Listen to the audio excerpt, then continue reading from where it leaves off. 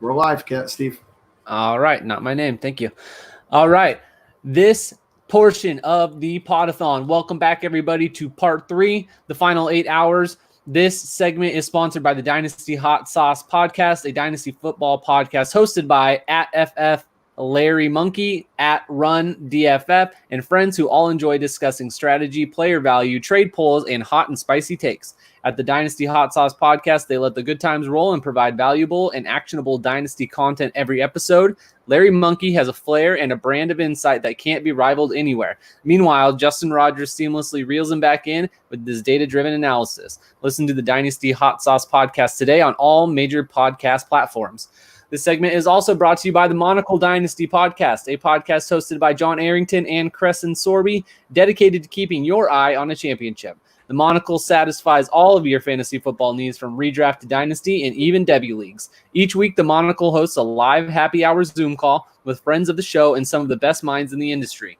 SFB Podathoners are welcome to join, ask questions about their squads, and get instant feedback. Follow Crescent at 209 and John at Dynasty Coach A, and subscribe to @Monocle Dynasty on your preferred podcasting platform today.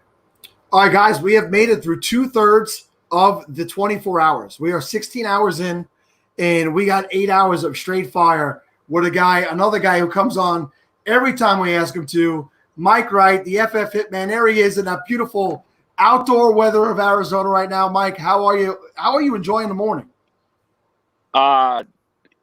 It's. Can you hear me? First of all, let's make sure that that's working. We're all good. Excellent. We're good. Morning is all right. Had a bit of a late one. I was staying up playing Last of Us 2 because the jackals out there are starting to spoil crap on social media. So now I got to push myself through so I make sure I don't get any really, really bad spoilers. Nobody likes to see anybody have a good time, Mike. It's like, oh, what are you? You're not up there? Let's just screw it for everybody.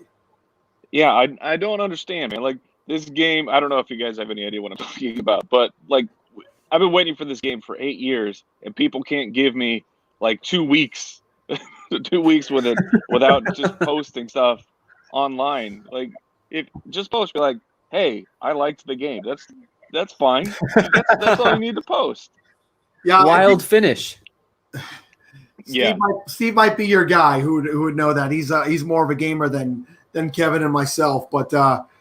It's good to have you back, pal. I mean, we're here to celebrate the Scott Fishbowl draft kicking off and the SFB Podathon. This is year 3. I don't know how much you've gotten to take in because I do know it's kind of early over where you are, and you're a family guy. I'm sure you had a little breakfast with the kiddos before you got on here. But we are approaching $33,000 raised on this Podathon this year, Mike. It has been absolutely insane.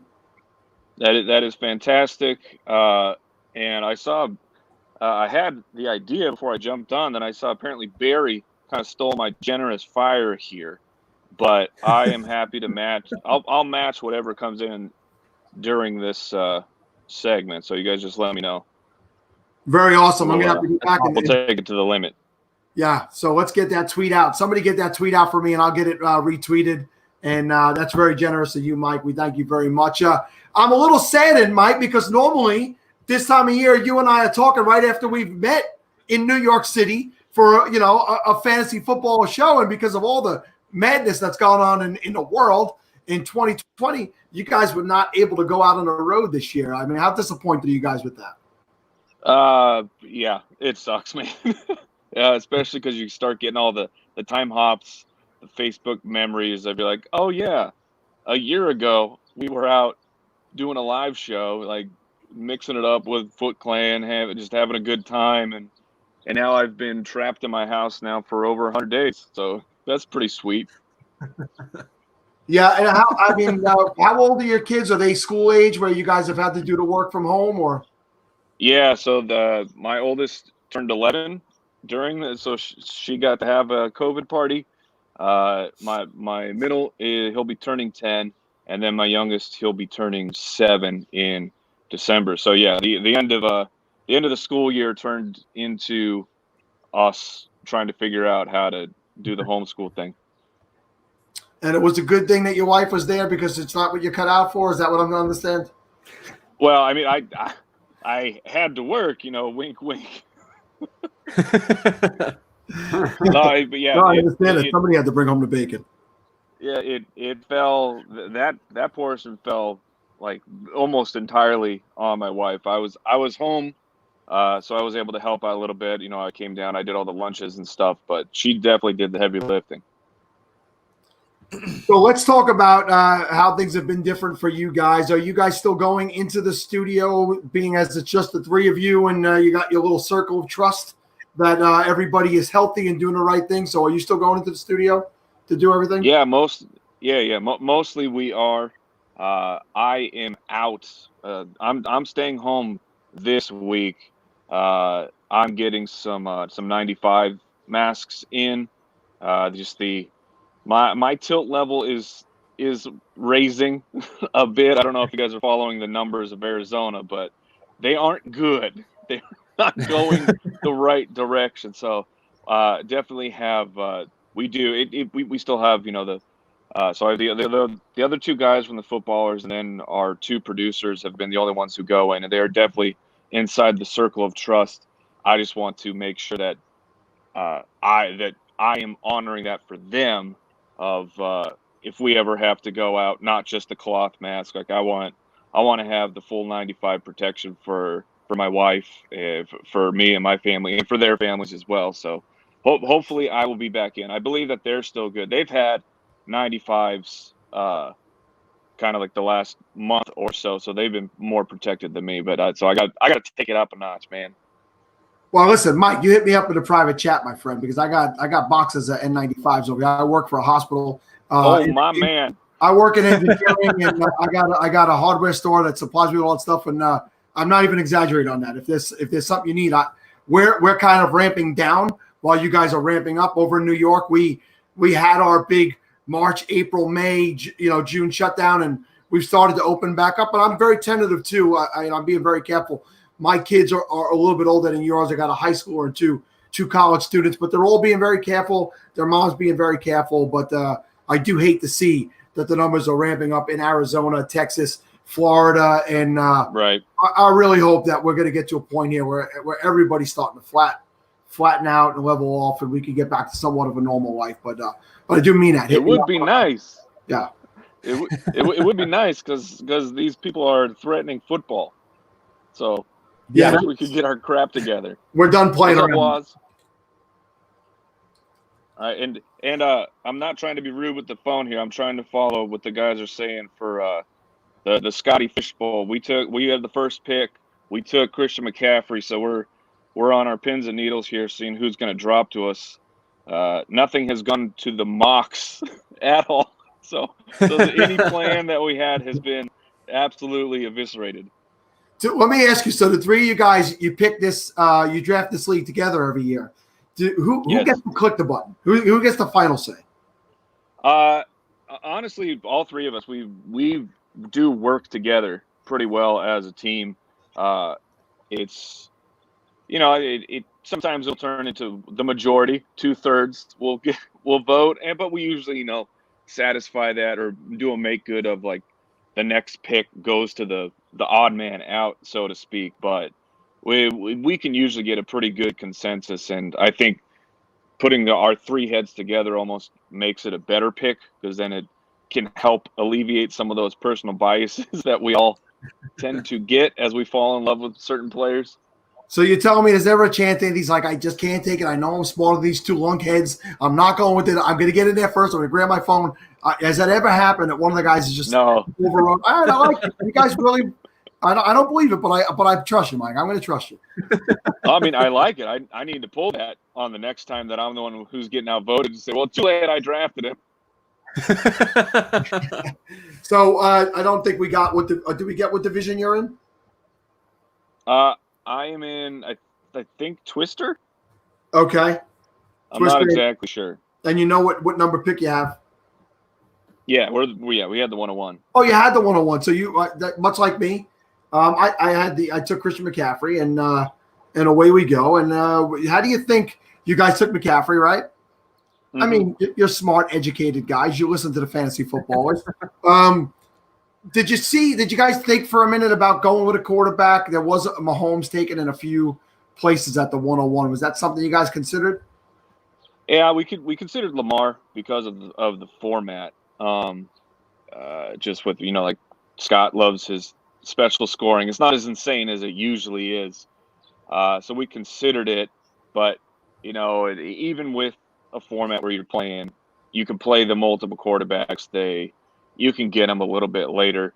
Now, like I said, the mocks have been very different than what's happening. So the run on QBs, at least in our league, has been a little bit stronger than anticipated, but it's still not too bad. We'll get some guys. And to answer that question, that was a shoe question about chunky donkeys.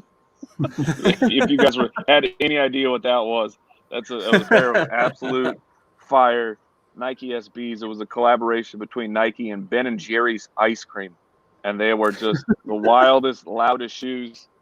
Unfortunately, I was not able to secure a pair of them, and now they sell for lots and lots of money. Oh wow! Well, the Nike SBs are a very, very nice, comfortable shoe. I own a solid black pair, black on black myself. I like it a lot. So, oh, that's cute, black on black.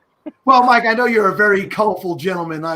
It doesn't work for me in my advanced age. We got to we go with solid colors around here, because if not, we get disoriented and we're liable to fall on our heads. It's not good for anybody. Mike, right. I don't know if you see the thing I have up on there. Sam Lane, who is stopped, by the way. Sam, he won the SFB in 2018, and he said, would someone tell Mike Wright to DM me so I can get a hold of him on the podcast? Jesus Christ, the footballers are hard to get a hold of. I got to be honest with you.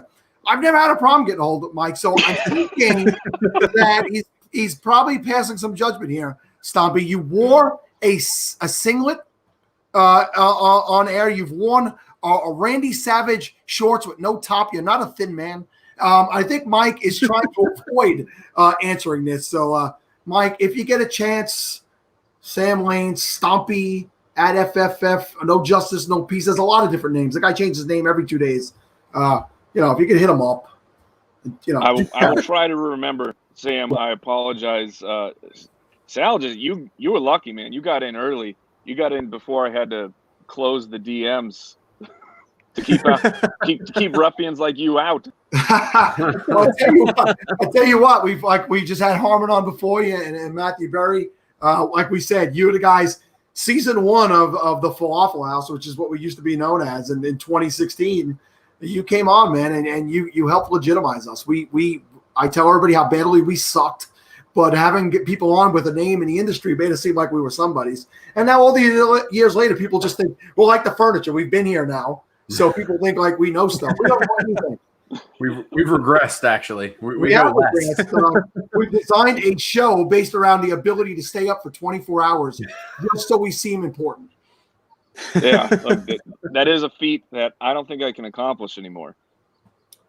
Yeah, listen, it's year 3 of doing this, and I think Steve doesn't look good at this point. If you see Steve up there at the top, he just doesn't look good. And he's the youngest one. He's 34 years old, this guy. He's not an old man. I mean, let's be honest, though. Steve doesn't look good normally, so, It's pretty baseline for me, so I don't know what you're trying to say. Let's talk about a little bit of football. A guy that we have not talked about at all, 16 hours plus, has not been brought up one bit.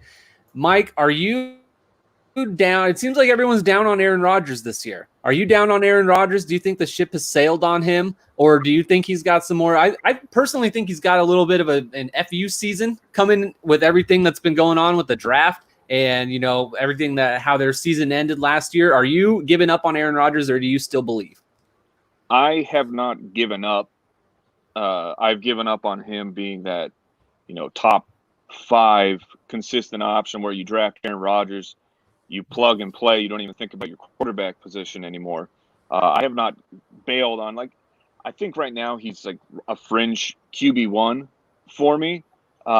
Unfortunately, it does seem like he doesn't have the ability to raise the play of all the skill players around him. Like Devontae Adams is an incredible wide receiver now, but we haven't seen Rodgers make everybody else elite, where you're just like, I want the wide receiver 3 for the Green Bay Packers. I want James Jones because I know he can catch 10 touchdowns this year. Like, it seems like that ceiling has gone away. I wouldn't completely say that it's impossible for him to bounce back, but I'm not going to spend any kind of, of my fantasy high draft equity on him. I'm not opposed to him as my second quarterback, or if things are really, if he's late, I draft my QBs late. If Rodgers is there, sure, I'll draft Rodgers. I would probably take the shot on him over the young guys that I really like, like Daniel Jones and Gardner. I really like both of those guys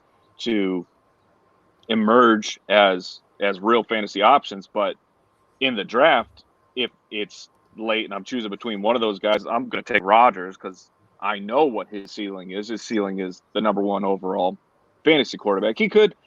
He does seem like a spiteful man, and you could be correct that them trading up to get his replacement in the first round drives that fury a little bit more. But so summary, I'm not counting on it, but I'm also I'm not going to completely count Aaron Rodgers out yet. He's not that old that I'm writing him off.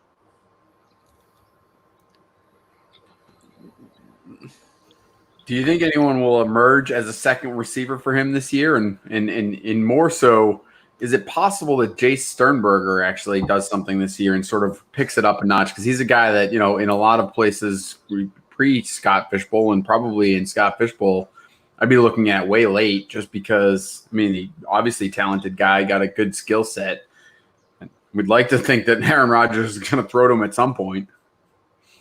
Yeah, like Sternberger he's definitely interesting. If there's a number 2 option, I would put the chips on Allen Lazard. You're talking super narrative-y stuff, but like I still believe in that. If Aaron Rodgers likes you, you get out on the field, and that seems to be what had happened last year. And there was at least a handful of like real highlight catches for Lazard, who was kind of pushed into that number 2 role like halfway through the season.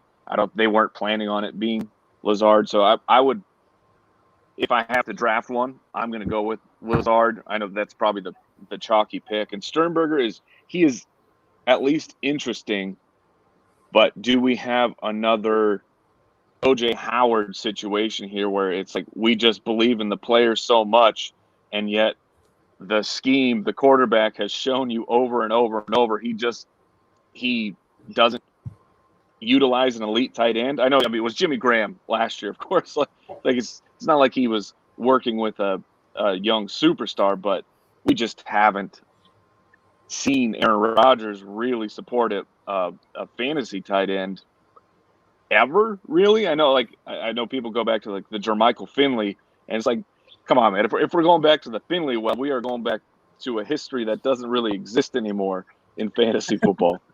So I was on a podcast recently, and we were discussing the possible landing spots, or what would be a good landing spot should Antonio Brown come back to the NFL. So picture a scenario where this might be Aaron Rodgers' last hurrah in Green Bay, and they might say, hey, listen, let's bring this guy in to put him opposite Davante Adams and just go for it this year. Mike, do you think that is a possibility that Antonio Brown could land in a place like Green Bay?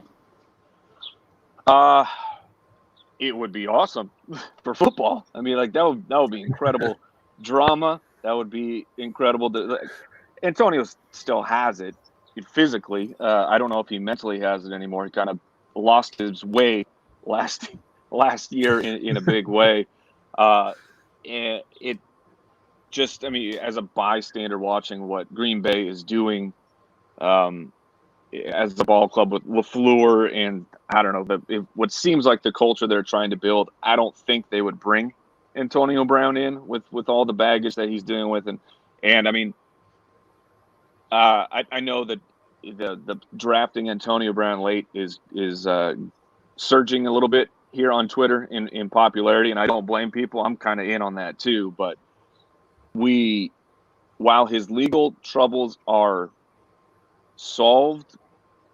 He's not solved with he's not whole with the NFL yet. So like if he comes back to the NFL, like what kind of suspension is Antonio Brown looking at? 4 games, 6 games, 8 games. I'm not exactly sure. I don't know if they've even started those discussions yet.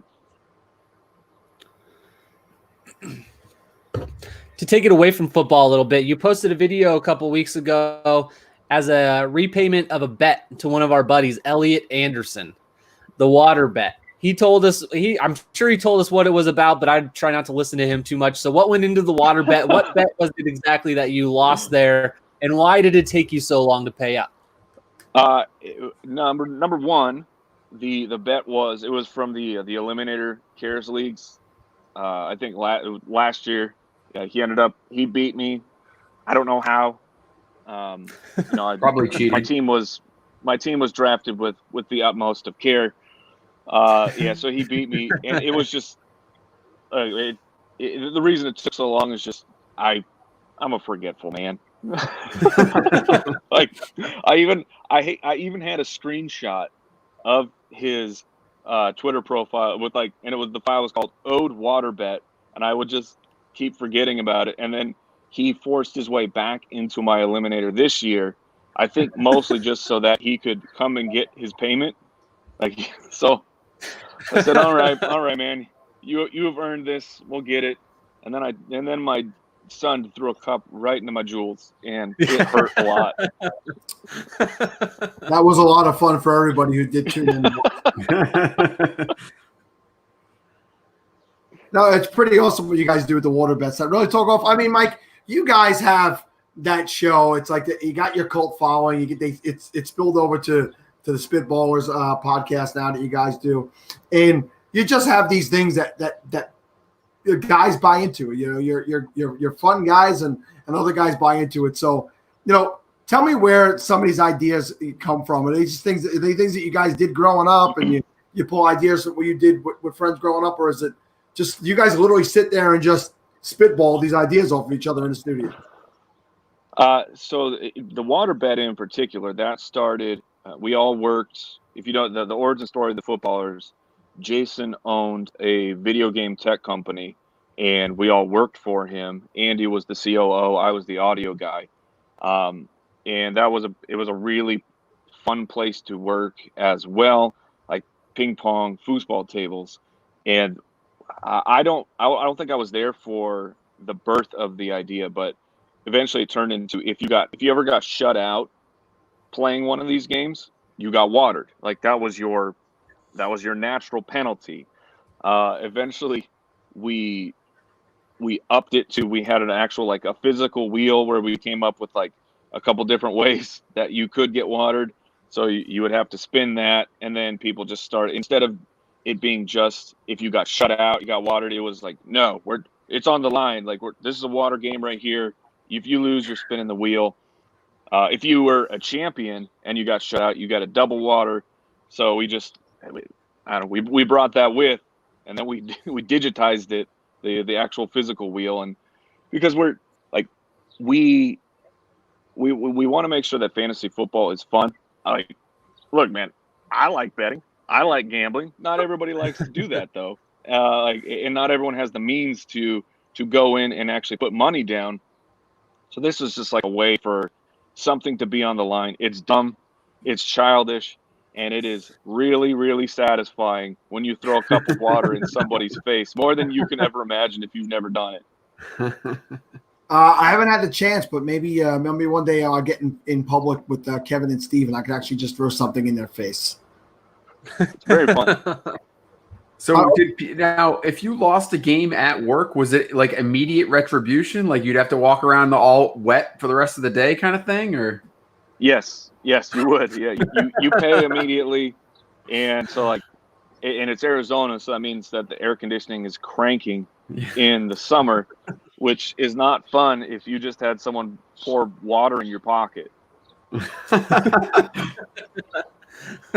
I've never had a job like this in my life where we have fun like that. My jobs have always sucked, and it's probably why I've aged as poorly as I am. I'm a little envious. Let me tell you, we've been on now, like we said, for 16 and a half hours, and a lot of goodness has come out of this show and leading up to the show, and we're over $33,000 now. And so many other things that have come out of the show is every time Steve gets up and goes to use the bathroom, people feel like his chair is a better actual host than he is. So there is a Dynasty Chair at Podathon Chair account on Twitter now.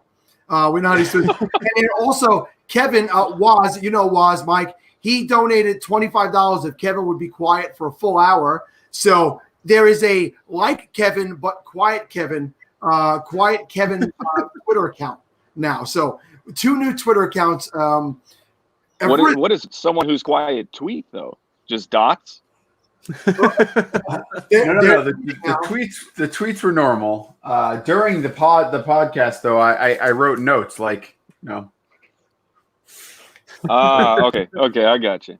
So you weren't allowed to talk. You can still communicate though. Yeah, they're like Kevin but quiet. And just to be clear, neither Steve nor I run the Steve's Chair or the Quiet Kevin account. Someone created them, so. Oh yeah, you guys are not that witty to do something. Yeah, I'm not that funny at all. This as well. Mike, I don't think anybody needs to know where they need to go to follow you, but give a rundown of everything you guys are doing, what you're working on, the UDK, all the stuff you guys got going over on there with the footballers. Sure. So the Fantasy Footballers, we are a redraft-focused fantasy football podcast. We do talk Dynasty, and so right now, since it's July, we will now be 3 shows a week. They will release Tuesday, Thursday, Saturday. Once August hits, we will be 5 times a week through December. So we are, if you only got time for one podcast, I would recommend the Fantasy Footballers. We'll give you everything you possibly need. TheFantasyFootballers.com, that's kind of our home base. We just launched a complete reboot, brand new, built from ground up, built website. It is beautiful, modern. Our tech teams, Schneider and Rob, they took care of that. We're very, very happy with that. Got some stuff in the pipelines as well. Got some profile type things coming out hopefully in the next month or so. So we always have stuff coming down the pipeline, always moving forward, always. Well, as always, thank you for coming on. I hope a year from now we are in the clear and you and I could be hanging out again in New York City and just enjoying. I seen you repost the picture the other day from last year's show, and I saw a couple like Dr. Kevin Murray in the first round. Jorge Edwards was in the front row rather, and it was just a good time. But Mike, thanks again. We'll be in touch, and definitely go enjoy the rest of your day.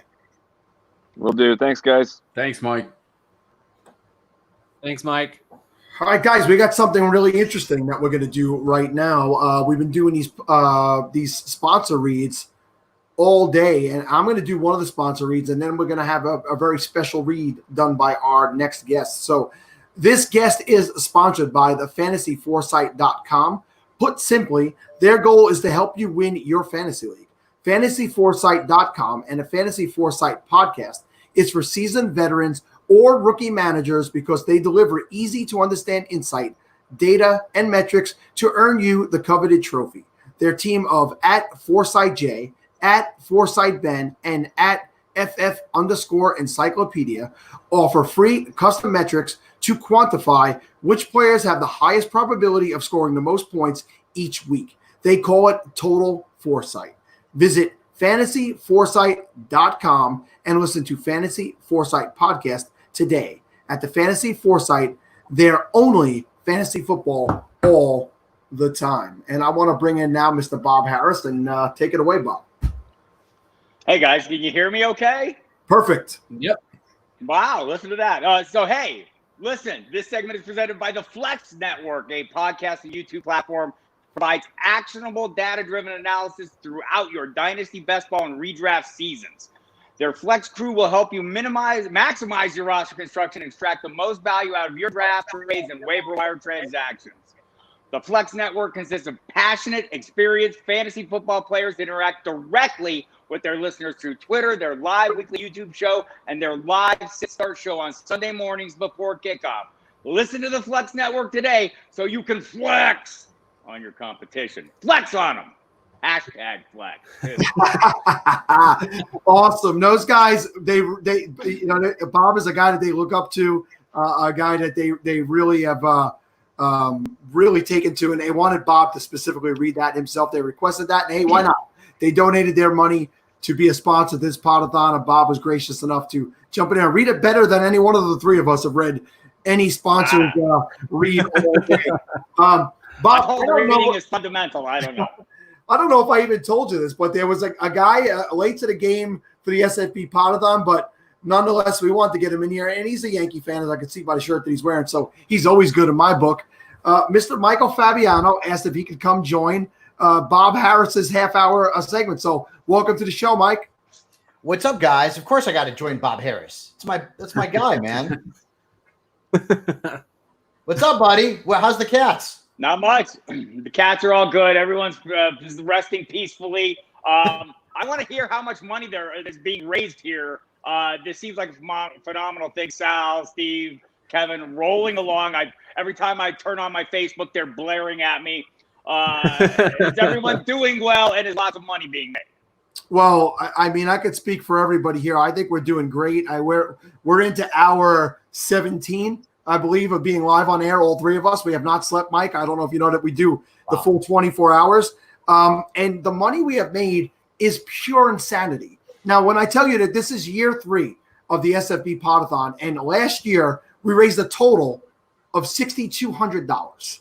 We have raised over $33,000 this year. $33,000, and we're heading fast to 34. So, I mean, I could never in my wildest dreams have imagined that, three little suckers like us, three little nobodies who've just been fiddling around for 5 years in the underbelly of the fantasy football community could do something like this. But with the help of the power guys like yourself coming on and just lending your name and lending your expertise and your time, we have blown up this year. So thank you guys both. Well, to be fair, I mean, it's a Scott Fishbowl. Nobody has expertise in this. We're all just like, it's like having a tiger by the tail, and it just drags you through the jungle, man. Just hang on and do your best. I got a guy lurking in the background. That's our friend J Mike from the DFPN network. And I don't know why he's here, but he's always welcome. But he must want to, speak to you guys directly. So we're going to let him join us for this half hour. What's up, J Mike?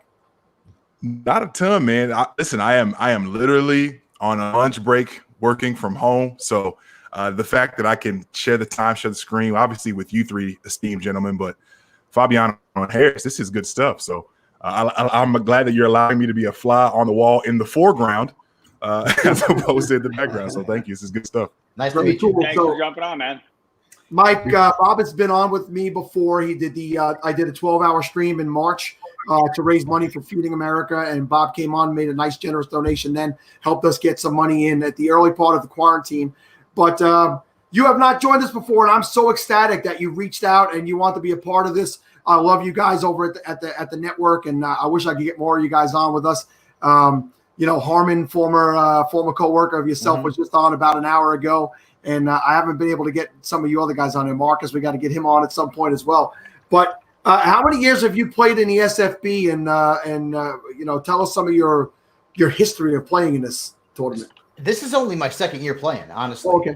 Yeah. So the scoring system is obviously vastly different. The league that we all just kicked off here. I mean, it's a second round. Dak Prescott's already gone. So it's totally different. Obviously, tight ends are a lot more valuable in this league as well. But I've tried to limit the number of leagues that I've been in because when you do what we do, Bob is in like about 50. And actually that may even be shortchanging him. He's probably in about 100, depending on if you count redrafts and best ball and all that kind of stuff. So I try to limit it based on my schedule. But last year was the first year that I was in it.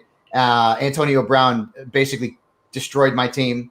I went into the season having one of the higher ranked teams, and then the whole Antonio Brown thing happened, and that was about the end of my chances of doing anything in the Scott Fish Bowl. But great cause, and it's a lot of fun. It's great to see all the chatter out there on social media about the draft and when it happens, and then ultimately because it's the charitable aspect of it makes it even better. I do a lot of leagues that have charities involved, and those are the most fun for me. And I'm always happy to be involved.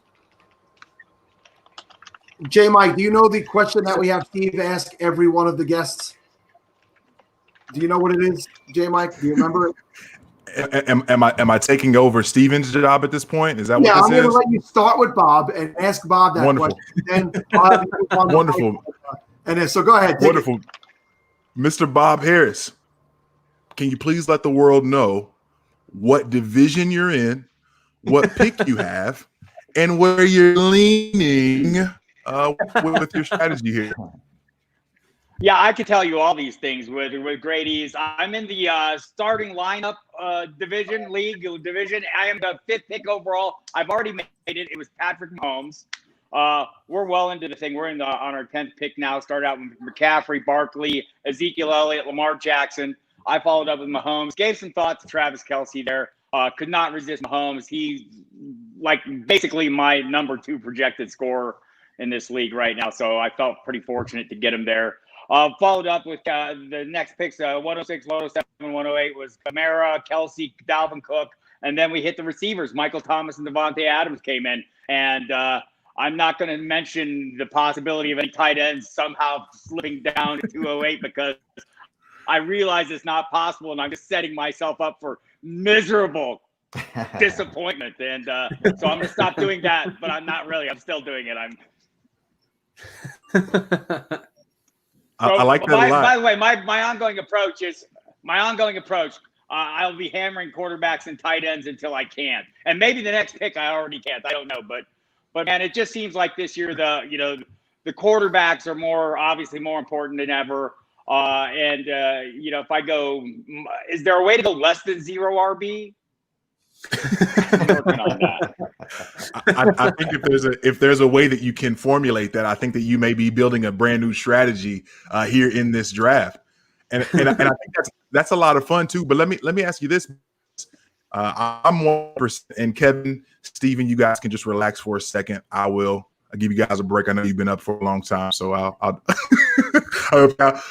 Bob, let me ask this, and Michael, you can chime in on this too. But obviously, with you going Patrick Mahomes early, and you saying, "Hey, I'm very much okay with letting running backs fall to the back a little bit," it sounds like you're comfortable with what may be available to you with running back later. So, with that said, is it a case where you're more confident in hitting on some of those later guys? Because I think that gatekeeping your quarterback position this year, now more than ever, is pivotal. You have to be able to you can't just let any quarterback in the barn, right? It has to be the right kind of quarterback for this scoring system. Right. Are you comfortable with what it looks like, specifically at running back as you move throughout the draft later? Yeah, well, I'm just going to be looking for upside guys. I'm going to try and just avoid and that's look, I'm an old dude. I mean, I'm all about that floor, right? And regular redraft and chasing that. I'm going to have to go totally contrarian to what my general approach has been since I started playing this game in the year of our Lord 1986, which is when you played back then, all you needed a running back, right? I mean, so that I'm gonna have to kind of get myself out of my locked in tendencies and avoid that. And you make the great point. I mean, this is not just about having more than one quarterback. This is about having more than one really good quarterback. And so that's going to be a very important part of my strategy. And if it costs me a running back, I'll take my chances. And I have a list of players who I have high hopes for and no reason to actually expect those hopes to come true. But hope is cheap. I indulge myself. I'm on board with Bob. I mean, I had the 4th overall pick. I've had 3 drafts in a row with the 4th overall pick. I'm kind of getting sick of picking from 4. So I took Alvin Kamara because I'm a running backs truther, but I probably am not going to touch another running back for a while. And just to see all the quarterbacks coming off the board, I think there's already been 5 or 6 picked. I haven't gotten to my 2nd round pick yet at this point. And the lack of wide receivers, it's so strange, but it's also cool because it's out of the ordinary and it's a challenge because we typically go into drafts that are traditional. There could be a few quirks here. Maybe it's Superflex, PPR. Maybe it's got a couple of quirks in the scoring system. But this one here, I mean, the quarterbacks are so valuable and the tight ends are so valuable that it's going to be odd because there's actually going to be some value at the running back position in this draft where typically in a redraft there's not going to be. So it's going to be fun to see how things go. I'm certainly going to be focusing on taking a quarterback here with my next pick. I have a couple guys in mind. Hopefully they don't get snaked in front of me. I think I have about 3 or 4 picks. Who? I'm not telling you. Who? Not telling you. We're not in the same thing. I don't care. Somebody out there might be. There's always someone watching at this point. Exactly. We're Yeah, I'm wild not saying in the anything. world right now.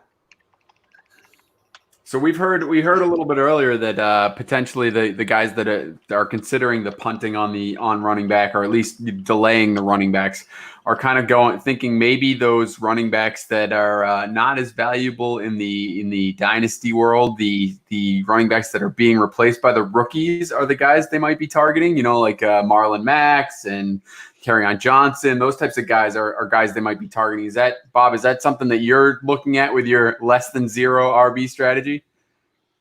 Yeah, look, I mean, I need obviously someone with some kind of workload, but I'm also going to take some shots on guys who maybe don't have a workload. I mean, I'm going to maybe reach for some handcuffs or traditional handcuffs who may have a lot more upside, you know, if the right things happen, right? And so there will be guys I'm specifically after. You know, if I'm throwing out names, I'll go ahead and throw out names because if people want to come take them.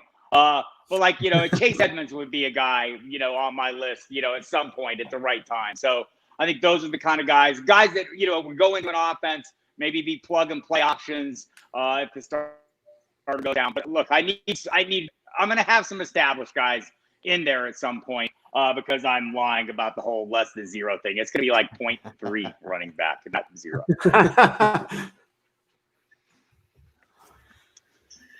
Michael, what about you? If you're starting off with Kamara, so obviously that's a good start. But if you're going to wait a while and stack up on your tight ends and your running back or your quarterbacks in the meantime, who are some guys that you might have been targeting a little bit later? Those other areas deeper down. Like the first guy that comes to mind is Joshua Kelly in LA. Really like him, and you know Austin Eckler, as great as he is, and I love him. You know, he's not going to be a guy who's going to touch the ball 22 times a game. He's probably going to be in that 18 touch range. Last year, he averaged, I think, 13 or 14 touches a game, and his efficiency is ridiculous.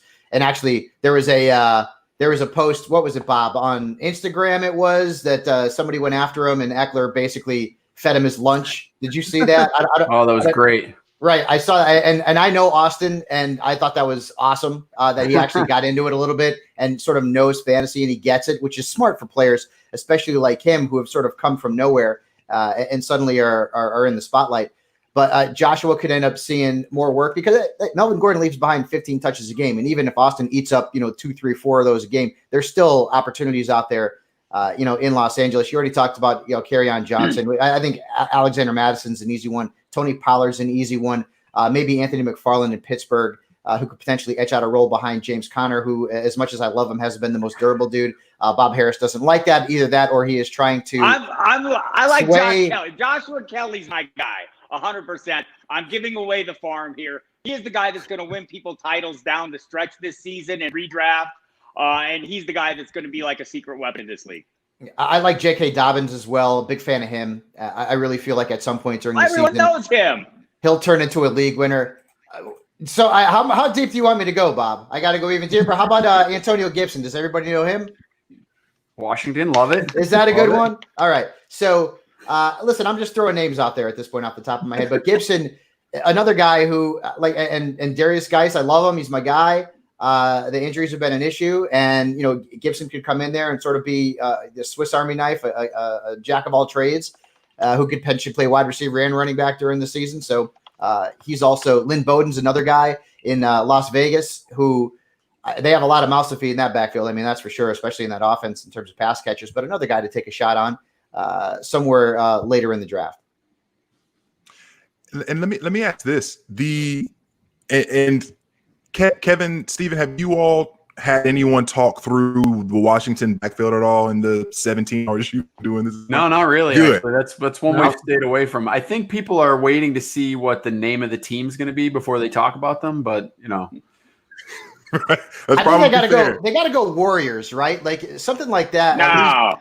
No, what? No, you don't like Washington Warriors? I What like do the you Generals. I mean, I thought that was funny. See, I think of New Jersey Generals like they're going after a USFL nickname. I don't want to. I don't think they should do that. I like the Washington Generals is the team that gets the ass kicked every day. So yeah, that one. That's why I thought that was funny. I do want to hear, and I'm so glad you brought this up, Fabiano, because when we're looking at that Washington backfield, we see what they did over the entire offseason, the entire 9-point scoring season. Shout out to Russ. We're looking at they bring in Peyton Barber, they bring in J.D. McKissick, they draft Antonio Gibson. Oh, look, their leading rusher Adrian Peterson still hanging around, and we still have the highest of hopes for Darius Geis. Is it a case where you have any sort of confidence in who can take the backfield there, or is it a case where you take maybe whoever is there latest in your draft, and you hope that Ron Rivera finds a favorite in one of them and uses them as the workhorse? Because this could be a really messy backfield throughout the year, but it could also be a lot of fantasy goodness to be extracted and some value later on in the drafts. See, it's hard for me to answer this unbiasedly because Darius is a friend of mine and I'm really rooting for him. I have been ever since he's been in the league. And dude, if Darius can stay healthy, and I get it, that's a big if, like he's going to lead that backfield in carries. Like there's no doubt about it. He is so good. If you look at his offseason workouts on Instagram, I mean, like the dude's putting in the work. He's really motivated. He feels like the injuries have kind of been fluky a little bit. And he's ready to prove everybody wrong. And I love guys going into the season that are young and motivated. And Adrian Peterson, God, the guy doesn't age, right? I mean, between him and Frank Gore, this seems like they're going to be playing forever. But you mentioned there are guys that aren't going to make the team that they've added. I mean, McKissick and Barbara, these guys are going to be sort of, singing for their supper, hoping they can make a spot, earn a spot, because I feel like Gibson's going to be guaranteed a spot based on where he was drafted. So to me, it's Darius, and I feel like that the price tag is going to be a little bit lower because people are worried about the fact that he hasn't been able to stay healthy in his short time in the NFL. But Antonio Gibson might be that home run guy, and I really do like him later in drafts for sure. Well, I definitely had some Wi-Fi issues. I'm glad to see that the conversation continued on over here. So since I was cut out and I don't really know how the conversation has gone, I'm going to sit back. I'm going to let you other gentlemen continue. I can see you talking, Sal, but I can't hear you. Bob can't hear me. Can anybody else hear me? I can hear you. I can hear you. Yeah, I can hear you. But all he said was he's not going to talk. So I guess it kind of worked out that you couldn't hear him, Bob. So we're just gonna have Sal sit back and do nothing for the next 15 minutes or so. It's good for everyone, I promise you. But Bob, I saw you shaking your head pretty hard when it comes to the Washington backfield, and I know it's not the most exciting backfield probably to talk about, but I do think that it's intriguing with the fact that we're looking at the was it Scott Turner's offense now coming to Washington with Ron Rivera. We saw Christian McCaffrey get all the goodness. We saw the emergence of DJ Moore. Could we be looking at any kind of parallel universes here with Terry McLaurin possibly and whomever you're choosing out of that backfield? It's possible. Look, I think J.D. McKissick is making a very strong argument that he can be half of Christian McCaffrey, like the receiving half, right?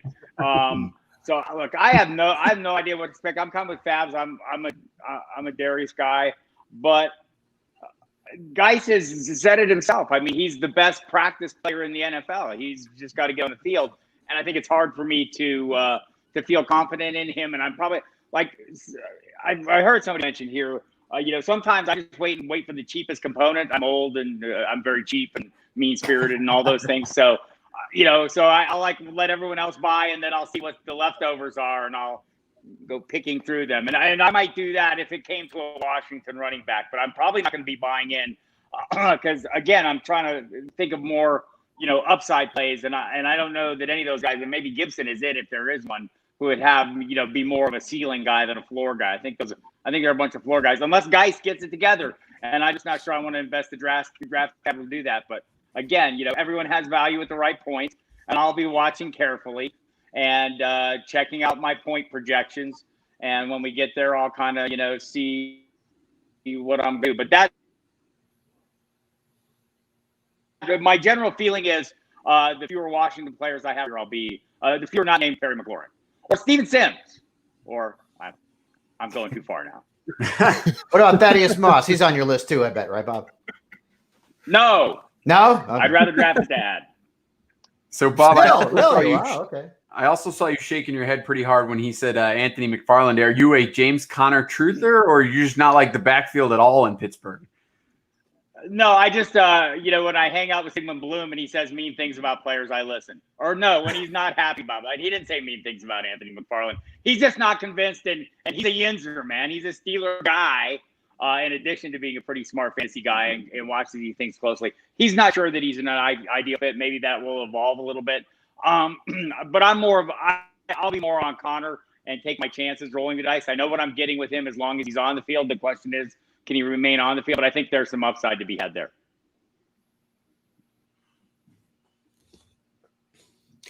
Michael, what do you think about Kenyon Drake?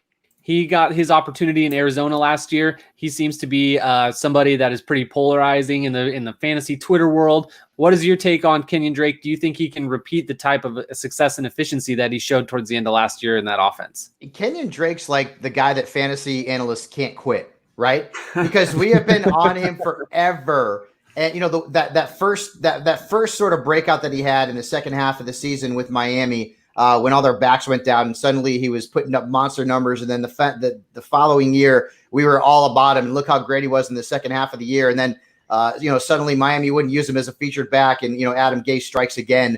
And we were all disappointed. And then going into last season, we were thinking, Kenyon Drake, it's going to be the year. And in Miami, really didn't work out so well. Then he goes to Arizona and he blows up. And that I like him for two reasons. I like the versatility and I like the offense. We already know Kenyon Drake is a guy who can put up numbers. I mean, he averaged over 18 fantasy points during his time in Arizona last year. The only question mark I have is he a true featured back? And I hope that he is, because if he is, the guy's going to end up being the top 10 fantasy running back. He's being drafted in the first round across the board. Now you're seeing him go all over the first round. I mean, I've seen him go as high as 6th or 7th overall. He's probably not going to fall out of the first round. If he does, he'll be the first or second pick in round 2 because of the way that offense is going to run. He's a pass catcher. I do really feel like he's one of the players whose value is certainly rising. But again, he's never really been the guy. Even dating back to his time in Alabama, he's never been the guy. So if he can get 18 to 22 touches per game, he's going to blow up. He's going to be great. But is Chase Edmonds going to put a dent into those touches? I feel like maybe we're underrating Edmonds' role in the offense because he showed last year that he could come in and play. I mean, he had that, what was it, Bob? Like a 4-touchdown game he had or whatever it was. I mean, he went bananas. And then he got banged up and that was sort of the end. But yeah, Drake is a guy that this is the last year though. If we're all on Drake, and I think the industry is all on Drake, we love the Drake. But if he sucks this year, in 2021, we're all going to hate the Drake, and that's going to be the end of him because I'm not going to trust him. He's like Jared Cook years and years ago. Remember? Like we all let Jared Cook end of the season for Tennessee. Oh, man, he looks great. He's going to be a sleeper the next year. He sucked. And then at the end of the year, he was great. And then he goes to St. Louis. Now in St. Louis, he's going to be great. And then he sucked. And he finally ended up being good with the Raiders when no one was really thinking that he was going to be all that great. Yeah, fantasy football. It's tough.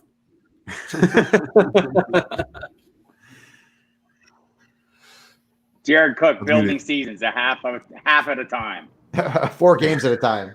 Yeah. It's almost like Kenyon Drake is the latest iteration of the long line of if this only had a chance, if this only got his start, if he could only get a backfield to himself and really be utilized like we want. The Duke Johnsons, the Lamar Miller, the Tevin Coleman, and admittedly I've been a fan of every single one of those guys, right? And Kenyon Drake, and the thing is, Kenyon Drake actually gave us some of that promise at the end of last season. So we got a little taste of what we had hoped for so many years, right?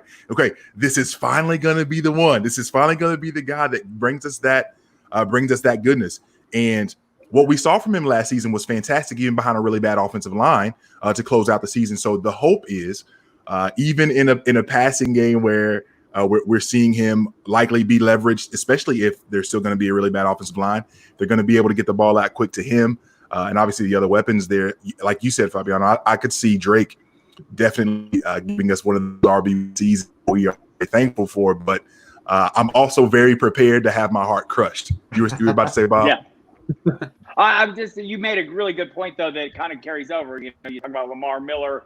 You know, I'm not sure Miami is the common denominator of all these things. It was Joe Thoma, it was Adam Gase, but something I try to always be mindful of about these players that I think if only they got this workload. Okay, I see them like for 5 snaps on Sundays. The coaching staff who is with them sees them about 16 hours a day, every single day, knows their study habits, knows their work habits, knows their practice habits, sees what they're doing on the practice field. And maybe, you know, Adam Gase notwithstanding, because clearly he doesn't know what the hell he's doing. Beyond that, I mean, you know, at some point I kind of like, well, maybe they're seeing something that I'm not getting a chance to see. And there's a reason this person isn't getting all these touches that I'm convinced they have to have. But, you know, that said, at running back, I mean, it really seems clear that opportunity is the key to success. I mean, without it, certainly you're locked out for sure. And your odds of having it seems like at that position more than any other are super fantastic. And I would tend to agree with you. I think we all look at these guys and say, all they need is a chance. And Drake kind of demonstrated that a little bit last year. I think Lamar Miller did as well. I mean, you know, once he got the opportunity in Houston, it was super solid, if not spectacular. What portion of Adam Gase's check goes into Peyton Manning's direct deposit every month? Oh, at least That's the only reason he's got a gun. It's the only reason. Gotta be. Yeah. Cool. Hey guys, Right? listen, we're up against the clock here. This segment's about to come to a close. So unfortunately, I have to jump back in, and when I jump back in, it always means bad things. It means I got to get rid of people. But no, in all seriousness, Bob, you've always been gracious whenever I've reached out to you, and Michael, you reached out to me this time, which makes me even happier when the big names come to me and say I want to be a part of this. That I know that we've created something that is not only making a difference, it's going to be long lasting. I hope both of you guys will join us again in the future to do similar things. And just real quickly, Bob, if you want to say a parting word, and then Mike, you follow him right up.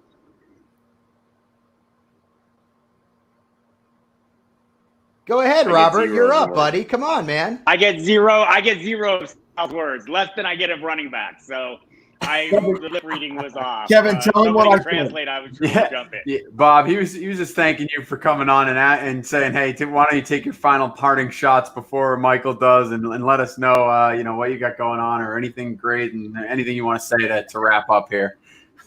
Well, I thank you for that, Sal. And my final parting shot is I can't hear you. You can hear me on Sirius XM Fantasy Sports Radio. You can hear me with Fabiano now twice a week. Mike Dempsey on the other 5 days with him on Fantasy Dirt. You can hear the football diehards that you've always listened to. We'll be on Friday through Monday night. Check out the thing and do the on-demand. You can find me at footballdiehards.com where all kinds of cool stuff goes on. And our new Fantasy GM is coming out, and you can see the magazines. We got a couple magazines going. It's been you guys will be surprised to learn it's been like an odd year. So we have 2 magazines instead of the usual 5, but really happy to have the 31st consecutive Pro Forecast coming out and a Football Diehards magazine. So check those out and find me on Twitter at Football Diehard is where I live. Yeah, guys, first off, thanks for having me on. Been a pleasure, been fun for the last 30 minutes. At Michael_Fabiano, if you tweet at Michael Fabiano, that's an opera singer. He will not give you fantasy advice. You know, he may sing to you. I won't sing to you. I'll try to give you fantasy advice. And Bob mentioned Fantasy Dirt. My show on Sirius XM is going 5 days a week starting today. So breaking a little bit of news, Bob Harris is going to be hosting that with me 2 days a week. Mike Dempsey will be doing it 3 days a week. And also I'm going to have some announcements coming up in the next few weeks. I'm not going to say anything right now, but keep tabs on my social media. And there's going to be some stuff going on here in the next 2 to 3 weeks. And good luck, everybody who's in the Scott Fish Bowl. Very cool. Thanks, Except those in the starting lineup league. Those guys, no luck for them. All right, They can suck it. And donate. Go Yes. out there. I put Yes. up on my Twitter. Check it out. Look, it's everywhere. Donate some money to this fantastic cause. And thanks to all you guys. Thanks to Scott, of course, and looking forward to crush all my competition in this damn league. Thanks, guys. We really appreciate it. J. Thanks, Mike, fellas. Are you staying with us, or you got to get back to work?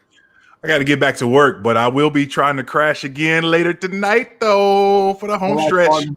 Thank you, guys. You got the link. Thank you. All right, who's up for a read? What's up, buddy? You want me to do it? Yeah, take it away. All right. So The next guest is brought to you by Club Fantasy, a website and podcast that covers everything from redraft to superflex to dynasty, all in the name of helping you win. Their flagship podcast, No Punt Intended, streaming on WXSJ 97.3 Miami Sunshine Jams, drops every Thursday at 9 a.m. Eastern. Or you can stream it live on Wednesdays at 7 p.m. Eastern on their social media platforms at Club Fantasy FFL. Each week, Joe Zolo, Josh Hudson, and Ryan Weiss tackle the hottest topics and answer your questions to get those wins. Follow Club Fantasy today, and remember, defense wins championships, but offense wins fantasy. This segment of the Podathon is also sponsored by Pod After Touchdown, a weekly redraft podcast started by three friends who realized the only way to harness their obsession with fantasy football was to dive headfirst into the community. Join Andrew Mackin, Sam Hoppin, and their producer Garner as Pod After Touchdown walks through every fantasy scenario imaginable, answers your questions to help you dominate your league.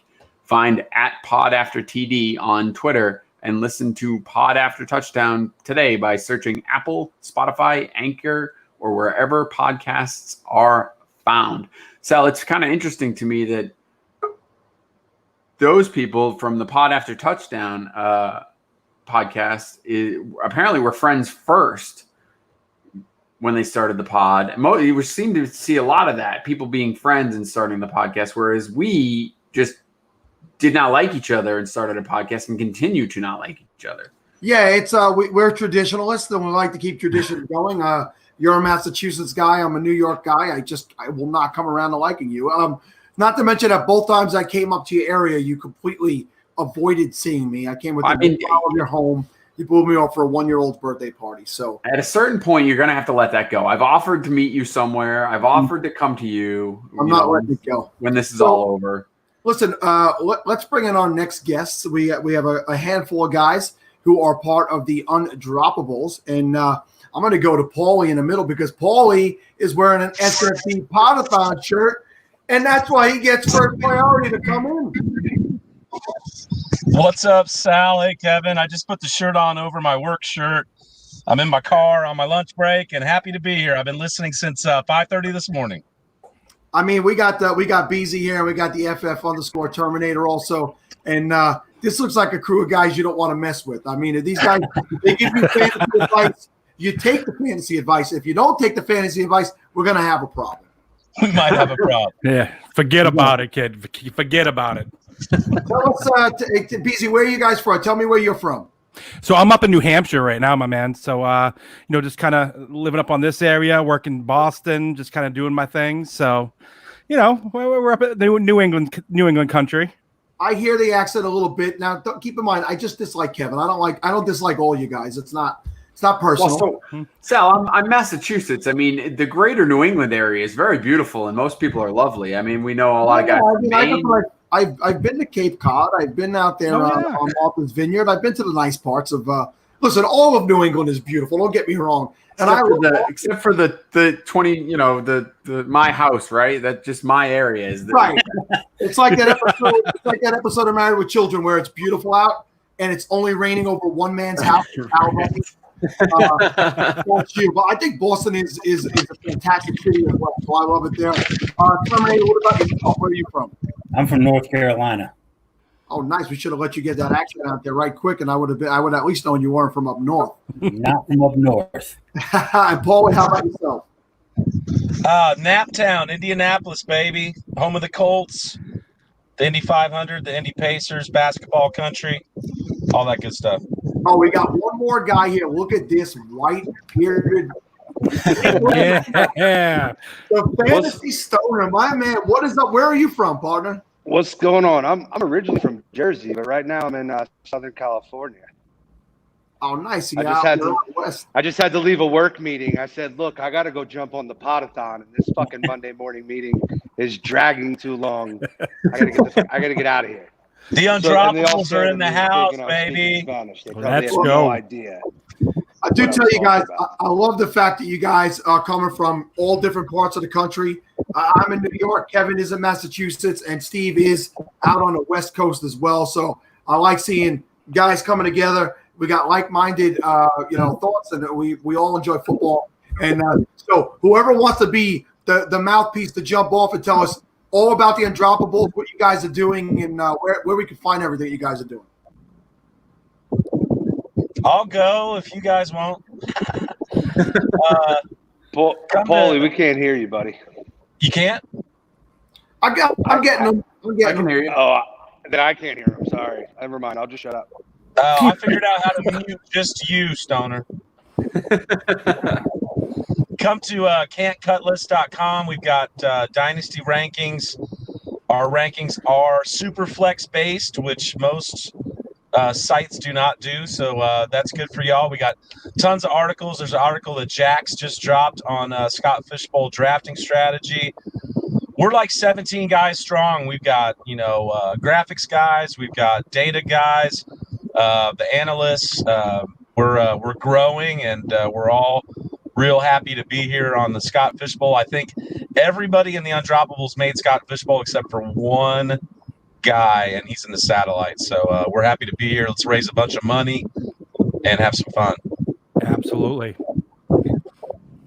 Pretty awesome. So let's start with Terminator. What division are you in, and what pick do you have this year? So I'm in the Skip It division. I have the 9th pick, and I've already made my pick, actually.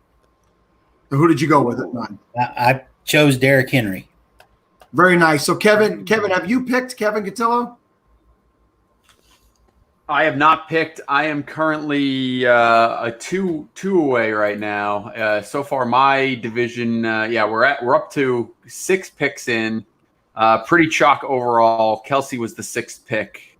McCaffrey, Mahomes, Jackson, Barkley, Elliott, and then Kelsey. I asked Kevin because he's a 109 also, and I want to see if you guys had a similar situation, but he's still waiting to go. Henry's still out there, so I don't know that Kevin is a Derrick Henry guy at all. So even if he's there and he's the best pick, I got to think you're not going that direction.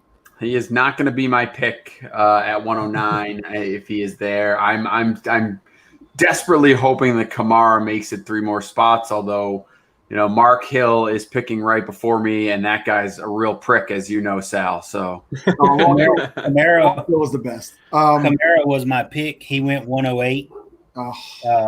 So I chose Henry over Cook, with the holdout being the deciding factor. Ultimately, I think he probably gets in camp, but right now we don't know that for sure. And Henry was a beast in this format last year, and I don't really see a whole lot changing. So I'm actually on the clock for my 2nd round pick. Oh, nice. Ooh, make that pick live, homie. What are you do waiting it for? live, baby? I'm going to make that pick live. I'm actually going to stick to my guns. I said if I could go these 2 guys with my first 2 picks, I would be happy. And I'm going to take Drew Brees because I think Brees and another quarterback that I'm not going to name are the two ways to go. And I hope that other guy falls to me in round 3. So I'm taking Drew Brees. So my first 2 picks are Henry and Brees. Yeah, we talked about Brees multiple times. I think it's a real nice pick for you in the 2nd round. There's been a lot of talk about him being a 1st rounder. People have mentioned him at the 106. So you're off to a really nice start. And I am the Henry truther of this podcast. So I love your start. I'm all on board, at least for 1 more year in Tennessee with Henry. If Derrick Henry just went in the 2nd round in my league, in my division. God, He just got drafted. I want to give it these. Well, Sono, listen, come right back off of mute. Let's go to you. What division are you in? I'm ready. I am in the sorry division with the man, the myth, the legend, Matthew Berry, and I'm pretty sure Sid is sitting in there with me too. So I got to be careful as to what I say here, because I do have a pick coming up in a few. You're going to get 2 before I get mine. All right, it's cool. So I can talk a little more. I do have pick 105. I was locked into Zeke pretty much the moment that I was given that pick, expecting that Mahomes and Lamar and CMC and Quan would be gone. So I locked into Zeke pretty good. He led the league in 1st down rushes last year. He's probably already been infected with COVID. So, the chances are I might get a solid season out of that guy. my plan was to hope to grab a couple running backs early, and the way that the board is playing out, it looks like I'm going to get one of the guys that I was targeting in round 2. We'll see how that plays out. There's a couple more picks until it gets to me, but it looks like I'll have a chance at a guy like Sanders or Mixon or, even Chubb or Jacobs. So I'm pretty stoked on pairing one of those guys with Zeke. I think you nailed something that a lot of people haven't talked about. The guy has already had the COVID. So should the season get underway, there's a really pretty much 100% chance you're not going to lose him to that situation. So I like Zeke this year. I like him in this format. Very, very solid. So, BZ, how about yourself? What division and where are you picking? So I'm in the Thundercats division, and I'm picking at the 104. I've already made my first pick. I ended up going Lamar Jackson, and it was between him and Zeke for me. Kind of the same, thing as Stoner was saying, but at the end of it, it's kind of looking at some stuff, and I had to go with Lamar. He's a human cheat code in this. In this thing for quarterbacks, and I'm stoked to get him right there. And now I'm just kind of waiting for the wraparound. Yeah, I'm glad you didn't reach around. I don't know if you guys were watching last night when a Fantasy Trade headquarters or HQ, they don't like to be called headquarters, when Shane was on, and he was calling the Thundercat hose. Yeah. Not Thundercat hose, just the Thundercat hose. So you're in there with Shane as well. Well, just to throw it out there really quick, too, because Shane just did something this morning. I'm sure you guys saw the kid that accidentally drafted Matt Barkley. Yeah. So Shane just put it out that he's willing to donate. If you draft Matt Barkley in the first round, he will donate up to 3 people up to $100 to whatever charity you want if you make the playoffs with drafting Barkley in the first round. And he just went out and drafted Matt Barkley in the first round in our division. So he's putting his money where his mouth is. So much respect to that dude. He's definitely a lunatic. He definitely DM'd me about that. He called me names in the chat because I didn't see it soon enough. But I'm trying to run a 24-hour show here, Shane. I'm sorry I'm not giving you the attention that your parents didn't give you as a child. I really am sorry. I figured I'd hook him up real quick. Paul, we wanted you round out for us. Let us know what division you are in and what your pick is. First of all, if somebody's in Terminator's division wants to know his quarterback, his second quarterback, if you show me a $100 donation and DM me, I will tell you who Terminator's second quarterback is. It's all for charity, term. Are we allowed to cuss? Oh, cool. Go ahead. You can tell him to go at himself, but you can say it if you want to say it. I got something for you, Paulie. I'm in the Paulie Pocket division. Is it that reach around Sal was talking about? Damn right it was. I got the third pick. Fan Colleen Cassidy took McCaffrey, and fan Linda Lyons, who's really active on Twitter, and we all know her well. She took Barkley, so I took Lamar Jackson 103. He's a cheat code. 9th in sack rate last year. Only 6 picks, no pick sixes, only 23 sacks. Russell Wilson had 48 sacks, by the way. So 66% completion percentage, and of course you've got that running upside. I'm usually team weight on QB, but with both those running backs going off the board, I thought about Zeke for a second, but I took LJ. Just to let you guys know, the True North guys, Tyrell, he took Mahomes 104. Zeke went 105 to the player profiler RotoViz football diehards. Kyler Dvorak is in my division. And then Frisco Josh is 106. He took Dak Prescott. Wow, Dak Prescott is becoming a hot commodity. We had Liz Loza on last night, and she said that she might take him at the 103.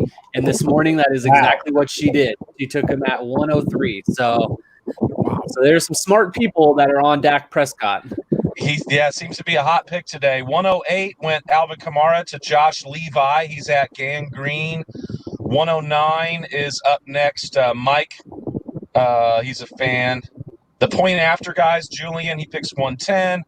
111 is Dylan Christian 112 is from Number Fire Eric Smith, and then we'll see what happens.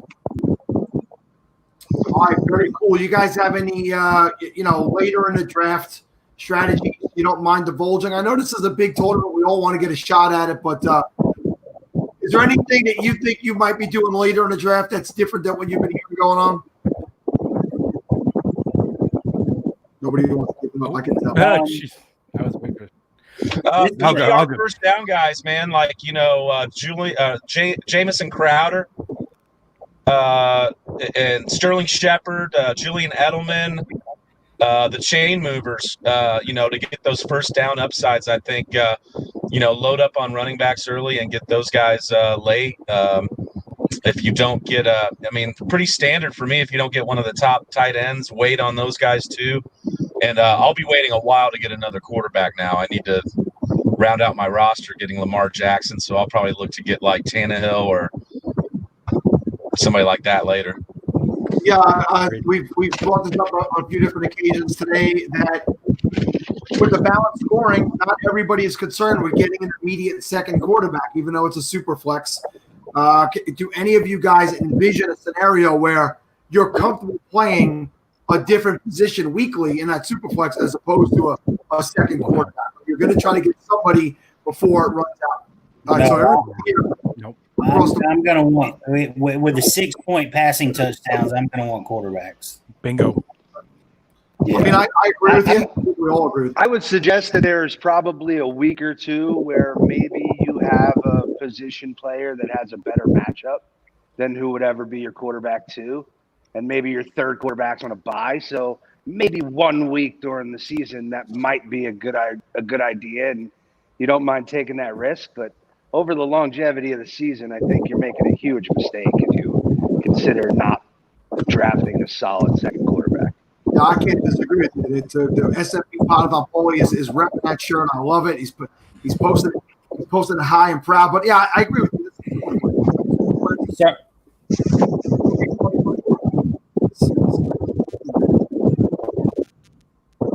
Guys, tell me some of those late tight ends, guys, that you're going to load up on. So if you're going to miss the early elite tight ends, who are some of the guys you're going to load up on and get yourself 2 or 3, maybe even 4 of these guys? I'm team Jack Doyle, baby. I'm riding the Jack Doyle train as long as I can. I know Steve Sitske's liking that. I'm going to go Team Irv Smith right here, baby. That's my boy right there. I'm going to try to snag him wherever I can get him, and I think he's going to get some more opportunity this year in that system. Yeah, well, Scott Fish just put a big smile up for Irv Smith Jr. He joked about taking him in the first round. So that's my man right there. He's obviously a Viking fan, and Terminator. What about yourself? You know anybody? You got anybody late you're looking to grab? Hopefully I'm going to have tight end wrapped up before I'm scrambling for someone like Irv Smith. I like Irv Smith long term, but for this year with Kyle Rudolph hanging around, I would hope that I wouldn't have to lean on Irv Smith all year. That's just me. Tyler Higbee I like late if I had to go there. A lot of people do. So. Yeah, I think it's going to be a bunch of people racing for those tight ends later. So you're going to have to add them quickly. It's guys like Sternberger we talked about earlier out there in Green Bay, and a couple of these younger players. Noah Fant is probably going to go a little bit higher than I want to take him this year, but I'm going to probably have to add him. Gesicki, guys like this, load up on these tight ends. Paulie, what about yourself? I'm not big on Gesicki. You and Howard Bender agrees with you. So we had Howard Bender on. They told him he was a tight end whisperer. He agrees with you on Gesicki. But listen, I'm willing to add him if I can add him to a stable of 3 guys and see if he could pop. Yeah, I like Doyle. I think he's disrespected in a lot of drafts. He could be a PPR machine. Late, Jay Sternberger. Jonnu Smith is somebody I think has got a really good upside this year. I like what they did with him late in the season. He's a beast. I think you could, wait a long time and get some upside plays like Jimmy Graham and Tyler Eifert at Jacksonville. I mean, you've got injury concerns, but hopefully that late in the draft, it's not that big of a risk. Those are some of the guys I'm looking at to load up on.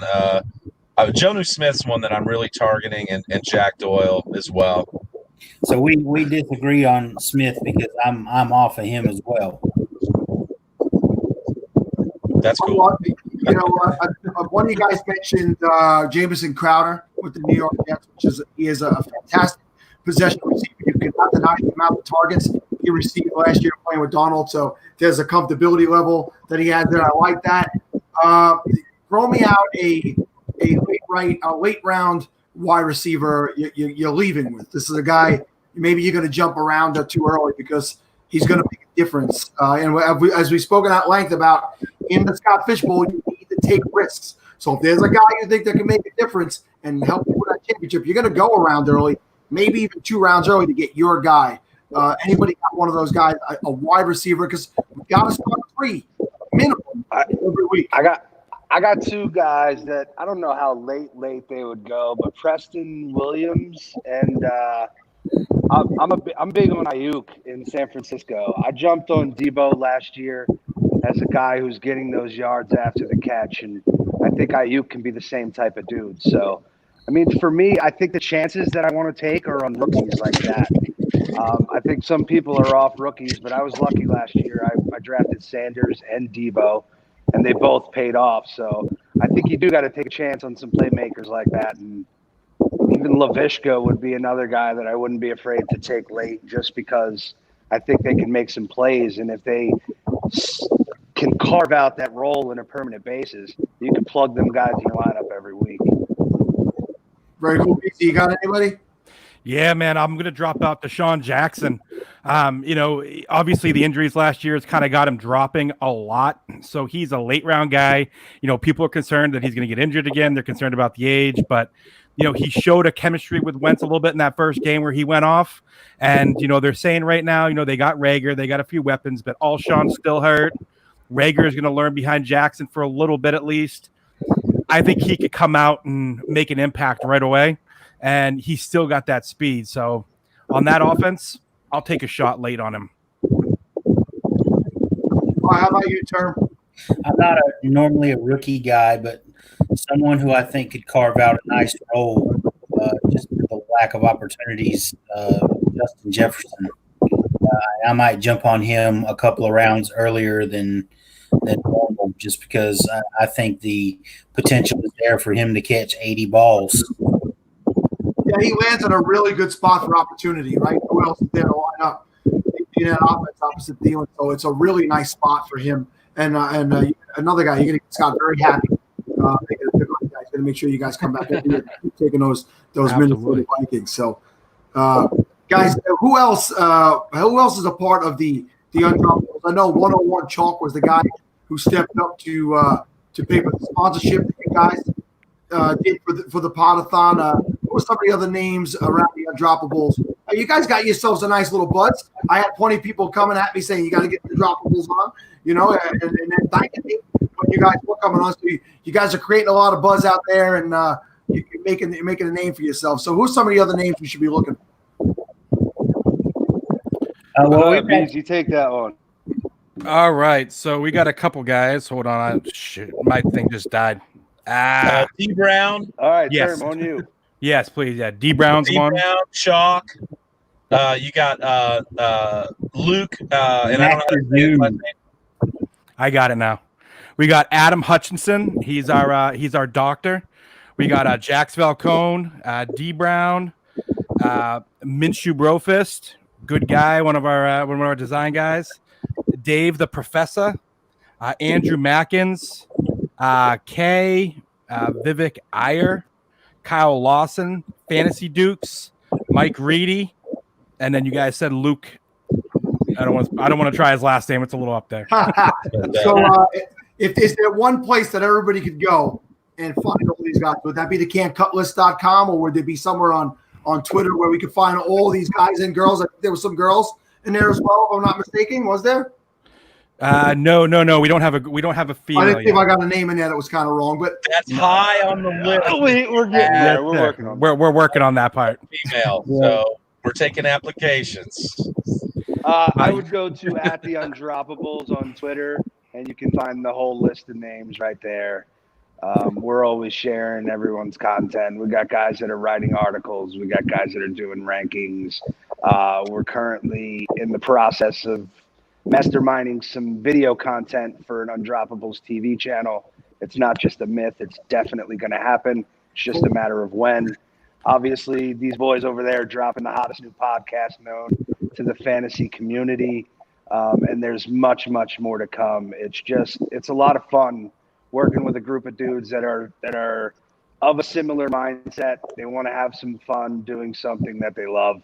And whatever happens, happens. The ultimate goal is to grow the community and keep it positive. And, don't get it twisted. There are times when we are assholes to people when they deserve it. But I think at the end of the day, we are more supportive than we are not. And Absolutely. I think the sky's the limit. And we're stoked to not only be part of the fishbowl, but to be invited into this podathon. I mean, I think it's just fantastic. So thank you guys for not only putting it on, but for inviting us to be a part of it. yeah, thank you guys for taking the time out of your day on a Monday. I'm sure some of you guys are at work or taking the time away from family or whatever you're doing. So, absolutely. I like what I'm seeing from you guys. So is it at Fantasy Stoner? Is that the Twitter handle? My handle is at Fantasy FB Stoner. Okay. And then again, at the Undroppables is where you get the crew for everyone else. And then everybody else can drop theirs too. Yeah, cool. Beezy, go ahead. Tell us, is it just at Beezy? Yeah, you can find me at TheBZBFF on Twitter. And then the new podcast is Unscripted. You could add Unscripted. You could check it out over there, and we're dropping episodes on that page as well. So We are on all platforms. yes, sir. Just got there. Very cool. So, and it's clearly at FF_Terminator. You would not put that up there if that was not the Twitter handle. So follow him there, and at Paulie Sleepers, correct, Paulie? That is you on Twitter. At Paulie Sleepers, yes, sir. And at the Unscripted Podcast. Do us a favor and go back and check out our first 3 episodes, especially episode 3. We dropped it right before the holiday on Friday, and I think it kind of went overlooked. So if you guys could push that out for us, it was a great episode. And man, thanks so much for having us on. We were all really stoked about coming on here.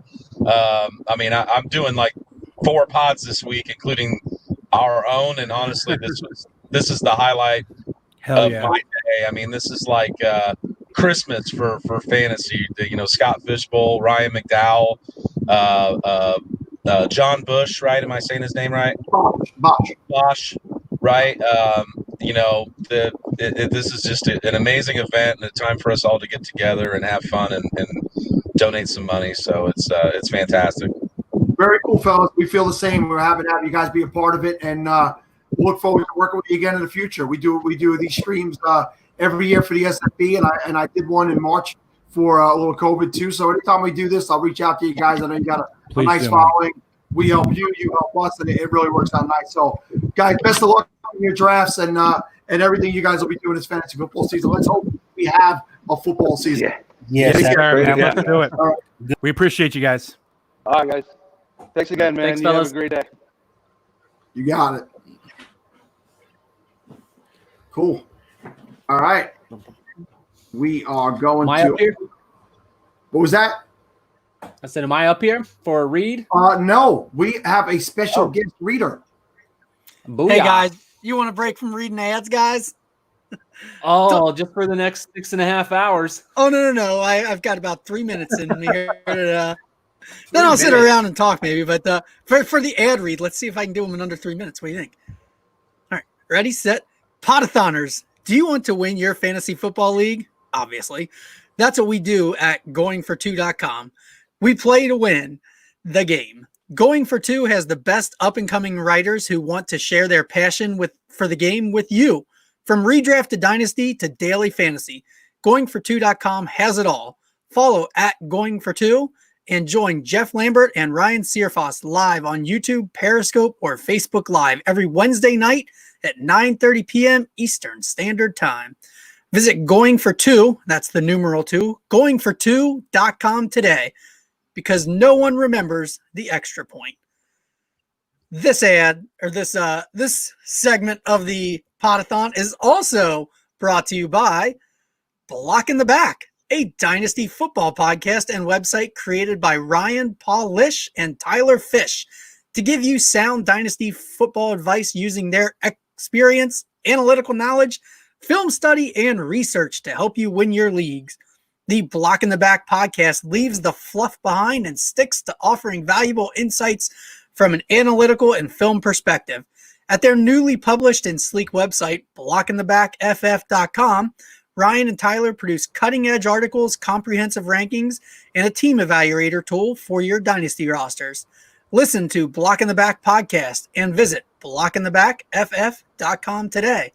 Thank you both, Going for Two and Block in the Back FF, for sponsoring this portion of the SFB Podathon. Look at fresh-faced John Bosch, old wrestler, coming out here trying to show us up. Oh, Reston, I slept 3.5 hours last night. I don't believe it. And let's bring in our guest.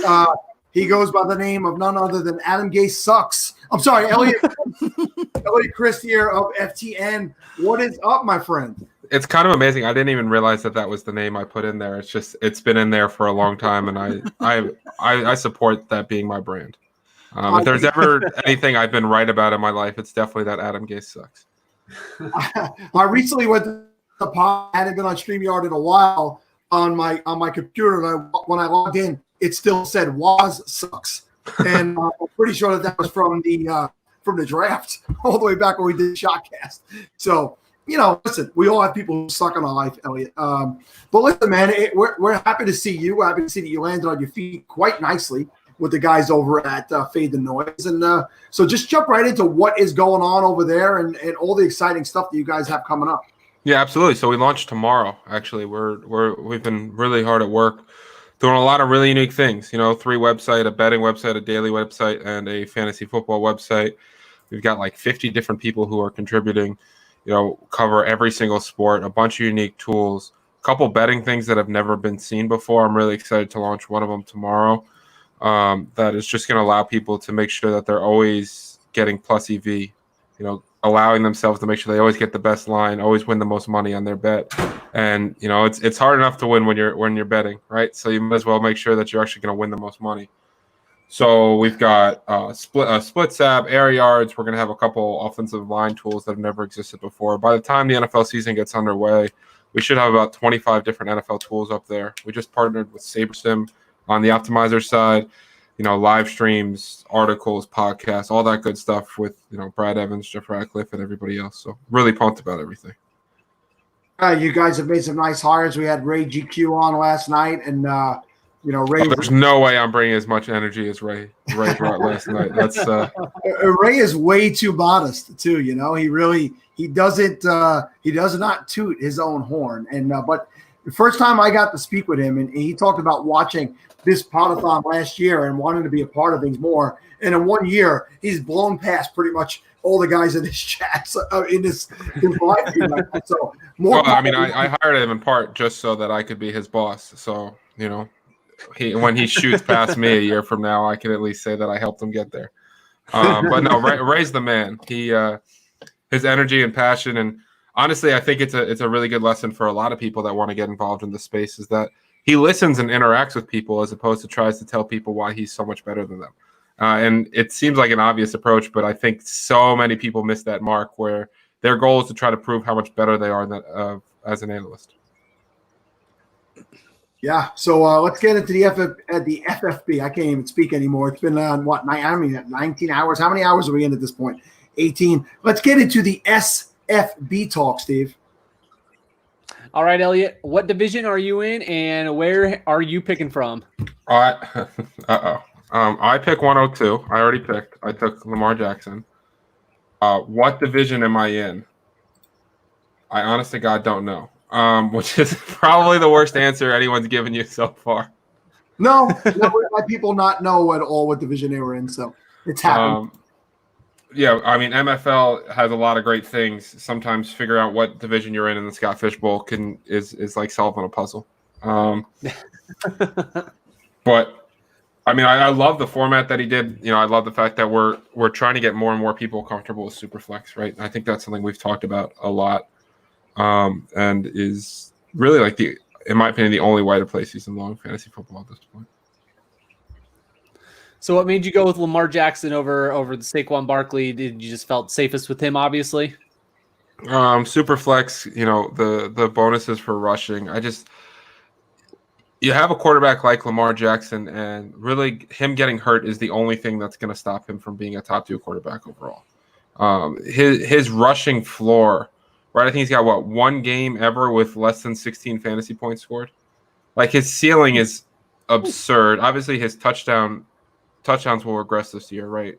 But he had like an 8% touchdown rate, something absurd last year. That's not going to repeat itself, but that's also going to lead to more opportunities and most likely more rushing opportunities. They're one of the best teams in the league, and he's going to, you know, continue to pound the rock at the end of the game. And, you know, getting a 10 plus rushing touchdowns and, you know, 800 plus rushing yards, that's absurd from the quarterback position. That's been a cheat code for a long time. So that's something I've always looked for in my quarterbacks, and I just decided to grab it with Lamar. I know 102 tends to be Barkley, right? And then Mahomes, I think his ADP is 103. I think I kind of went a little off kilter there, but Lamar's my 101 QB. I would have taken CMC 101 overall, though. I'd like to remind Kevin and Steve that in the original Falafel 16-man keeper league, I have Lamar Jackson at a 15th round keeper value. So, Well, John and I are in a dynasty league together, and John helps me run a couple teams. I really appreciate him for that. And we had a single QB league where we had Patrick Mahomes. We then traded him for Carson Wentz in a first-round pick, which in a single quarterback league I would do all day. And then they changed it. With us. And then they changed it in the offseason to Superflex, and I feel a little taken advantage of there. Wow. Season? Yeah. So we did it last offseason, and then this offseason they changed it to Superflex. It's not changing immediately, but it is changing eventually. Yeah. This is a terrible commissioner. Let's just call him out. I mean, it's Matt Price. You know, he's a terrible commissioner. So, you know, this is the guy who plays with animals all day. Can't be trusted. Yeah, don't trust him at all. No. It's for the good of the league. We did take a hit on it. It'll eventually be better for the league, though, because it'll be a super flex league, which is more fun. Is this a red list league or no? This is Hostile Auction Dynasty League, I think it is. Yeah, it's Hadel. Yeah. Do you guys legitimately have nothing better to do than to make up these insane leagues? I mean, like, I just want some normal fantasy in my life. That's all I want. I will say this one's actually relatively normal. It's just, I mean, other than an auction, it's kind of a basic league. It's one of Matt's originals, I think. Yeah, it's probably one of my craziest leagues.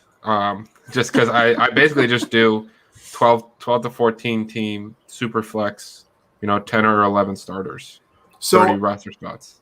Premium. I pulled up Tony Reimer. I always get his last name wrong. This is a falafel guy. We play in Dynasty Leagues with him.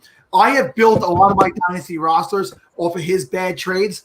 And look at this trade he made last year. He traded Lamar and Darnold for Baker last year. Oh, that hurts.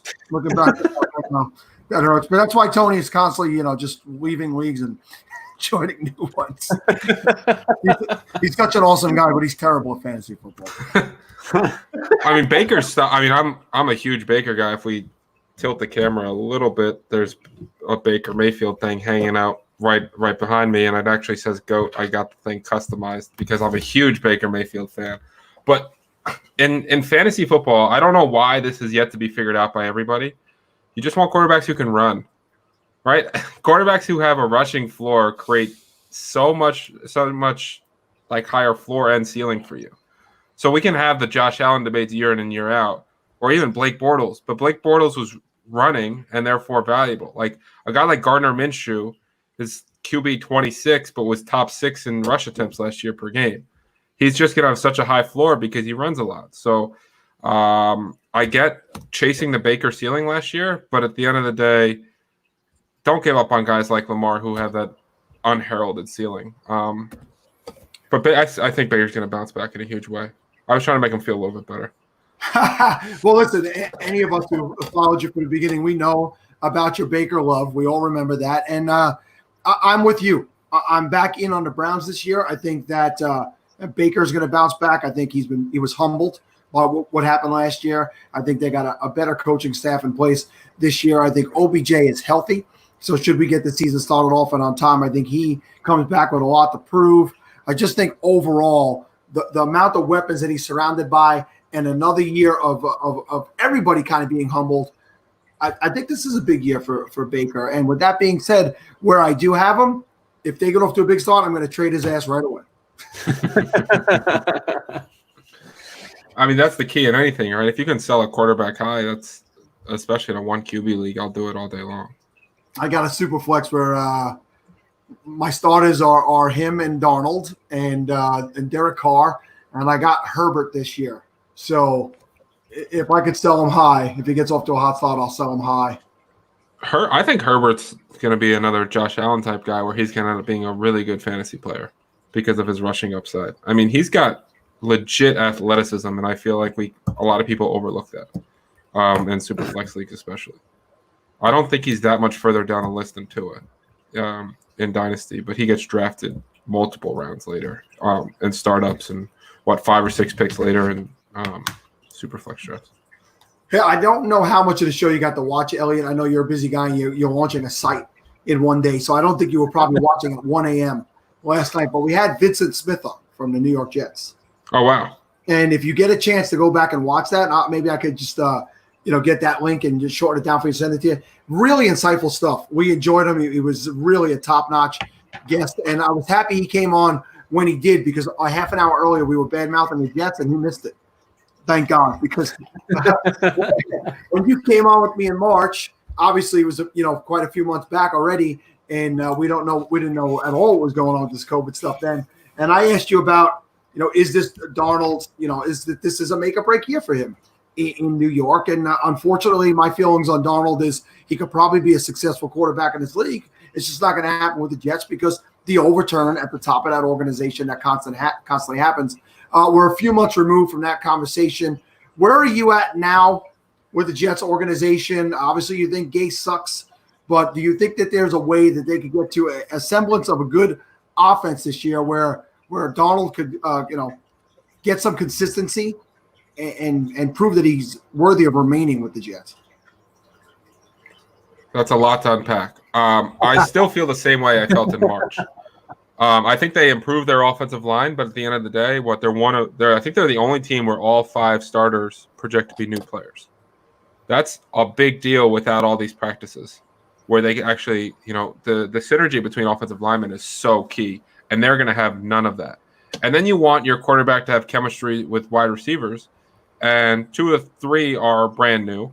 Chris Herndon didn't play with Darnold at all last year, and their top wide receiver is Jamison Crowder, who played 7 or 8 games last year and was constantly hurt. Their coach is still Adam Gase. This is not a good. It's not a good offense. I mean, how many teams in the league have worse weapons than the New York Jets? It's a really great question. The ones I can confidently say are the Patriots and the Redskins, but I would trade anyone on the Jets for Terry McLaurin in a second. But after that, I think they have a bottom 3 weapon core. I think Mims could develop into something nice and Perryman flash for 5 games. They have an offensive line that's improved but has never played together. They have a running back who the head coach enjoys telling how much he sucks. And they have a head coach who coaches bottom 3 offenses every year.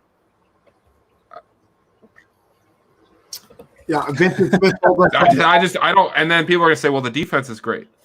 But if you look at the defensive numbers, what they did was they had good games against bad teams. And that's what you're supposed to do. But they went from the easiest schedule in the league last year to now the second hardest. And they have no corners and no edge rushers. To me, that's like a really bad mix to have a bad offense and bad corners and bad edge rushers. they're going to stop the run, which I guess when they're down 30 points, it'll help them get the ball back one extra time. But I don't. And their best player doesn't want to play for them. So no, I don't think the Jets are in a good position. Yeah, it's kind of tough, man. As a fan of that organization, I'm a Raiders fan, and we seemingly do things that leave me scratching my head year after year. But I kind of sort of like the plan we have in place with Vegas right now, and we got a good young nucleus on both sides of the ball. But I feel bad for my son, who's a Jet fan, and he loves Adams. Adams is his favorite player, and it's just like the ball's rolling in that direction for him to be out of there. And it almost becomes a matter of where the damage becomes irreversible. Too many things are going to be said at one point for him to end up going back there. I hope it doesn't go that way. And for me, I would definitely be choosing Adams over Gase. Not that I think that's exactly who's keeping him away from being there, but Well, it doesn't help. He specifically came out and said it doesn't help. I don't want to play for Adam Gase. Yeah. Adam Gase has this thing where basically he has a few good players on the roster. He gets rid of them. And then he blames the fact that he doesn't have a good roster and why he can't win games. I probably shouldn't have put Adam Gase sucks because now I have to talk about it all the time. But like, I just don't understand how this is even a debate. Like it's everything other than the one Peyton Manning year that Adam Gase's offense have been bottom 5. They're slow. They have bad numbers. They drive away talent. Like I just don't know what he does well. Other than like look around the room. There's no one I'd rather want to watch my back than Adam Gase because he can see everything at once. At all times. Kevin Elliott was listing who he felt had the worst weapons in the NFL than the Jets, and there weren't a lot of teams, but he did list the Patriots. You're the resident Patriot fan, and Thomas Coaster is also a little upset by you saying that, but we know how Patriot fans could get. So how are Patriots worse? Harry and Mims is a wash because we haven't seen either. Edelman is a better player than Crowder, and Sanu versus Perryman, I'd take Sanu. Perryman has flashed in just a handful of games. There are the weapons aside from just wide receivers, but so I mean, I think it's fair to say Harry and Mims is a wash. I mean, Harry came in as a highly touted prospect, but also historically, you look at guys that have as bad of rookie years as he did. I know he was hurt. It's not a great track record. Edelman and Crowder, I think, is a little bit closer than people would give credit to Crowder because Edelman's 34 years old. Sanu is probably one of the worst trades in the NFL the last decade. I mean, DeAndre Hopkins, boy, did Bill save, or the other Bill, right? But Herndon's much better than any tight end, I would say, that the Patriots have, and I would take Bell over the running backs for the Patriots. I think it's terrible either way. It's not good, right? I mean, do you guys have another team you would put ahead of the Jets or behind the Jets for weapons? I mean, I think you're on it. I mean, I don't want to say Jacksonville, but there's a chance that Leonard Fournette's maybe not there when the season starts, right? And they have some young wide receivers that are really promising. So I guess I can't say Jacksonville so much, but I don't think Jacksonville's that great. They're not. Washington doesn't have much. Miami doesn't have much. Oh, Miami, I like. I like what Miami's got going on. I would take Parker and Preston Williams over Mims and Crowder. Oh, are we doing just receiving? Well, I would also take Gesicki over Herndon. Oh, yeah, okay. I would take all 5 of us over Kalen Ballage. I'm not even sure if he's still in the NFL, but if we're going to shit on Gase, if we're going to crap on Gase, we need to crap on Kalen Ballage as well. I may have put too much stock into, if we're just talking just right now, Ryan Fitzpatrick versus Darnold, and then Bell versus, like you said, whoever Miami has. I'm talking just weapons. I'm talking about general. just for Sam Darnold to be able to succeed. Gotcha. Okay. Matt Finch, I want you to calm down. All right, Raiders, if they're rookies. Hunter Renfrow. Check Scott Barrett's timeline. His yards per route run on like 4 plays last year puts him in the top 5. His numbers are actually ridiculously good. Hunter Renfrow. All the guy does is make big plays and catch touchdowns. I mean, and they have Darren Waller, and they just drafted Henry Ruggs, and they added Byron Edwards too. Like they had a lot of weapons. Josh Jacobs is a really good running back. Was he number 1 in forced missed tackles, he was top 3. Yeah. I would take the Raiders all day long. Darren Waller is so good. Like if Darren Waller didn't have a drug addiction problem when he first came into the league, he'd be in that Travis Kelce, George Kittle conversation. Take that, Matt Finch. Were you just trying to have concerned your back? Elliot, The Raiders are horrendous. Don't get me wrong; they're just slightly better than the Jets. Elliot, were you concerned at all when Waller's touches went down towards the end of the season as Renfro started to come on from a production standpoint? I've heard that a lot, not particularly. I mean, I get it. You're basically saying both these guys work the middle of the field. I think I understand the concern, but ultimately I'm just going to keep riding with the more talented guy. And this is what you're drafting Waller's tight end 5 overall? Somewhere in that range, yeah. Tight end 5, tight end 6, right? I mean, tight end is a graveyard, tight end 6, probably. Tight end's a graveyard after the top 5. And he's kind of the guy that can be a top 3 on a weekly basis. I would rather him than Ertz at this point.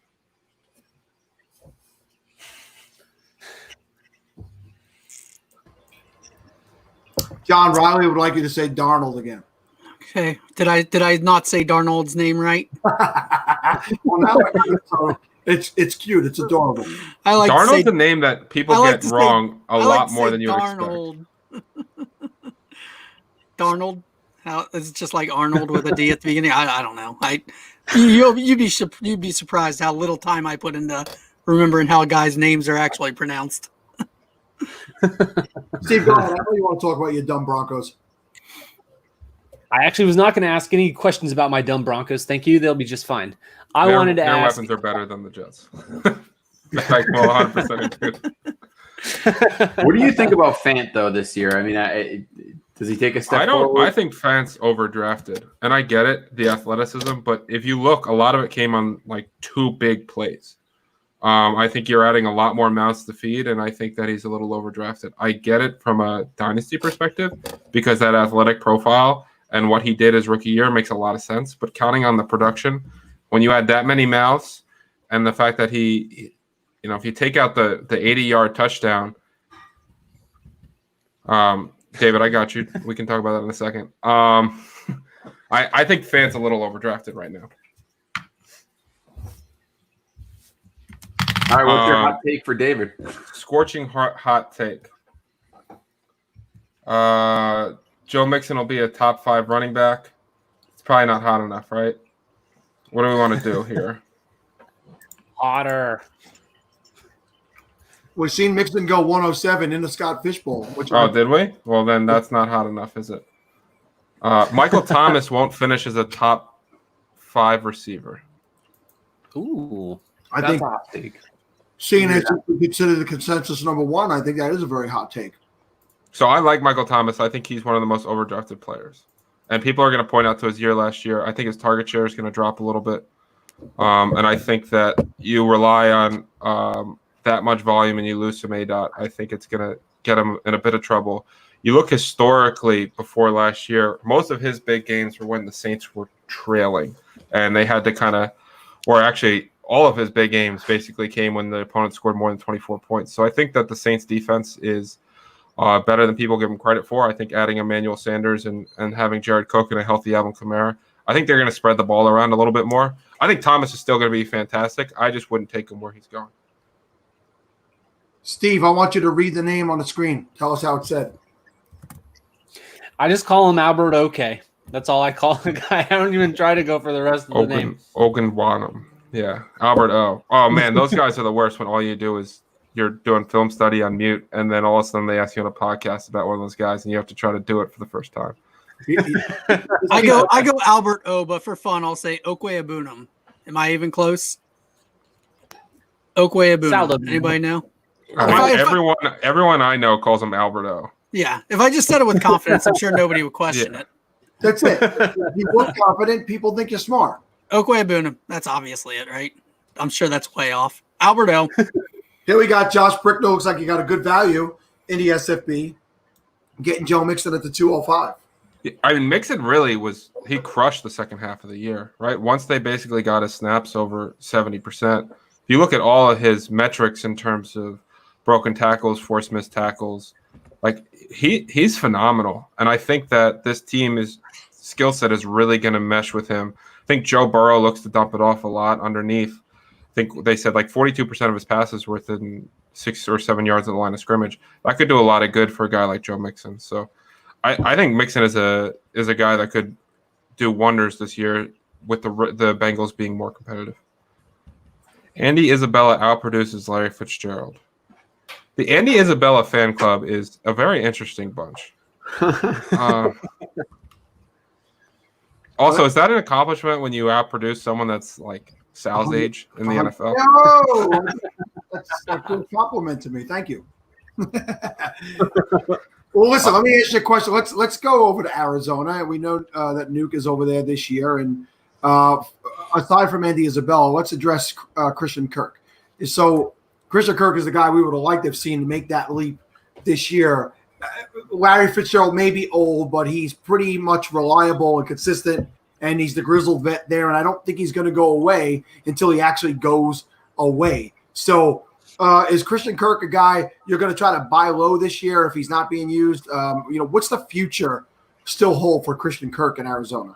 Larry Fitzgerald is fun. You always play him in DFS week 1. No one plays him. He scores 26 points. Then you play him in season long the next week. He scores 16, and then he scores 6 the remainder of the games. I think, the way the Cardinals offense is set up, Kirk's definitely going to have some big games, but that target hog of DeAndre Hopkins is it's going to be tough to overcome that. I mean, if you're a Christian Kirk and Dynasty guy, he's not going to be that team's number 1 wide receiver. I think he can be a solid, highly volatile week number 2 on the Cardinals and probably a fantasy wide receiver 3. That's Kevin's wheelhouse. Yeah, those are my guys. Those I make my entire roster of wide receivers like that. So you're just like Will Fuller, Darius Slayton, John Christian Kirk. Yeah, let's just have a party. We're either going to score that's my 85 range. points this week or 3. Yeah, let's get me all of the wide receiver 3s and throw them all on one roster, and 3 to 5. I would have guessed you might have been reading one of Kevin's rosters right there. Like literally. Marvin Jones might be one of the best wide receiver 3-4 buys this year. I mean, I don't know why. His numbers are pretty similar to Kenny Galladay's when they're both on the field. I know a little bit of it's inflated because of that Oakland Raiders game, but you're going to have 1 4-touchdown game a season, it feels like. Yeah, but he's got that rapport with Stafford. I think it's one more year for him in Detroit before he moves on. And, maybe a guy like Cephas gets a shot opposite Galladay down the road. Cephas is a guy I've been grabbing a lot. Wait, so Elliot, I don't do deep dynasty stuff. So tell me about a guy like Quintez Cephas. I know he had some issues in college, which I think is what made him drop in a draft. But do you think that he's a guy that once Marvin Jones moves on, he could be opposite Galladay in that offense and actually be a reliable, useful wide receiver? Are we talking – you said Cephas? Yes. If I say no, people are going to be like, well, Okudah said at the Combine that he was the best wide receiver he faced. Right. I don't know what the hit rate for Combine quotes of good wide receivers is, but I mean, if you want to stash him at the end of the 5th round in drafts and just hope for the best, go for it. Do I think it's much more likely that they try to add another wide receiver and nothing comes of it? Yes. I mean, the hit rate of those guys is so low that constantly chasing them is a minus EV move. Yeah, he's pretty much free in those rookie drafts, and so I just add him in. I mean, there's nothing. I wouldn't go trading anything for him. Free is fine, but also that athletic profile very rarely succeeds. You add in that athletic profile with draft capital, and you're in real trouble. Kevin, Steve, John, any leagues you guys interested in Cephas? I got him. I got him pretty much anyway. I think I have him in one league with Matt Price, that DLF Championship Series league. I think we took him in the 28th or something of the startup. I think that's the only place I have him. All right, Elliot. I didn't even realize it's basically 2:00. We're up against the next guest, so man, the time flies when we got guests on and know what they're talking about. It's pretty cool. So. We talked about Adam Gay sucking for like 20 minutes, so I'm an expert in that one. But I appreciate you guys. This is awesome what you're doing too, man. It's seriously, it's one of the better parts of the community, the Scott Fishbowl, and what you guys do every year with this. It's something to be proud of, and it's awesome that I get to join it every year. Give the lowdown one more time on the site launching tomorrow. Yeah, FTN Fantasy, FTN Daily, and FTN Bets will be launching tomorrow. Everything will be free to start as well, so you guys can check out all the tools, all the content. Grand opening sales of 25-30% off stuff. So it's gonna be awesome. We're gonna try to change the game a little bit, introduce a lot of things that don't exist out there, and we really hope you guys will check it out. It's awesome. Very cool. Good luck, man. Awesome, guys. Thank you so much. We'll be in touch. You got it. Thank you. Thank you, Elliot. We got our next guest up on the screen, but we have to do our sponsorship read. Does anybody even know whose turn it is to read since John read the last one? I'll go again if you send it to me. It's going to delay it too much, Johnny boy. We'll let one of these guys read it. I got you right here. This guest is championed by Tale of Two Rivals Fantasy Football Podcast. Meet Todd FF_Banterman Foster, Mr. Count My Rings himself, who relies on tried and true strategies to ensure you join him in the winner's circle every year. Next up is Dave FF_Spaceman Wright, who questions your eye test analysis and backs passionate takes with research, metrics, and data analysis. A Tale of Two Rivals always welcomes perennial +1 Sean FF_Walrus Kennedy, who finds consensus with sharp takes and his silky smooth delivery. Join the rivalry at Tale of Two Rivals and enjoy the best dynasty banter in fantasy football. Also, if you're looking to up your snack game, do you love beef jerky?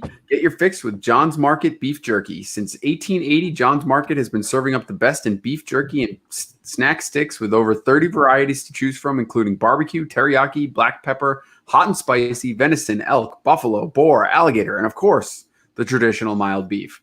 With a flavor to fill any craving, what are you waiting for? John's Market ships anywhere within the continental United States, so you are never too far from enjoying John's Market jerky. Visit johnselginmarket.com to place an order today. Plus, for every order screenshot sent to @Steven_Roto on Twitter, $5 will be donated to Fantasy Cares. No one can hear you. Can't hear you, Sal. Way to waste it. I made it all show, and then I blow it here. I'm eating what was sent to me by Steph. Did you guys get yours? No. Nope. Oh, I thought he was sending it out to all of us to enjoy. I guess I'm the only one who got to enjoy this stuff from Stefan. But oh well. That's fair.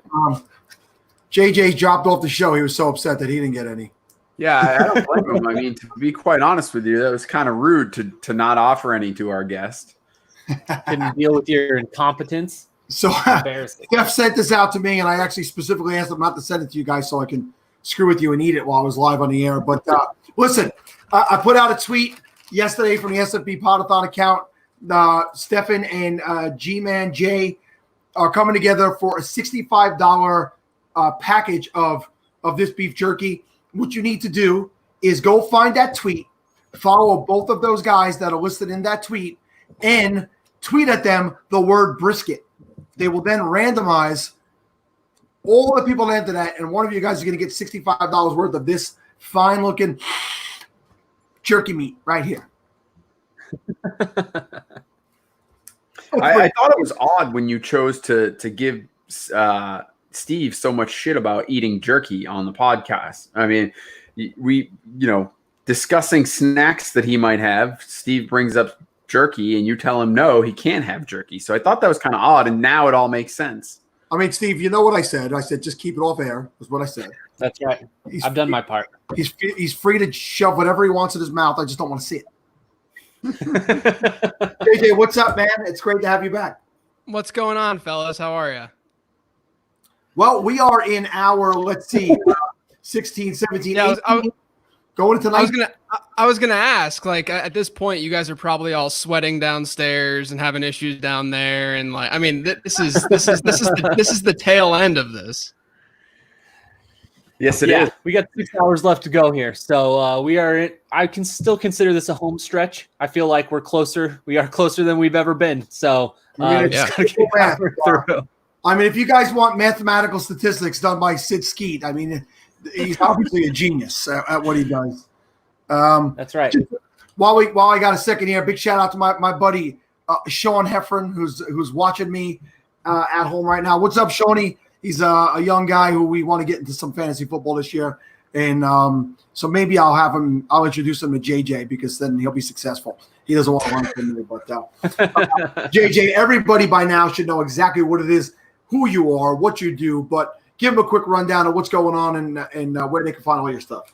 Sure, yeah. So I write for Numberfire. I'm the editor-in-chief at Numberfire and FanDuel because we were acquired by FanDuel a few years ago. So I am a FanDuel employee, and then I podcast too. So I have the Late Round podcast, which is sort of my baby now within the fantasy industry. Very cool. All right. Go ahead, Steve-O. You don't talk much. I want to let you talk. I'm getting right in there. Which division are you in, and where are you picking from?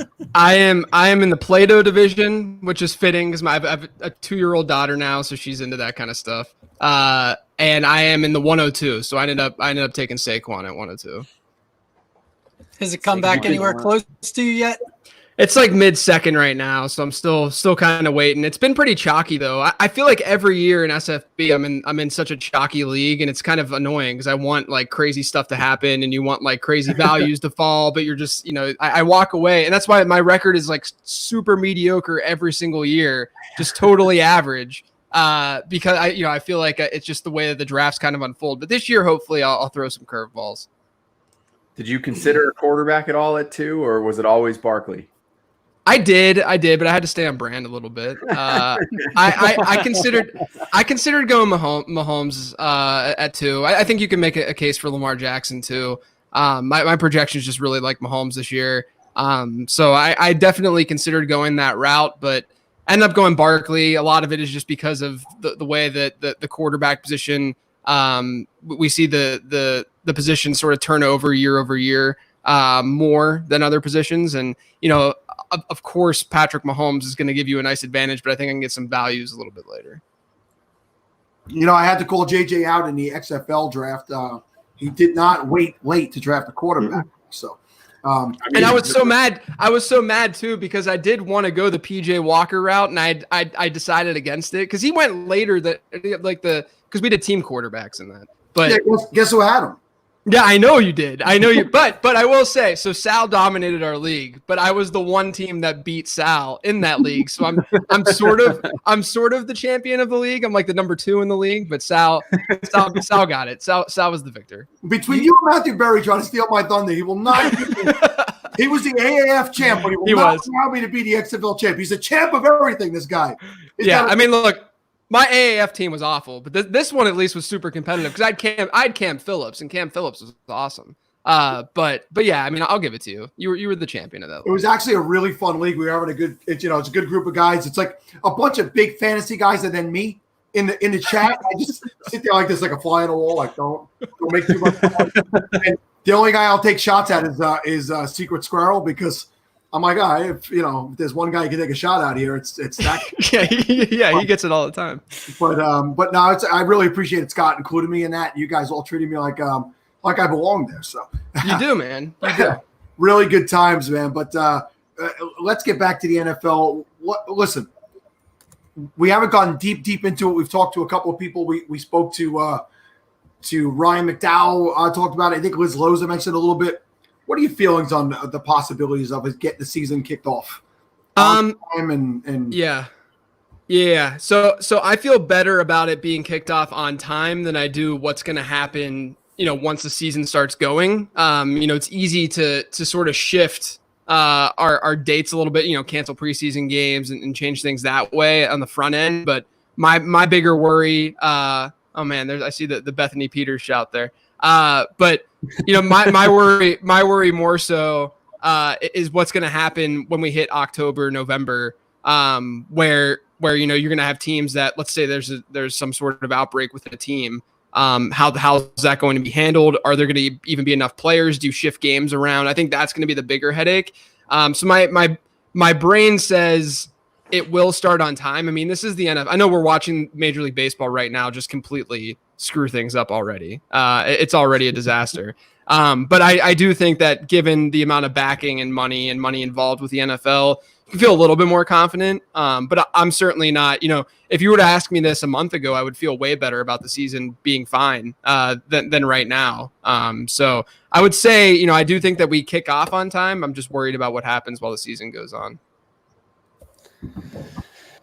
Yeah, a few points that Stefania Bell had brought up earlier was, with this virus and how things work with it, that, things that you might think are happening right now, a week from now can be a world different. And a week from then can be another world away, and how how the league has been affected by it and what they are planning to do something about that. And then also someone else mentioned is that, once these groups get into camps, a big worry is that, a whole entire offensive line gets the coronavirus and all of a sudden they can't field a team. They don't have anybody that can even play. So it's just going to be amazing to see what happens as the season goes on and as it gets further along, to see how they're able to deal with that kind of stuff if they are. We have Thomas Coaster checking in. He says, has SFB changed anything rules-wise to accommodate possible injury risk due to COVID? And I don't think that there's any rules that an individual league could put in place to do that. This is going to have to be treated like an injury. And if somebody appears on an injury report on Thursday, Friday, we hate to see that. If it's a hamstring, if it's, anything, and it's going to be treated the same way. Maybe the NFL is going to expand rosters to allow there to be players, and you'll have to maybe work the waiver wire in your league. But I think fantasy football leagues can't work around that because there's a chance nothing's going to happen with it. And then we have these expanded rosters and it just becomes a little bit of a mess. It's already a pretty deep league, the SFB, with 22 roster spots. So no, nothing specifically for SFB has been put into place. But JJ, to Steve's point, how are you going to prepare with your big name guys? Let's take Zeke, for instance. We're all pretty sure he already had it. Right. And he's probably not going to be at risk. But let's say you draft a guy like Zeke that high, Saquon Barkley, and are you going to be looking for whoever his backup is, because there's a chance that the COVID risk, COVID hits and you're out a guy in a big week. Yeah, I mean, look, so I'm generally pretty anti-handcuff. Not the strategy in season. I think handcuffing when you hit week 8, week 9, etc. makes a ton of sense, but it's usually the first player to get dropped on your roster, and we usually don't know who the handcuffs are when things actually come to fruition and play out. I did a study on handcuffs a couple years ago, and basically what I found was when guys actually stepped in for an elite running back, obviously you're going to have some players who really pan out, like D'Angelo Williams from half a decade ago, but when these guys generally step in, they're giving you performances that are the equivalent. I think the equivalent that I used was like a 2017 Jalen Richard, someone who was just this like whatever RB4 type performance. I mean, that's generally what we see. And so there's just a lot of layers of ambiguity around handcuffing in general. But I do think this is one of those situations where I'm not so much going to draft, a Wayne Gallman or whoever, a Saquon Barkley handcuff. I'm more so going to be inclined, if I get Saquon Barkley, I'll get Tony Pollard or another handcuff, because that just enhances my ceiling on my team rather than enhancing the floor, especially in a league like SFB where you need that ceiling a little bit more than what you're going to get in other formats, just given the size of the pool here. So I'm looking more to get other handcuffs, especially in this environment, than I probably typically would. I don't know if Steve put you up to this, but it's something that brings back great pain to me when you bring up D'Angelo Williams. Year one of the original 16-team Falafel League, the league that actually created the podcast back in 2016. The league started in 2015. We have the waiver wire, and I held my number one priority for weeks and weeks and weeks, knowing that in a 16-team league, any one running back is going to make the difference. Sure. After holding it for, I think, about 5 to 6 weeks, Orleans Darkwood decides to have a big day for the New York Giants, and I very stupidly that week think, all right, this is the guy that's going to do it for me. I pick him up. He proceeds to suck, And 1 week later is the injury to Le'Veon Bell. D'Angelo Williams gets the position. Steve picks him up and runs away with the league because the guy was the best running back the rest of the season. I am that close to being the only two-time champion in that league, to being the first champion in that league. Let me tell you something, JJ. This little choppy-faced fool over here, this button choppy fool, he bought a trophy, and he has not sent it to anybody. I haven't won the league since. 2 other people have won the league since, and this guy has held the trophy. There are disgusting pictures of him shirtless with this trophy. I'm sorry what people wanted at this point, but he's a selfish man. That sounds like some blackmail material right there. I will just say D'Angelo Williams was also dropped for a kicker the weekend prior to me picking him up. So because you have kickers in that league. But that's the thing too. That's the thing too. So my colleague at Numberfire, Brandon Gadula, he's done his studies the past 3 or 4 years, basically looking at the waiver wire and how waiver wire players actually pan out. Because I know that we often will either be way too overconfident and sometimes underconfident in what the waiver wire provides. And what he found was that D'Angelo Williams season, more people picked up D'Angelo Williams than him staying on the roster that he was drafted on. So the people who benefited from D'Angelo Williams weren't even the ones that ended up drafting him. Well, I think that happened to a few people last year with Ryan Tannehill. We had a guy, I was on a podcast this past week, and he was talking about in the SFB last year, he drafted Tannehill, and probably a week to 2 weeks before he finally got the job, he needed somebody else on the roster. He dropped him. Yeah, Tannehill ends up going off down the stretch. It's tough. A reliable weekly quarterback, and it's always tough to make that decision of how long you hold on to a player that you got to make room for somebody else. And in a case of a kicker, if Steve would just get kickers out of it, we wouldn't have this issue. They're out of it. Shut up. It's always amazing. That was 5 years ago, that All Wings Awkward thing. I remember every ounce of it. The painful ones stick with you. For sure. JJ, you have anything that sticks with you like that? Like, you've been playing fantasy for a long time. Oh my God. One particular loss that really hurts? Yeah, I mean, like last year, actually, in my home league, people ask me all the time. I do better in expert leagues than I do in my home league, essentially, at this point. I think a lot of it is because us analysts get very arrogant with who we're picking. And, we stray away from ADP and the market a little too much sometimes. And I'm a little bit more conservative than some of the other analysts out there. So I think that's what's benefited me a little bit. But my home league, I don't think I've won in like 10 years. Even though, I mean, I'm in it every year, all of that. But last year, I was in the first round, so I didn't get a bye, but I was in the first round. I had Lamar Jackson, I had Miles Sanders, I had Saquon Barkley, Mark Andrews, like things were coming together for my squad. And, me naming Lamar Jackson and Saquon Barkley, you can kind of see where this is going because they had unbelievable week 15 and week 16s. But in week 14, I had Miles Sanders, who I needed X amount of points from in that game against the Giants. I had Saquon also. And Miles Sanders didn't score a touchdown because he got leg cramps. And Boston Scott came in last year. And I would have destroyed the next 2 rounds in the fantasy playoffs. But of course, Miles Sanders can't drink water and hydrate himself. And he gets these leg cramps and can't score a touchdown. It's awful.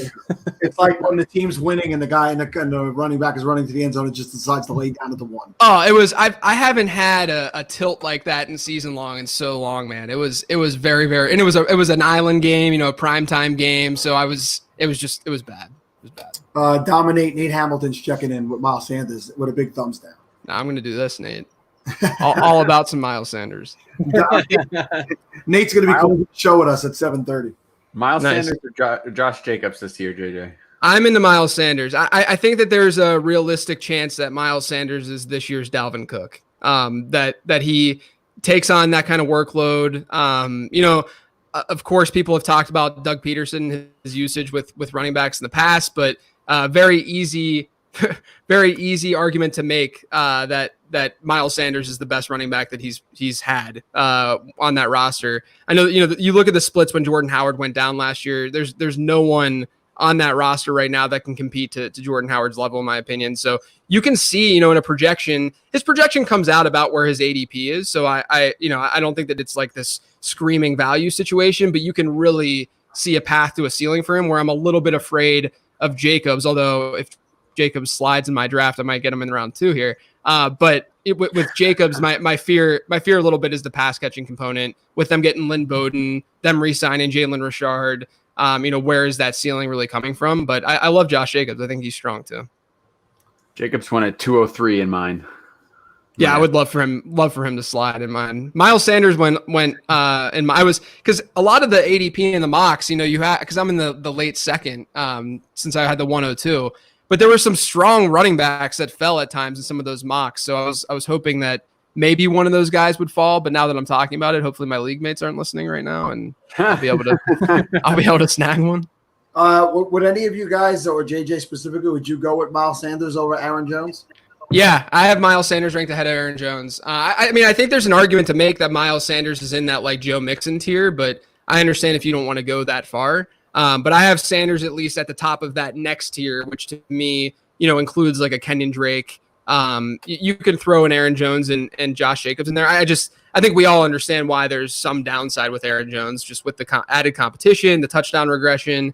And I'm a truther. I love Aaron Jones. It's just the realistic situation that he's in right now. Yeah, I'm an Aaron Jones guy too. I had the 101, so I won't be picking obviously to the 2-3 turn. And pretty consistently in the mocks and the ADP, Aaron Jones is basically the guy that's there. Yeah. The other guys are already gone, so I'm hoping to land Aaron Jones in that spot because the other guys will be gone, and I'd be perfectly happy with it. Yeah. All right, so to get back to being on brand, who is the late round quarterback that's going to make the difference in the Scott Fish Bowl this year? Ooh, in the Scott Fish Bowl. I think it's a little bit different. Your mentality has to shift a little bit because of the scoring and the way that they, the completions are set up and such. I do think that we're going to see guys who are a little bit undervalued and underrated, who will be pretty nice values, whether it's like a Kirk Cousins type or a Jimmy Garoppolo, or I'm more and more bullish and into Jared Goff.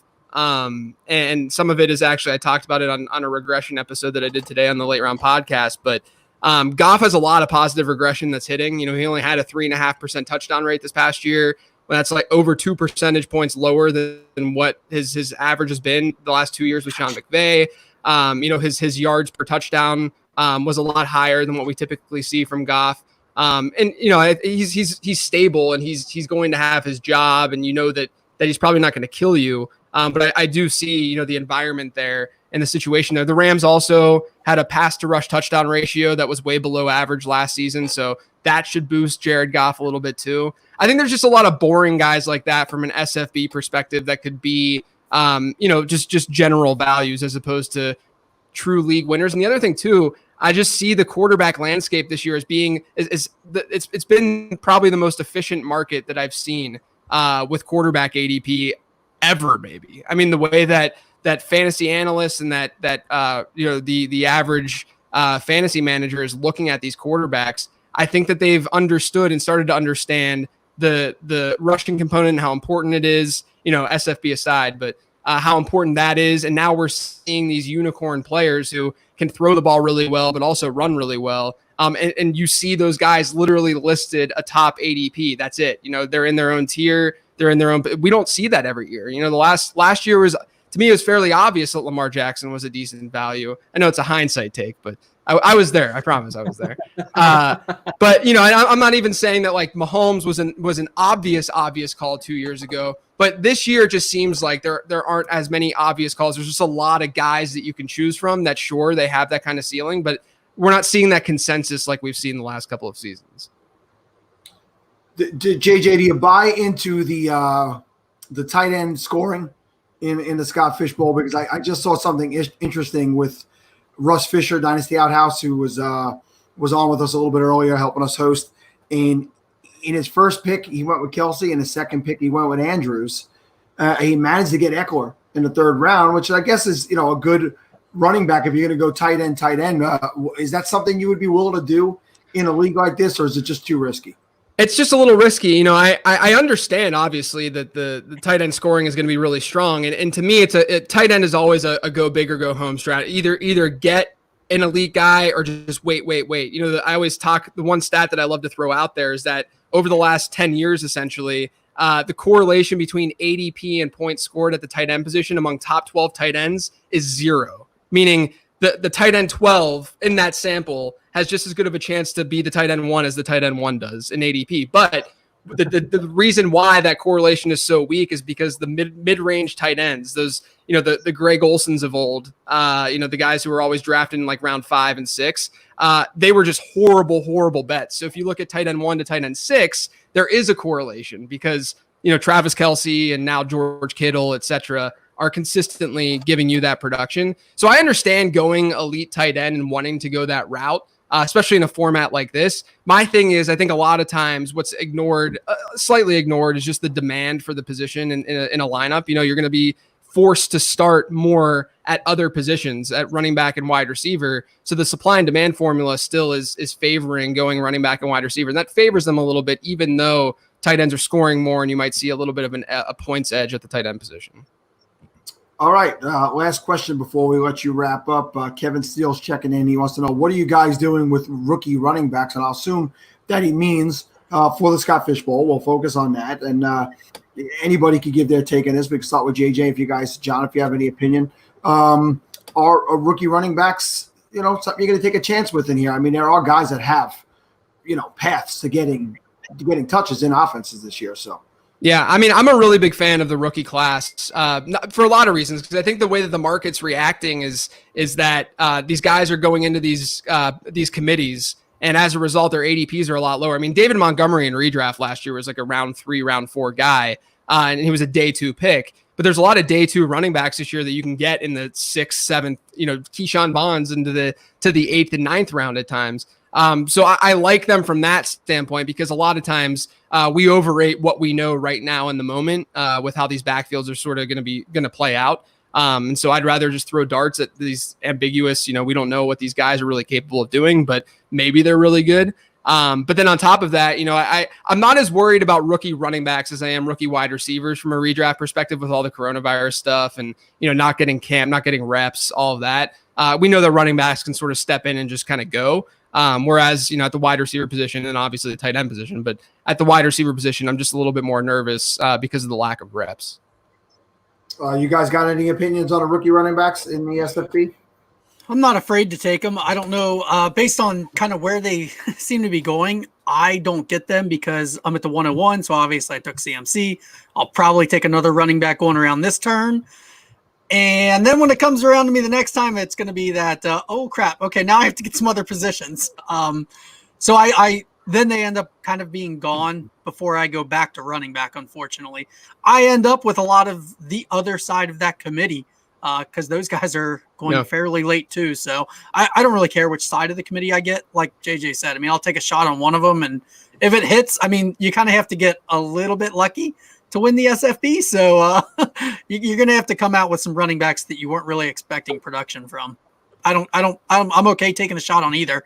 It just seems that it's worked out for me so far in the mocks and the best ball things that I did, that I've gotten the other side of it, the non-rookie side of it. Well, very cool. JJ, we're up against it here for the next guest. So once again, always appreciate you coming out and helping us, bringing people, bringing ears and eyes to what we do here and helping us raise a little bit of money or a whole hell of a lot of money. I think we're at $35,000. It's pretty insane. Crushing it. I appreciate you guys, not just for having me, but for doing this too. You guys are really doing awesome stuff, and we all appreciate it, not just me. All right, man. Thank you again. We'll be talking to you during the season, and there will be a season. Yes, sir. Yes, sir. All right, guys, take it easy. Thanks, JJ. All right, see you, JJ. I'm gonna jump off too, guys. I'll be around all day though. You need somebody to come in and give you a break on a read or anything, just let me know. All right, Johnny, be good. Thanks, Bosh. See what I did there, Johnny? Be good. That's really good. Be good. Yeah, I did that myself. Steve, you ready, pal? I'm ready to roll.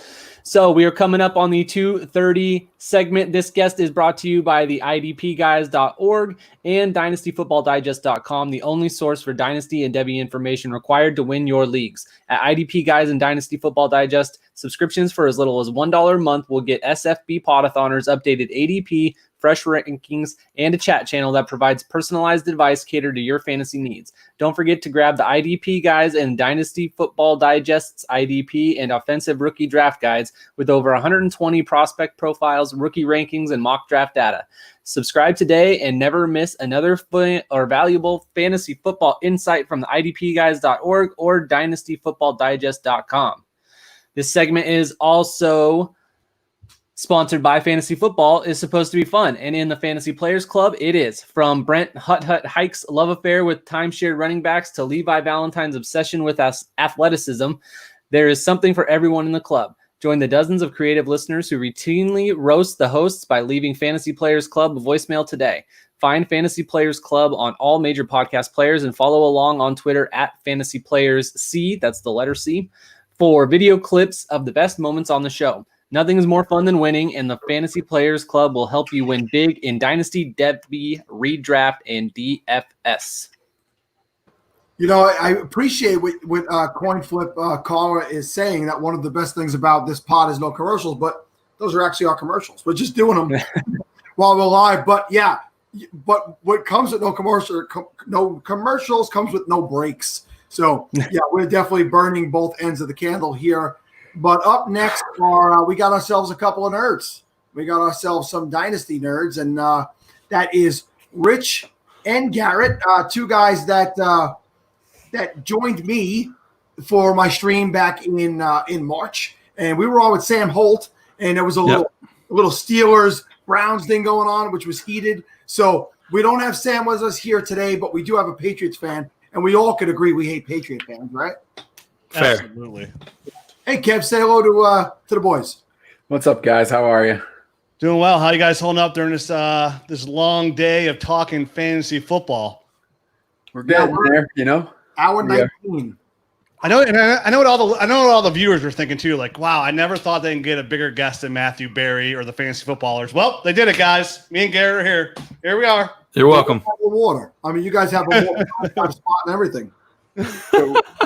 So Garrett, before we get too far along, our buddy J Mike sent over something to me that I am instructed to read and advise people that we're going to be trying to get some donations, because apparently there is a video floating around that you would be willing to share if we can get $250 worth of donations. Is this something that you're familiar with? I am familiar with this. I was sitting at home yesterday, and I was going through some old stuff, and I came across my old high school highlight tape, and I was like, oh yeah, I remember how good I was. This is going to be awesome. And I put it in, and I was severely disappointed with how good I thought I was and wasn't actually. And then I also apparently decided to put like every single play in slow motion, which is terrible for viewing and sending to College Recruiter. So that was a terrible choice as well. So I posted something about that on Twitter, just kind of joking around. And of course, then it was like, well, how much in donations is it going to take to get you to put that on Twitter? So I said, we get $250 while we're on. I'll be more than happy to post it. Guys, done deal. Dynasty Nerds just donated $250. As soon as I get off of this, I will make sure I log in and donate $250. Thanks, Rich. To Fantasy Football Cares. You know, God bless Scott and everything he's doing out there. Hey, look at Rob chiming in. Give me Trevor Lawrence. Yeah, but we'll be donating $250 from us personally. So that now it's a lock. It's a lock. You sure you don't want to wait till 3 to do that? Because it still needs to go as a donation, but we could wait till after it's over.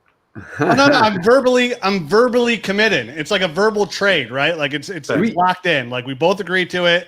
There's no going back now. It's $250 courtesy of Dynasty Nerds, so we could all see Garrett's lowlights. I love it. Garrett, do we have the ability? Can we just take this half hour? Can you play it now? Like, let's make this happen right now.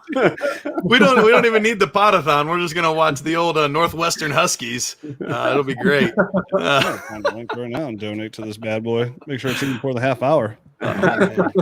Well, good. I'm glad I got that out of the way right off the top. So we're in good shape now. We're gonna see some fun football. I love it. Gary, you got some people who love your fantasy, your faith in fantasy football, and other people that love your hair. As a guy with no hair, I'm pretty jealous of that. So You know what? That's new.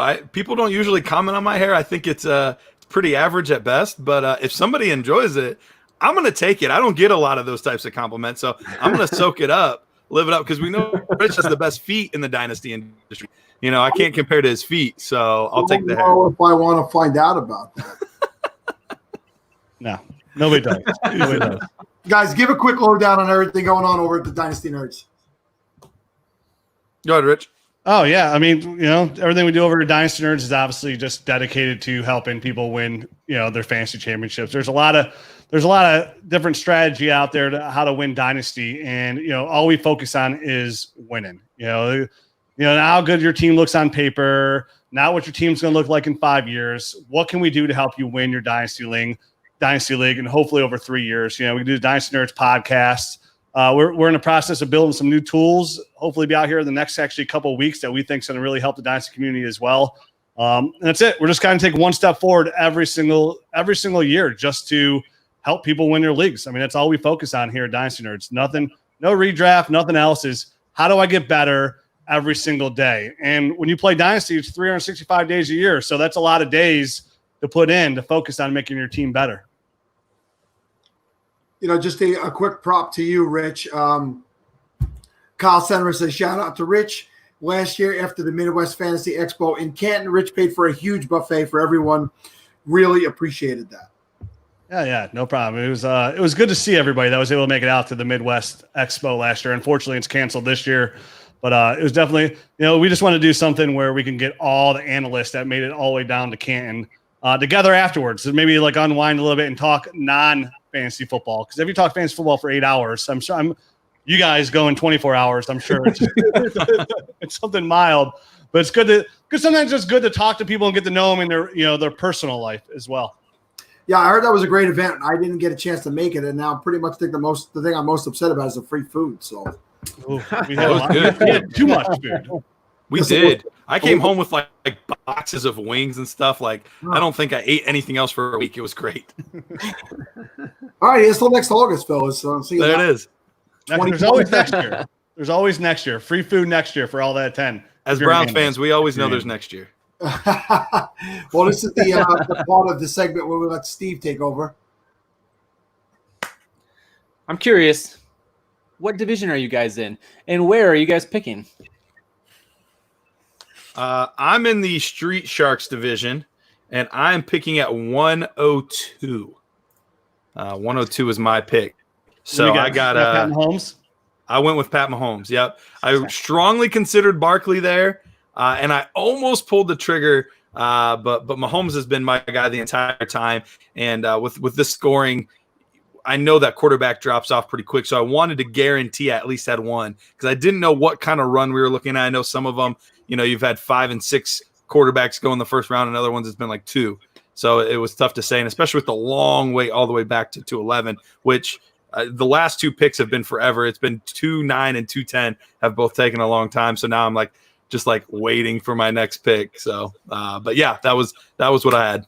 I'm in my pet monster. It was my number one request to Scott because that guy was. Him and I were good friends when I was little. So got into my pet monster. Requested pick 10 because I always like to be. I don't know, man. I love that 10 spot to be at the back end of the draft to get 2 really good quality players.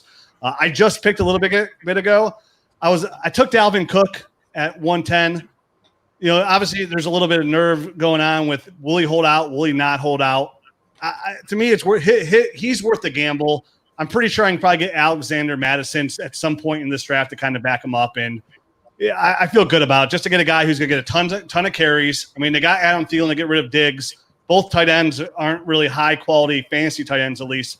And I look for this to still be a run first football team. So I look for Dalvin Cook to be a really good first down monster of the scoring strategy going on here.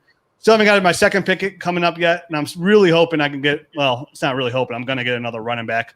My whole strategy for Scott Fishbowl is just pound the running back position. As long as if they're there, I'm just going to keep grabbing them and just really fade wide receiver. I think there's some really good tight end value late in this draft that you can get guys like Hayden Hurst, who should be targeted heavily in the Atlanta offense. Could see a lot of first downs. Again, is Austin Hooper the best fantasy tight end? No, definitely not. But that scheme targets the tight end a ton. Then some up-and-coming guys, even like a guy like Dallas Goedert possibly might be good value late. Mike Gesicki is going to be pretty good value later in the draft. So to me, my whole strategy for Scott Fish is just, like most analysts, fade wide receiver, man. Just fading it. Let me ask you guys your opinion. So I picked at the 101, took McCaffrey, and I have another person who picked at the 101 and just sent me a DM, and he told me this was his dream start. So at the 2-3 wrap, he was able to get both Watson and Wilson. So he went back to back quarterback, but he got two legitimate quarterbacks. And I don't have any intention on going two quarterbacks there, but I think it really might be hard to pass up two guys like that. And I know, Rich, you're saying you want to pound the running back, but if you're staring down a barrel at two guys like that in a super flex, I mean, do you feel like you have to pull the trigger? I don't feel like you have to pull. Here's the way I look at it, guys, is like with how many flex spots you have in that league, with all those extra flex spots, there's 12 teams in the league. You're almost guaranteed to get two quality quarterbacks, like decent quarterbacks. And I'm willing to roll with those first down markers, guys like Daniel Jones, whose athleticism is a little bit underrated.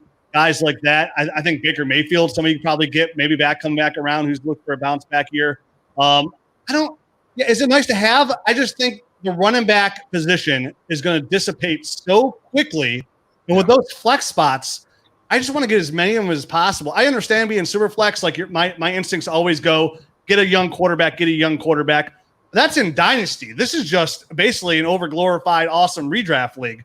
So I'm okay with, like, at 1-1, you got to wait a long time to come back, but maybe grab one of those guys and still grab a running back, because what's going to look worse when it comes back to you, Sal? The quarterback position or the running back position? And it just feel like, with the waiver wire and everything like that, it's just I'd rather have locked up as many of these guys at the running back position early, because you're going to be able to grab wide receivers off the waiver wire. You're not going to be able to probably grab a quarterback unless like somebody goes down. You can probably blow your load on a backup quarterback. It happens every single year when you save all your waiver wire, your blind bid dollars, fab dollars for the quarterback. Every strategy is different. To me, I felt like going into it with the completion, getting a -1 point for incompletions, that, okay, I got to grab a guy like, Drew Brees really early. But the more I looked into it, just that running back position, if you really look at it, it disappears. Goes away quick when it comes to quality. With all those flex spots, if there's one position I want to fill up that flex spot with, it's going to be the running back position. So I think whoever has the most abundance at running back, and of course you grab those guys off the waiver wire later, I think it's going to benefit them down the road. Yeah, and that's why I'm asking you guys, because obviously I got that coming up, so I'm just grabbing opinions, and that's some solid input. So I'm glad it's hard for every league, man, because every draft is different. You'll see some. I've been in Scott Fish Bowls where the quarterback gets pounded early, and then I get some where it fades. So you got to kind of play each league how it comes. Like, don't go in with a set strategy, but play like the draft how it flows to you. Obviously, Sal, there's a big rush at quarterback coming to you at that, your two turns, and yeah, maybe do pull the trigger on quarterback, because all it's doing is pushing those running backs back down. Each league, each division is going to be different, man. It's just, everybody asks me like, hey, what are you doing for Scott Fish Bowl? I'm like, I'm just going to play it how it comes, man. I'm not going to make any set strategy. Let's just see how it comes and plays out. Yeah, I never had the set strategy. I had the 112 1 year. I think it was 2017, and I went back-to-back quarterback at the 112 and the 2-1, and my team sucked. And it was Breeze and it was Brady, and it still sucked. They both didn't have their best years that year. So I haven't been a get two quarterbacks early guy in the fishbowl since the last 2 years, and 2018 was actually my best year. So, yeah, I appreciate the input. Kevin, Steve? What? Doing a pod. What? Any questions for Garrett and Rich? Yeah, no, I mean, we're obviously talking about fading the wide receiver a little bit, but I see Michael Thomas being the guy that's really just going early in the first round. Is there anything that would make you guys want to take that? I mean, usually 109, 110 is where we're seeing him. I don't think I could do it. I was 109 and I couldn't pull the trigger on it. I ended up going Kittle myself, but I don't think that. But there are a lot of people that are pushing it, mostly because of three wide receivers being an issue, and those kind of things. So, well, I know for me, it would take him falling. It It would take him falling into the second for me to really consider it. And it's only because of the gap between him and the next best receiver from last year. But it's tough to say that that's going to repeat and continue. But for me, I've been fading wide receiver hard. I even did a mock yesterday. And in the 8th round or later, and these were all the Scott Fish settings, in the 8th round or later, guys like Cortland Sutton, Stephon Diggs, Jarvis Landry, Keenan Allen, like there were all of these really, really talented wide receivers that I could start plucking around 8 and 9. And so at that point, when you look at that crazy value, that just emphasizes for me that I want to walk away in my first 6 rounds or so. I want to walk away with a minimum of 3 running backs, if not 4 running backs. And I'd like to get my 2 starting quarterbacks in those top 6 rounds. And then kind of from there, I'll fill in, Rich mentioned some tight ends that he likes later. Another guy that I know that he likes as well is Jack Doyle is another one that could be a good one to target at some point. Oh, that's a secret. My bad. So, yeah, I think for me, it's I would not be shocked if 6 out of 6 picks are either quarterback or running back for me in those top rounds. Yeah, I'm not trying to get overly bonerlicious on guys what they did last year. You know what I mean? Like Michael Thomas crushed the wide receiver position last year, but I mean, he had a record year, all-time lead in receptions, everything that just boiled down perfectly for Michael Thomas. So it's hard to ever expect somebody to do something that's never been done before. It's not like Barry Bonds broke the home run record, juiced up a little bit more and came back and broke it the next year either. It's just, these are outliers. So for me, I'm not getting super excited, but I love Michael Thomas. That does not take it back here. But if you're drafting him to expect what he did last year, you can't expect that. They just brought in Emmanuel Sanders. Emmanuel Sanders is a fantastic route runner. Drew Brees is going to see that. Jared Cook started taking an uptick on the second half of last year. You bring Alvin Kamara back. We look for him to catch more passes out of the backfield. So all that just pulls away from Michael Thomas a little bit. And is he good value? Yeah, but is he any better value than Devontae Adams? Is he any better value than Tyreek Hill? When it comes to that position, like Garrett said, you look at round 8, you get guys like, I guarantee I'm going to look at guys like Jarvis Landry and Robert Woods, my 2 most, not only the most underrated players in Dynasty Fantasy Football at the receiver position, but just underrated in fantasy altogether. I mean, Jarvis Landry, wide receiver 1, has finished as a top 16 wide receiver 99.9% of his career. Robert Woods, wide receiver 13 last year. And these are guys that people are just going to fade for some fancier names, but they're going to be peppered with targets and catch a lot of footballs, efficient targets. So, yeah, Michael Thomas is nice, but, again, addition by subtraction. You take Michael Thomas, now you're missing out on Joe Mixon. You're missing out on Dalvin Cook. You're missing out on Nick Chubb. And, yeah, your one receiver is looking good, but where are all those running backs you have on your roster when it comes down, definitely with COVID and how many people are, possibility people missing time, it's just you're going to have a way easier time picking up wide receivers on the waiver wire and using your fab on that than any other position in the league. It's just supply and demand. It's like how does the economy work? Supply and demand. I feel much comfortable getting Jarvis Landry, Darius Slayton, and Preston Williams as my receivers and rocking with those 3 guys, then offer high upside, than grabbing a Michael Thomas and then hoping that Matt Breida or Justin Howard gives me wide receiver 2 numbers and bust out a lot of first downs. So speaking of supply and demand, as you guys both mentioned kind of quarterbacks, and Garrett, you did mention quarterback in the first 6, and Rich, I think you were kind of on the same similar plane. But is there, a lot of quarterbacks out there this year as well. So is there any later round quarterbacks that you would consider sort of maybe grabbing one stud that you're confident in, and then waiting a little bit longer to grab some extra running backs, or maybe sneak in a wide receiver or tight end there?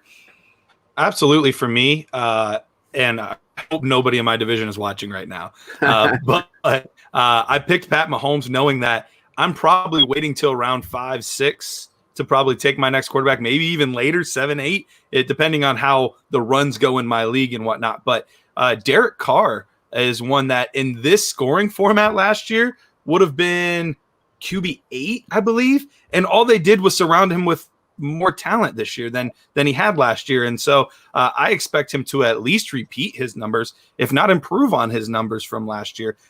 He's the type of guy, another guy, if you wanted to get real risky, I'd have no problem pairing up Tua Tagovailoa with Ryan Fitzpatrick at some point. Fitzpatrick's not as great in this format, but he's fine for a third quarterback to make sure you have one. But Tua is crazy accurate. And so he's another one that could potentially get some numbers that you could take, round 6 or later. Yeah, I love the Derek Carr pick. He's going to go super late, but could be super efficient. Definitely with the guy, having the 2 young receivers, you're going to have a lot of design plays for them to get the balls. Like guy Henry Ruggs, you just want to get the ball in his hands. I think Ryan Tannehill is going to be pretty good value. If you take him last year, he's just really efficient. Was QB 8 on the year for that. So I like Ryan Tannehill. I expect Baker Mayfield to have a bounce back year this year as well. So I think there's really good value in quarterback as long as the guys are efficient. A guy like Ryan Tannehill, he put up those big numbers because he was really efficient with the passes he threw, even though they're a run-first football team. So that's what we're looking for, efficient quarterbacks. I'm really curious what Teddy Bridgewater does in this Joe Brady offense, having guys like DJ Moore, Robbie Anderson, Christian McCaffrey. I mean, those dump-off passes to guys like Christian McCaffrey, same thing with Daniel Jones with Saquon Barkley. Those are going to add up real quick in this Scott Fishbowl. So I think guys are uber athletic. They can run for first downs. Guys like Daniel Jones, Ryan Tannehill, the former wide receiver. You mentioned Derek Carr, who's only 28. I think that's really good value later for your number 2 quarterback. All right. You had mentioned him earlier and you wanted to keep it a secret, but I cannot allow that because I too love Jack Doyle. So why does it seem like year after year, he is always this guy that is so far down the list, but he just seems to produce and seems to be that solid guy year after year. Now they're getting Phillip Rivers in there and somebody who's known to target the tight end quite a bit. He's had a couple good ones in LA before he moved into Indianapolis. So what is it that you like about Jack Doyle so much? Targets. That's it's like a running back. What do you love about that running back? Oh man, he gets a boatload of carries. That translates to fantasy football points. I'll take it. You mentioned Phillip Rivers comes in. That guy's arm's not what it used to be 5 years ago, 10 years ago. So he feels really comfortable with that system, with dumping off the tight end. Jack Doyle is going to see 115 targets in this offense. You got T.Y. Hilton, who's a nice, he's a little bit older. He's not washed up by any means. And then you're going to count on Michael Pittman Jr. or Paris Campbell, 2 unproven guys. Phillip Rivers is going to rely on that safety net with Jack Doyle, who just really produces when given the opportunity. I look for Jack Doyle to easily catch 75, 80 footballs this year in that offense with that offensive line, giving Phillip Rivers the time that he needs to dump that ball off with his little arm. So to me, it's just it just comes to it's like anything. Who are we drafting? Who do we predict to score the most fantasy points? Right, that's the whole point. Like playing against ADP and value. And Jack Doyle is just one of those guys because he's been banged up the last couple of years that people are just fading. And he's going to be somebody that's going to be heavily targeted, high production in that offense. Rookie running back who does not catch the football well whatsoever. I know they got Nyheim Hines, but I think Jack Doyle could easily lead that team in targets this year. Well, hey, I'm not going to appreciate the Jonathan Taylor slander, though, all right? Let's chill out on that. He doesn't catch the football well. He doesn't catch it poorly. A 16% drop rate is pretty poorly, if you ask me. Here. Guys, every week I'm going to drop my money on 12 plus 1,200 on Mo Alley Cox to catch 1 touchdown. If he hits once in the first 12 weeks, I win money. So he's always a high number just to catch a stupid touchdown. But that's not asking much. He's a big dude, man. Yeah, the guy is big, and he's definitely a target. I like him to be a red zone threat on that team, but obviously not what Jack Doyle could be in that offense. Guys, we got a few more minutes left. I'm in on the Browns and their weapons this year, so real quick, explain to everybody why it's going to be a much different season this year for the offensive weapons in Cleveland. I mean, there's a couple really big reasons. One, we got Freddie Kitchens out of there. I mean, I can't remember. Well, I would say I can't remember the last time we've had, such an incompetent coach, but we had Hugh Jackson the year before. So, you have that. But we have a good offensive mind now in there, a guy that very much so seems capable of leading the team. But one of the biggest holes, even something that I can't even put on Freddie Kitchens is our tackle position was terrible last year. Off both right and left tackle was in really, really bad shape. And that was that had a lot to do with a lot of Baker Mayfield's woes. We added arguably the top right tackle that was available in free agency. We took a left tackle in the first round of the NFL draft. So we really solidified that position. And then honestly, there was a lot of bad luck. Jared Wackerly, who's one of the guys that works with us at Dynasty Nerds, he put together a video of all of Baker Mayfield's interceptions through like the first 12 weeks or something like that. And it was roughly 70 to 75% of those were off receivers' hands. So, I mean, it was just one of those things that could go wrong with this team, did go wrong. But I fully expect there to be more efficient targets in the passing game, Baker Mayfield to be better, and a much improved offensive line for Nick Chubb and Kareem Hunt to run behind. Yeah, like Garrett said, Hugh Jackson was just a bad coach, and Freddie Kitchens was an incompetent coach. They would practice things during the week, and then they would just do something else when it came time to play the game. Tim. So if you look at Baker Mayfield's stats with the scripted plays, highly efficient. If you look at Baker Mayfield off of play action, highly efficient. After that, it was just terrible. But you also look at the interceptions. A lot of it was just, when you look at a player and Baker Mayfield's telling Odell Beckham where to line up on week 16, that's on coaching. That's coaching. So, of course, you're going to have a lot of interceptions. I just look for this offense, what Kevin Stefanski did in Minnesota, to be a high, efficient play-action offense that Baker's going to strive in. And his targets are going to be efficient. And when you have efficient targets going to guys like Jarvis Landry and Odell Beckham, that's going to lead to high production. You have one of the best running backs in the game in Nick Chubb behind what should be a vastly improved offensive line with Kareem Hunt as well. There's just, to me, it's kind of like almost like the Drew Lock argument, where Drew Lock's seen this meteoric rise because they've surrounded him with so many weapons. To fail with the weapons that Baker Mayfield has around him, he just has to be an awful quarterback. And anybody that plays Dynasty and puts time into college football players, they know that Baker Mayfield is not an awful quarterback. He suffered from a bad scheme and a bad system. I think Steve's going to go with breaking news, Steve. Is that what you're going to Yeah, since you got the Dynasty guys on here, Adam Schefter just tweets this out. Chiefs and QB Patrick Mahomes have reached an agreement on a 10-year contract extension that ties him to Kansas City through the 2031 season. 10 years. That's a big one. That's a big one. He got himself that John Gruden money. $1 billion? That's crazy. Has the NFL ever seen a 10-year contract? I don't. For that's got to be a first, right? Not out of a player, I don't think. I think the longest I've heard of is like 7. Dude, whatever they pay him, Pat Mahomes is the best quarterback I've ever seen. He's the best quarterback I've ever seen.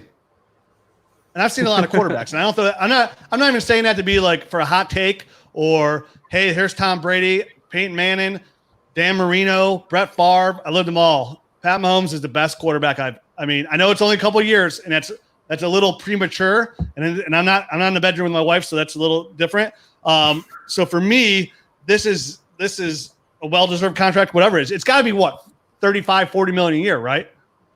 Yeah, what was the number? I didn't see the numbers. All I saw was they reached an agreement on a 10-year deal. I don't know if the numbers are out yet.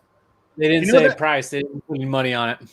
Dude, 10 years. You have, as a football fan, you have to be ecstatic about that, because whatever it is now at 40 million, 6 years from now, that's going to be such a bargain for a guy like Mahomes. Yeah, really true. All right, fellas, we're up against the clock here. We got our next guest waiting in the wings. Really do appreciate you guys joining us one more time and helping us, get through these 24 hours and help to raise a little bit more money by donating to get those Garrett game films put out there. So we cannot wait to see that. Please tag the @SFB Podathon Twitter account with that. I will. And guys, tell everybody one more time about what's going on with the Dynasty Nerds. Go ahead, Garrett. Yeah, we like Rich said, we got an awesome tool coming out. We have some great stuff on our website. We have our rankings. We have the film room, so you can go in there and watch tape. We have the Nerd Score, which evaluates just prospects individually or independently from their team. And we have one of the best Dynasty podcasts out there. So that's what's going on for us. All right, fellas, enjoy the rest of your Monday night, and thanks again. We'll speak to you soon. Appreciate it, guys. Appreciate you guys having us on. Thanks. Whew. Somebody said when it's just the three of us, our heads are way too big. True. How is this? Well, guys, I feel like the voice is starting to go a little bit. I don't know about you, but I'm definitely feeling my voice starting to get a little bit of strain here. So we got 5 hours 5 hours left to go, guys. We made it through 19 full hours. 5 hours means 10 more sets of guests. It sounds like we've gone a long way, but god dang, we still got a long way to go. So far to go. This guest is brought to you by Nordic Football Guys, the largest and most respected fantasy football platform in Finland. The mission at Nordic Football Guys is to continue to grow fantasy football on a global scale. Their flagship podcast, The Nordic Football Guys, hosted by Hayden and On T, analyzes and provides a different perspective on redraft and dynasty fantasy football with creative episode ideas, banter, and great guests. The Nordic Football Guys even sprinkle in breakdowns of football in Finland, presenting a unique side of football most have never experienced. Follow at NFG Pod and listen to the Nordic Football Guys on your favorite podcast platform today. They are also brought to you by, I got to go back one more. Also brought to you by the Dynasty Rewind, a fantasy football podcast that entertains and informs listeners with the best rookie breakdowns in the industry. The Dynasty Rewind team at Nate NFL, Nate Christian, at Chev Boyd. It looks like Chef Boyd RD, but the way it's spelled is ChevBoyd, Chevin Noon, and FF Porkman, Philip Simmons, and the M Bauer 85, Michael Bauer, will help your redraft, dynasty, and Devy teams with a touch of humor, humility, and above all, honesty. If you like winning, find the Dynasty Rewind across all of the major podcast networks, and you can do it in style with the comfiest shirts in fantasy. Enjoy the Dynasty Rewind podcast today, and remember, be kind, please rewind. Guys, something I haven't changed in a little while, and I guess when we switched over here is these banners. So I got to actually put those banners up, find who the heck is sponsoring this hour and put that up. But before I do that, let me bring in the gentleman from goingfor2.com, Mr. Jeff Lambert. What's up, man?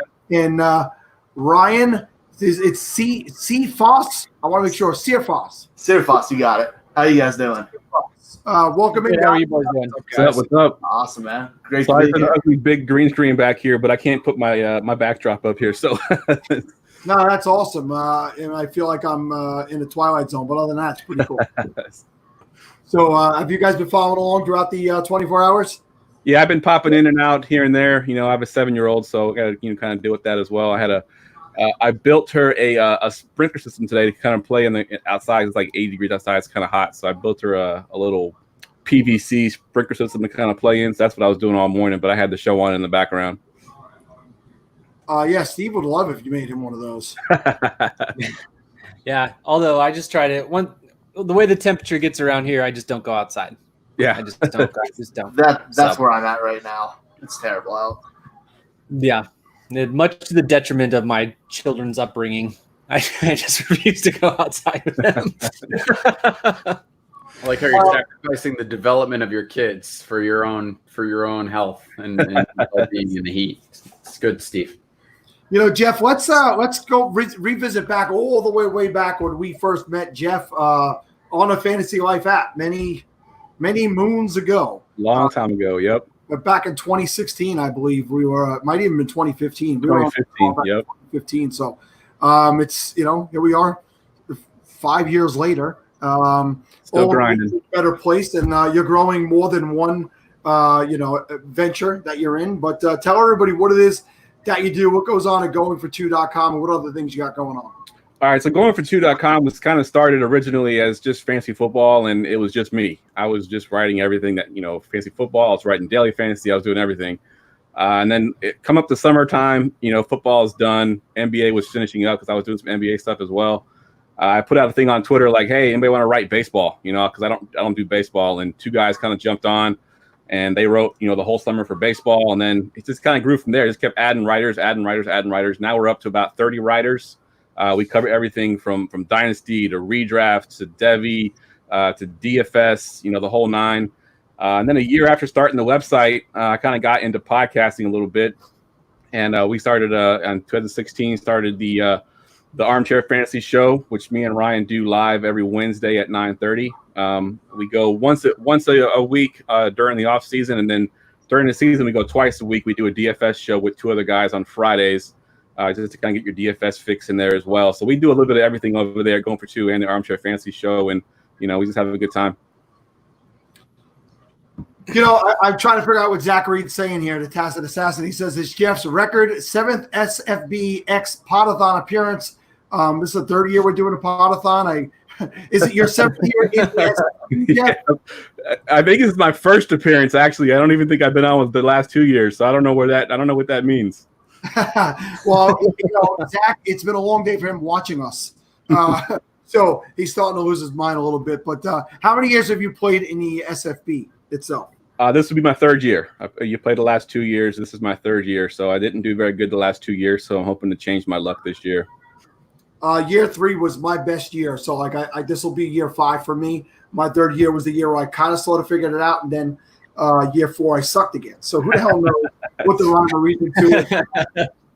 Yep. And what about you, Mr. Fox? It's my 3rd year in it as well. I think me and Jeff kind of started at the same time. I might have been the one who told him about it, actually, which is super weird because he's been in the fantasy football world a lot longer than me.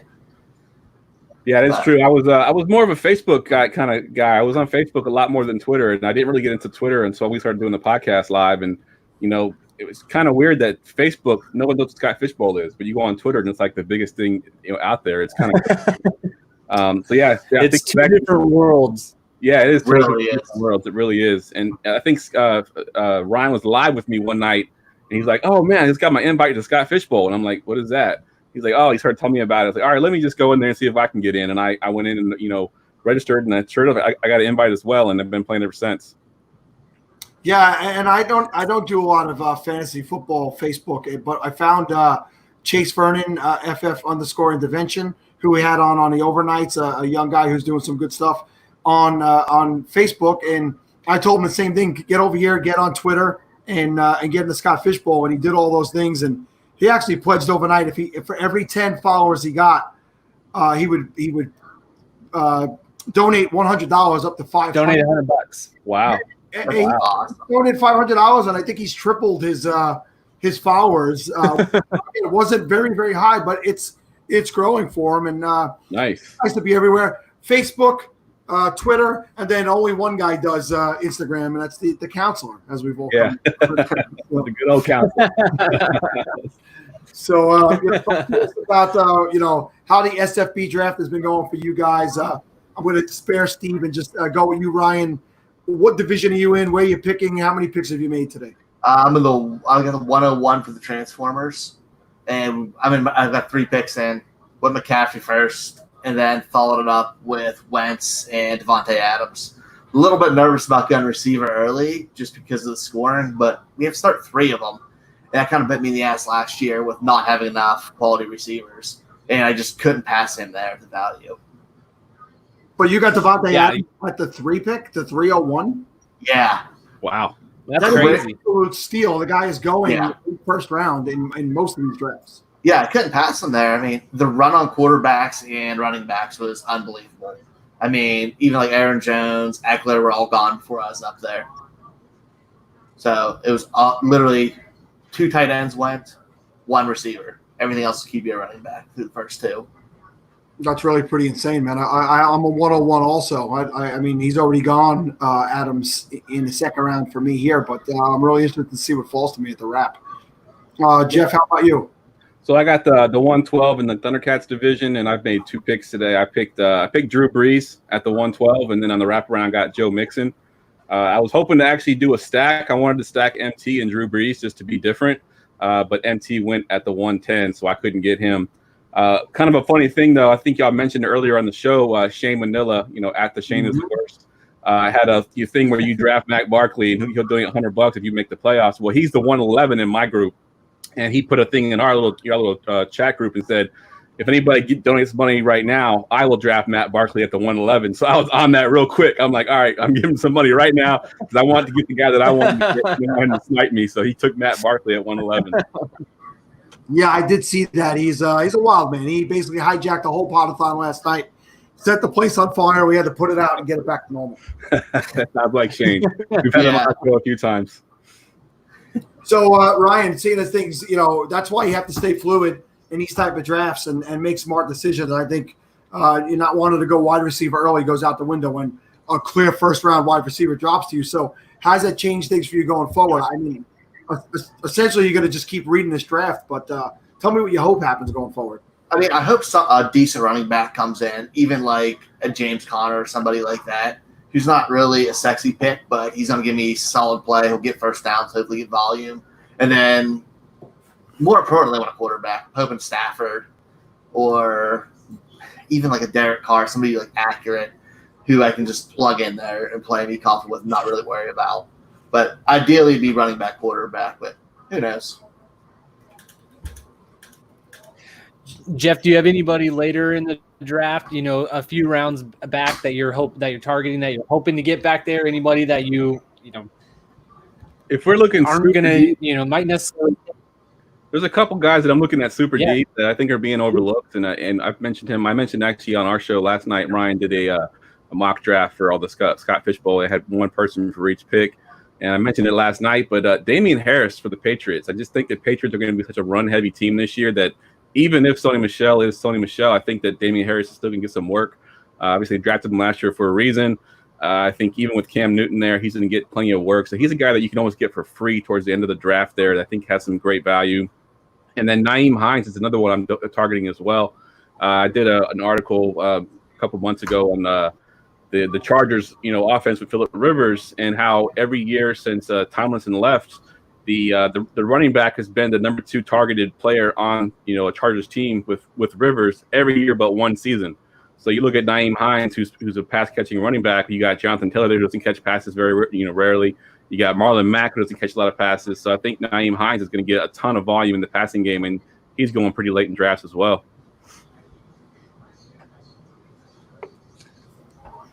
Some late guys. So talk to me, guys, about who do you guys who's your teams when we're not doing fantasy football?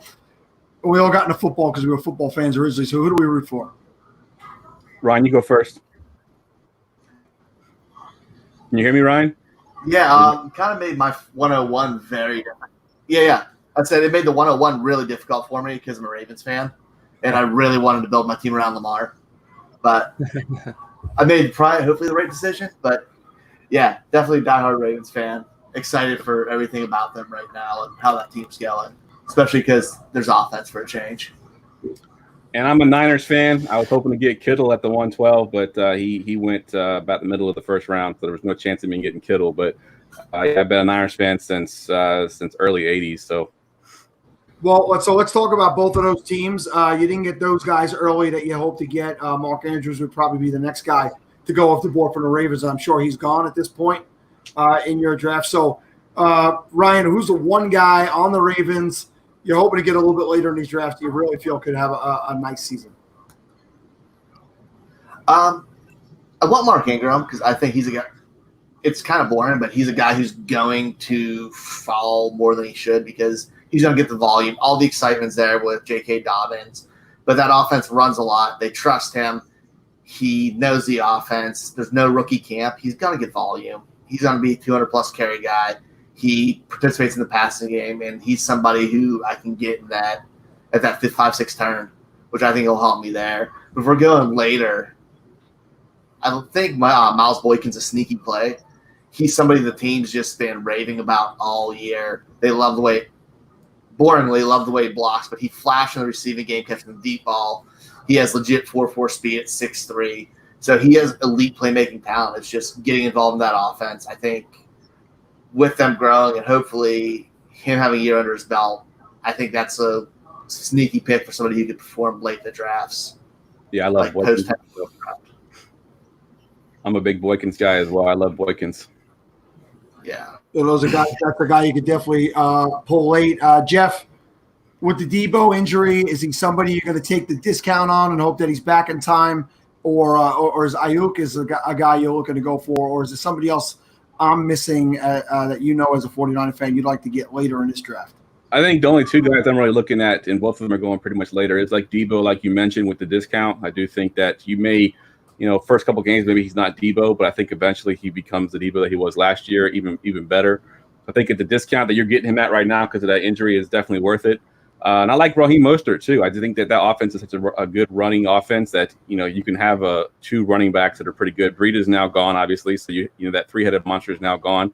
So now it's a two-headed monster with Tevin Coleman, and Mostert showed last year that he can carry the load. I think that he's going to be the guy. As much as the guy can be in a Shanahan offense, I think that he's the one that will get most of the touches. And he's exciting. I mean, even last year when I'm watching him before he became the quote-unquote starter.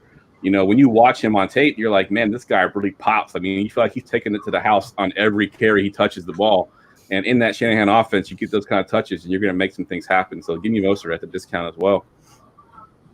Yeah, I was going to ask about him because he seems to be one of those guys that on Twitter, you either love him and he's going to win your league, or you hate him and you're not going to touch him and you want nothing to do with him. You're never going to take him. So It's good, someone that watched that team a lot to give him that little boost of confidence. That's something good right there. Hey, we haven't talked about Cam Newton in a while.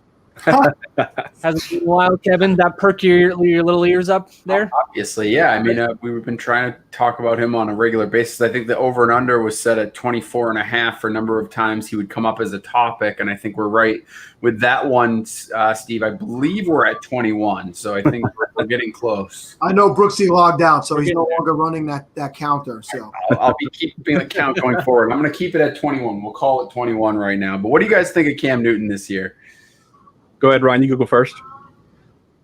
Yeah, I think he'll be fine. I don't know as much for this scoring but he's a playmaker. He's shown he can do it with throwing to a who's who of scrubs, where he's having his best seasons with Devin Funchess as top receiver, and then he has that rushing upside, which helps the Patriots. It works well with what they do. That team wants to control the football.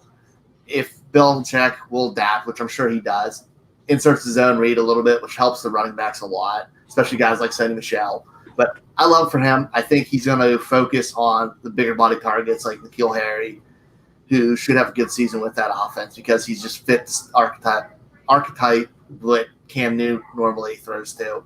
But I think he can be a mid QB2, maybe a little bit upside here or there on a week-to-week basis. But he definitely has the upside where he's not completely washed yet. He just was injured. Yep. Yeah, I just kind of echo his sentiments too. I think the same thing with Cam. I think in Scott Fishbowl, and maybe not so much because of the efficiency for Cam Newton's not there. But I do think he's a solid quarterback that's going to do some good things there with the Patriots. And N'Keal Harry, definitely Arrow pointed up. I think he fits that Kelvin Benjamin, Devin Funchess type of role. I think that Cam Newton like those kind of guys. He's not very accurate, so Harry has that huge catch radius that he likes. I do think a little bit stock down on Edelman a little bit because he's the underneath guy running those precise routes, and Cam's not really the precise kind of thrower. So yeah, N'Keal Harry is definitely something I'm looking to get late in drafts as well. And Cam Newton, like I said, probably not in Scott Fishbowl, but in my regular type leagues with one quarterback, he's definitely a guy going late that I take a chance on. Yeah, I wonder about the downgrade to Edelman. I mean, obviously, like you said, that's not exactly Cam's strong suit, but at the same time, Edelman's, he's Edelman. It's all they have, right? Harry, I like him a lot as a long-term project, but he's not there yet, and particularly losing a lot of his first year with injuries, he's going to take a while to develop. But. So Edelman's gonna get targets. He has to by a product of being the only viable receiver in the offense. So I do think that Edelman's value being so decreased mostly because a lot of these people in Scott Fishbowl are dynasty players to begin with, and then on top of the fact that that people think the Patriots offense is going to be downgraded, he might be a value in this format. Actually, if you can get him really, really late, he's going to have a couple of weeks where he blows up and has 10 catches. It's just going to happen. So. I like Edelman, particularly late. I'm curious to your thoughts on the tight end position there, because Cam loves his tight ends. Is it going to be what's his name? Devin Asiasi? Is that how you say his last name? That is his last name. I'm more of a Dalton Keene fan, but I think the problem with these guys this year is that neither of them are going to be ready. They're neither of them are top flight tight ends, as most of the guys in the draft this year weren't top flight tight ends. So I think that Keene is my project long term. That I think he might end up succeeding, but I don't think either of these guys are going to be too much this year. I mean, you said it yourself. N'Keal Harry's the big body. He's the guy that can box out. He's the guy that can get make the contested catches. So I think they're going to use him in the, for lack of a better term, Gronk type role to do the type of things that Gronk did. And obviously this offense is going to look different anyway. But I think that's where you're going to see Cam lock into Harry in that sort of way, because Harry can play that type of position. Yep, I agree. The one thing you mentioned about Edelman, which we and Jeff kind of talked about on our podcast last night, was him being a value in this because everybody's dynasty players. That's a mistake I made early in Scott Fishbowl, and I think a lot of people do. Those boring veterans, man, everybody skips them because they want the new rookie running back, new rookie receivers who are just not going to produce right away. Yep. And you bank on that. That's like the one thing we were talking about last night. I'm kind of like completely against it this year. There's maybe one or two rookies I want, but I'm shying away from them hard. Yeah, there's some guys like Marvin Jones Jr. in Detroit. It's kind of the same sort of thing there. I think he's going to produce there in Detroit, but he won't be the popular pick there. But it's kind of getting in those late picks there. It'll be the rookies going in that range there, and I'll take Marvin Jones Jr. all the time. Yeah, Marvin Jones is a guy we brought up a lot over the last however many hours we've been doing this. Just because I mean he's good value. You got Robert Woods is another guy that will frequently get overlooked, even though he produces year in and year out. And just that Robert Woods is going 2 rounds after Cooper Kupp in most ADP do you find, and then Robert Woods is, in my opinion, is the wide receiver 1 in that offense. I mean, Steve loves him. We all love Kupp. I mean, we love what Kupp does, but I just think Woods is going to be the better wide receiver there, and you can get him cheaper. It's crazy how 1 year makes a difference. Last year it was like, who's the one? Is it Cooks? Is it Robert Woods? Is it Kupp? Now Cooks is gone. There's only 2 of them left there, and we're like, oh no, now we're down on Robert Woods. Like what happened from last year to this year? I mean, they had a bad season, as far as fantasy goes, but I mean, it wasn't that bad. It wasn't to the point where you drop them down 2 rounds below the other guy. It just doesn't make sense to me. Cooks is another guy that I think presents a value. I mean, obviously there's risk associated with Cooks, but I mean, if the guy's healthy with Sean Watson throwing him the ball, I think that could be a very good combo. So especially if guys you got around him that can't stay healthy. You know what I mean? Like you got Fuller there, everybody else that can't stay healthy. If Cooks can just stay healthy, he'll be fine. Yeah. His injury concerns are kind of blown out of proportion. I mean, yes, last year was there, but he went 5 years in a row with playing 16 games. Yeah, I mean, he got knocked out in the Super Bowl, which is watched by everybody, but he's played. Yeah. He's been on the field. Yeah, the concussions concern everyone, obviously, because you're more prone, right? I mean, that's the issue with it. It's not just, the more you have, the more likely you are to get them, and I think that's what scares people. So, yeah, but yeah, you're right. I mean, he was fine up until he's little. He's little. Yeah, but he was every time he gets hit, he feels like he dies. Was it 5,000-yard seasons in a row or something like that to start his career? I mean, the guy different teams too. On top of that, yeah, flat out produces. So. And he's got another really good quarterback, and this one loves to throw deep. Yep. I love the combo. All right, I got a question for you guys.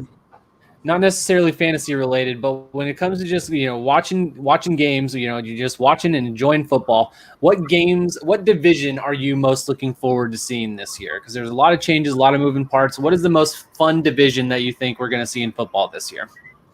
I mean, it's got to be the NFC South, right? I mean, that's like the division right there. You got Tom Brady, you got Drew Brees, you got Carolina with Christian McCaffrey. I mean, it's like that division is loaded. I mean, we're doing a division preview of that this Wednesday coming up, and what we do our previews is we do a mock draft of that division. You can only pick players from that division, and that's going to be a loaded mock draft. I mean, we're going to have guys that are just unbelievably undrafted guys are going to be going out of the division because I think it's going to be an exciting division. You even have Atlanta. I mean, Atlanta's going to be good. They got Todd Gurley there. You know what I mean? Like, it's going to be exciting to watch that division for sure.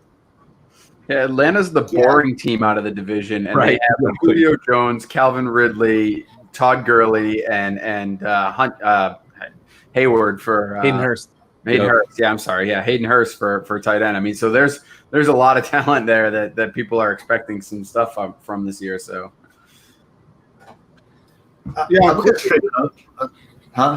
I was going to say, clearly we're fading over here, so don't mind us if we. Yeah, I can tell y'all been going.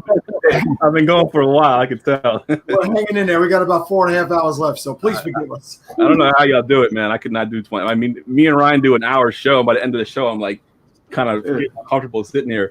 Y'all been doing for Yeah, we did. hours now. We live streamed the NFL draft, and that was rough enough. For the Yeah, that first was round. a 4 hour first round, and I was struggling. I actually went out. My birthday was in June. I bought myself a brand new chair here, so I'm sitting kind of comfortable. I got an old chair, and I was like, I got to upgrade my chair, man. This is getting too old. The chair is cannot be underestimated. Yeah, 100% agree. There's no chair that you can have for 24 hours that will feel good. I can guarantee that. Fair point. So just real quick, someone had put in the chat, I haven't seen a total or something along the lines of money. I don't know why it does this way in PayPal, but right now in the money pool, it's showing that we have $34,617.20, but there's an additional $506.46 for some reason in my personal account. That money is also part of the Podathon money. It's got to be transferred over, or it takes a little bit of time for the transfer over. So we're over 35,000. Matthew Berry still needs to match everything from the half hour that he was on.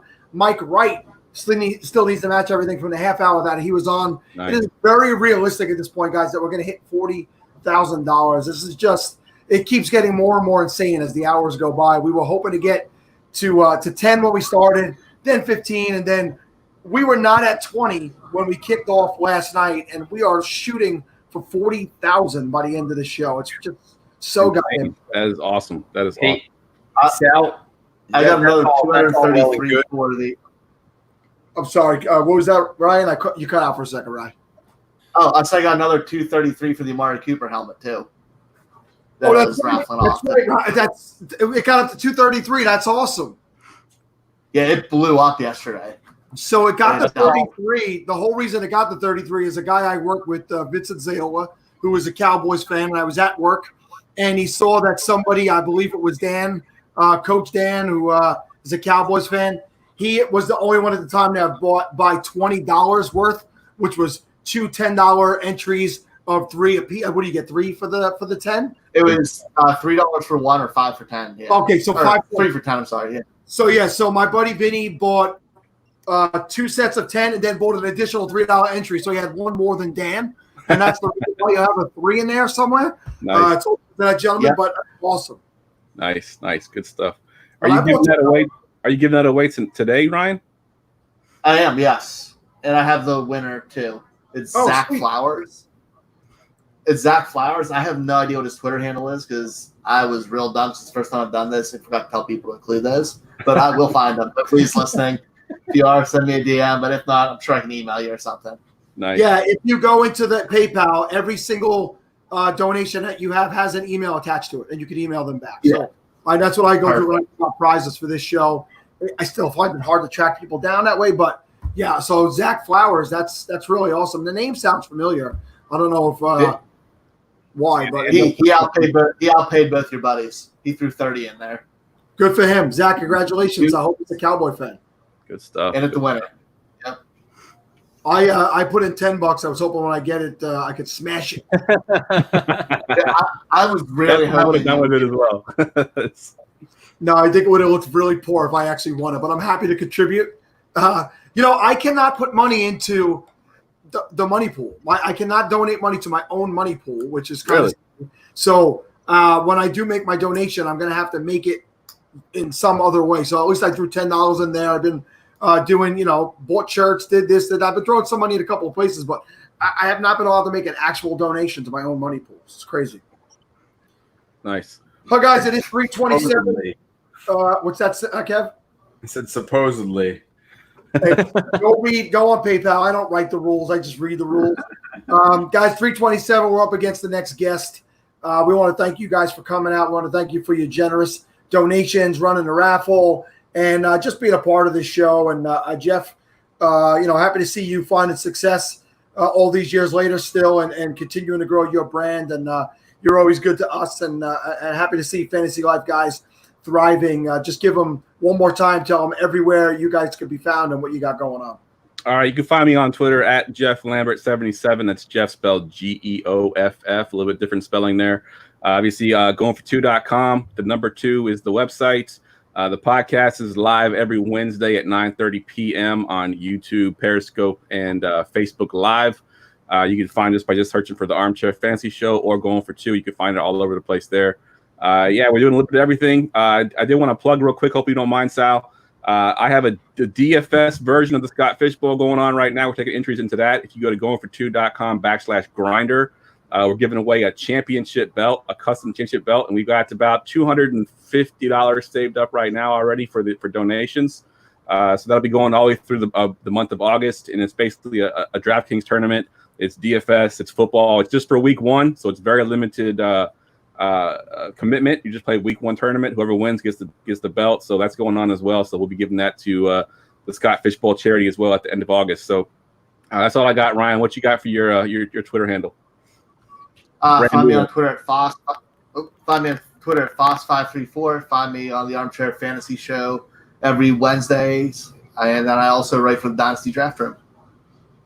Yeah, very cool, guys. We love to see everybody else get in their charity things out there. So absolutely, I'm happy you advertise that here. And I keep asking people, whatever you're doing, tag the SFB Podathon account on Twitter, and I will retweet everything. If it doesn't go out today because we're mixed up in a show, by tonight or tomorrow morning, I'll get around to retweet all that stuff out there and help with the promotion with that too, because this account is definitely blowing up this year as well. And any way we could help the people in the community furthering the word of charity, we appreciate it. So, guys, have a great night, and we'll definitely be speaking to you soon. All right, have a good night. Thanks for having us on. Take care, guys.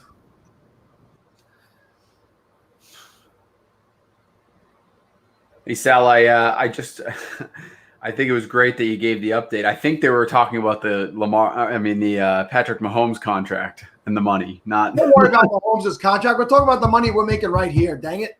Well, I understand that, but I'm pretty sure the question in the chat was related to Patrick Mahomes. Steve, I mean, Kevin, I'm calling you Steve for Christ's sake. I don't even know what's up from down. I got Goody over here who took too long to make his pick in the Matthew Berry draft, and Matthew was all upset. I got Luke Patrick staring back at me. I got a big old thing of red vines over here. It's madness. It's mayhem.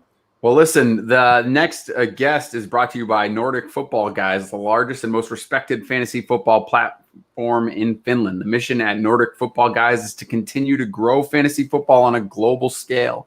Their flagship podcast, The Nordic Football Guys, hosted by Hayden and Auntie, analyzes and provides a different perspective on redraft and dynasty fantasy football with creative episode ideas, banter, and great guests. The Nordic Football Guys even sprinkle in breakdowns of football in Finland, presenting a unique side of football most have never experienced.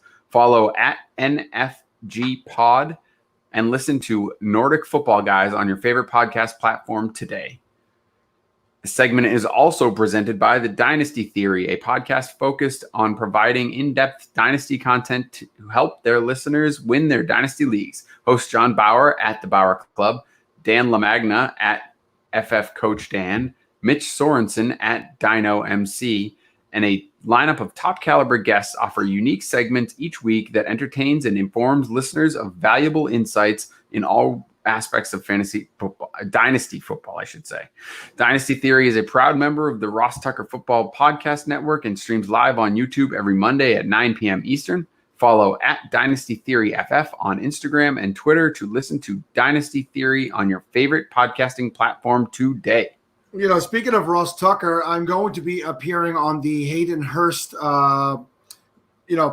It's a 16-hour Podathon. It's happening next weekend, hosted by Anthony Servino and Mike Huff, my buddy from out here on Long Island. And I'm going to be on at the same time as Ross Tucker. So we are going to be doing a 30-minute segment together, which is pretty cool because Ross Tucker is a guy I've followed for years, and it's pretty awesome. I see something very interesting in the green room. So and now he's gone, and now he's back. First, I'm going to bring in the upcoming guest. We got Matt Goodwin at Matt Goody 2, and we got the fantasy Doc OC in Luke Patrick, and these two guys are with Reality Sports Online. You guys, I know that your podcast is something with reality also, but I'm fading, fellas. I'm fading. So I'm going to have you guys tell us exactly what it is that you do and what the name of your show is. Guys, happy to be back with you. Goody did a great job buying some love. He's done it many times. The red vine staring us back. But yes, we are representing Reality Sports Online. Can't speak more. I don't know about you, Goody, but like this has been an awesome year for it. In the midst of us being tucked in at home, to have trades to make, to have drafts to do, because it's a year-round format based on the NFL salary cap. It's just been awesome. And I'm just thrilled to be back here. I'm so hyped for what you guys are doing. Congratulations on hitting all those money marks and doing a lot of good for the kids. Goody, what's up, buddy? Hey, haven't seen you in a while. Glad you had a good vacation. Sal, Kevin, Steven's making a sandwich. It's awesome. Someone should have sent some Uber Eats to you guys. Like I said, I thought I was starting a trend here, but I guess not. So you guys are just hopped up on red vines. But there's Scott too. Awesome. So first off, like Luke said, Reality Sports Online, great time to do it, especially during a pandemic. Like people say they don't have the time. Well, you have no excuses right now. And in fact, I really don't know whether I think maybe something got crossed up in the channels, but we'd like to give away a 12-team league to a new set of users. So I don't know what criteria our host would have for that, but we want someone to kick the tires on this year. We want Matthew Berry to do it. I mean, he gave us 15 minutes of free pub, like making fun of the fact that I live on the West Coast. And I'm looking at the timer here, and Matthew Berry's I took 54 minutes, and that's straight from bed to computer to making a pick to making a donation so Berry would match it to retweeting whatever you guys saw I retweeted in this time while you were catching me on that. So I took 53 minutes. He's on the clock right now. He did say he was going to lunch with the family. He's on an hour and a half, and he is back-to-back picks. Listen, I'd be careful with who you're calling out there, Goody. I know. He's the best. He's really been awesome in the chat room in that league, and I'm super grateful to Scott for putting it for the luck of putting me into the sorry division with one Matthew Berry. So you don't just have Scott here. You have under the dodging your blanket, Scott. DMs and emails all the time. Did you hear me? I talked over you a little bit, Scott. Go ahead, say it again. I said, Matt, mostly I'm just mostly I put you in there because I feel bad for dodging your emails and DMs all the time. No, I know you're doing a great thing with charity. We announced the pick last week. You saw we donated over $3,000 in the Reality Sports Online Writers League. Matthew did that awesome video that I think many of you've seen. Our guy Ryan Krawczyk, who's going to start being an analyst for us. You can find him at WhatGibbsHTTR. He kind of was the brains behind that. So Feeding America, the V Foundation, St. Jude Children's Research Hospital. I mean, that's what this is all about this year. So, this is, it's always nice for us to come. And I had a Kool-Aid Man costume on the other day. I love the Kool-Aid Man. Got the Kool-Aid Man Funko here. I guess if anyone's ever up in Seattle, in the Everett area, they have the Funko headquarters, and the flagship store is pretty cool in a non-COVID world. So, I'd love to host you myself and take you to that, especially those of you with children, and get a few adult beverages after. Nice. I know the one Funko Pop that they don't have at the Funko Pop headquarters. Yeah, I think I saw it a little bit earlier on the pod. Scott, that thing was pretty dang awesome, man. That was pretty sweet. Pretty sweet. I'm pretty jealous of that. Matt, just for your reference, I'm good for either of those times. I'm terrible at, right now. A lot of times my emails and DMs are just destroyed, and then I need to go look at my schedule, and then I forget, or I look at it and then I forget to get back to people, and it's terrible. No. What we'll do Thursday. We'll get you on All About Reality, and kind of guys. The name behind All About Reality, with Reality Sports Online being a salary cap league, I'm kind of like taking off some rap lyrics. So, in this case, it is about a salary and it is about reality. So I think those of you can make the connection. When I look at you two guys, the first thing I think of is rap. Really what comes to mind for me. Scott, we're about 6 hours into the drafts, and as everything smoothed out, everything's starting to run a little bit quicker on MFL, no more issues, no more DMs. Yeah, everything's it seems like everything's running a lot smoother. There are a couple people who apparently have gone over their 4-hour clock, the unofficial first round timer that I'm going to have to go check on those people. One of them we're probably going to have to replace because Ryan said he He DM'd him, he emailed him, and slacked him, and he's 5 hours in. So I think that guy's getting the boot. But I think there are only 2 of those, which is pretty dang good. For this many people to only have a couple issues, we had 1 at the start and then 1 now, or 1 or 2 now. That's really good for 1,440 people. I feel like people are engaged. That's like 6 standard deviations from the mean. That's awesome. Yeah, it really is. You would expect 1 every league or 2, but no, it's really good. Yeah, I think you've done a pretty good job over the years making your point and weeding out the people that will not be attentive to these leagues, and everybody pretty much knows what this is about. And hopefully, having this show on the air and having as many people check in these leagues lets people know that the community wants to move along. We want to get going. We want to have some fun. But we got these guys here. Let's talk to them about their Scott Fishbowl experience so far. Matt, as we've come to know, you're in the same league as Steve, Mr. Sid Skeet. You're also with Tony Reimer. I always say it both ways. Who's a falafel guy, and Matthew Berry. And I think the fantasy stoner in there too. He was on the show earlier today. Yeah. So we've had almost everybody in that division at this point. What was your pick, and who did you take? Sure. I had 1.07, and after a little prodding and whatever, I took Dak Prescott. I was debating between him and Kamara, and I took Kamara last year, so I figured I'd get a running back at the turn, and I got Nick Chubb at 2.06 in the second round. So I'm overall good, and I think the Steven kind of in the back end of that drafted 2 quarterbacks in Kyler Murray and Deshaun Watson. So I think a lot of quarterbacks kind of went earlier than anticipated. So I feel okay about it. It's been a little different in some of the leagues. In another division, I had somebody send me. They had the 101, and at the 2-3 turn, they got Russell Wilson and Deshaun Watson all the way at the 2-3 turn. So things have really been. It's been very interesting. I saw some leagues where Lamar Jackson went 2 or 3. Some leagues where he went late in the first round. It's always interesting, especially as Scott expands this every year and there's more and more leagues. Just the variance that you see in these things. Luke, how about yourself? What division are you in? I'm in the risk division, rocking it a little bit behind me here. Got some love for my division. I have Izzy Elkafas kicked us off, albeit very slowly this morning. We just waited for hours while Izzy did whatever he did, and we'll have Kevin talk to him. Yeah, and then we have Pete Overzet in the division too. He's been funny, TikToking and making all the teens happy out there, the youngins. So, but that's it's been a good division. We had 2 quarterbacks go right off the bat, 2 go at the turn. We still have not had a wide receiver selected, and we're like 4 picks deep in the second round. Even Michael Thomas, I think if I did that right.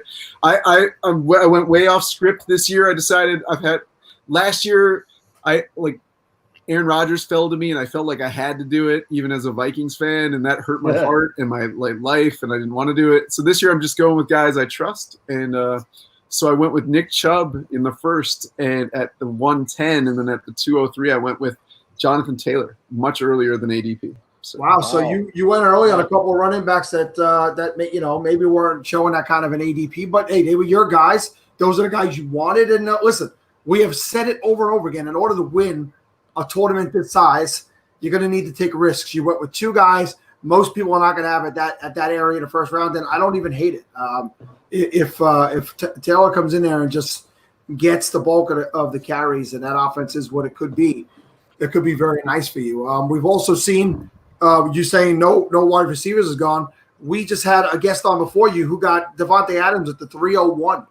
I don't think he's made it out of the early part of the second round yet. So in our division. I was going to say in Matt's division, Matthew Berry in this exclusive 101 chat that you're not in, Sal. He was just mentioning he's highly considered, like he's on the corner right now, and he's talking Devontae Adams. We all think he probably should. I can't believe the guy who's running the SFB Podathon was left. I'm going to have to talk to Curtis Patrick. I gave him a 9 o'clock spot, Curtis. Oh, man. Nice. So there are 2 in Sorry division in this block. That's crazy. That's pretty good. We had the Fantasy Stoner, Fantasy FB Stoner on earlier. He was in there. Of course, Matthew is in there. So it's a very popular SFB Podathon division. Yeah, I think that one I very specifically made like half fans, half analysts, where most are like 8 analysts and 4 fans, just to get a few more fans in there with Matthew, and they're still getting on here. It's pretty nice, pretty cool.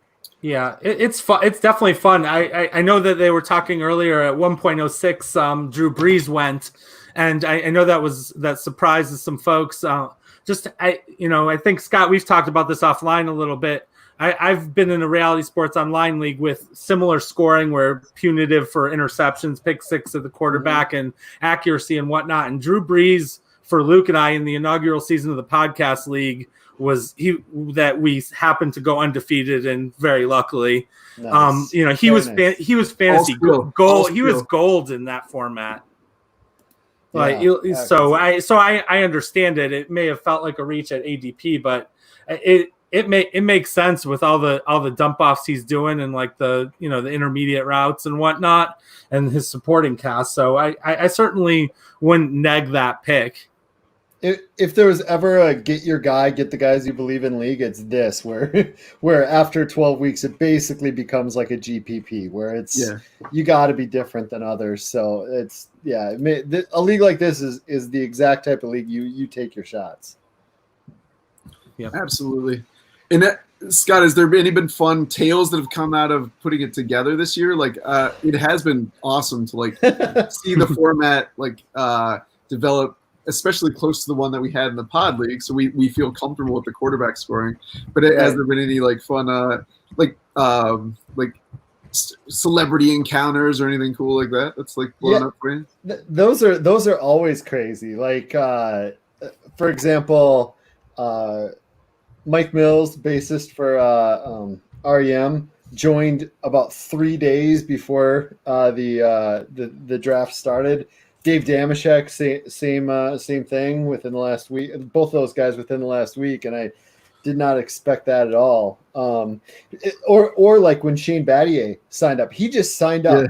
Like he didn't contact me. He just signed up, and we're going through the list, and we're like, wait. That's not the Shane Battier. And Ryan and I go and look at him, and he follows 29 people, and somehow Ryan and me are 2 of them. And we're like, okay, maybe this is actually the Shane Battier. So we got him in. But I guess it's more that like geek out factor of someone like really big named out there that just wants to play in the league, and you just never see it coming. I think those are the only real cool ones with that. Yeah. Has Battier come on yet? I'm still waiting for my return email from Shane. Oh, yeah. When he comes on, he's got to do a live pick and like smack the floor twice, like in the classic Duke. Right? I mean, I'd love to see that. And then I see like just to plug our sponsors. It seems like Dynasty Theory and the folks in Norway. Luke and I just marvel at the fact when we see our analytics on the podcast, just how many people actually reach out to us from overseas who are playing Reality Sports Online. We feel like, at times it feels like a niche community, but then when, you have a professor in France contacting Luke and, a general manager in Argentina and everything else, it's truly awesome how global, fantasy football is. And especially with what you're doing here in terms of from a charitable lens. Yeah, that's awesome.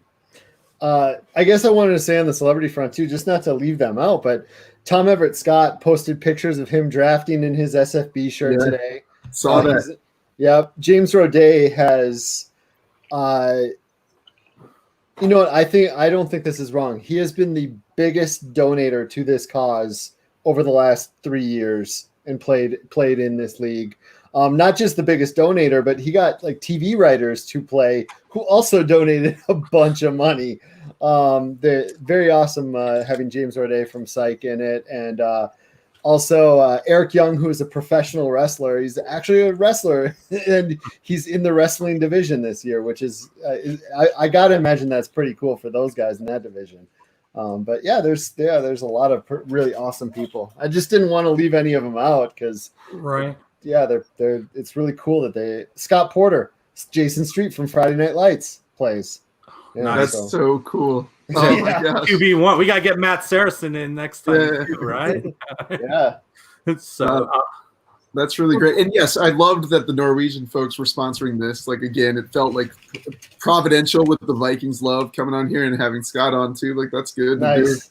And Yeah, I was that's in very Roday's division a couple of years ago in Scott Fishbowl. So that was, and Goody is a huge Roday fan in real life, like loves his shows. Yeah. So we're reaching out to him now because he followed me because of our time together in the Scott Fishbowl. Right. Like, you're Yeah. putting people together. So there you go. Right. Yeah. No, I love A Million Little Things. And talk about Tom Everett Scott. I'm sorry. I'm just chomping at the bit waiting for season 3 with him and Andrea Savage. That is my show. That is my go-to show. So Yeah. that's awesome. I know. I'm pretty sure he's good friends with like Man. JJ. I should have put him in the sorry division.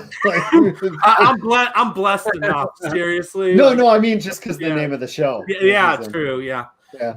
Totally. So Listen, I'm a Million Little Things fan too. So if I could get James Roday on next year, he's actually my favorite character on that show. I really do like the role that he plays on there. He's very good. I never did watch Psych. I didn't know who he was from it. I wasn't particularly a fan of that show because I never watched it, but I would definitely go back and watch that. But A Million Little Things, underrated show. I really do enjoy that. So, James, if you're catching any second of this, well, hit me up, man. We'd love to get you on next year. So somebody's telling me that Shane Batty emailed me and he's trying to get to me.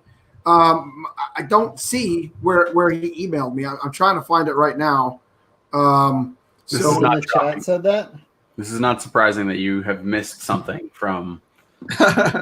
I've had people shoot me messages. How do we get me on the podathon? Like Scott Engel from Sirius and like Pro Football Doc David Chow. He was like, I don't know who to talk to, but I'll come on.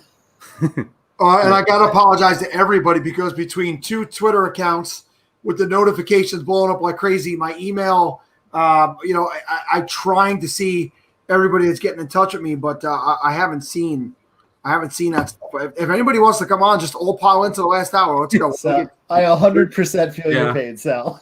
Yeah, I will say that for all you guys, you are so responsive, and it's the funniest thing to me. Like, Scott is such an enigma too, because like when there's something that goes wrong in a division in the Scott Fishbowl, he's responded in seconds, and then I'll send him say like, hey, you want to come on All About Reality? And it'll be like months will go by, and then I'll be like, it's exactly what it is.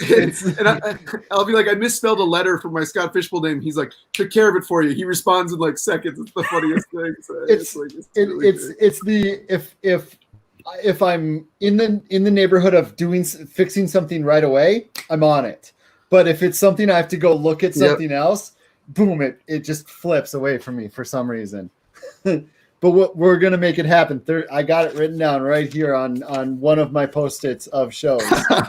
All right, folks, we'll be tweeting that out later from Reality Sports Online. We got Jake Seeley coming on from The Athletic on Wednesday. And I think, Scott, you're doing his show on Wednesday, right? I am doing his show on Wednesday. And we have you coming on Thursday then. So, assuming the schedule all works and all that. So that's sounds like we need the Podathon crew on at some point too. After they get occasionally a little bit of sleep, maybe. Perhaps I was just going to say, Steve's chair is available at any point to you guys. That's true. He's open. Yeah, no, you got a young kid at home still, Steve, right? Like one? Oh, got 2 of them. 2? Okay, nice. Yeah, I remember last year the crib was in the room where you were recording from, so. Yeah. He had the crib and Kevin had the dead body. That's how it works. Well, see, this is the second year that I've had walls. I'm actually in the upstairs part of the house now. Yeah, he said. Yeah, congratulations. I graduated. Yeah. After the first year, the smell got so bad down there that the freezer only masks so much. You at a certain point you have to get away from it all. Oh, yeah, man. Yeah, I've caught different parts of the pod. So I caught last night when like Ray GQ was on the segment that we sponsored and loved his story about playing with Danny Woodhead in college. And he's just a great guy in the community and just super entertaining. And then I caught Liz, and then I hopped back on this morning to see Matthew. And little did I know, that I offered to give him back 15 minutes of like his time because he seemed to spend a little bit talking about our league. So like, I invited him to come on this part, and Shane Battier too. It was like I have a friend listening who's a big Duke fan. So we all know that that's what Matthew does. I don't know. It was fun. It was totally fun, and I take it in stride. I don't know if we discussed this with Scott because he was probably in bed at this time. Did you guys know that Vincent Smith, the Jets wide receiver, was on with us at 1 o'clock in the morning? Seriously? Oh yeah, he spent 30 minutes with us, and he spoke. Great. He gave us great insight into what's going on with COVID and how they're getting the guys ready for the season. And at Dingus 4, Matt Donnelly is friendly with the guy through social media, and he got him to come on. I mean, such a mild-mannered guy, such a very quiet, soft-spoken guy. But he was really awesome. So you could go back and watch every single ounce of this podathon, and we're going to try to break it down. I'm trying to get it to Clipcast, guys. Clipcast, I know you're watching. I suck at all that transferring to MP4 files. So anybody who's watching and listening, Scott, I know you're super busy. Anybody who could help me after this show, just tell me how to do that stuff and get it over to Clipcast so they could get it into the library. Please do. I'm just awful at computer things. I can do it, but dear God, the size of the file. I'm just thinking about an 8-hour file. Well, we got a brand new producer, and he's been awesome for us. It's just like he's been a good dude, so maybe we'll kick him your direction because he's just been awesome, coming out of nowhere and making our lives better. So you got to at least say his first name, then, Luke. Yeah, His name's Chris. You could say his last name. Chris Collette. We're very grateful for what he's done in clipping up things and getting that Matthew Berry video up the other day, and in a way that was productive and got all our picks in, and then the one separate one with the first round. So yeah, we're grateful for our founders and like the the newfound attention that people are coming to Reality Sports Online, kicking the tires with it, and we're it's always fun talking to you three, and it's cool that you hopped on this one, Scott. I know you. When I saw it was you guys, I'm like, I got to talk to them. I have to come on because I feel so bad because I'm aware, Yeah. Now you've teased it a couple times, Scott, but obviously with the auction format at Reality Sports Online, this thrilled me. Is it really a possibility that Scott Fishbowl goes auction ever? I would say it's a very low possibility. However, introducing this satellite tournament on the side this year that's been not just well received. There have been people who have reacted almost like it was getting an SFBX invite. They were so excited to just get in that. I think there's room for offshoot tournaments of SFB. And I legitimately think there's a possibility there. I don't know about the main thing, but yeah, I think there's possibilities there. Scott, were they as excited as when Steve got his pending notification? Or yeah, probably. I feel like they read the email though. So yeah, they probably did read the whole thing. Yeah, I don't know. Yeah, you guys got a good group over there. I've met Matt a couple times. Matt Papson. He seems like a really nice guy the couple times I've met him.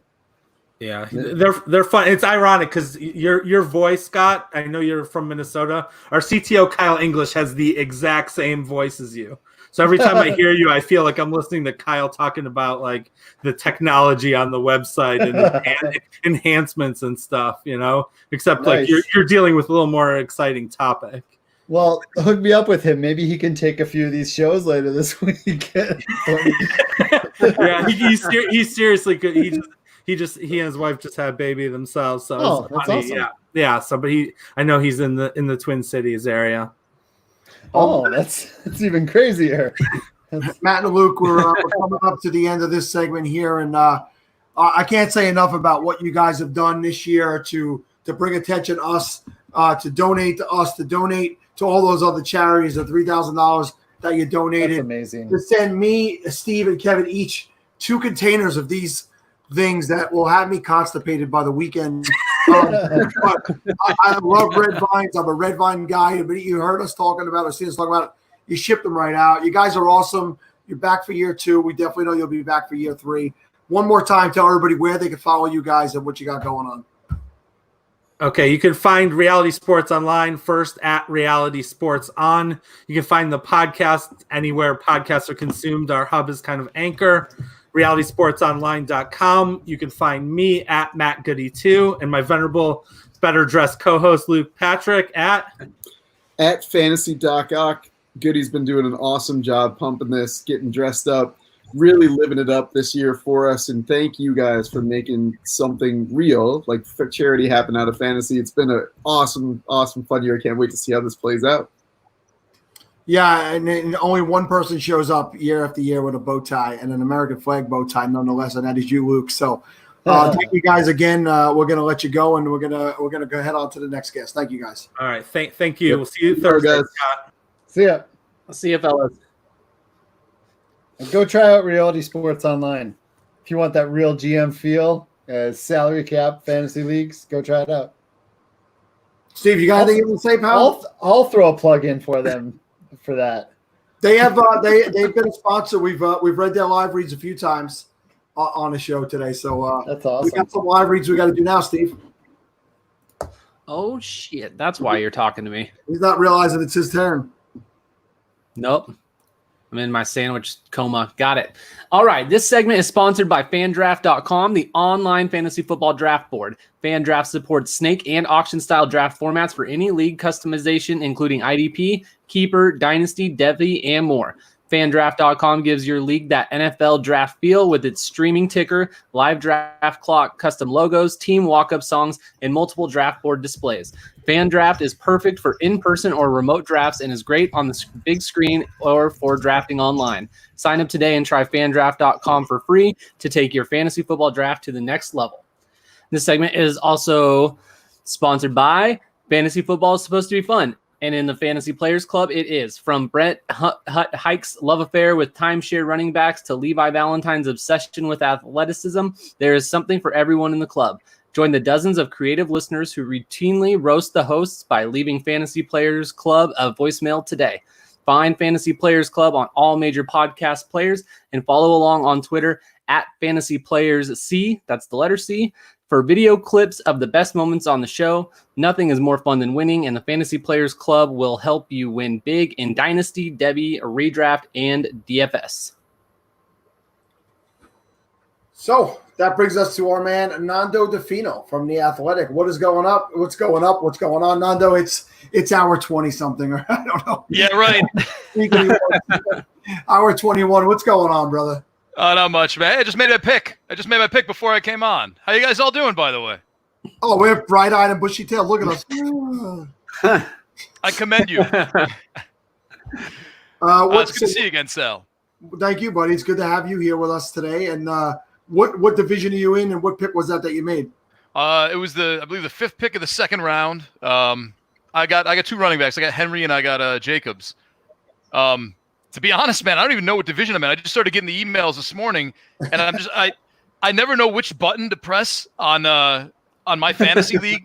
Every time I hit draft, I go to everyone else's draft except for mine. So I'm actually, while you guys were doing the reads, I was scrambling to try and figure that out because I knew you were going to ask, and I don't know how to find it out. Sorry, Scott. I love you, man. It's tough. I'm in Street Sharks. It looks like I'm in Street Sharks. No, I'm definitely not. That's the one that keeps showing up with Dr. Roto in it. I'll find it. I'll get it by the end of this for you, man. I think you're in Creepy Crawlers, actually. That makes me feel good about it. I'm okay Kyle with that. Yates from Kyle Yates and Vlad Sedler's in it. Yeah, Vlad's definitely in it. Kevin yeah, okay, Cole. you're right. Creepy Crawlers. I just Control F my name. Oh, there you go. I'm a Creepy Crawlers, and I'm taking it down. There's 2 Nandos, so that always tricks me in this. I thought we had an unspoken agreement not to let any more Nandos in there. Well, the other one's a Ferdinando, so I'm a Ferdinando. I know, but they got their full name on there. All right, so. fair enough. Hey, Nando. Shane Battier's DMing me, and he wants to call on my phone to come on. I'm thinking you're not going to have an issue if Shane Battier joins us here. If you got to bump me, feel free, man. He can have the bottom left corner. I totally understand that one, man. He's going to be on my phone. He's not going to be on, and I'm just going to put it into the microphone, and we'll enjoy him for that time. So hopefully he makes the call.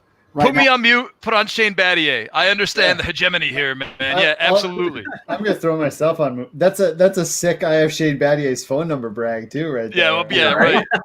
I'm sure he's trying to. Yes, I'm telling him yes, he could call right now. Yeah, Sal seriously just didn't give him the link to the thing. He just wants the number. I had seriously. I had everything possible. You couldn't throw him the link. That's. Hey Sal, by the way, I used StreamYard for the first time today, man, because of you. When you referred me to this, I'm like, what is this? Because I've always used OBS. StreamYard's pretty awesome, dude. It is. Yeah. It's really good. They expanded to having 10 people on at a time literally yesterday. Really? It was only 6 up until then. And yeah, it's pretty awesome. So it's almost like too easy. It's super easy to get the video and the MP4 off of it too. It's like, give me a Scott Fish solo shot right now, and it's just like a button. It's boom. Boom. So by the way, in case you guys don't know, Nando is like one of the nicest guys I've ever met in the industry. People need to talk about him. Only to is that how it seems like people talk very highly about you when you're not around too, which is a sign. It's touching. I moved. Yeah, you're talking to the guy who couldn't figure out how to donate money to this, and had to send Sal a note today and be like, dude, was I supposed to give you money? What's going on? Yeah, such a great guy. I did get that message. I was going to say I apologize again, but I do remember having that conversation with you. I've had a lot of conversations. I'm not get gonna like 2 nights of sleep, and then just send me a link. Oh, here he is, and it's a no ID call, sucker. So I got nothing. Here, I'm going to put him on. Shane. Good afternoon. How are you doing? Good. Hi, Shane. Can you guys hear Shane on the Podathon right now? Yep. All right. Very cool, Shane. So I got you on my cell, and I just got it right up against my microphone. We are live right now with Scott Fish. He put himself on mute because he didn't want to step on your toes. But Scott, the man, is here himself, and I really appreciate you taking the time to jump on with us, man. How you doing? How's your Monday going? You know, it's exciting. My first Scott Fish Bowl, and I eagerly anticipated the start. And you know, we're 3 rounds in, so the RC Cars division is fired up. We're ready to go. This has been fantastic. Scott does an amazing job, and you know, we're raising money for great causes and money in fantasy football. It's really a pleasure to be part of it. Yeah, it's been a pretty amazing ride for us. This is something we started along with the Scott Fish Bowl. This is year 3 for the Podathon. Scott was gracious enough to let us build the Podathon around the Scott Fish Bowl to further the word of charity. And we've raised already over $36,000 this year, which for us, a couple of small-time guys who are doing this is just pretty amazing. And have a guy like you take the time out of your day to jump on. We really appreciate it because this is only going to get the word out there even more for us, for the charity, for the whole community. And we really can't say thank you enough for taking your time. Well, you know, look, we're all trying to help each other out in this world. You know, life's tough enough, and it's great to know that people come together for a great cause and spread a little joy and positivity in the world. And you know, I have my own foundation, the Battier Take Charge Foundation, for 10 years, and so I understand the philanthropy game, and every little bit helps. So if you're listening, donate. It all goes to great causes and to help people who need it and spread positivity.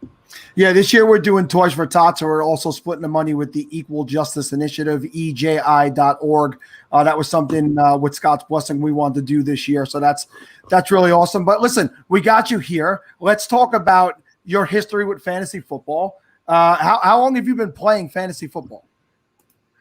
I've been playing for a long time. I've been the commissioner of my league for this will be the 11th year with old college buddies and husbands of my wife's best friends.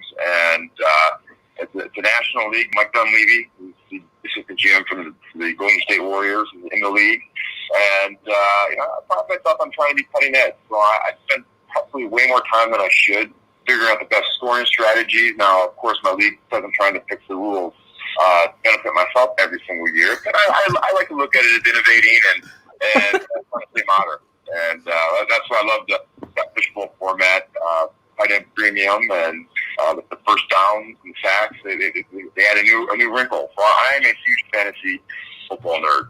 Yeah, well, it's awesome that you take that time to do all the score. It means you are a real commissioner. It means you are dedicated to making the game more fun for the people that are playing around you. And it makes you just a nerd like the rest of us. I mean, listen, a lot of us like to think we were athletes, and I played college sports, but it was only soccer, and it was a low level. But, listen, I'm a nerd at heart for this fantasy football stuff myself. But how did you find out about the Scott Fishbowl? And furthermore, Scott just told us a story where you basically just logged in and put yourself in the running, never told anybody who you are, which is kind of like shows what a humble guy you are, that you didn't want to use your celebrity status to get in there. And as Scott's rolling through, he sees Shane Battier. Is this the real Shane Battier? So tell us, how did this come about? And did you ever think about, hey, let me try to use my weight a little bit?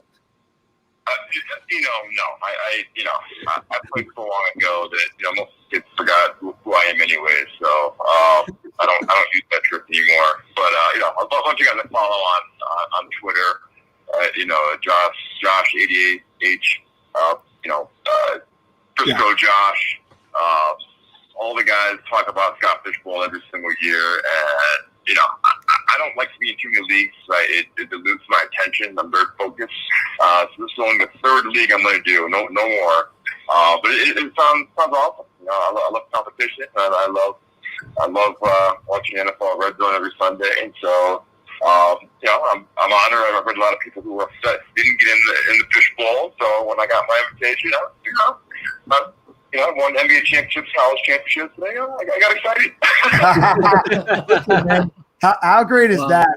I'll let Scott. Scott, you got anything you want to say to Shane while I got him on the line? Well, first off, thank you for playing, and thank you for tweeting positive charity-based messages at times. It's very awesome, and I know you have a charity of your own. That's just absolutely wonderful. I love to see people pushing that narrative and mindset out there. I guess if I was to ask you a question, draft-based, there was a lot of talk that you were going super zero running back in this one. Did you stick to that? You know what? It's a lonely path. The zero RB truthers. It seems every year this is the year that zero RB is not going to work. And so far, my start of Mahomes, I had 4 picks. So Mahomes, Tyreek Hill with the stack, and Julio. So I'm on my way. I don't know what it's going to look like in a couple rounds. And every year I have trepidation, and everyone looks at my team and thinks I'm going to be terrible. But somehow I manage to make the playoffs every year. So that's no different this year. Got to be crafty and look for value plays in a couple rounds. So Shane, you mentioned that the kids, they don't remember you. I have an 18-year-old son who is a huge basketball fan. He is a huge LeBron James fan, and he definitely remembers you, and he remembers your days over there in Miami. So I'm gonna just try to make me sound cool and say hello to my son Sal real quick. Hey, what's up, man? I'm a LeBron fan too. He's a great teammate. That's awesome, man. Listen, I really appreciate you taking the time to call in. We won't keep you too long. This was really, really awesome.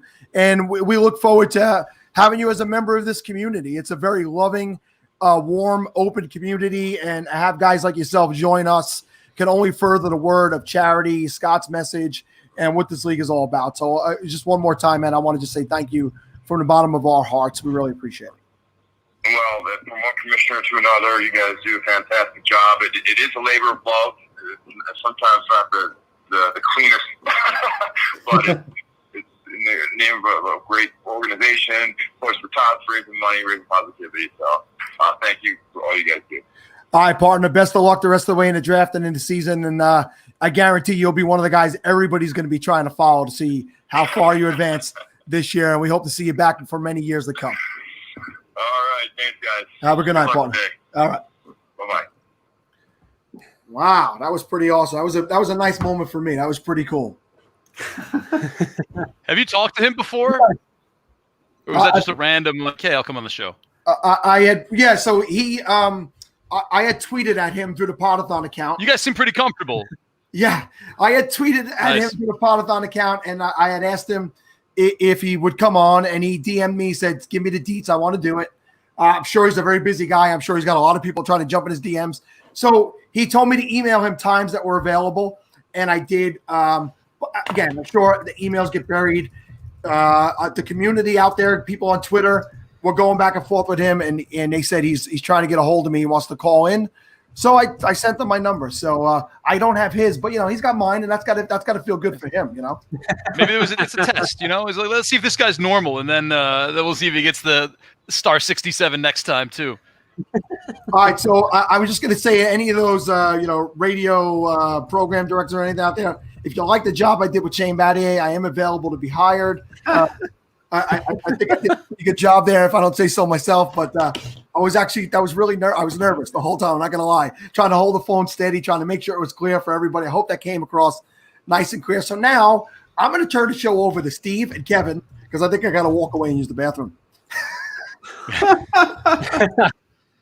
I think it's all right, man. I think it's pretty amazing that Shane thinks that no one remembers him when we got people calling him out in the chat here for his days at Duke, and we were talking about championships. I mean, every one of us is in our 40s too, right? So I mean, it's not that was our wheelhouse. Maybe Nando, you're like 38, 39. I don't know. I'm 42, man. Okay, I was gonna say I thought we're all in our 40s. I know Sal's 46. I just turned 40 this last year. I'm 39. I'll be 40 in March. Man, you do not look it. Sadly, yeah. I'm just kidding. Sadly, Steve's the young one, which is even more scary. He's how old are you now, Steve? I'm 34. Oof. I'm a little baby. Just a little baby. Oh man, the chat's bragging about me, saying I have one more Funko Pop than Shane Battier does. Did you happen to see that, Nando? They made a Funko. They got a Funko Pop specially made of me this year.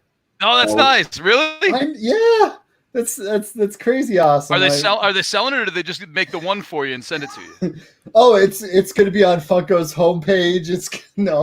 I think it's a one-off. I don't know, Scott. Like if I'm Funko and I've seen how many T-shirts RotoWare sold, I think I'd be like, maybe this isn't the worst idea to try and sell this one and throw a couple bucks to charity on each one. No, yeah, that's definitely true. I'll tweet at him. A lot of T-shirts are sold. I'll send him a note. Oh, Nando with his connections at Funko. Oh, I don't have any. I mean, like I can at Funko. Hey guys, that's a connection technically, right? Like, make two. Yeah, right. By connection, he found their very public Twitter account and tweeted. Hold on, Johnny Funko's calling me. Can I just hold everyone else go on mute? And we're gonna. This is hysterical. We have a draft at 1.02 still, and somehow neither person went over their clock, but it's on 102, and then we have a draft in the 5th round already. Wow. That's quite a separation for a 6-hour-old draft. We just Scott, can I put you on the spot with a question? Yeah. When you replace people, is that like what percentage of them actually write something to you, kind of like pleading with some kind of excuse, and what percentage you just never hear from again?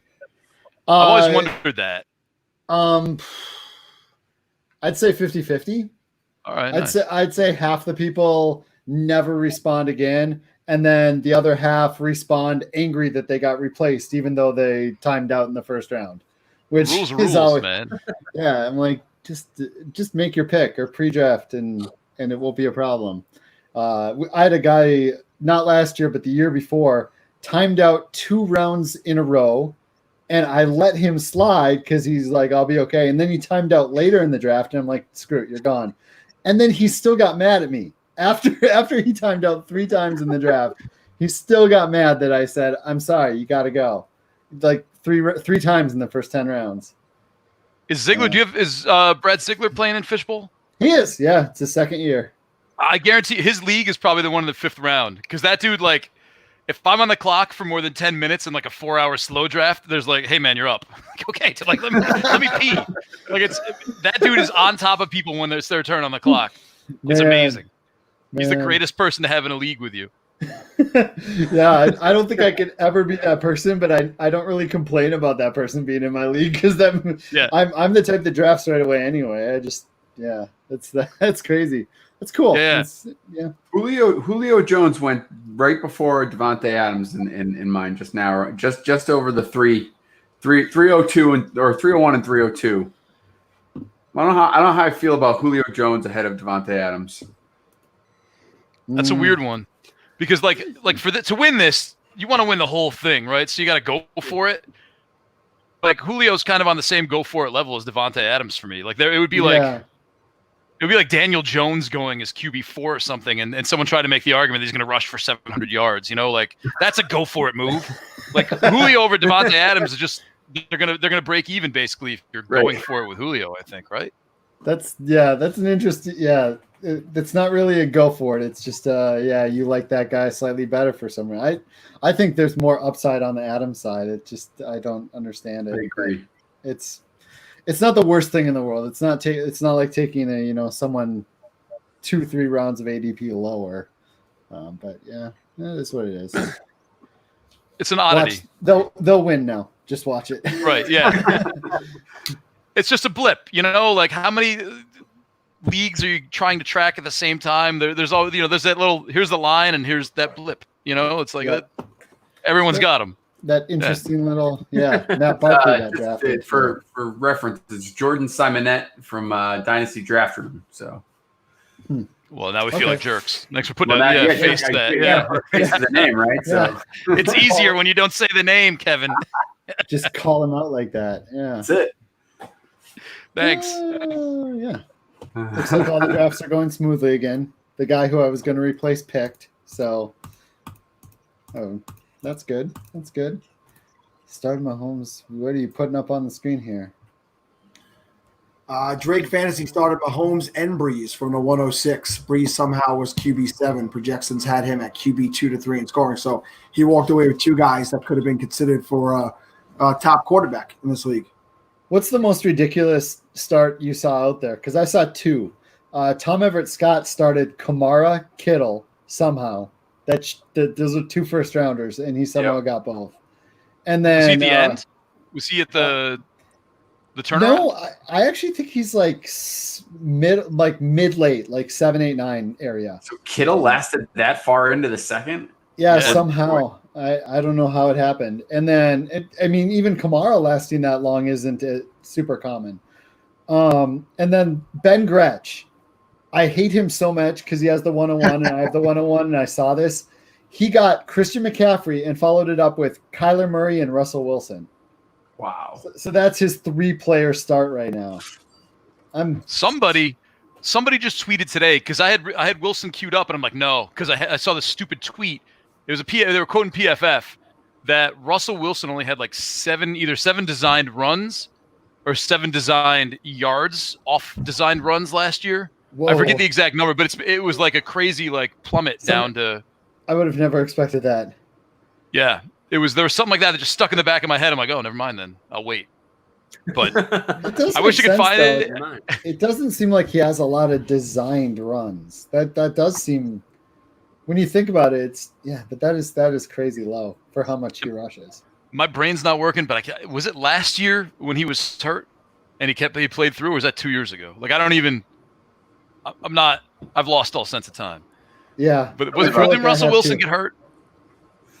I think it was 2 years ago. I don't think it was maybe last year. Yeah, maybe you're right. Oh, man. 2020. Gotta love 2020. Right. We're so worried about there being football that we. Yeah, exactly. Good times. What were you going to say, Sal? Did I cut you off? No, I just said make sure you get Geno Smith late. He's the league winner. Oh, boy. God, I think I got to walk away from the rest of the podathon. I just can't. I'm good stuff. You just you guys are starting to crash at this point.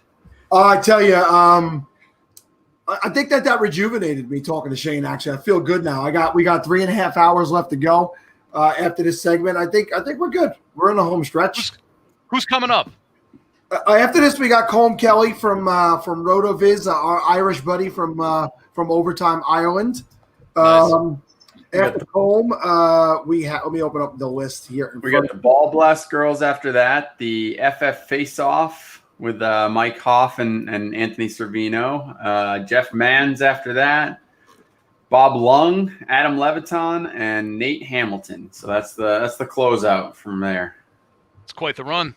Yeah, we got a pretty solid, but man, it's been a solid run for 21 hours already. I got to tell you, it's been a star-studded lineup from beginning to end. That's the hope, right? So Russell Wilson dealt with hamstring injuries 2 years ago and knee injuries last year. So all right, that's kind of right. There's no way to get the answer wrong. It seems like. Nice. You know who's going to join us in the next half hour with Colm Kelly is Casey Kasem. She's going to pop in, and Casey's putting up that she started Dak, Russ, Tyreek, and Amari Cooper. So she got the Dak Amari stack, and she got Russ and Tyreek in it too. That's a nice. She's got no running backs, but that's a nice little group. And yeah, she got two of her Cowboys too. Yeah, she's a homer. She's definitely a homer getting the Cowboys. I'd like to know who's left. Like which running backs. I guess people are dropping because the quarterback's going early and the tight end scoring and stuff. But if you're listening, Casey. I don't know if you just picked that up on a feed or if she's actively participating, but like I would really like to know who like the next 6 running backs are. Yeah, she's in the chat. She might be able to say. She's going to be on the show in 5 minutes also. So Casey, jump on now. Casey, if you're paying attention, you have the link already. Click in and answer those questions, for God's sake. I like that. I'm just very curious. It's so accusatory. If you're paying it's too late for me. She wrote no RBs left. No. Well, I mean, someone's got to be left. Like, is the next best one like take over the show? Bring out Casey. I got 2 running backs, so I want to know, like, did I totally screw up and there's like some talent left, or did I, should I have gone the Casey Kasem way? Is there an answer in between the two? I think from what I've seen out there, there's a lot of heavy, robust running back going on in these drafts. So I have a feeling a lot of drafts will be kind of weak at that position later on. Wide receiver, everything I've done so far this year, I've had wide receivers like still there and like 9th, 10th. Cole Beasley, D.D. Westbrook, I'm okay with, especially in a PPR. Yeah. So like I've been waiting on wide receivers a lot. Yeah, a lot. I have too this year. Although all the industry mocks and stuff that I've done for articles or whatever out there, I've waited my tail off on wide receivers. This last one I did, I went to like Chubb, Mixon, Mahomes, Andrews before I even took a wide receiver. I'm like, I'm going to lock up the rest of my team. It feels like there's so much value later with wide receivers right now.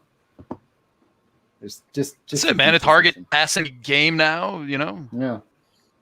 I found through the mocks that you could get, there'll be good quality wide receivers there in 4th, 5th, 6th round, and so I'm going to go running backs. I'm going to go a quarterback early here, and I'm going to try to load up, from the 5th round on those wide receivers. If we're talking about wide receivers like Devontae Adams and Julio Jones lasting to the end of the 2nd or even early 3rd, that everybody's dropping. Yeah, so there's got to be stuff to get. Right. Yeah. Yeah, I saw. I had mocks where I ended up with Mike Evans, Robert Woods, and like OBJ. Like that's the silliness of what was going on in some of these mocks. That's a ridiculously stacked trio of wide receivers in a league where you have to start 3. So I'm going to play it that way and see what falls to me. Yeah, I feel like the fact that you have to start 3 is not pushing wide receivers up the board very much. But in this setup, the wide receiver value is in their depth. It's not top end, and so that does make sense. Maybe I'll have to consider what I need to do to make it a little more tasking on people deciding between all 4 positions early on, because this scoring system really lends itself to those top 3 positions, and the depth of wide receivers allows you to slide them a little. I might have to think of a way to just screw everybody up for next year. Yeah, but people waiting on wide receiver might screw people up themselves. It could. If you want to get very esoteric about it, you know. It very well could. There's no question. It's you might have answered the question on your own by doing this. We won't know for like 6 months, but Yes. I just got this sent to me. I don't know if this is a real thing. It says it's from Google. And it says Buffalo Bills, and it looks like a pretty realistic article. It says, "Oh no, Buffalo Bills Matt Barkley mistakenly drafted number 2 overall in Scott Fishbowl, world's largest fantasy football league." I don't know if that's real or not, but it looks What's pretty the real. site? It looks pretty real. I felt bad What's the because source, Al? I saw people actually tagging Matt Barkley on it too. And I'm like, don't tag Matt Barkley on this. Did you roll it back? Oh yeah. Oh, yeah. He meant to pick Saquon Barkley. I mean, Right. yeah. So yeah, we actually had 2 people do that. We had in the satellite tournament, there was a guy at 102 that took Matt Barkley, and in the main SFB tournament, there was a guy who took Matt Barkley at 102. Wow, It happened that's new. twice. It's new. Adrian Peterson. Yeah. That's a 10-year ago reference. I don't know how many No, people remember that. but one. I remember it. So, Peter Howard, we know that Shane did it on purpose, but Shane did it on purpose after someone else did it by mistake at the 102. And it Yeah, kind of became a thing for Shane where he was trying to get somebody to do it on purpose, and he would donate $100. So we're aware of the Shane thing. Shane is not a quiet guy. He makes himself known. We know all about Shane. Yeah. Wait, listen, Nando, thank you for giving a portion of your time. My pleasure. An NBA champion, an NCAA champion. Those guys kind of pull rank, but you're always gracious, man. I love having you on, and we'll definitely get you back on. Hopefully do some stuff during the regular season, and hoping that there was a regular season. So let people know where they can find you, man. You could just go to The Athletic. I'm there. I'm hanging out. You can follow me on Twitter if you want, but I'm not a very exciting Twitter follow.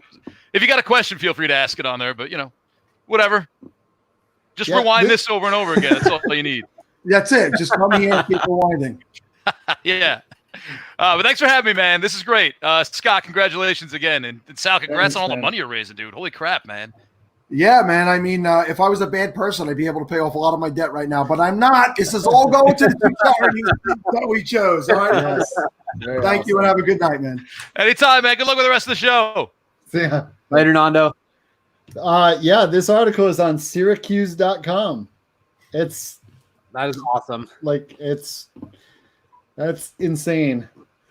Steve, if you have the reads open, could you take the next reads? Do you have them open? Yep, I can. Yep, I do. All right. This next segment is sponsored by. Are you part of the 90% of FanDuel and DraftKings users that lost money last year? Occupy Fantasy co-founder Brian Jester wasn't one of them. He won more than $1.3 million in NFL DFS last season using the affordable tools and unique strategies he created at Occupy Fantasy, the official DFS site of the SFB Podathon. The goal of Occupy Fantasy is to teach you the right way to play and help you completely reshape how you think about DFS at any bankroll level. Subscribe to Occupy Fantasy for their informative ebooks, live player models, daily write-ups, and soon-to-be-released smartest lineup builder in the industry. Visit OccupyFantasy.com today. And this guest is brought to you by the Fantasy Hot Read, fantasy football at its finest. At FF Tyler O and at Envision FF spend hours examining news, injuries, waiver wire additions, and more to give you a succinct and calculated jumpstart on your competition. The Fantasy Hot Reads creates 3 weekly quick-hitting podcasts and short, concise articles with a redraft focus, but also provide valuable DFS cash game analysis. The Fantasy Hot Read podcast is the pinnacle of redraft content and filters out the noise to give listeners what they need to dominate their leagues. Visit fantasyhotread.com to find the Fantasy Hot Read podcast on all major platforms today. All right, very cool. So we're going to first bring in Colm Kelly. Hello, Colm. He's here guys. representing RotoViz. How you doing, pal? I'm doing good. How you doing? Just getting close to the end here. I've been watching a little bit throughout the day, and I actually went back because you had a couple of guys on yesterday from RotoViz. So I jumped back, and obviously I was asleep when you started this all off last night. But I went back and watched quite a bit of it today. So good stuff so far. Been watching pretty much most of the evening, so really enjoying it. And obviously Scott is here as well, so an added bonus. Yeah, and I didn't mean to encroach on your time. I mean, we've already chatted for an hour this week. I don't need to. It's like Scott has been pestering me all week to spend time with him. That's the problem. It's truly No, what but, it is. I was like, I need more comb fix. It's been too long. Who doesn't need more comb? I mean, that's something everybody needs in their life. And anytime you get to chat to Scott, though, it's always a hell of a lot of fun. I was just thinking, listening to when you were talking with Sean and Curtis yesterday, you mentioned that you mentioned I was on the first one of these, and then I was trying to think like when it all kicked off. But I was trying to figure out then after I talked to Scott this week about what first edition of Scott Fishbowl I was in, but I must be in at least 50% of them, but I can't find what date it was. But I've been pestering them for years to keep me in it. Well, listen, as long as you're focused on the one this year, it doesn't matter what happened in the past. But I want to add Casey Kasem at the Casey Kasem as well, because Casey is by far an awesome member of the fan. I'm going to call it a rad part, because that is her word, a rad part of the fantasy football community. And she was supposed to be traveling today, so it didn't line up. And then she hit me up and said, "Hey, we're getting back early. We're going to be around." I said, "All right, let me find a spot." And Colm, since you were coming on by yourself, this was a good spot to be able to add somebody else, because it wasn't a full room. So hope you don't mind that Casey will be joining us. No problem. Casey and me have interacted on Twitter for quite some time, so it's pretty cool. It's good to get to see you. Kevin muted himself. Steve's tired. I'm tired. So listen, Casey and Colm, have at it. Just talk with each other. just leave it. Oh yeah. Just leave us there. Come back in 30 minutes.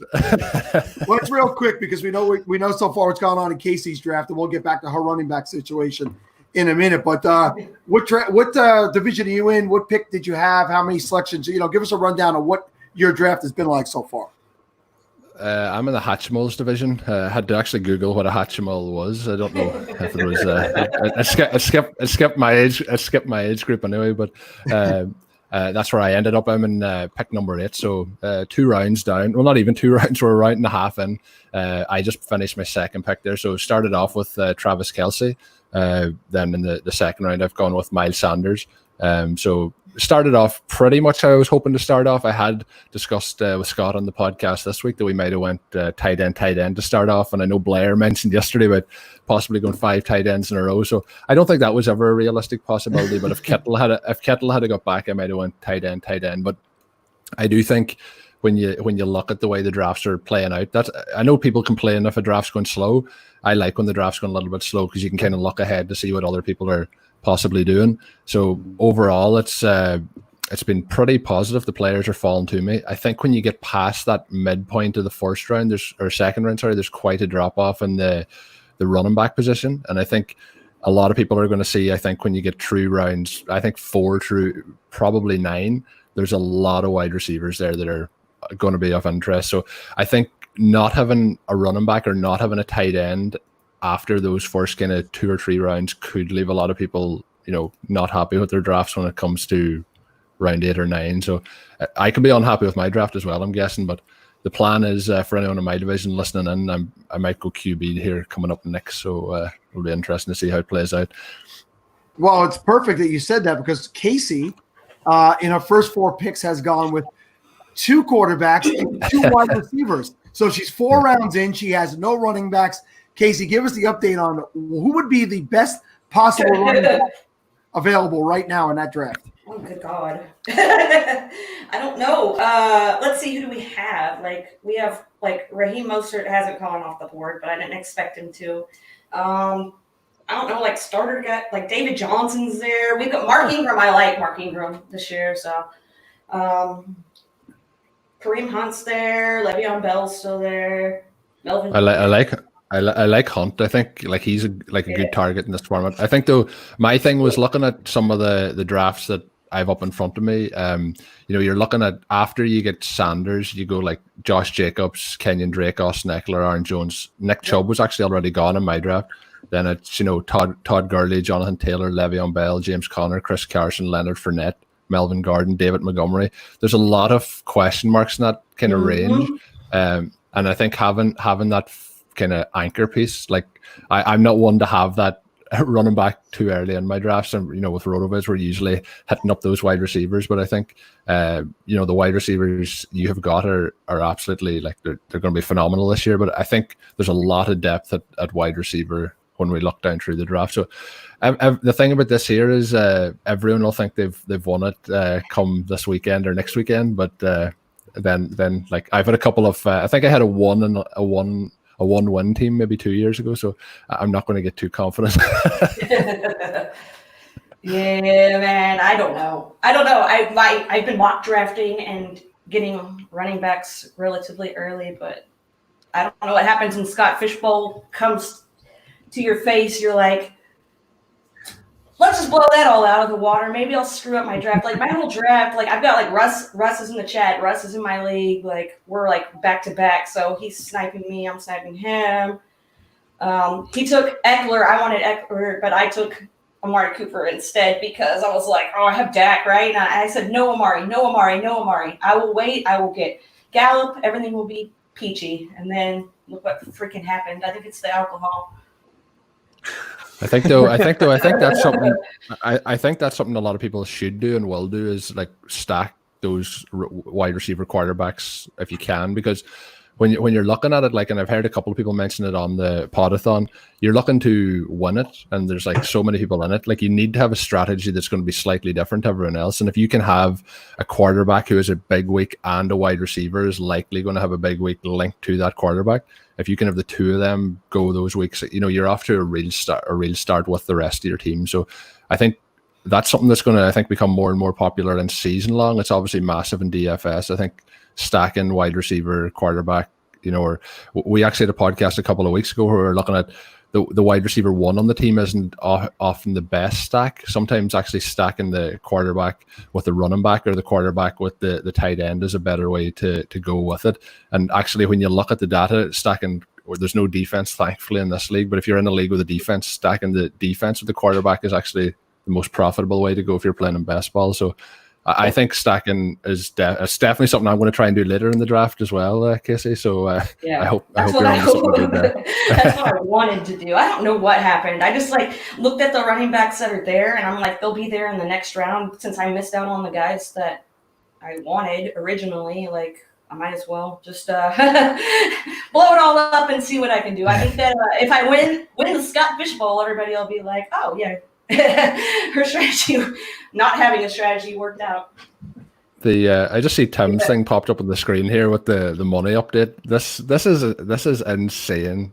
Like how much he's like what Scott has done with the Scott Fish Bowl is incredible. But like to have a 24-hour podathon that's it's only $400 away from 35,000 is just amazing what you guys have done. So my hat's definitely off to the three of you. It's amazing work. Well, we appreciate that. And just a little insider information, it's over 35,000. I don't know why $506.46 went into my personal. I think people sent it directly to the link. So it's just resting in your account. Yeah, it's there. And I've actually to do this a few times. Steve, what I do is I cannot transfer the money to the money pool. PayPal doesn't allow you to do that. So when people do this, I send the money to Steve, and then he sends it back to the money pool so that we can get it in there. So this will be the third time we've had to do that. But you can rest assured that every single penny that's come in, regardless of how it's gotten here, will go to that charity. So we are over $35,000. And I opened this link.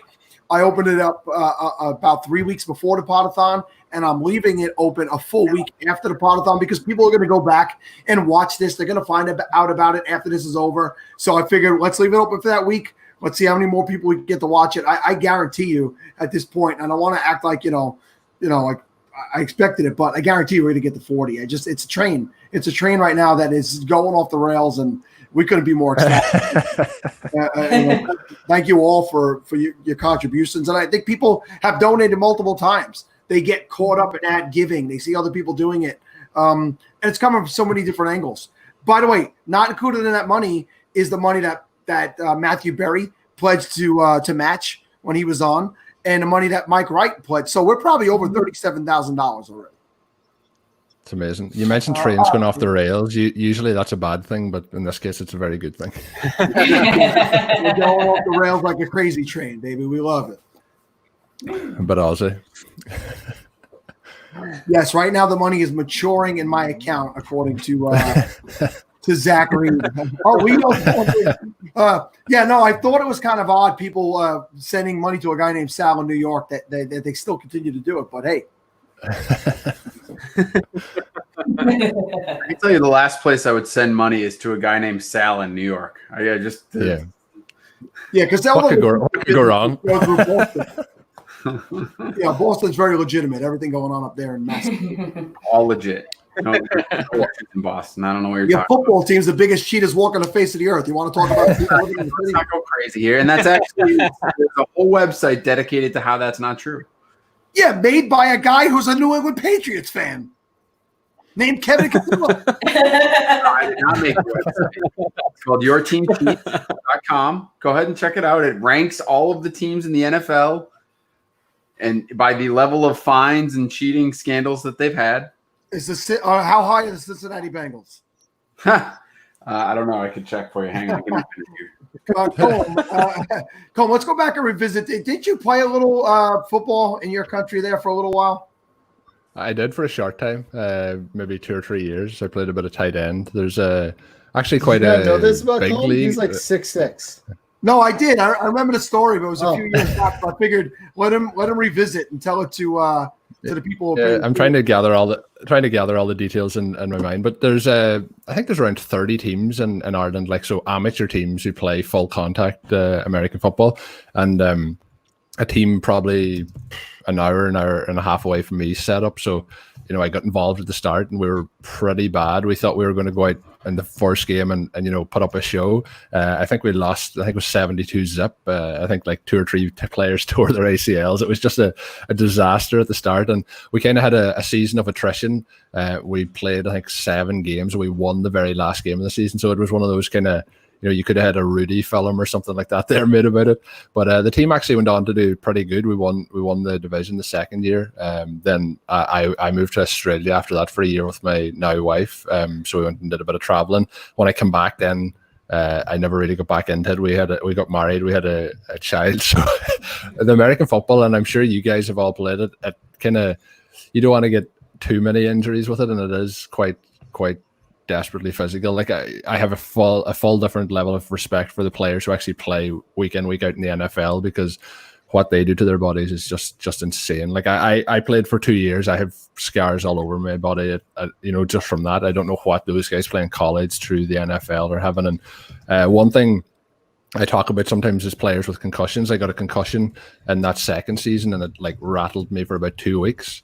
And after that, I kind of I didn't want to get a second one. That I was just kind of thinking long term. Like if you're getting paid millions of dollars, go forth and take those shots. But if you're just doing it and then you have to get up and go to work the next day, I think I'll pass. Well, let me tell you something. I played a lot of sports, pretty much everything, and a lot of hockey growing up, and I got a lot of scars, but nothing amounts to the scars of marriage and fatherhood. So good luck with all that. Those scars will stick. I'm actually contact sports. We started. We're doing a bit of potty training this last weekend. We had a bit of success this evening, which was pretty positive. But I think that there's some scars from the weekend of all the attempts to get that to work. So definitely things, but good things too. Definitely good things. Hey Casey, tell everybody about this thing you got going on here, where you want them to donate $5. Yeah, donate at least $5 to the marathon. And then send me a screenshot. And I have this hat that I wear all the time that says "Sorry about my wife." There's a website called Inappropriate Trucker Hats, and they have a whole bunch of really, really, really inappropriate trucker hats. But if you want a chance to win one, just do that at the end of the podcast, and I'll go ahead and tweet out to a rando to go ahead and get them a dope hat. Not like this one, but. I would donate $5 for that, but there would be no chance I'd be alive for the next year's podathon if I was wearing that hat. Up on the screen right now, we also got Bob Long, who's going to be a guest in the final hour. At the 6:30 hour on this show, and Bob is donating once again a consistency guide to every single person who donates $25 or more. And while he's got that up, Occupy Fantasy is also donating one of their books. To everybody who donates $25 or more. and they're showing you, how to play DFS the right way. So many amazing, wonderful, great people coming together for this community, and just continuously grows every year. It's so awesome. Sounds like if you donate $25, you're going to be pretty set up from a fantasy perspective. So I would suggest doing that. Yeah, you get all those things guaranteed, and then you got a shot at things like this: autographed Tiki Barber photos, autographed Curtis Martin photos, autographed Evan Ingram photos. Those are all going to somebody who donates $25 or more. I have a autographed Philip Tanner. If anybody wants that. Hey, listen, anybody, no takers. listen, here's something pretty cool too. I received this autographed Tyler Boyd card. Oh, that's pretty sweet. That Shane Swagger had won through Eric. I'll get Eric's name. I tweeted him out yesterday, and he asked Eric if he could send it to us to give out on the Podathon. So here, another thing that's going to go to somebody who donated $25 or more. Just really cool stuff here. We got one for TJ Yeldon.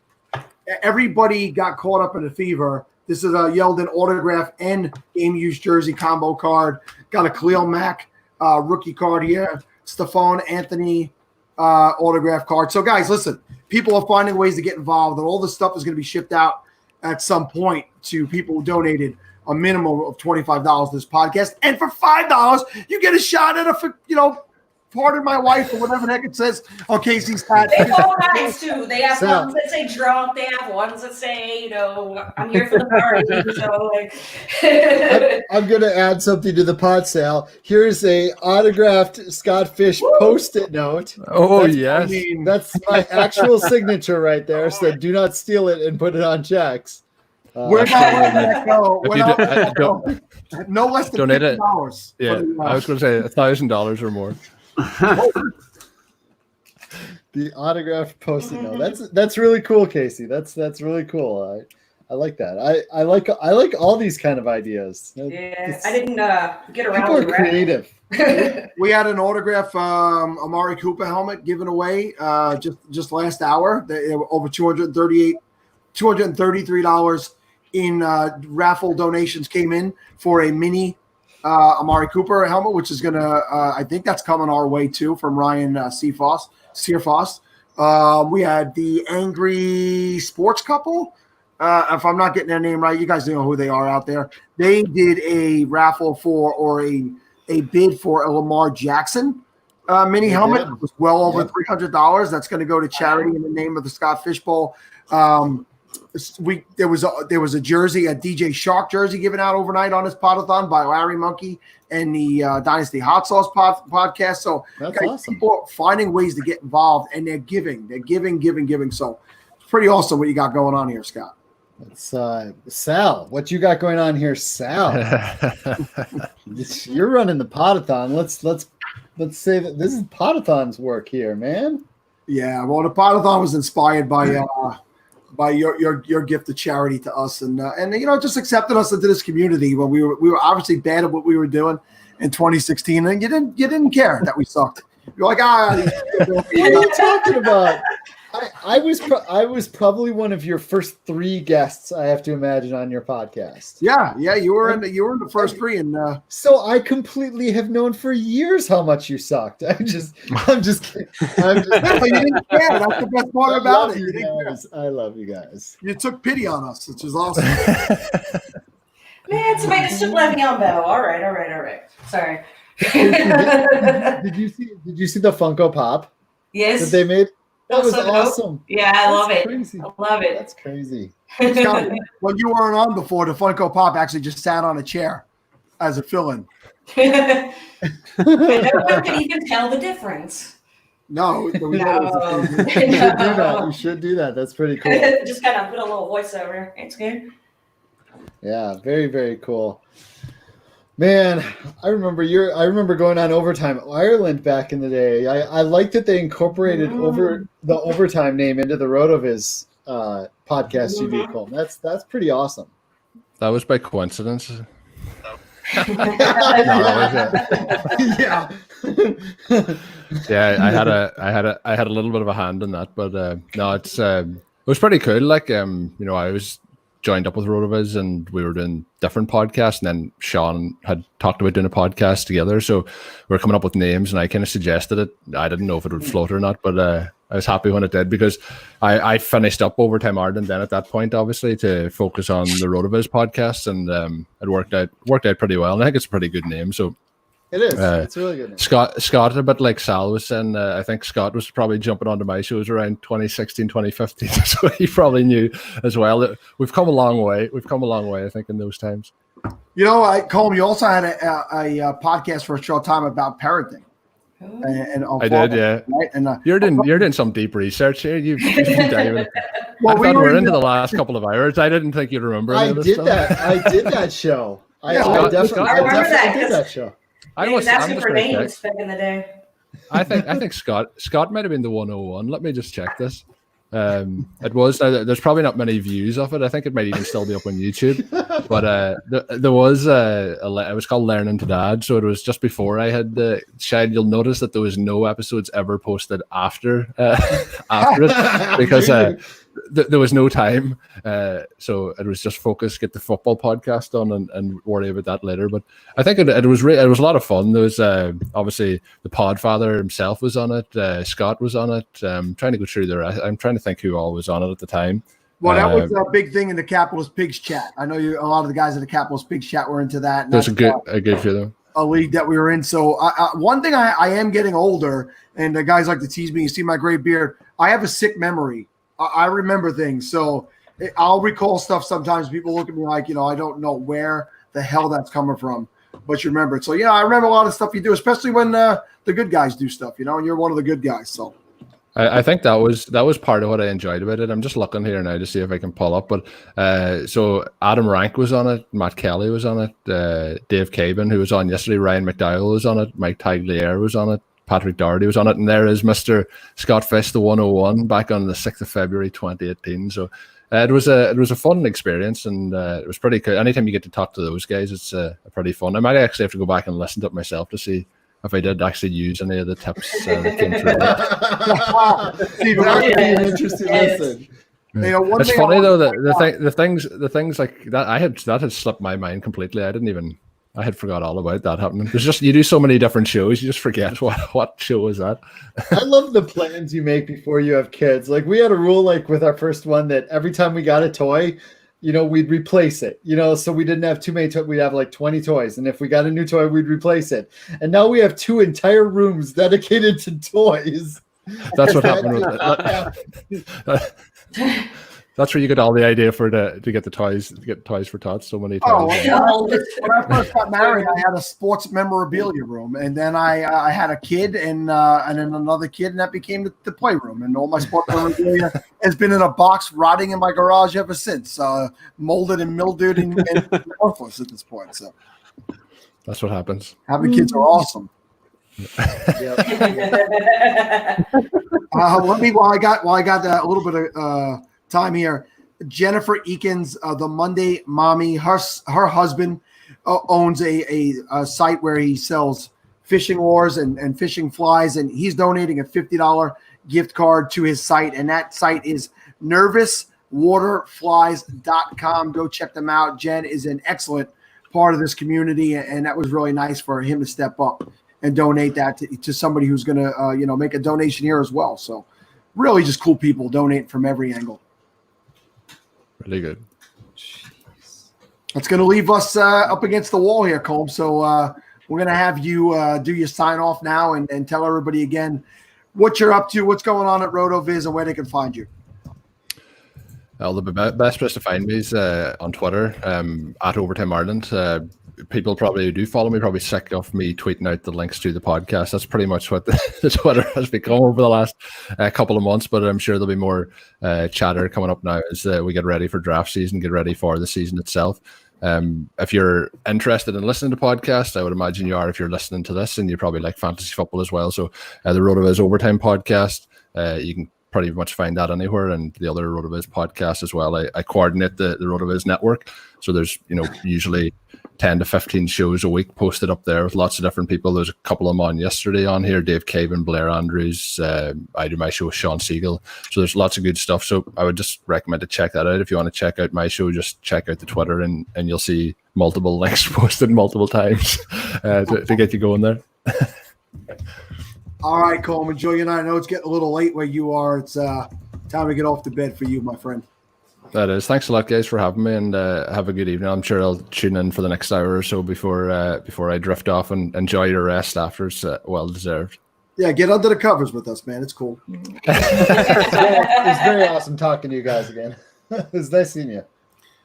Casey, tell everybody what's going on in Caseyville. Oh, so much, right? You can find me at the Casey Kasem on Twitter. There's a C in there somewhere. John Bush. That's for you. Also, right over at Fighting Chance Fantasy, I'm going to be on with the Fighting Chance Live podcast next week. Liz Loza will be on as well, my homie. So we'll have to drink our wine and get crazy.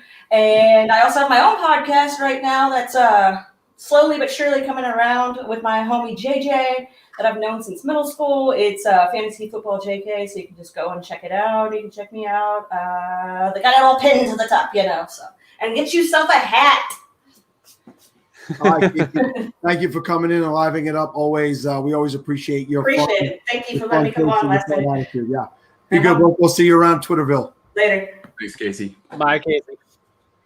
Whew, anybody want to do some live reads? Oh, sure. What are we at here? We are at 5 o'clock. 5 o'clock it is. This segment is presented by the IDPguys.org and DynastyFootballDigest.com, the only source for Dynasty and Devy information required to win your leagues. At IDP Guys and Dynasty Football Digest, subscriptions for as little as $1 a month will get SFB Podathoners updated ADP, fresh rankings, and a chat channel that provides personalized advice catered to your fantasy needs. Don't forget to grab IDP Guys and Dynasty Football Digest IDP and offensive rookie draft guides with over 120 prospect profiles, rookie rankings, and mock draft data. Subscribe today and never miss another valuable fantasy football insight from IDPguys.org or DynastyFootballDigest.com.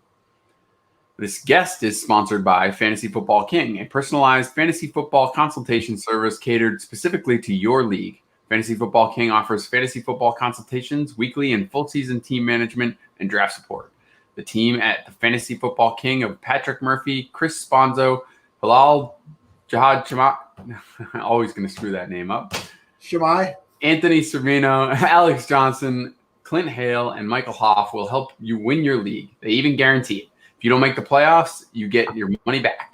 Anyone who visits Fantasy Football King and lets them know they heard about the service from SFB Podathon will get a free 10-minute consultation. Visit fantasyfootballking.com today. Wow, guys, we are rolling into hour 22, right? Hour 22 of this Podathon, and we have the ladies over at the Ball Blast podcast, Kate and Michelle. Hi, guys. Ladies, we're going to let you introduce yourself in a second, but I don't know if you've listened to any of the podcasts I've done over the last 2 weeks. I've been on like 9 podcasts, and I use you guys every time as the example. No. When somebody says to me, oh, great, we got a 4 o'clock in the morning spot. We got a 3 o'clock in the morning shot. And I say, hey, Kate and Michelle came on last year. I think it was 3 or 3:30 in the morning. And they have kicked ass in 2020. They have blown up. They've passed us by like we were standing still. And here they are at 5 p.m. on the East Coast at a prime spot. So all those people who complain about the overnight, do this and you'll be here. I love it. Yeah, thank you so much for this prime spot today. We're so excited to be joining you. I know. I feel like we haven't truly earned this. I don't know. Like, what time are we going to be at next year? I'm already expecting talking like that. I'll make it 1 a.m.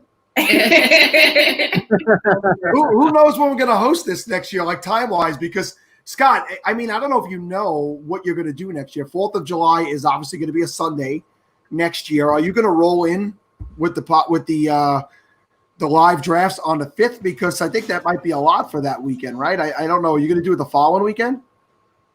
Nope, we've done it on the 5th before. The year after is the tricky one with the Monday being the 4th, though. I think with the 5th we're still going to be okay, but with the one on the 4th, in fact, I believe the year we did it on the 5th, we actually started the drafts at midnight, which was very interesting, and we'll never do it again. A ton of people stayed up to make their picks, and then a bunch of 101s and 102s didn't make picks because they went to bed. Yeah. So it was a bunch of excitement that just kind of fizzled out. But no, we'll do it on the 5th next year. The year after, I'm not sure though. Okay, cool. So that's all I need to know for next year. I got July 5th, Monday. So we'll be starting next year at 9 a.m. Monday morning, July 5th, 9 a.m. on the East Coast. So, ladies, you got plenty of time to decide from now till then where you want to pick. So, to jump right in and tell everybody, tell them what you're doing. Tell them about this past year of your life. This has been a weird year, a super weird year. So we started our podcast, Ball Blast, one word. We started that last March, and just sort of, I don't know how to explain whatever happened, took off a little bit. We've been super, super lucky with the associations we've made in this industry. We've had so much help and guidance from so many people. Scott Fish, you've been one of them. We've just had such a barrage of support, and this community is amazing. And now we have a website. We've just merged up with the Fantasy Red Shirts, Matt Okada, Matthew Betts, and John Helmkamp. So we're super excited about that. We've got a lot of exciting stuff coming in 2020. We're gonna so much content will be pushing out every day. Very excited. Yeah, we're moving on up. Yeah, Matt Okada, he took way too long to make pick 102 in my division. I heard. I was 101, and then he's just lounging around like, who cares? Nobody's business. But he finally made the pick, and we're off and running. Ladies, next week I'm going to be on the Hayden Hurst Podathon with the guys over at the FF Faceoff. Yes. And I'm going to be on with Ross Tucker, who's probably has my favorite podcast moment in history, where he first thought that you guys were sisters, I believe, and then he thought that you guys were married to brothers. Yes. Yep. It took him a good 5 minutes for him to truly understand it. The absolute story of that moment was podcast gold. And if you we still get I just got a DM about that 3 days ago. Yeah, from people somebody. still write us about how much they loved that moment and how funny it was. It's one of the funniest ever. If you haven't heard it, go find it. And even I had a call with Ross last week about something, and he was like, you guys are just so unique. So unique. Where can I find a group of sisters like you guys who knows football that well? I'm like, he knows, right? This is part of the joke, right? No, but that joke ended up being huge for us because now we're on the Ross Tucker Media Podcast Network, and working with him has been amazing. Shane, that was actually a surprise to Michelle that I had asked for that. Well, Shane, you ruined the surprise. Way to tell me up, buddy. She came, so she was actually in the shower. I was watching the Podathon when I made that comment, feeling particularly mischievous, and I was laughing my ass off. And Michelle pokes her head around the corner after her shower, and she's like, "What are you laughing at?" I'm like, everyone's not going to know A, you're joking, but B, I would love to do an advertising deal with Manscaped and do that ad read on our podcast because it would be hilarious with two girls doing that read. Well, listen, when we're all done with this, hit me up. I have the email address for the lady who handles all their, advertising and stuff, and I'll definitely hook you guys up with. I think it's Natalie. I'll definitely hook you up with her, and she sent us a complete prize package for Manscaped that we're going to give away to somebody again. That anybody that donated over $25 to this is going to get a shot at all those prizes. I feel like even if Kate wins now, people are going to feel like it's fixed. So we'll see what happens. But I do think I think we'd make a very good fit for Manscaped. Not from personal experience, obviously, because we're sisters, but I think we'd bring an element of humor that is so scarcely needed in the manscaping layout of the world. Yeah. I gotta be honest, there's nothing funny about it. There's a lot of guys out there that are a complete mess, and they need to get their stuff in order. True. Yeah, I don't want to make light of a rough situation, a literally rough situation. Look at Steve's face. I mean, it's proof right there that things need to be addressed. Yeah, but Michelle's okay. I'm sorry, Michelle. drag your. When you see your us like room. sweating here in a few minutes, it's already happening. It's like We have no air 100,000 degrees in this room that we're in right now. We're on the second floor. We should have probably done this on the first. We have no AC in our house, and it's 100 degrees here today in Pittsburgh. So I know it was bad. It was 91 or 91 plus yesterday when I was driving over to where I'm doing the show from, and I bought my groceries. And by the time I got here, everything was melting. I had to get in the freezer quick. It's, I'm in New York. We're not that far from each other. It's definitely been a hot one the last few days over here. But look who made his appearance. Let's see. Look who's here. It's he left. It was the Scott Fish Funko Pop. We'll get him back up here. Oh. Kate, Michelle. That's pretty cool. Oh, here he is. Yeah. There he is. Oh my god. That is the Scott Funko Pop. It's got to be weird, Scott, to have your twin in the same thing. Yeah, Scott, you can go What ahead. is he wearing? We got the Funko now. What is he wearing? He's wearing a Scott Fishbowl 8 t-shirt. Shut up.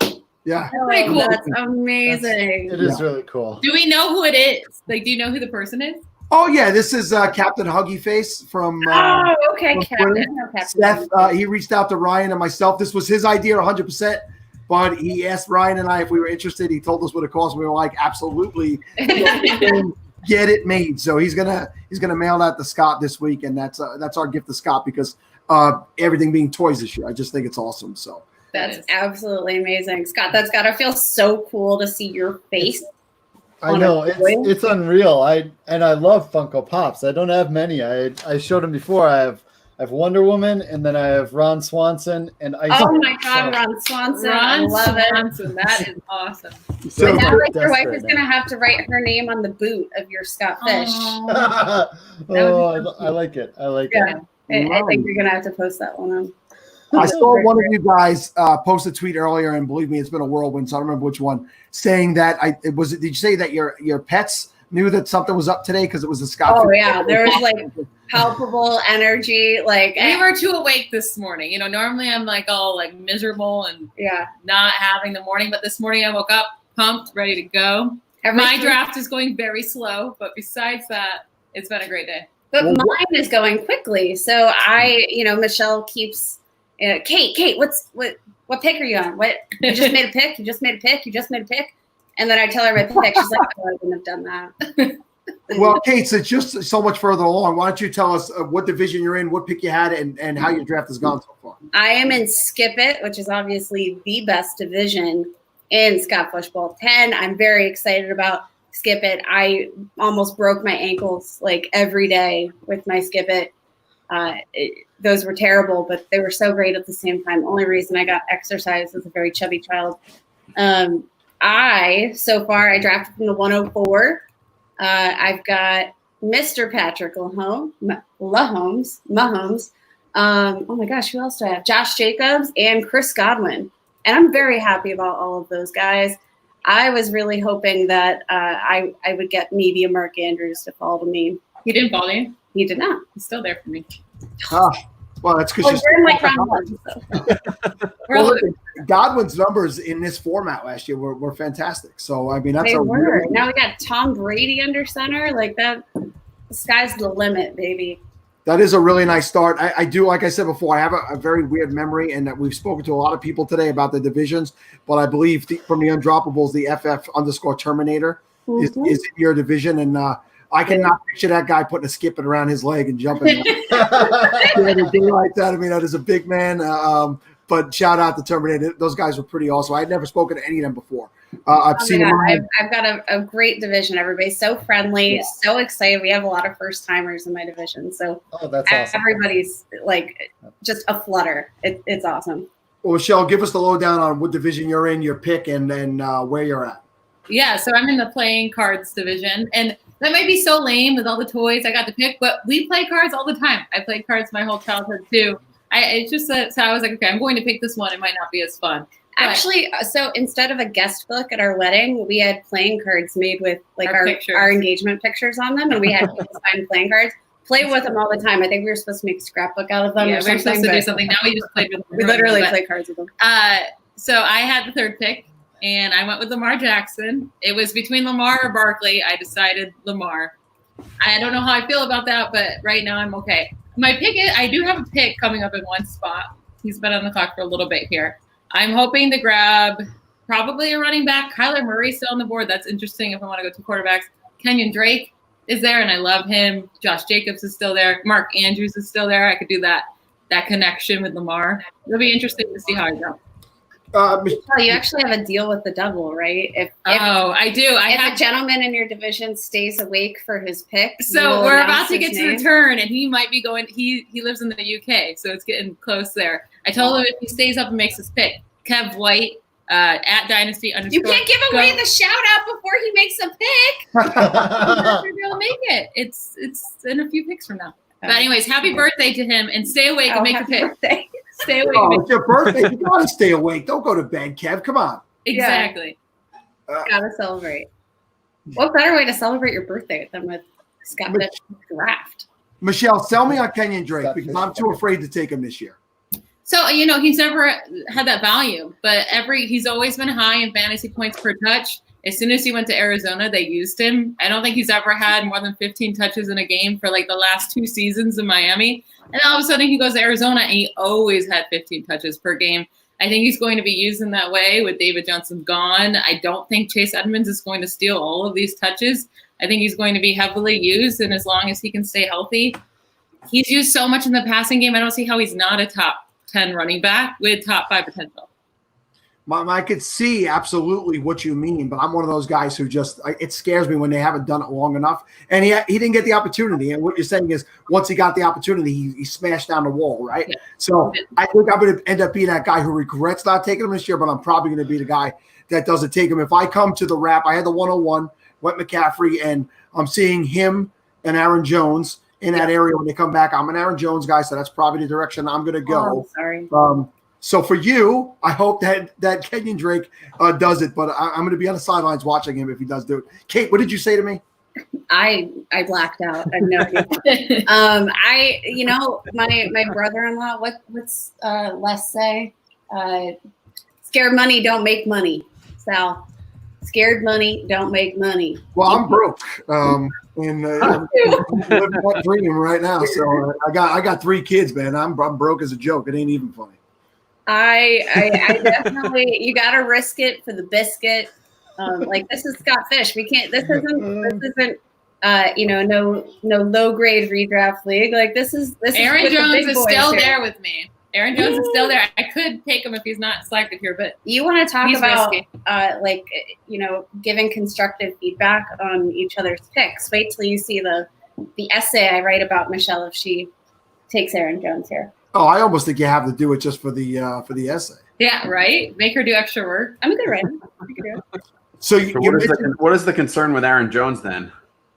Usage. It's definitely just usage. We all, definitely. I mean, nobody in the fantasy community, I think, expects Aaron Jones to continue from a touchdown and a scoring, perspective, but. If he scores 19 touchdowns again, then fine. I'll be wrong, but that seems very unlikely. It seems unlikely. And you know what? When you look at Aaron Jones splits and just the sheer volume of the yardage and the touchdowns that he accomplished when Jamal Williams wasn't on the field. It was mostly Adams. He got so many of his targets when Adams was out. And then those just dropped right back down once Adams came back. But even his scores, even his just total rushing attempts through the ceiling without Jamal Williams. And I think A.J. Dillon's going to be a hi, Jake. Oh, hi, Jake. I wouldn't punch Kate in the head, but I was very upset with her that if it was Zach Moss would sponsor our podcast, if Michelle punched me in the face. She passed on Kenyon Drake in the second round, and I was very disappointed. Josh Jacobs. I think Josh Jacobs is going to smash. Well, now that Josh Jacobs might make it back to me, now I'm interested in him too. I don't know. You want to be me. Yeah. Well, listen, you spoke about how your division playing cards is so boring. I am in cardboard box. I dare you to cardboard boxes. And I was on my way to select He-Man, and as I'm scrolling through, I saw a cardboard box, and I thought it was just so ridiculous that I had to be in it. I had to jump in a cardboard box, and it's a cool little division. I like being in there, and of course, I'm with your new partner Matt Okada in there, so it's pretty cool. Our slow new partner Matt Okada. I feel like I've been talking the whole time, so I'm just going to shut up now. Somebody else say something. Sal, cardboard box is the toy of the imagination. I don't understand why you think it's boring. It can be anything you want it to You be. can literally do anything with a cardboard Our box. cats. We have 2 cats. And we love cardboard boxes.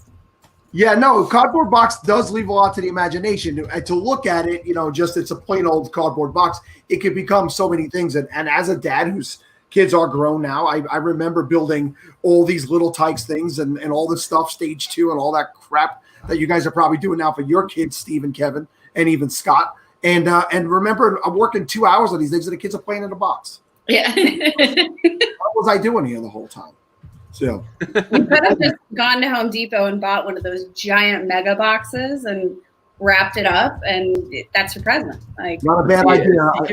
Yeah. Here's the thing, though. If you give the kid the box without the toy, they won't want the box anymore. But if you give the toy, then they'll want the box. There's no way to win. Toy. Decoy toy. They have to have the toy to discard, so Yeah, you know that they don't care about what you actually got them. They just want the trash. Having That's all they kids is want. so political. Oh my goodness. I guess we can all agree that kids suck. I'm not ready for them. Not yet. I need 2 more years to Yeah. to get ready. You guys are trying to get this thing going. I would recommend you wait a few more years, get this flowing, and when that time comes that it's running, then you venture down that road. We'll have you back on to talk about all that. Shane says kids love plastic bags the most, though. Oh my God! Oh, I know. Okay. Do There's they an old- also love like Swiss Army knives and? There's an old Saturday Night Live with Dan Aykroyd where he talks about all the hot gifts, Christmas gifts of that summer, and a bag of glass was one of them. And I'm sure there are some kids that would absolutely love to play it. What's that Psycho from Toy Story? Like that's a gift that you get Sid. from Toy Story. Sid, right? Sid, yeah. Sid definitely got a bag of glass for Christmas every year. Do we feel like Shane was Sid when he was a child? Now, I think. Yeah. Guys, I did comment this last night, and I think we definitely need to actually get this off the ground. I got a DM about it, actually, from, I think it was John Presto. John Presto? So my comment was that we need to do a fantasy football industry roast and have Shane be the roaster. And we can get, all of us industry folks together, get a big leather chair, sit down. It could be like the Office style. Who would cry first? That was the real question. Well, we could take bets on that. We're degenerate. We're all degenerates. Like we can make this into a whole fiasco. I would love to be a part of that. This is my life. I've spent my entire life with everybody involved. I've done it to Steve and Kevin since we started this podcast 5 years ago. So when that happens, I am completely down. Yeah, and we could raise money for Fantasy Cares. I'm going to tell you the problem with that, though. If we invite Scott, immediately after he says things, he's going to feel bad about them and try to redact them, and it's going to be I'm sorry. It's exactly what I would do too. I don't even know if I could say the bad things. Man. He would write them down and give them to somebody else to say. Yeah, I'd probably be like, oh, I didn't like that draft pick you just made. Sorry about that. I didn't can't like take it. it either. But I understand where you were going. See if it try to reason it out and try to be nice about it. Scott, we could put up a big screen and you can text things and then delete them, if that makes sense. Oh yeah, we can make you a burner account, Scott. Yes. That's the best way for anybody to get any message across to anybody on Twitter is to create their burner. People would immediately know it was my burner because I'd say something mean and I'd delete it. It would barely even be that mean. FB 110112567 NFL. Yes. Oh, outstanding. FF Trader Joe, if you go to his Twitter, he just tweeted at me, Dan Aykroyd holding up the bag of glass. You know what's a cool thing with running this SFB league? There are parody accounts out there, and there's several of them, a bunch of them. So when they sign up for SFB, I know who they really are. And that's a beautifully funny thing. Oh, that's cool. Oh my God, really? Oh my God, I would love to be a fly on the wall. For I thought maybe Kate just got found out that she had a like, oh my God, I have to go. I'm very important. All right, before we let you guys go, give me one player, sell me on one player not named Kenyon Drake, each of you, that maybe the rest of the fantasy community is low on this year, but they're your all-in player. We'll start with you, Kate. My guy, I have so many. It's got to be Raheem Mostert, though. I've dug myself into this whole last year. It was Derrick Henry, where I just kept digging, and I couldn't find it. I think it's Raheem Mostert this year. I cannot envision a world where there are so many people down on the best rushing offense, second best rushing offense in the NFL. There's going to be so many opportunities for the run game, especially if they're not going to have an asset like Deebo Samuel there. I have to expect that, he might miss some time, and if he doesn't, he might not be 100%. Best way to counter that is with a Kyle Shanahan run scheme. He has used a workhorse back before. He's used Devonta Freeman. And I think the thing that we miss with Raheem Mostert, we look at him, he's this old man who's just starting to get touches. He started to get touches when he worked with Kyle Shanahan. I'm digging the vibes. That running back will easily be top 15. I'm feeling Mostert, but not as hard as she is. I'm a little bit more scared. Everyone's commenting Zach Moss. I think they know I'm in love with him. But it's Z-A-C-K, guys. Z-A-C-K. For some reason, that's a pet peeve of mine. But I could say Zach Moss. He is an absolute steal, and he will be on my team as long as he doesn't go insanely early. But another guy I was going to mention is James Conner. And it's all has to do with injuries, right? Is he going to stay healthy? But if he stays healthy, then he is a top 7 running back pretty easily. He scores all the rushing touchdowns on that team. Ben's back. He gets the receptions. He gets the targets. He'll have 75-plus targets. He's used a ton. The offense should be rolling next year. It all comes down to injury, but I think the price right now, it kind of folds that into it. So you're not paying a late first, early second like you were last year. Yeah, that's what hurt so much last year. Yeah. And shout out to our new guy, Matthew Betts. He actually just posted a write-up on James Conner today. It was his first article at ballblastfootball.com. So we're pretty pumped to have a sports physical therapist on our staff now to help us answer these awful, horrific questions about players that we love who can't stay healthy. Yeah, I know it's a homer pick. I know. I was going to point out that you guys are in Pittsburgh. I'm not a Ben Roethlisberger guy, and I'm blocked by his Twitter account. I blocked. I genuinely. I started unblocking people. I got unblocked. I was blocked too. I looked back in my Twitter feed. I was like, what have I ever said about Ben Roethlisberger? I tweeted him once about I tweeted about him once in a fantasy game. It was nothing bad. So I was just like, I don't know the context of me being blocked whatsoever. Yeah, I don't think he likes fantasy people. I mean, I did call him a piece of shit. That was the reason he blocked me. But wow, he's just not my guy. But listen, you can run the Ben roast. Listen, Ben's not our guy either. He's done some very questionable things in the past. We're Steelers fans, though. We don't own any Ben jerseys or anything like that. We don't support him in that way. But he's our quarterback, so if we want to win, he has to be good. But that's I understand that. I'm a Yankee fan. We've won with some pretty questionable people over the years. So don't say. All right, all right, ladies. One more time, tell everybody where they can find your stuff, where they can track you down on social media, what you guys got coming up.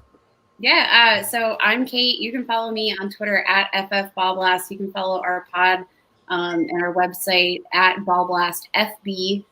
We've got our website up, ballblastfootball.com. I'm putting stuff up on 4for4, Roto World, all that good stuff. My head's spinning.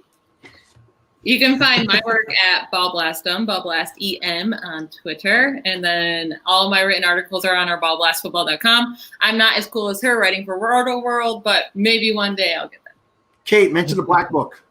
Oh, hell yeah. Oh, my God. Yeah, I was the first female contributor for the Fantasy Football Black Book 2020 with Joe Pisapia.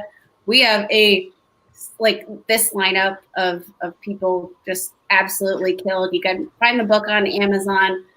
You can do like a written copy. If you have Kindle Unlimited, you can get it for free.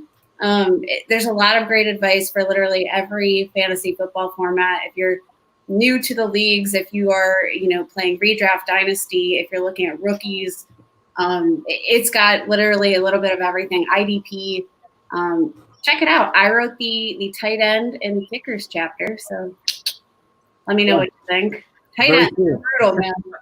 Nate Hamilton's closing the show with us, and Nate's a part of that as well. So He is. All right, ladies, we'll definitely be looking for everything that you guys are doing. We'll be in touch. We'll be looking forward to working with you guys again on future live streams like this. And best of luck with success and everything you guys got going on in your personal life and in the fantasy football community. Thank you guys. Bye, guys. Appreciate you having us. You're all. I like how you just cut him off. So, Scott, it's you got to get people in. You got to get people out. Yeah, that's how it works, I guess. Did you see the announcement? I don't know that I saw the announcement that you're going to say, but no.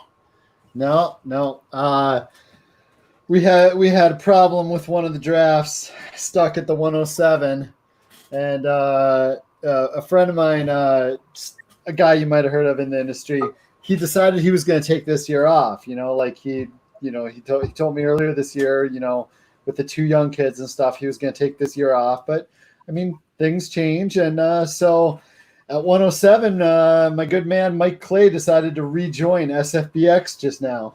Very nice. I know Mike has taken a few years off, and I want to get Mike on the show. I've asked him to do a couple live streams. He told me he was going to support from a distance again this year, but shout out to Mike Clay to get him back in the SFB this year.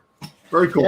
Yeah, it was crazy timing. As I realized, it was not this last show, but the show before, I think, the half an hour before, I found out that, we had an issue. And so I was a little distracted for the last half an hour, but Mike shot me a message right in the middle there. And he was like, you know what? I'm back in next year, and I'm like, you want to be back in this year? Because I'm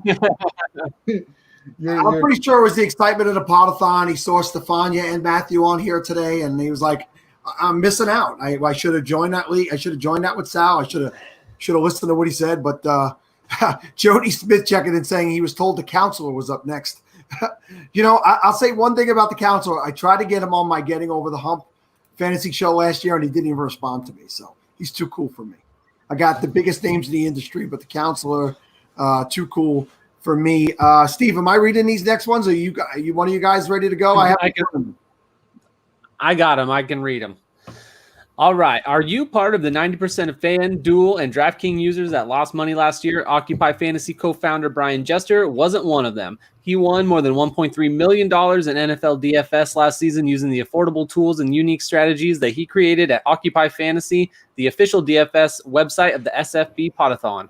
The goal of Occupy Fantasy is to teach you the right way to play and to help you completely reshape how you think about DFS at any bankroll level.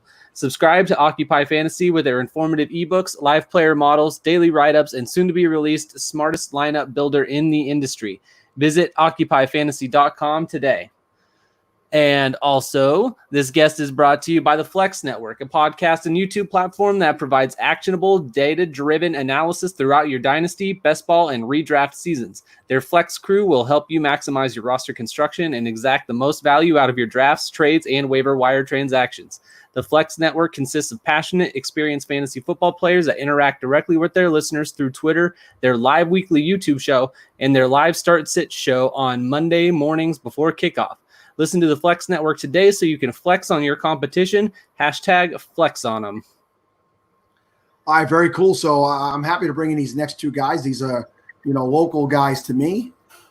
Let me get Mr. Huff in here. So they got them all together. Anthony and Mike, what is up, guys? Mike is he put a Twitter poll up that asked him what he should drink while he's on the show. He put water on there and then told everybody, please stop voting for water. That was never an option. Yeah.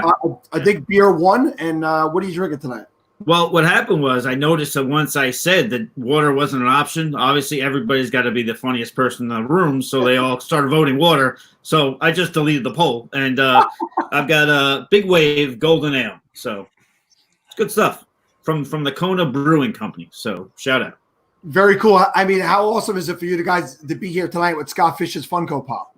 I see. I'm a big Funko Pop guy. I've got 1,000 of them, and since I've been working remotely at home, my wife is, getting sick of how many there are. Or I go to move something and I knock over like 12 of them. So I kind of want one. That's that's where. Is that a real Scott Fish Funko Pop? Did they actually make a Scott Fish Funko? We had it custom made, just one of them. Oh, that's awesome. Well, shout out to Captain Huggy Face on Twitter. His real name is Seth. He came up with the idea and he reached out to Ryan McDowell and myself and asked us our opinion, and we could not have loved the idea more. Yeah. So Great. shout out to him for getting that done. Guys, introduce yourselves and let them know what you're all about. Go ahead, Anthony. You go first. I'm Anthony Servino, one half of the FF Face Off podcast, the real NFL guru on Twitter. Well, my name is Michael Hoff. I'm obviously the other half of FF Face Off, and yes, you could follow me on Twitter at the FF Realist. Oh, we'll get to the Hayden Hurst thing in a minute, but you guys have a new show that I come across recently. Tell everybody about that. Yeah, and we did a great job of mentioning it right now. Go ahead, Anthony. We are doing the On the Clock Fantasy Football Podcast, part of the Fantasy Data Podcast Network, which is new to this season. So we are the flagship and right now the only podcast on the Fantasy Data Podcast Network. You see, I do my research on my guest. Kate forgot that she wrote the Black Book, which is probably the biggest moment in her life because she was the first female ever contributor. I had to remind her. I got to remind you guys that you're doing new things and exciting things. Also, Sal's always looking for a job. So if you guys need another podcast, he will probably record one once a month or so. I could just drive over to Mike's house and just hang out in the background of that one. That's it, man. You can come on down. I got a chair right here. You could sit right here. And we can. Call me Wally Wallflower. Yeah, Andy Singleton popped in here today. I don't know if you guys saw that, but he was in here this morning. Just showed up out of the blue. He drove from Brooklyn to Long Island to bring me breakfast and then to go back to work in Brooklyn. So pretty awesome. So guys, we're almost to the end of our 24-hour journey doing the SFB Podathon, and you guys are going to be venturing to something very similar less than a week from now on Saturday. Mike, with something that's close to you, the Hayden Hurst Foundation, which deals with, just tell everybody what it deals with mental illness, or is it? Tell me what it addresses. Yeah, the Hayden Hurst Foundation, Hayden Hurst Family Foundation, it helps raise money for programs and such to help with teens and adolescents with mental health issues, because a lot of people don't realize that it starts there. It's not something that just sprouts up when you're in your mid-20s and then you've got a job and then life gets hard and all of a sudden you've got, it starts early. So I noticed a lot of people on Twitter, within the fantasy industry talking about it. And then after that, then I read Hayden's story. And from there, I just found my best way to get in touch with Hayden and his people, and off we go. So, yeah, looking forward to it. 16 hours, so not 24. And Sal, I've been trying to confirm time slots today, so I don't have to confirm with you, because if you do 24 now, you could do 30 minutes on Saturday. You'll be all right. Yeah, I believe you got me for 8:30 in the morning, and I'm coming on right before Scott Fish, if I'm not. Yeah, yes. And will I be with Ross Tucker? You will be with Ross Tucker, and then Scott Fish is going to be with Dave Richard of CBS Sports, so that'll be a good time. Which really awesome. Anthony is in the same SFP division with Dave Richard. Yeah, we are both in the wrestling figures division. So was Eric Young, the former pro wrestler and currently with the Athletic in their fantasy department. I mean, this year's SFB more than ever has real celebrities and real athletes and real wrestlers, and the guys in a wrestling action figure division, which is something I remember that Christmas when I got my Hillbilly Jim. I loved it. Yeah, I've got Tom Everett Scott in mind, which of course from that Thing You Do fame and everything else, and I'm Sorry, which is also I believe on True TV. It's a great show, but I got him to follow me yesterday. It's cool though because it brings people together and like. But then I'm getting comments in my chat with the Ghostbusters chat, and they said apparently we were getting some flack because Kittle dropped to the 5th pick in the 2nd round. They said they're making fun of us on the Podathon. I don't know. I was driving my kids home. I don't know what's going on, guys. I can only watch for so long. So, but jealousy more than anything. Kittle fell because to me, I've made 2 picks. I'm picking at 12. So I took Derrick Henry. That's one guy I knew. I said Derrick Henry comes. I'm not getting caught up in the lack of receptions or what have you. I'm going to take Derrick Henry because he's going to get the yards. He's going to get the touchdowns. They need him to survive in Tennessee. So to me, that was easy. I was going to go Dak, but that didn't work out. He was taken before me. So after that, I'm looking at Michael Thomas, George Kittle. And last year I had George Kittle, Zach Ertz, Darren Waller, and I was, pitiful mess. Don't mind the other picks I made, but whatever. So I said, screw it. I'm going to go Michael Thomas. So it was an emotional time in the Hoff house, but, we feel good about the move, and we'll move on. Anthony, what about yourself? How has your draft gone so far? I'm okay with it. I have the 8th pick, and all of my guys who I've mocked went ahead of me. So I ended up taking Michael Thomas because I feel like it's a little bit irresponsible passing up a guy like Michael Thomas, even though this wide receiver class in 2020 is so deep. I hate going wide receiver in the first round, even in the second round. So I ended up getting Thomas and then coming back, Drew Brees. So I'm going to have some work to do with the running back position, but I don't hate it. And no, yes, you do. Don't let him fool you. He's a basket case. He's a bitter Cowboys fan. Yeah, he's texting me saying, "I can't believe I went wide receiver in the first round." I'm like, you got Michael Thomas and Drew Brees. You're going to be all right, Well, we had Casey Kasem on, and she's also a Cowboys fan, and she went Dak, Tyreek Hill, Russell Wilson, I believe, and then Amari Cooper. So 4 rounds in, no running back. So she's really all in, Anthony. Yeah. So if anybody's freaking out, she said. But I asked her who the best running backs were available were, and she said David Johnson's still there. That could actually be like a coup if David Johnson actually turns out to be David Johnson. I know. I get I it. like David Johnson. I'm in. I like David Johnson on her team. That's the pick. No, I'm saying that's the pick. If he works with that crew, she's not completely dead by punting running back 4 rounds. I got it. Okay. Yeah. Yeah, exactly. That's my point. So if she could get him, she can land them there. It's not the end of the world. Mike, I like David Johnson's outlook a hell of a lot more than Gurley, Hoff. Here we go with the Gurley stuff. This guy. Well, Mike, make the case for her for Gurley. Listen, I think you need to walk into it with the idea that Todd Gurley is not going to be a guy who's going to get 300 touches anymore. He's not going to be a guy who's going to be on the cover of every single fantasy magazine that's on your newsstands every summer. That show's over. But that doesn't mean that Todd Gurley cannot be productive for you. He was productive last year.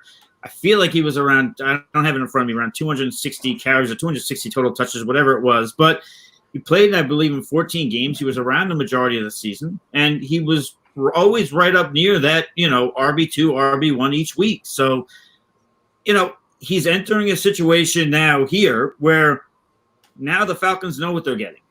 It's not like with Sean McVay when he signed Gurley to this big contract, and now, oh my God, he's got arthritic knees. We can't use him as much. Falcons know what they're getting in him, and they're going to use him. And in that offense, on the goal line, not to mention any competition at the position there, I don't see it. I mean, if you like Ito Smith, better you than me. But I like Todd Gurley. I think he's going to be just fine as long as you walk into it with the expectation, again, that he's not the 300-touch guy anymore. My biggest issue with Gurley, I can't take him as my first running back because there's zero stability. There's not really a floor there. Where he shined last year was on the goal line and 14 touchdowns. But I don't even know how much I can rely on Todd Gurley as a receiver because last year he only had 50 targets, right around 32 less than he did the year before. Wouldn't they have been throwing him the ball a little bit more if he was any semblance of the old Todd Gurley? Well, I'm not taking him as my first running back anyway, and that's not what I'm suggesting for sure. So, whatever. Also, I'd be a lot more comfortable taking, if I need a first running back, David Johnson or Melvin Gordon over a Todd Gurley. I think we need marriage counseling, Anthony. Do you think that the Rams passing offense in general was in sync the way it normally, we expected it to be, though? Yes, his targets were down, but I think as a whole, their offense was a little unstable. So, look, I like 50 targets. I think he could probably sniff that again. And if you're going to give him another 225 carries, I think that's fine for where you're getting him in the 4th round, maybe 5th round. I mean, if you're going to tell me you're going to start off with 2 quarterbacks and 2 stud wide receivers and then throw a guy that's getting 225 carries and 50 targets, I'm okay with that. I'd be more comfortable with a David Johnson personally. All right. Well, I don't hate that either. You have Bill O'Brien. Don't you think he needs to try to save face a little bit? I mean, David Johnson, no matter how much his efficiency may or may not be there, he's going to get touches. That's true, for sure. And listen, by the way, I was hoping Cam Newton would come up, and I see it on the bottom of the screen here. This is a buddy of mine. Yeah, I know Mikey's from West Babylon. I've seen him he retweeted some stuff on Facebook. So I'm going to leave you with this question. Yeah. And Kevin is here to take over because I got to go pee. You go for it. So listen, just before we get into the Cam Newton stuff, I have to give the update because we've been tracking the number of times we've talked to Cam Newton on the Podathon. We are now up to 22. The over-under was set at 24.5, so we still got 3 more times to go in the next couple of hours before we get, over. Well, so, Mike is on Cam Newton's payroll, so Mike, go ahead. Yeah, damn straight, proud. Just to ATL Mikey's point, where do I have Cam Newton ranked in SFB X draft? Listen, I hope that for some reason, ATL, I hope you time out, and I hope that you wind up with Cam Newton because you hate him too much. Listen, I think Cam Newton is going to be in a nice spot in some. Maybe the SB, maybe the SFB scoring is a little bit difficult for Cam Newton, but maybe not. I think he could be the best goal line back. I know everybody wants to talk about Damian Harris. Well, now Cam Newton's in town. That could potentially spoil what a lot of folks were excited about with Damian Harris. I think that the Patriots, they're not going to ask him to do what he can't do. I think they're going to make it easy for him. Aim small, miss small. And I think Cam Newton, as long as the health checks out, he's going to be fine from that aspect. And people talk about, look at the receivers he has to work with. They're terrible. Did you see who he worked with when he was an MVP in Carolina? I mean, Steve Smith, sure. I love Steve Smith to death. But Jericho Cotchery, I mean, come on, guys. Cam Newton will produce for fantasy. If I'm in a 2 QB league without the incompletions and the interceptions and this and that, I would love to have Cam Newton as a second quarterback, 1,000%. Now, I don't think you should start your SFB draft with him. That may be ill-advised. But, and by the way, to people like Anthony who want to suggest, well, maybe he doesn't start week 1. Cam Newton start on week 1. If Cam Newton can't start an MVP, an NFL MVP. I didn't suggest it. The initial reports suggested it. You mentioned it too much to upset me. That's the thing, because you like to get under my skin. This is why we need marriage counseling. But I mean, the short of it is, if he's not starting week 1, he's not on the roster. Right. I would say something to that effect. Yeah. If it's that, or if it's listen, if one of those tree trunks legs of his gets hurt, between now and the season, I wearing that romper sort of thing he's got going on. Whatever, man. As long as he plays football, he can wear whatever the heck he wants. That's all I care about. But it's the Patriots too, so they're obviously not just going to give it to him. That's why you hear those reports that are not real reports. Right. In my opinion, so. Has to earn it. Okay, he will. He will. He'll be the starter for 1 year, and you get your year out of him, and then you see what happens in the next year. So, How much are you reading it? I don't know if anybody brought this up, but Vegas, his over under for games played or games started is 8. Yeah, that's all to me, in my eyes, that's all because of health. It's got nothing to do with competition at the position or what have you. That's got to do with health. I mean, before they signed Cam, Julian Edelman was the best quarterback on the team. He loves saying that. That's his favorite thing to say. Wow, no love for Stidham, huh? Apparently not. How about Brian Hoyer, that poor old bold-headed bastard? Well, I mean, Brian Hoyer is a coach, right? I mean, he's not really a quarterback at this point. He's a coach. He's there to coach the team or coach the quarterback. Hoyer will lead 1 comeback this year minimum for New England. Yikes. Ugh. I hope not. And we're being asked here, Cam over under 7.5 rushing touchdowns. I go under on that though. I think he'll contribute. For some reason, when I see Cam Newton rushing touchdowns, I think 6. 6 jumps out of me. 6 was like the typical number, right? Back in the day. Yeah, Yeah, and that's because again, I think he could potentially be their best goal line back. I really do. I mean, Sonny Michel and his knees. I mean, he's going to contribute, but he'll be but I think goal line to punch it in. I mean, that was always the Tom Brady special. Why can't Cam Newton do it? With more flair, in fact. That's what I'm saying. And that too. Oh, he dresses up funny. Dude, the Patriots had Rob Gronkowski, the party boy. Everything was fine, you know. So it'll be fine. Everybody needs to calm down. It's typical fantasy Twitter likes to overreact about everything. Mike, we're in agreement on this. I think people give him too much of a hard time about the outfits and all that stuff. And I also think he gets entirely too much flack about how he acted after the Super Bowl. It was the biggest game of his life. Of course he was pouting. Of course he was pissed. I like this spot. I like being here. Look, I get what you're saying, and I just shouldn't you be a better leader? Yeah, I mean you're a professional athlete, dude. Like I get it; it's the biggest game of your life, and no question you should be upset, disappointed, pissed off. Fine, but you don't have to be a dick. Like just flat out, huh? All right. People are dicks. I mean, yeah, some people are, but don't. I'm a dick. You know, it's all right. Don't tell me you can't give them shit about it, then, right? Like, I mean, you can get it both ways. Already, leave the man alone. Let the boy live. Mike, I have a question for you. You said you think Cam's going to get 6 rushing touchdowns. I said 6 jumps into my mind. Yes. Tom had 3 last year. Okay. So a 31-year-old Cam isn't better than a 40-something-year-old Tom who isn't known for his running? He's not at least 5 touchdowns better than that, where you should take that over?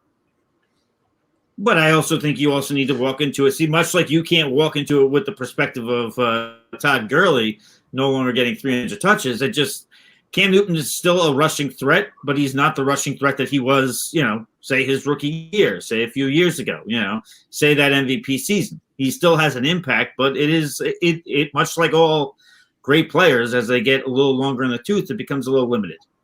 Most teams aren't defending Tom's running ability either. You're gonna plan around Cam running a little bit. Yeah, probably. Hey Anthony, we got Zach Reed at Tazit Assassin. He's rebutting your Edelman quote and saying that Sanu has a 158.3 QB rating in his career. So, maybe that's why they paid it. Maybe that's why they paid a second for him last year. Oh my God! Yeah, that's it. Now it makes sense.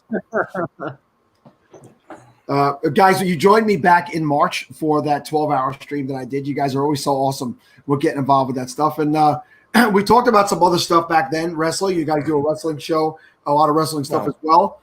And Anthony, you've been a guy who's been very involved in weightlifting and working out in your life, and we were talking about that. But I ended up investing in a TRX in this time it was off, and that's what I've been using a lot. How have you progressed with what you've been working at home with, being at these gyms on Long Island, New Jersey? Are your gyms open in New Jersey? Well, they're technically open, but it's like a one-on-one personal training thing.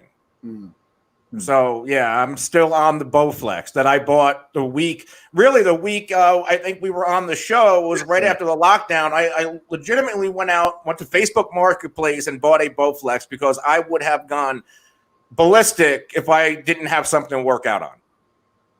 Yeah, no, I know. I got a buddy who's the same way, and my son was lounging around doing nothing, and I told him, that's it. We ordered the TRX. We turned the swing set. We got some battle ropes. We hooked them around the swing set. We turned the backyard into a gym. So very cool. And the wrestling, it was right around WrestleMania. We were talking about that stuff back then. I haven't too much attention to what's going on with the WWE since then. But how's it been? I haven't tell you. You probably know better than I would. I haven't been watching. But between getting getting ready for our podathon and it sucks. So I'm not going to invest my time in something I can't stand. I probably watch more 90s wrestling than I have current product in that time span. Right. Like, I always take issue with the guys who say, oh, wrestling sucks, but yet they tune in every single week and they watch it and they complain. Well, guess what I do? I don't turn it on. I watch New Girl with the wife, and I laugh a lot harder for good reasons. It's probably much better acting over on New Girl. I'm a UFC guy, so for me, I've survived on UFC in this time. The UFC has been giving you a ton of events a week after week. That they've had some, sometimes a Wednesday event. They've had 3 events in 7 days. It's so if you're a UFC fan, you've had your fill. You've been kept plenty. Either one of you guys get in with the UFC or no? I've dabbled a little bit, but I'm a lover, not a fighter. So I watched. I don't even know if he's still doing it or not. But I used to live in Tom's River, and that's where Frankie Edgar's from. So I used to watch his fights. Yeah, Frankie's he's around. He's not retired yet. Every once in a while you'll see them throw him out there in a big fight because he is a former champion.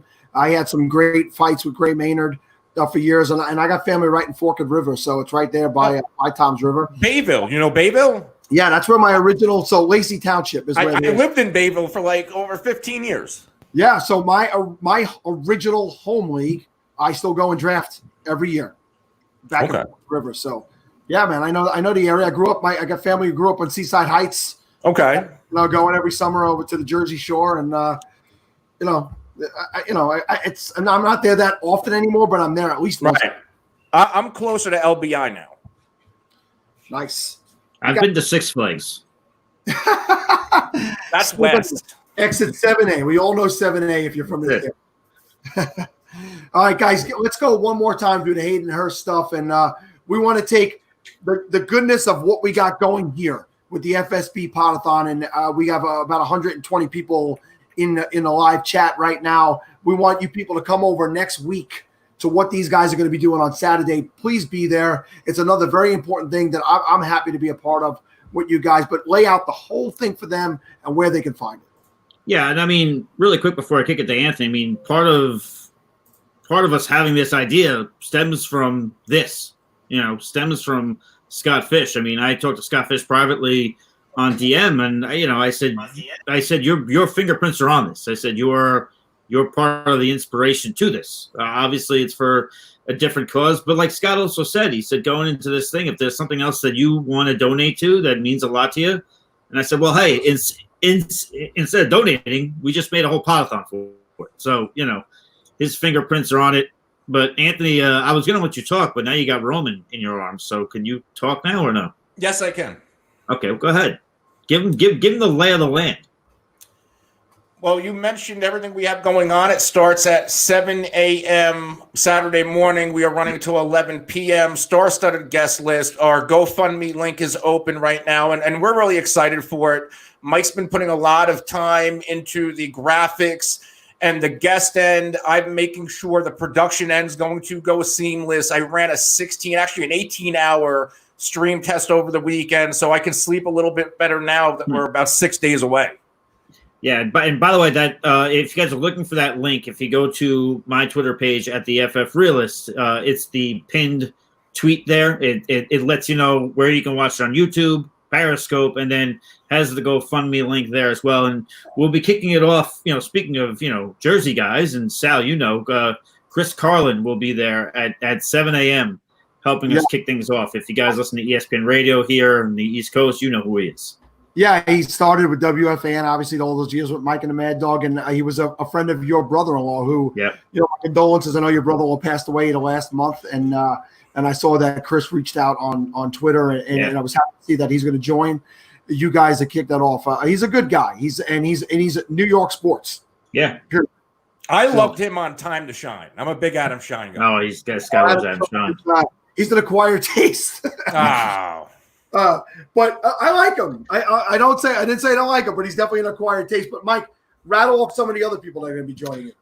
Some of the guests we've got. Well, listen, we've got Hayden himself is going to come on. We've also got Hayden Hurst's mom coming on, which is going to be a new thing for us, interviewing the mother of a football player. So she's actually the VP of the foundation. So she's going to come on after him. I mean, we've got some. Just like some of the guests you guys had today, we've got Matthew Berry coming on, Brandon Marion Lee, who's one of my favorites. She's going to be coming on. Sal, you'll be coming on as you know with Ross Tucker. I mean, we've got Justin Boone, Howard Bender, Stefania Bell, Matthew Betts, Heath Cummings, Matt Harmon, Colleen Wolf. Grant. Colleen Wolf is going to be coming on. Adam Rank, but I keep joking with Adam Rank. Card's subject to change because he said I don't know if I can make it, but maybe I can. I said, well, listen, I'll put you with Mike Wright, because if you can make it, then we've got podcasting gold. And if you can't, then whatever. So I keep joking, just like with the wrestling, cards subject to change. So, but yeah, we got a great lineup. And really, I mean, we're going to talk football. We're going to have fun. We're going to laugh. But, you know, there's a lot of people who want to come on who specifically want to just talk about mental health. You know, they said if football comes up, whatever, they want to just talk about their story. So I'm looking very much forward to it, kind of break that stigma of mental health. So it's going to be a good time.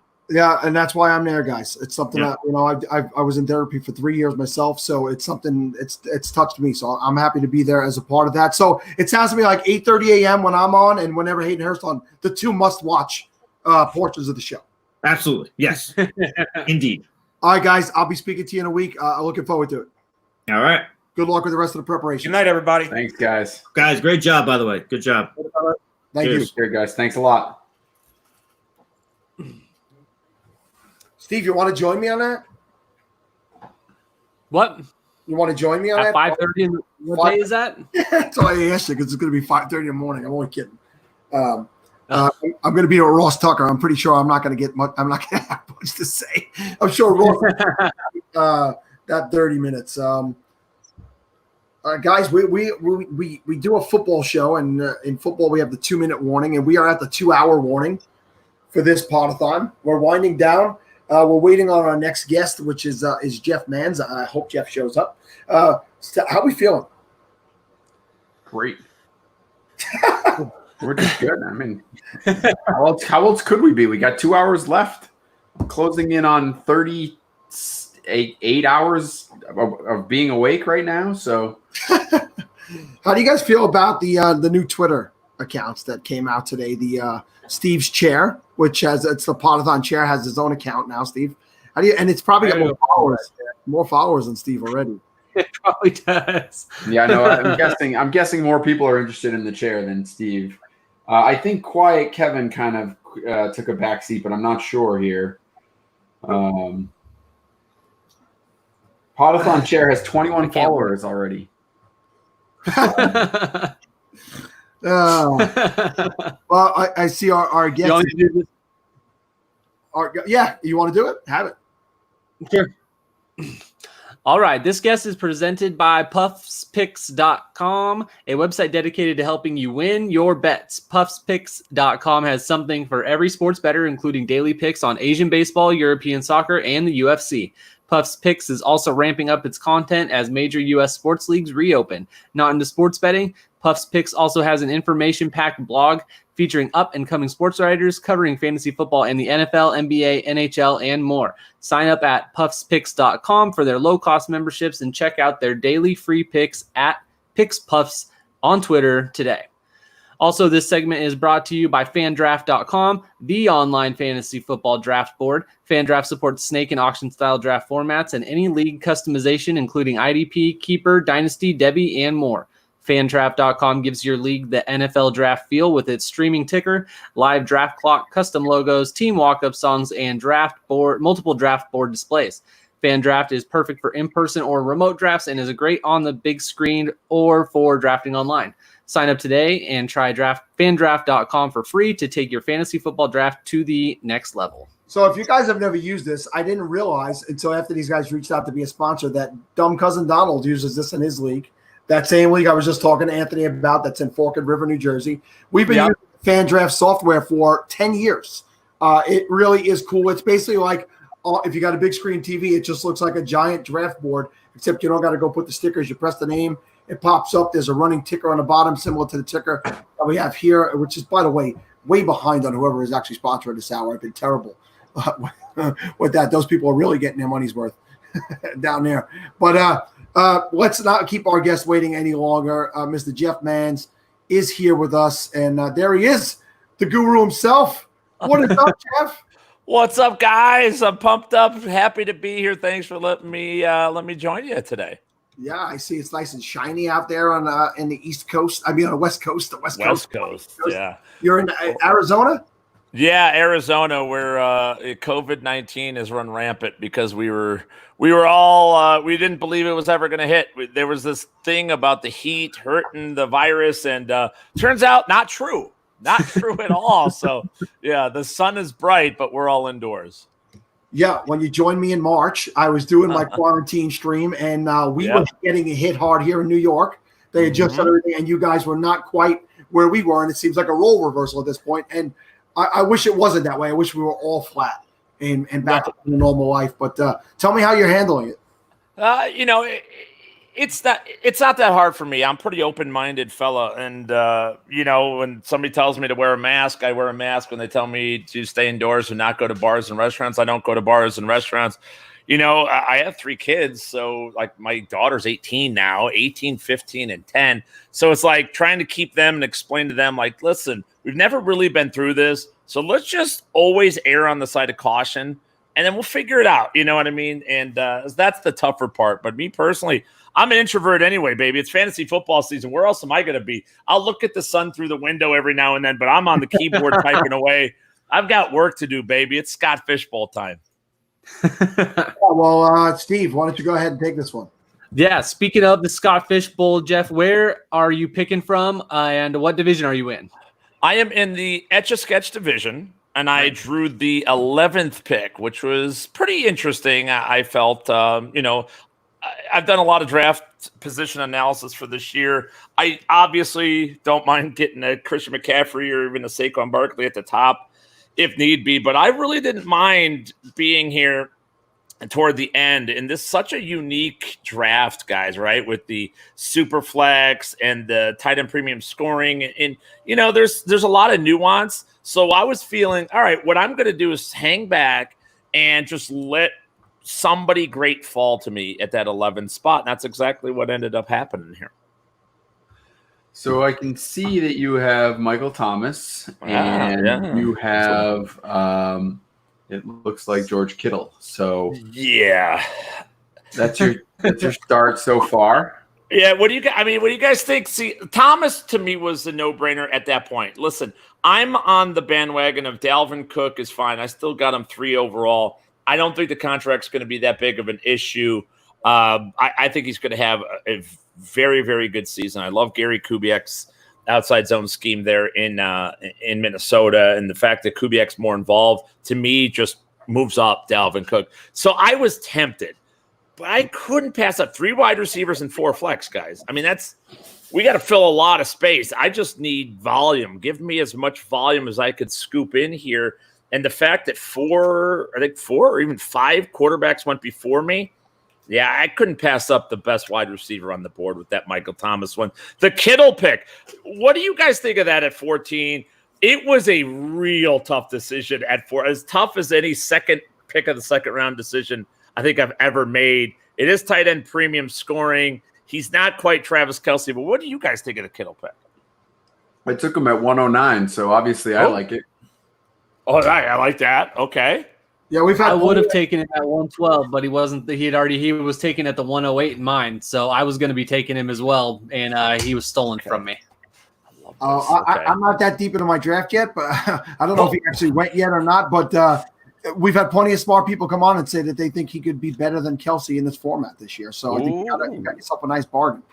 Better than Kelce. See, I don't think it would be better than Kelce just because what the way Shanahan uses the tight ends, he gets a lot of those the sort of drag routes where he's the last option, and it creates a lot of big plays. But I don't necessarily think he's a first down picker upper as much as Travis Kelce is, naturally at least. But I'm happy to hear it. I would love for that to happen. It was a tough call to make at that point because Dalvin Cook, by the way, was still on the board with that pick. So I sort of punted running backs in my first 2 choices, which is never a great feeling, especially in 2020.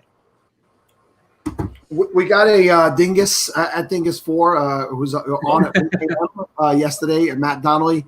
He's got 4 running backs up there. He's got Nick Chubb, Josh Jacobs, Kenyon Drake, and Aaron Jones, and he wants us to rank those guys for them. So, Jeff, in Scott Fishbowl scoring, how do you got these guys shaping up? All right, so who's he got? He's got Jones, Jacobs, Jingleheimer, Schmidt. Oh, no. Yeah. Chubb and Drake, along with Jacobs and Jones.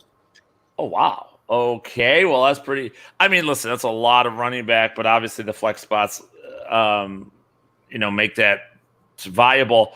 I like it. I mean, it's hard not to like that. It's a position that dries up rather quick, and you get 4 great ones. I love Nick Chubb this year, folks. I really do. The more I have dug into this Cleveland Browns offense, the more I'm looking around the room, hoping nobody's looking over my shoulder. Like, I really like what they're doing, picking up Jack Conklin and Jedrick Wills, those bookend offensive tackles. They're running outside zone just like they did in Minnesota last year. Stefanski's simplifying the entire playbook, just going basic West Coast, but they're going to be a run-based instead of the pass-happy type of system. That means a lot of those zones for Nick Chubb. He's going to be taking it to the house. I made this bold prediction. I wonder what you guys think. Nick Chubb is going to break the all-time NFL record for yards per carry. It's 6.1 for any running back over 200 yards or 200 attempts. He's going to break that mark in this system this year. What do you guys think of that? I think that's wow. I'd like to see if that's going to happen, and I'm going to be very disappointed. I don't have any Chubb anywhere in none of my dynasty leagues. I have 0 Chubb stock right now. So, listen, that's pretty bold. Yeah. You do like it.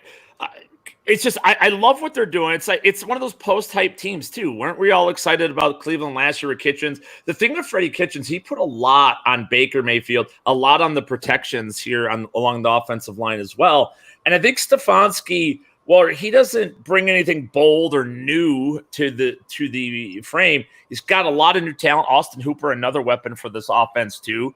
We'll see what they do with Njoku.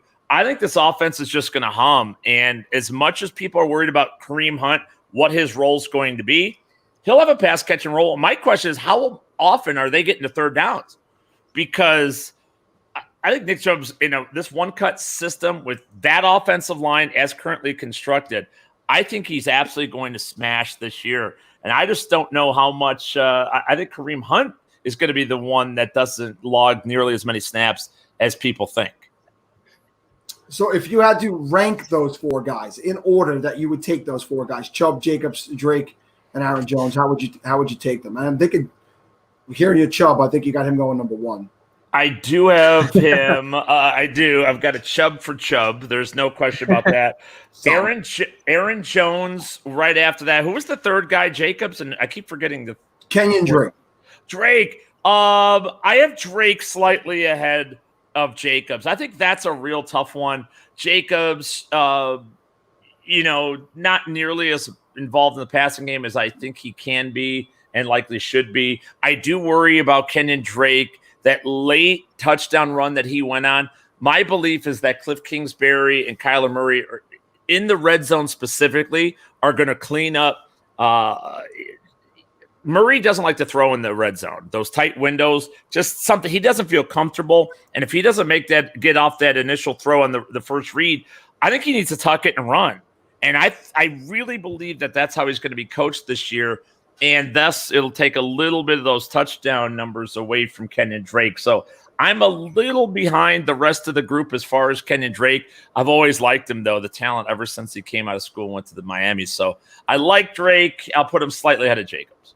Yeah, I like where you got that because I'm an Aaron Jones guy, and we were just talking with the girls from the Ball Blast podcast about an hour ago, and they're high on Drake, and they're not as high on Aaron Jones, and I'm with you.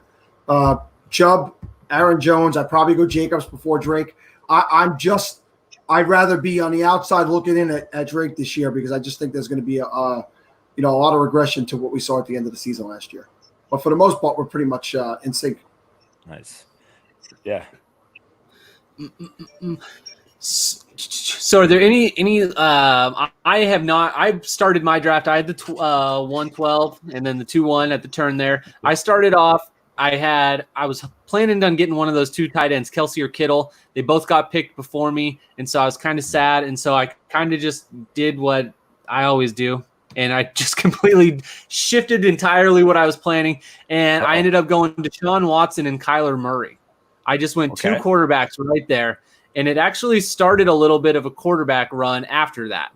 Now, unfortunately, it also started, or the running back run that was going on continued, and so now I'm looking at my next pick coming up here pretty soon, and the top guys up there is a Leonard Fournette, who I don't really want any part of this year, and then it's someone like a Mark Ingram, who I'd feel pretty comfortable with, but then I'm worried about what I have to do to stack him up or to stack someone up with him.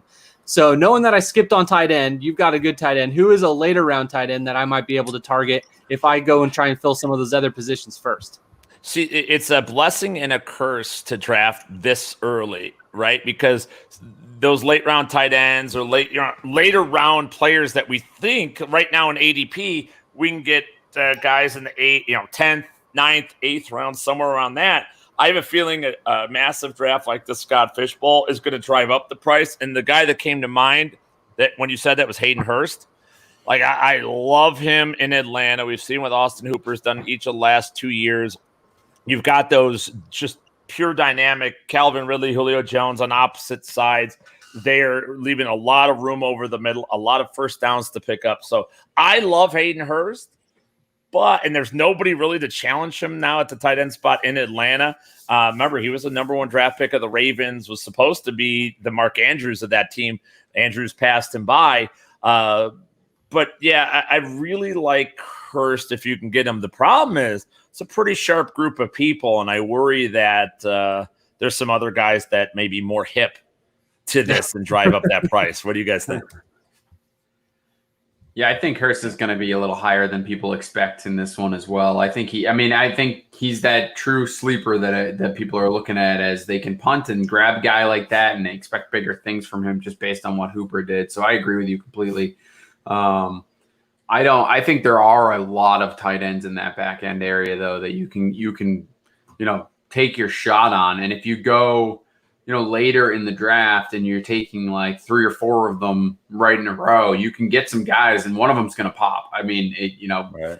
You'll have decent luck with someone, in the Gesicki range or, whoever else in that range that you want to talk about. I think there's a chance you find someone and one of the, 3 or 4 guys that you do draft ends up popping and you'll be fine.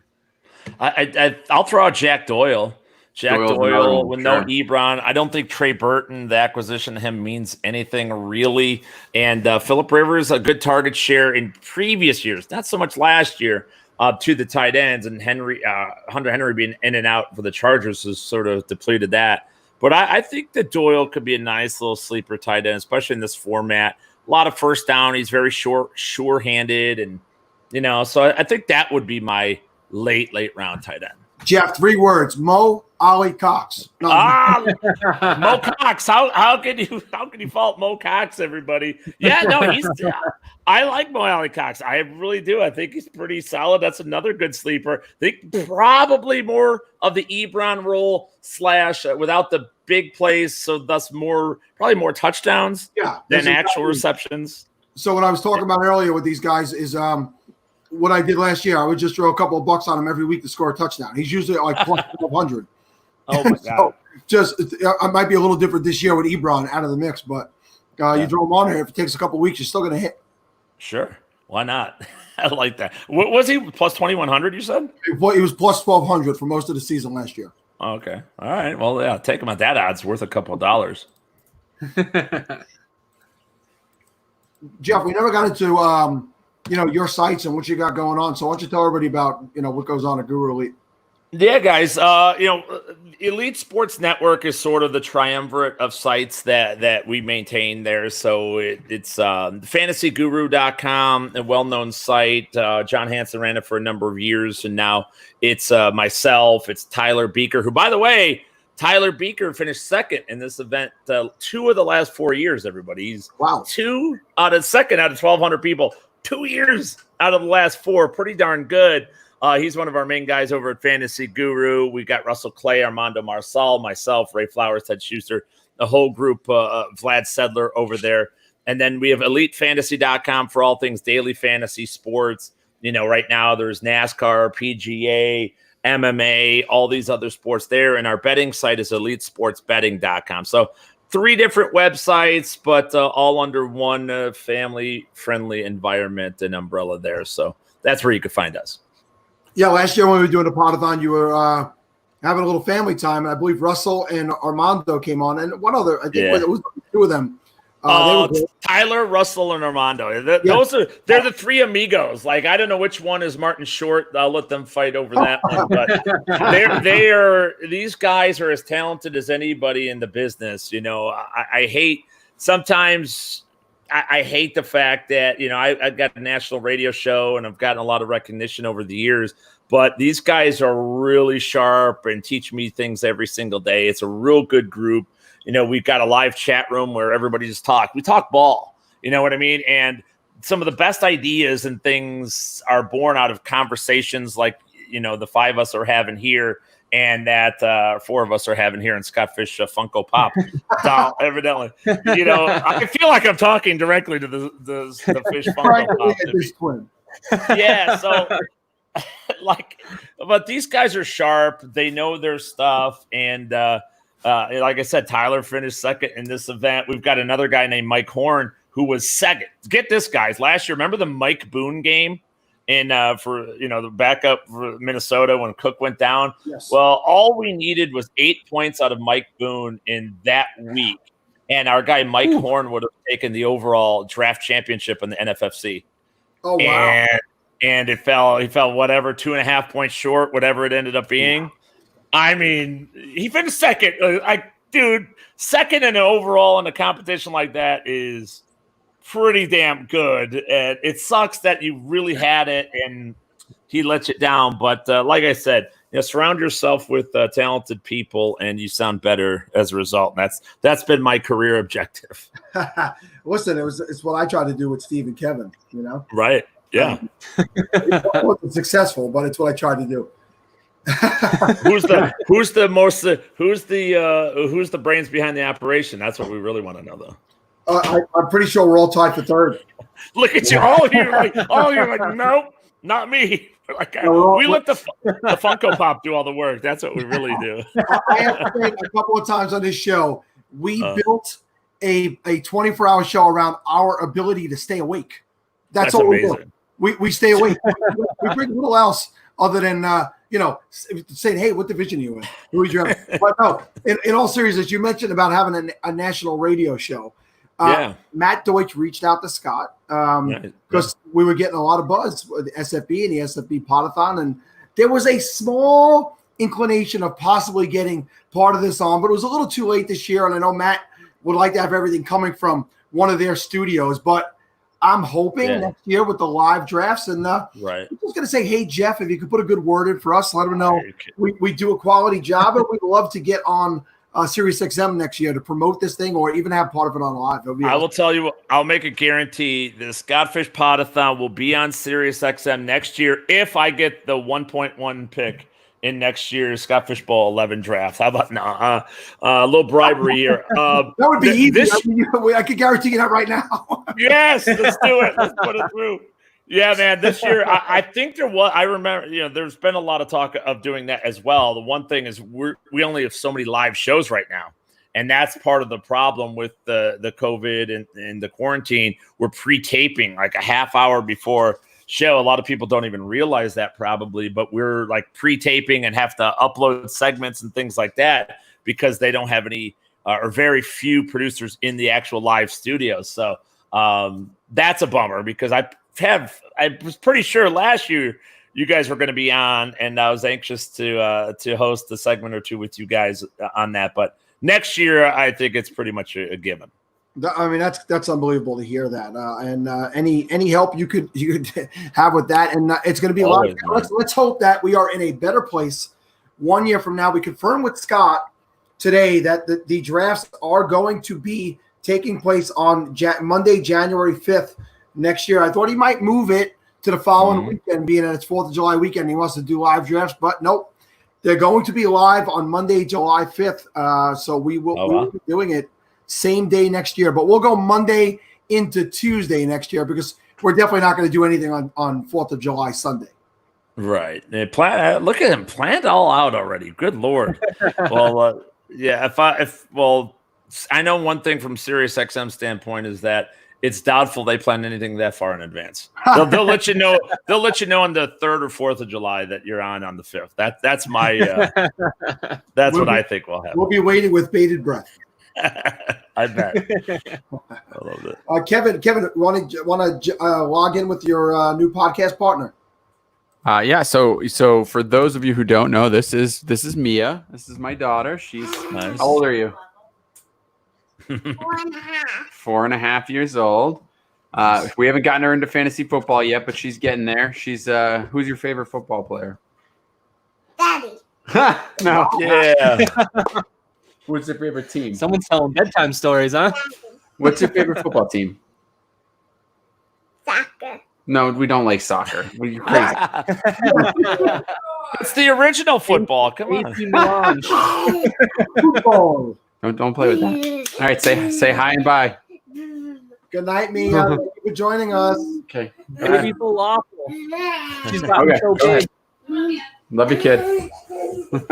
Kevin, as a former college soccer player, I'm insulted by your disgust when she mentioned soccer. Look, here's the deal, Sal. I have no problem. Well, I shouldn't say that.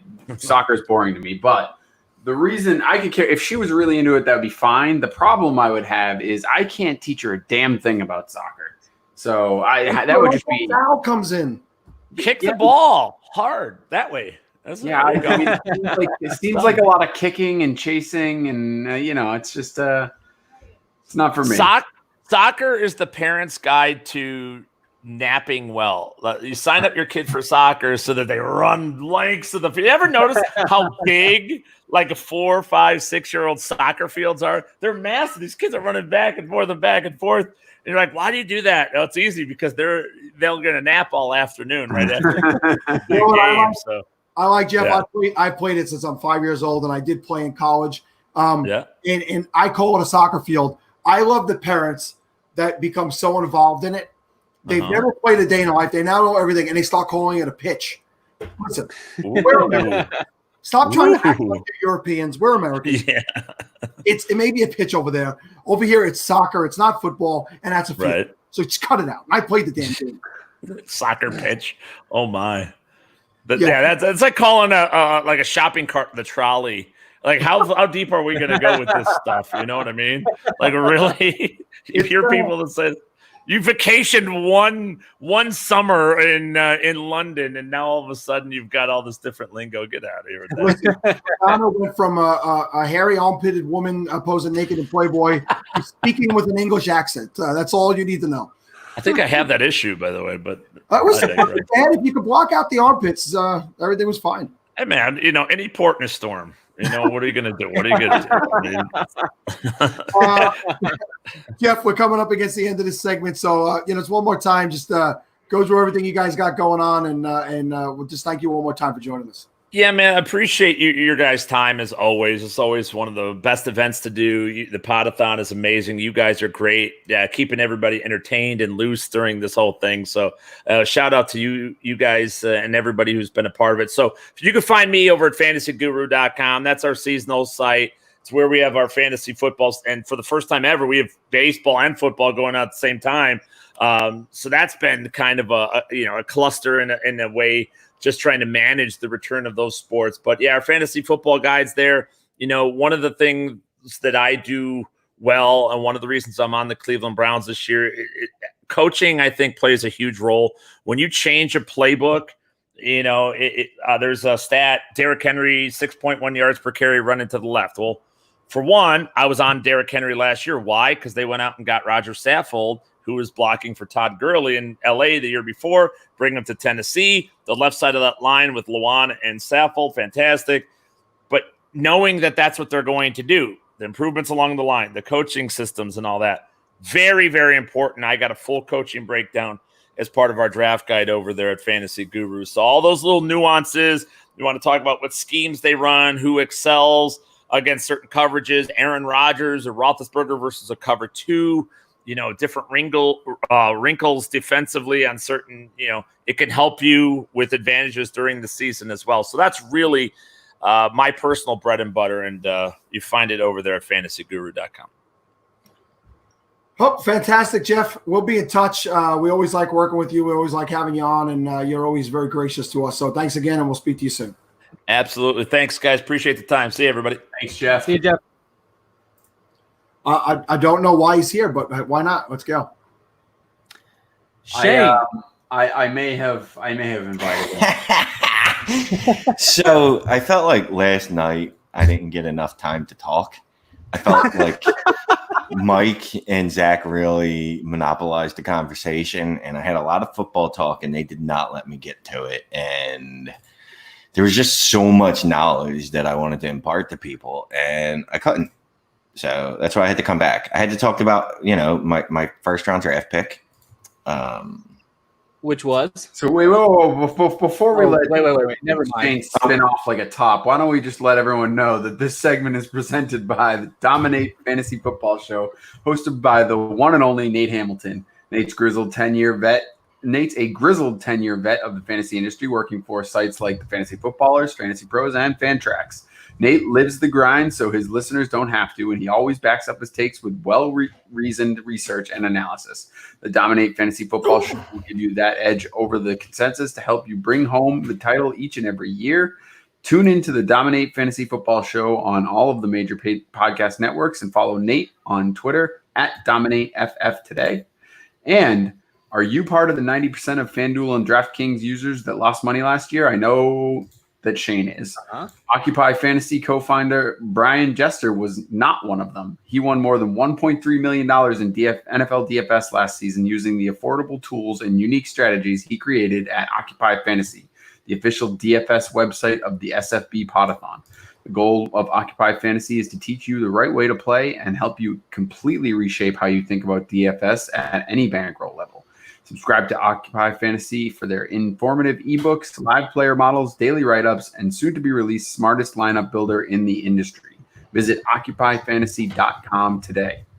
Shane, that's OccupyFantasy.com today. You should check that out. OccupyFantasy.com So before we today. go crazy, hey, Bob, I want to apologize right off the bat for Shane. I'm sure you're aware of Shane. I've known Shane long enough. There's no reason to apologize or anything. This 30 minutes is to say the least. But Bob Long is joining us. Bob is back for year 3 of the SFB Podathon, and also year 3 of donating a consistency report to every single person who donates over $25 at some point, and we are over $35,000.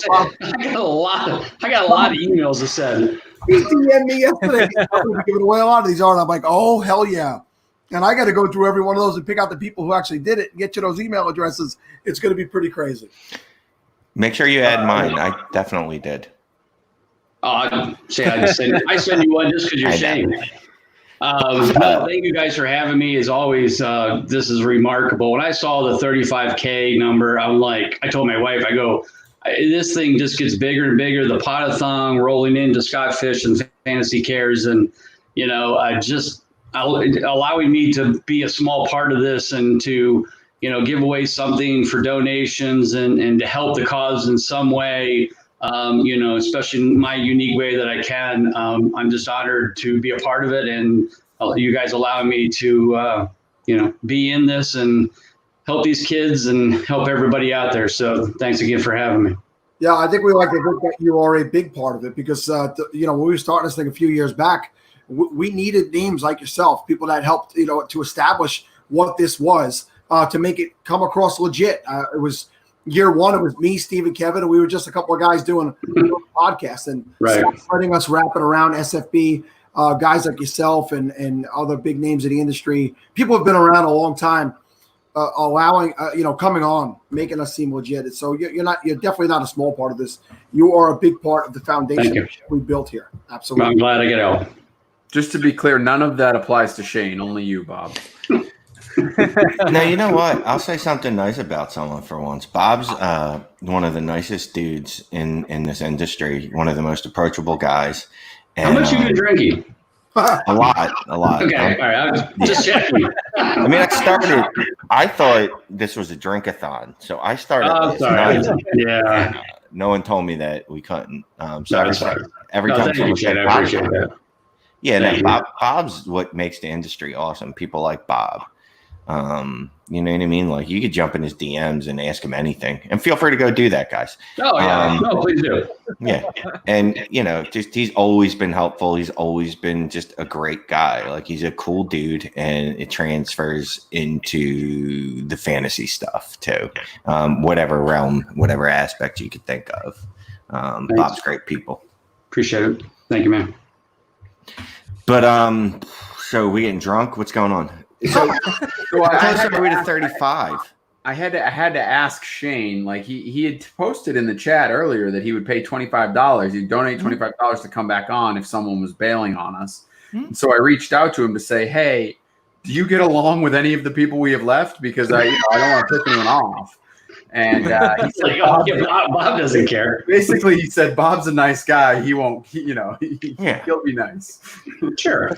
I gotta be honest with you though. I gotta run down that list again and see who I don't get along with, because I think that would be pretty fun television.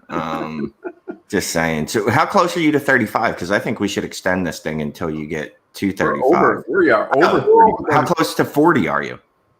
We're not that close to 40 yet. What we have to do. We're over 35.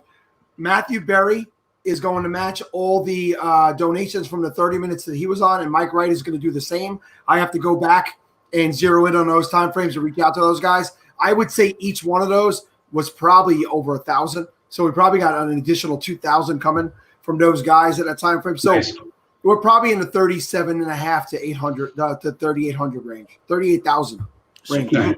You guys got to make sure that you stay around long enough for 40. I don't care if you got to stay on a couple extra hours. Here's the good news. I built something in here, okay? We know that people are going to find us that didn't see it live, and we won't. The link is open till July 13th. So we will hit 40 by July 13th. No, that's a cop-out. I meant live. Don't stop being a sissy, dude. Look, 24 hours is nothing. You can do better. You can even call me a bitch at this point. It's not going to bother me. I'm going home. That's a Tuesday for Shane. Yeah, I mean, come on, dude. Like you just gotta stay up for 48 straight hours. Like I don't even need rails. I'm saying I could do it without it. With rails, I'm talking about probably 4 or 5 straight days. I'll read the whole consistency guide going back to 2014, and live in Spanish. So this is the result of Shane's marriage ending and him just being on a bender. This is totally out of control. And I've been there, buddy. I'm here for you. If you need to talk late tonight, call Kevin. I don't want to call Kevin. He's married with children, and he still thinks that that's the way it's supposed to be. So I'm just going to let him find out on his own that no. There's a whole other world out there that's much better than that. I don't think you're going to convince me of that. My wife's the best. No. Everybody's wife is the best until they're not. Bob, talk about the consistency guide. How would you use that? I'll host the show, guys, because you guys are terrible at this. How about it, brother? What would you say? I mean, maybe next year throw in an SFB type consistency guide. And I understand it's difficult because Scott changes his scoring every year. Right. Yeah. So Scott keeps not only changing scoring, and that'd be one thing, but he throws in these obscure things that's very hard to get information out of, at least the API that I get. And so, yeah, I'd have to reprogram, because people have asked me, do you have the ability to run a consistency model on it? And I said, I don't, because of that whole first downs thing and all that. I don't have those stats in there, because nobody in the world does that except Scott. I think he's got the exclusive on these first down points for first down and stuff. I can do attempts, completions, minuses for interceptions. I can't do pick sixes. So, but, maybe if Scott gives me kind of like the beta for Madden 21, if he gives me the scoring method months ahead of time, I can get the program, or maybe we can put something together. So that's certainly something for next year. But so, yeah, no, it's a good idea. But yeah, the consistency guide, of course, is out. It's on Amazon. If you want that hard copy version, if you just want a PDF version, no problem. Just donate $25, help the kids get a free PDF. We'll get that sent out to you. And actually, a couple of people have already sent me their screenshots of their things, and I already just sent them to them. So they may get 2, but whatever. A PDF's a PDF, but we'll get them out. But they were legit. It was Scott Simpson, and I forget who the other person was, but no, it's out again for another year. Last year was the third year in a row that we were nominated for Fantasy Football Magazine of the Year by Fantasy Sports Writers of America. Won it in 2018. So that's just, to this day, it's still just dumbfounding that I could be accepted amongst my peers to win that. And, just loved putting it out. I put it out even a little bit early this year. Normally, I was doing May 1st. But when COVID hit and everybody started hitting me up on Twitter and said, Bob, we need your consistency guide more than ever. Please do get it out early if you can. So I did. So we got it out, I think, April 3rd. And before the draft, and then I just updated it after the draft with some of the players and that. But, the love is still there. It's still selling as well as it did last year, which I was surprised because I thought with the, kind of the inconsistency of the media and where the NFL is looking and whether we're playing, not playing, it's always up and down with that, with all sports. But everybody's still buying. I'm glad, and thank you for that. And we're going to keep updating it, tier draft list, everything, till we get to that point. And so it's great, and appreciate being a part of that. Bob, let me ask you this. What would you say about the fact that Matt Barkley, as of an hour ago, was the QB3 in ADP in the Scott Fish Bowl? because everybody just searches on Barkley and just clicks on the first person, not thinking it might be an alphabetical order, and Matt's before Saquon. Yes, I've heard about this, and I just said if it's anybody who's like an analyst, somebody needs to call them out and hang them to dry. That's for sure. Well, there's a guy right here who did it on purpose. Yeah, there's actually two of us so far that have done it on purpose. So don't tell Scott Fish because he did not like this, by the way. Hopefully he's not watching. Sure he did. So I saw that. He can hear everything through the Funko Pop. Yeah, I was like, dude, if I don't even know who it was, I'm like, if you keep that and make the playoffs, I'll throw $100 to whatever charity you want. And by the time I'd already sent it out, dude must have already, did the holy crap. Did I just do what I think I did? And reached out to probably everyone he knew that knew Scott, and it was reversed. So I was like, I'll do it. So I did it. I took Matt Barkley at the 111 and gave $100 to the Scott Fish Bowl because I'm going to make the playoffs anyway. I mean, that's a given. So I just then wrapped that up. And then Keaton Denley also took the challenge, and he drafted him at like 107, I think. So we definitely screwed up the ADP. So no one else do that, though, because you don't have that much money. Don't do that. Well, no. I only put out like 3 people, man. Okay. I'm generous. I'm just not like That's nice. Rich. But I'll still make the playoffs, so it's cool. It's cool, and we get to screw up the ADP for a day. You know what I mean? Who gets to do that? That's all fun. It's all fun. And who knows? Matt Barkley, maybe he's the late season hero. I don't know. And then everyone will be spending all their fab on him, and I'll be like, well, if you were like me, you would have drafted him earlier. Is he even in the consistency guide, Bob? Like, no, he's not even mentioned. No. No, I can only do so many quarterbacks, and I think Matt Barkley was what, QB 400. Is he even on a team? Buffalo or something? Is he back up to Josh Allen? Well, I don't even think he's back up to Josh Allen because he's behind Jake Fromm, isn't he? Oh, that's true. I forgot about Fromm. Yeah, he's probably. Well, listen, as far as consistency go, he consistently scores no points every year, right? So right. Yeah. Oh, yeah. if you're looking at standard deviation between the weeks, he's one of the best. So he's right up there with Shane and the Funko Pop. I'd say it's a good pick. Definitely a good pick. Definitely good picks. Hopefully next year in 2021, we will have the Kings Classic Live and the Fantasy Football Expo back in Kansas, so all you guys can come to town. So we're looking forward to that next year. And sadly, we had to cancel this year. We're still doing the Kings Classic. We are doing that, of course, live on the computer, on the internet, and we'll do that same day, Saturday, August 15th. I don't know the exact times yet. I'm still working that out with SiriusXM, but it will be live on SiriusXM. We're going to do like a Zoom meeting, kind of record it, maybe put it on YouTube like you guys are doing while we're doing the draft, so that'll be kind of fun.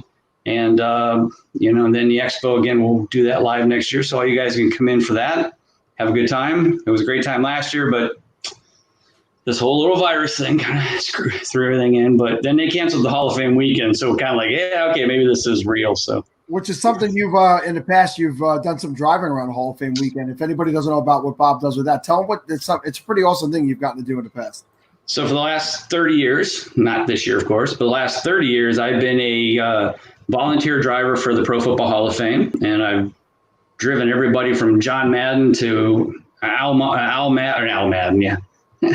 Al Davis, Kurt Warner, Brian Dawkins, Champ Bailey last year. Obviously met tons of Hall of Famers over my lifetime, and just a fun time, but it might have been my last year. I think after 30 years, I'm finally going to retire and enjoy the weekend and go, be part of it from a outside looking in. And I'm just getting too old for this crap is what it comes down to. Because last year I was up till 2 a.m., 4, and then 5, 4 days in a row. And it's one thing when you're 35, 45 doing that. When you're 50, 55, it gets old after 4 days. You get real tired. Well, Bob, if you could tell me you're going to continue to do it, I'll just fly in and be Bob for the weekend. That's fine. Yeah, just come in. Yeah. Shave the beard though, because I can't grow a beard like that. They would know you're a fake. Bob got to drive around the greatest safety in the history of football a couple of years back. It did. Super great. Cool.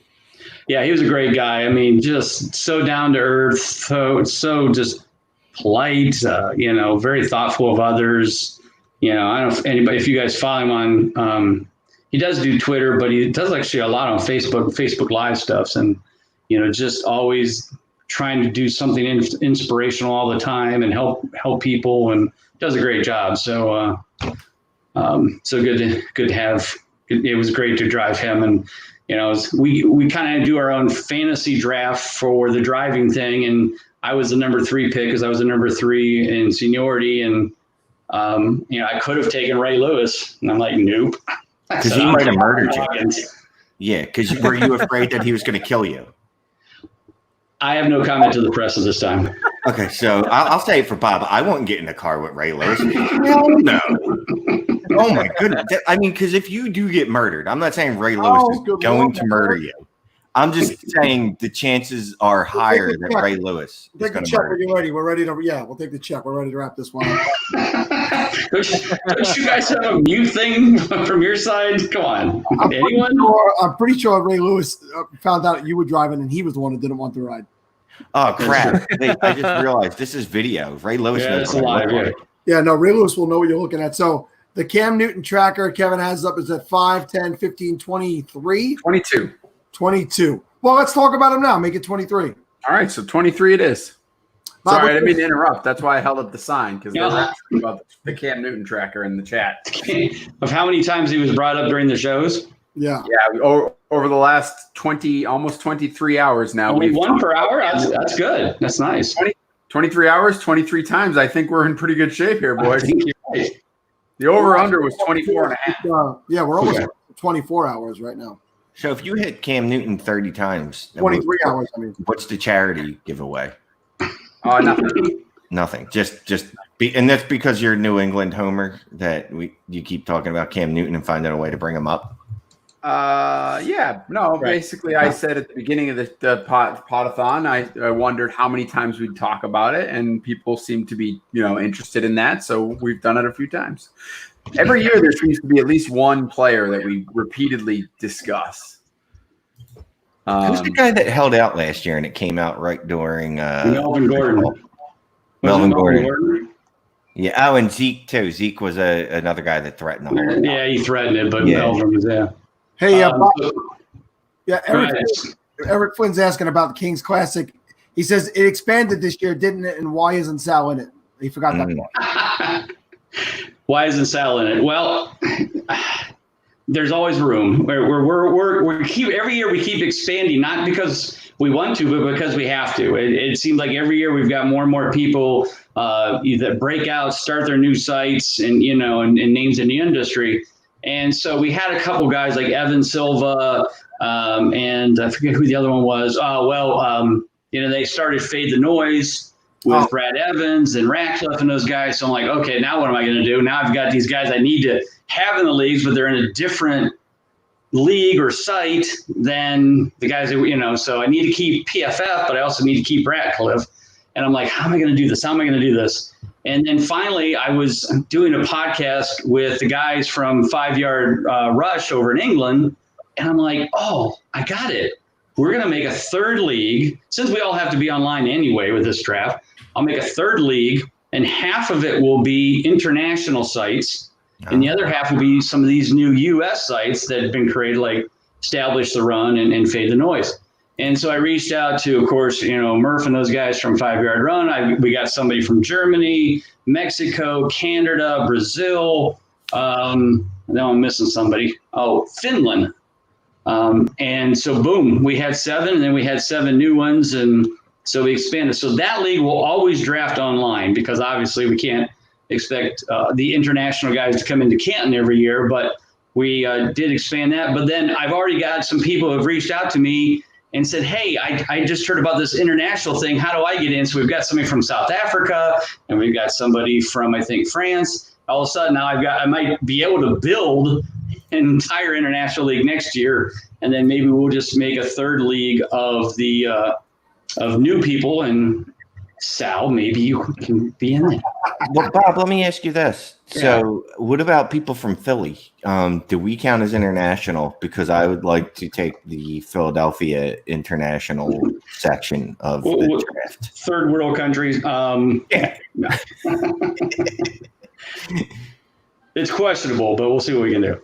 No. So if we expand and we have 7 new sites, well, then, we can add some of you guys in too. So we'll figure that all out when we get closer to it next year. But we decided to do some international, and it's really becoming more and more international with new sites popping up and new guys. You had Colm Kelly on earlier. I mean, he's from Ireland. We don't have an Ireland one. Now, I know he's part of RotoViz, which we already have, but kind of feel like I could separate him and put him in the international division. So like I said, I just keep finding more and more people. Oh, the Australian guys. That's the other one. We already have that. We got them in too. I knew there was one I was missing. So Sal said if you could send him a list of some of the people that are in these leagues, because he knows a guy that would speak to them, so that means Sal could make it in. I don't really know what that means. Apparently, he knows people that are very persuasive, influential. Yeah. Like Ray Lewis. Yeah, works a little slow. I like Doug Orth, who's in it with FF today. U.S. versus the World Kings Classic Super Bowl. Yeah, we might have to do that one. Maybe we'll pull that off. How close are we to being relegated to playing electronic football this year? I mean, it's are you a little scared, Bob, that we don't get a season in or we don't start on time? I'm a little worried. Every time I hear something new, I'm a little more worried. It was okay. The Hall of Fame game is going to be canceled. All right. Not a surprise. That weekend, there's a lot of people on that grounds. I totally get that. But then it was like, okay, now we're going to go down to 2 preseason games, we heard. Well, then the Players Association said, you know how many games we won? We won 0 playoff game or preseason games. So now we're down to no preseason. At what point does this keep, and then you've got the other, sports, and you've got some of these stars like Mike Trout and some of these players from the other leagues in basketball and hockey. They're like, I'm not playing. I have, like Mike Trout. I've got a wife. I've got a young kid. I don't want to jeopardize that at this point. And I totally understand that. And if some of these guys back out, I mean, what if Patrick Mahomes says, you know what? I know I got all this money, but you can keep the money for this year. I'm not going to play.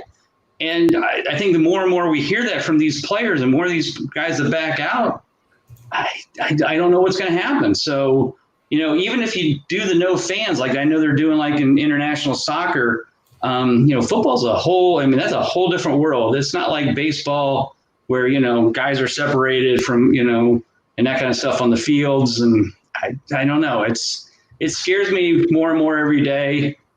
So I guess maybe I'm just kind of like in the attitude of, well, if it happens, it happens, and it is what it is, and we can't control it, and we'll see. But I'm kind of worried. I'm not gonna lie. So here's the good thing, though, because we still have at least another 2 to 3 weeks before everyone realizes, oh, you know what? If we just shut down for 30 days, actually shut down, then the world will be okay. So maybe in the next 3 weeks we'll come to that conclusion, and then everything will be fine in September. No. No, probably not. No, yeah. We've had what, I hope 4 not. months I to mean- figure that out. No? We kind of did that in New York. How'd that go? But right now, it just seems to me like every sport is kind of, taking one step back. They're like, okay, one of you take a step forward, and everybody takes one step back to see if anybody's left standing, to see who's going to lead this. And it looked like baseball was going to happen. That's not. Looks like hockey was going to happen. Nothing's going on there. It looked like things are going to happen, but then it's every day there's a new scenario of star players dropping out, people not wanting to do it. Zeke tested positive. What was it? 28 of the Clemson Tigers tested positive when they had their first testing of the Tigers, Clemson Tigers football team. I mean, it's just getting scarier by the day. So we'll see. I mean, I hope not. I'm still out there promoting, writing, the guide as much as I can, and because I hope it's going to happen. But I'm not gonna. I'd be lying if I said I was okay and thought everything was going to be great. What I got across the other night that I was surprised that they were actually running is that TBT basketball tournament. Yeah. They played $1 million, and it was on ESPN, and I thought it was a replay of another year. Then I see 2020 on the sleeve, and sure enough, we're holding this tournament right now. It's being played as we speak over the next Florida. 10 days, and those are not NBA players. These are guys that are playing for a lot less money. You're going to split $1 million prize team, and that's being done. So I don't understand how they're getting that done, and these professional leagues can't. Well, they're getting it done because those guys are willing to take the risk because they don't have There's that no money. Yeah, they don't care. Hey, if I get COVID, I'll probably be fine, and I may win $100,000. Okay. I mean, the chances of dying from it are fairly low. So you're thinking in those terms. You're like, look, I can get $50,000 for one tournament, where $50,000 is enough to make a significant impact in your life. Yeah, like Bob said, if I have $15 million in the bank, I'm all right. I might pass. I don't think I need to take a year off. Yeah, that's fine. And like Bob said, every sport that thinks it's funny, we're completely like every sport is just like, I'll just stick to sports, but every sport's like, we're going to do it. We're going to do it. And we're like, guys, you just shut down 15 MLB camps because of, outbreaks. And the NBA is like, oh yeah, by the way, we're definitely going to have this Disney thing that we're doing, but all our camps shut down because, everyone got COVID, and also guys are opting out. And the MLB guys are opting out left and right. And there's guys that are talking, that are pregnant wives that are like, look, right now I'm saying I'm going to play. Let's see how I feel when I actually have this newborn baby in front of me. Right. And, my world changes. Like Zach Wheeler for the Phillies basically said, hey, no, I'm definitely playing until my baby's born, and then we'll see what happens. Yeah, definitely. No, it's scary, and, I don't wish bad things on anybody. I want everybody to get through this, but I haven't. Have any of you guys had anybody close to you at all that's got it? No, that had it. Got through it okay, I hope. Yeah, I've known a few people that actually have been exposed to it, and a couple of people that had it.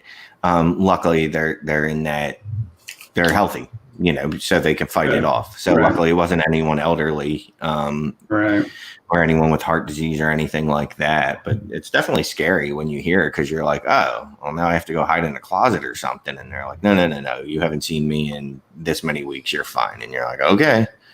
And then you still hide in the closet. We've been very lucky over here, and I am in New York. My actual job is I work in offsite engineering for a hospital in Queens, New York. So from day one, I've worked. I've never been off, and we've taken all the proper precautions that they told us we needed to take. I have not been tested once. What I can tell you is that my temperature is taken every day when I work in multiple buildings. And I haven't run a fever once. I've never been above 96, 97 degrees temperature. And so it's weird to me. It's weird to me how it happens and who it happens to, that I've literally gone out of my house every single day. I've traveled. I've been in hospital clinics. I've been in stores. I don't wear gloves. I stopped doing it. I did wear gloves at first a lot. And then I started realizing, all right, I'm just going to use Purell. I wear my mask. I have, eye protection, and I've remained really healthy. So I think that this is something that if we do take precaution, we could get back out there and start living. I know there's a lot of back and forth about, I don't want to wear a mask. This is ridiculous. The masks are bullshit. Listen, if it gets us back a little bit sooner, put the mask on. Just on. I mean, it's amazing to me what people will do and then not do. It's like, social injustice. Oh, I'm not going to fight for Black Lives Matter. I'm not going to, don't tell me I'm going to put a mask on. They get all crazy about putting on a mask. But here are people being treated unjustly around the country. We're not going to get involved in that. But God damn it, you're not going to tell me I'll fight you over a mask. So the funniest thing is the people walking around with the signs that are, it's my body, it's my choice. Like, bitch, you fucking disingenuous punk bitch motherfucker. Go jump in a lake. Like someone, if you were to catch fire right now, I wouldn't piss on you unless my piss was made of gasoline. Go fuck yourself. Shane, you almost made it the full half hour without And Cam Newton to all you. That's it. Right, there we go. The previous comments are not exactly those that represent us here. We love Shane very much, and we're going to let him come back on and speak and say. Will you? But anybody who follows Shane on Twitter knows exactly how Shane feels. He does not hold that back. He is a one of a kind. He's an original. We love him for being who he is. But we got a little bit of time left to raise money for kids, Shane. Definitely give money to charity. Look for any excuse, really. I know in the Thundercat hose division, we've got a couple things going on where we've got prop bets going. We had the Matt Barkley thing that I definitely wasn't a part of. If Scott Fish is listening, that was someone else. Just find a reason to give to charity, dude. Just find any excuse, literally any. Like whoever drafts the players, whoever's team has the most letters in it, by player name, is going to donate $15 to charity. Just find an excuse to give to charity, man. Look, I've talked about it before. There was Christmases I wouldn't have had if it wasn't for Toys for Tots. And I've had Christmases without toys, and that's a horrible freaking feeling. So don't put that on a little kid. And it's, look, I understand the world is what it is. If you don't have a job right now, take care of your family first. But if you can afford to, throw $5, $10 towards the Podathon and help someone have a good Christmas. Exactly. Very cool. So thank you guys for both joining us. Bob, you could, send your parting shot out there. Will do. And let me reiterate what Shane says. This is about the kids. This is about the money. You get a free consistency guide for over $25. So there it becomes that. No, I'm just kidding. But no, just again, $5, $10, help a little bit. Because that little bit, look how much that little bit has grown into $35,000 here. We'll probably, I don't know. Did they hit, what's the highest they've hit? What did they hit last year? Fantasy Cares as a total, your guys, everything combined, was it about 75? I want to say it was upper 60s, upper 60s. Yeah. And so you're at 35. Last year you did what? 20? Bob, we didn't break $7,000 last year. Oh my gosh. We made 60. We only did 7,000. They did 60. You've already done 35. So so we might even hit 100 with Fantasy Cares this year. So I think that's hats off to you guys for everything you've done, all the community. I can't tell you how many times I've said this to people who are breaking into the industry, hit me up and say, Bob, who do I need to get to know? Who do I need to? I go, you don't need to get to know anybody because everybody will know you. Just get out there, put your stuff out, be a good person. Don't be the fantasy counselor. Be a good guy, help out, share your knowledge, because we're all doing this together. We're all in the same boat. We all have our different takes. We all disagree on certain players. It's just part of the fun. And, we all have a good time with this. But this is the reason that I said we all love fantasy football. We'd all do this without the money, without the charities, regardless. But the fact that we can take our knowledge and take our talents, and guys like you, Sal, and Kevin, and Steve, and everybody can sit down and donate 24 hours in a row to this, to raise this kind of money, says what this community is all about. we're all here together. We're all here to help. And, so I just want to say thanks for letting me be a part of it. Find me on Twitter at Bob_Lung. Hope you guys everybody gets a consistency guide, and you can drop DMs on me like Shane said to do. So thanks again, guys. I appreciate me having me. Thanks, guys. Thank you to both, and we'll speak to you soon. Fellas.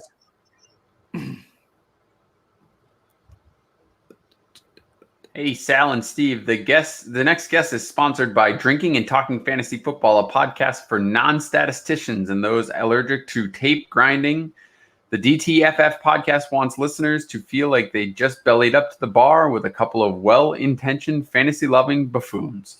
Hosts Jake Yo Bridge and Dustin Bunt challenge each other's flawed opinions, embrace their bad takes and rampant homerism, and bring on smart guests to guide them in the right direction. They also review listener-submitted drunk trades and create a drinking game so you can play as you listen. Find DTFF today on all major podcasting networks, where they're always down for drinking and talking fantasy football. And Steve, I'm pretty sure you are part of the 90% of FanDuel and DraftKings users that lost money last year. Occupy Fantasy co-founder Brian Jester was not one of them. He won more than $1.3 million in NFL DFS last season using the affordable tools and unique strategies he created at Occupy Fantasy, the official DFS website of the SFB Podathon. The goal of Occupy Fantasy is to teach you the right way to play and help you completely reshape how you think about DFS at any bankroll level.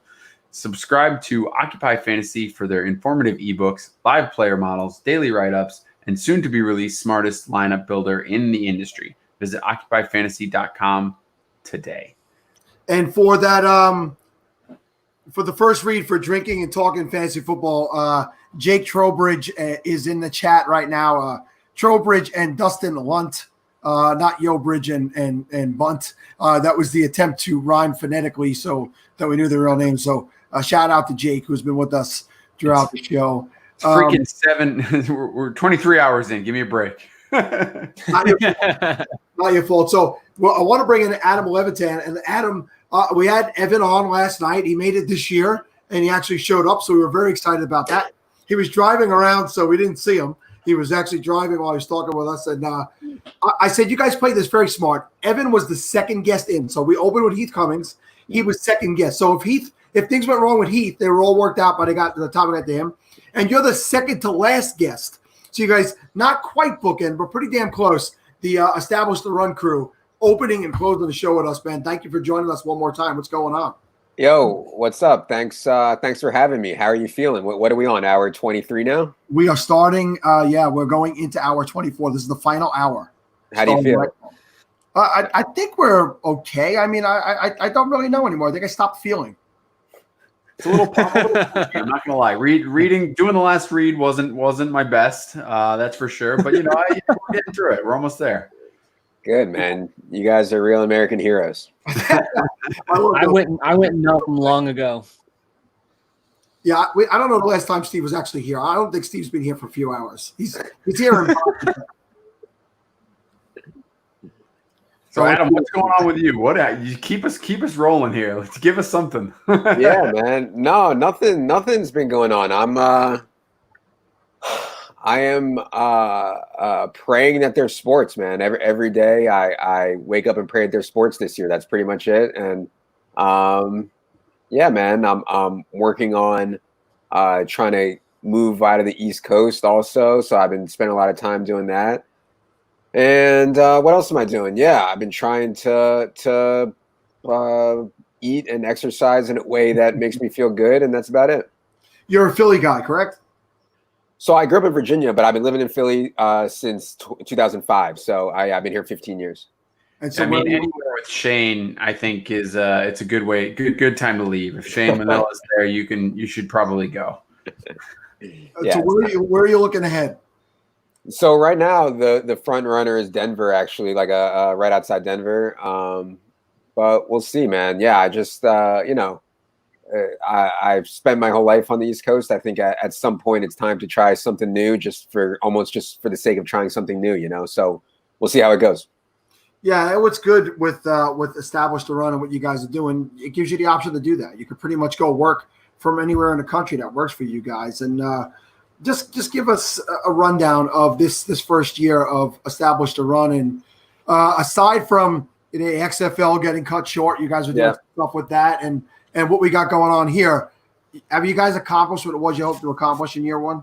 I think so. Well, first thing I'll say is you mentioned, being able to work wherever you want. I mean, I feel like the entire workforce and country through this Corona thing has gotten to realize that like it's actually optimal for like not just employees who obviously can be so much more efficient by not commuting back and forth and by, being happier employees and stuff like that by working from home. But just from an employer perspective, like I think they've realized how much money they can save by not having offices and electricity and stocking the fridge with drinks and beer and food for their employees and all that, which is all nice. But I think, a lot of people are going to be able to work from home going forward. Like, I think we're going to see like a revolution, even from like big companies. I saw like Facebook and Twitter and like, it's just makes sense.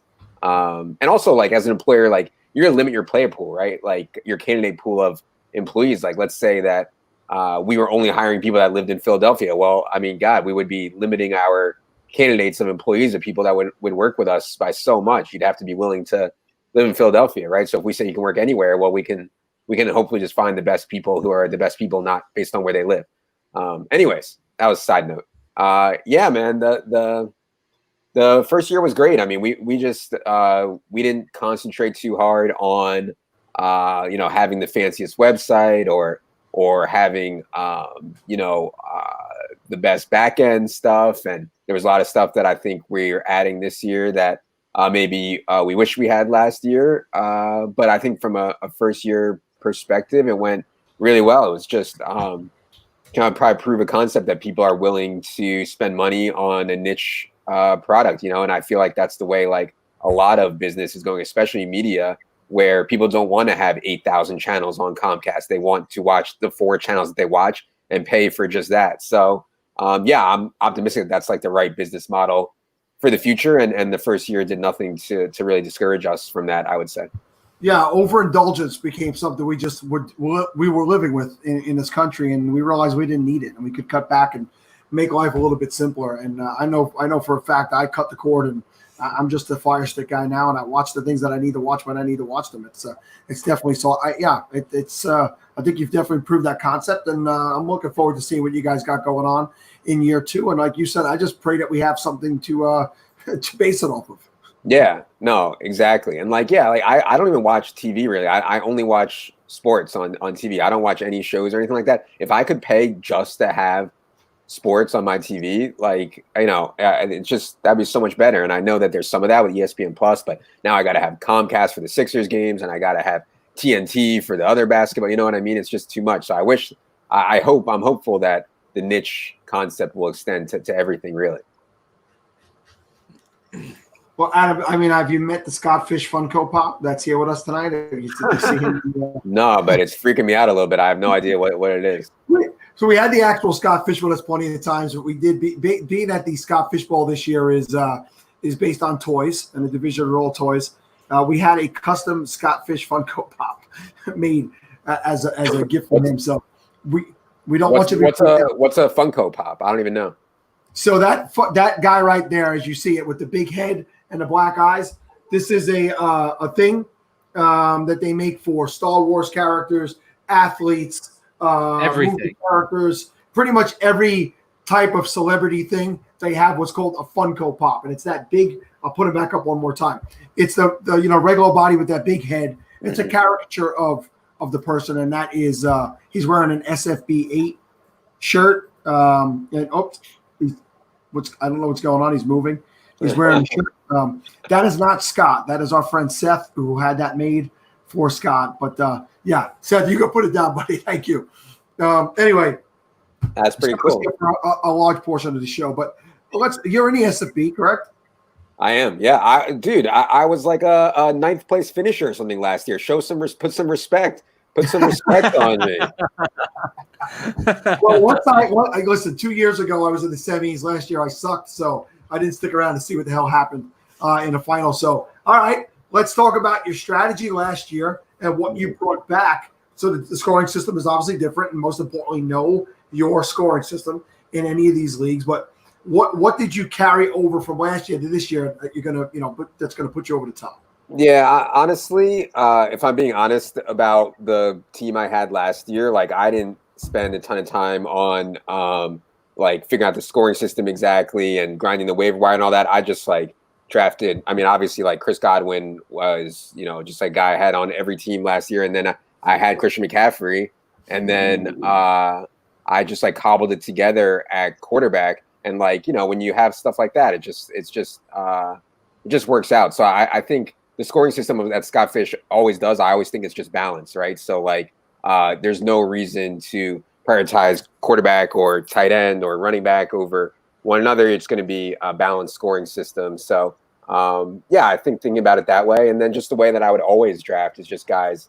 I know there's been a lot of talk like revolutionary, like upside wins championships. Well, obviously I'm always taking guys. Everybody's always taking guys they think can finish in the top 2, 3, 4% at their position. So pass catching running backs, and trying to stockpile quarterbacks. I think I had like the 6th pick or the 7th pick, so I didn't get Mahomes or Lamar, and so I'm planning on taking 3 of the Stafford, Bridgewater, Daniel Jones types. I think is probably the right construction that I would try to get. And I know with these super flex leagues, it's hard because once the quarterback run starts, it typically goes pretty hard in that kind of mid-range as people think that they're running out of options at quarterback. But yeah, I don't know, man. I don't have much to say about my strategy other than I got really lucky, obviously.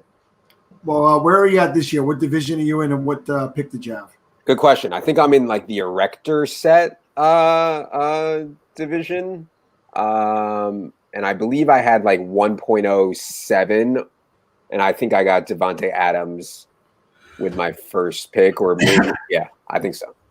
So if there was going to be a hashtag Team Sex toy division, Erector set, I think it fits. Yeah. It fits the brand.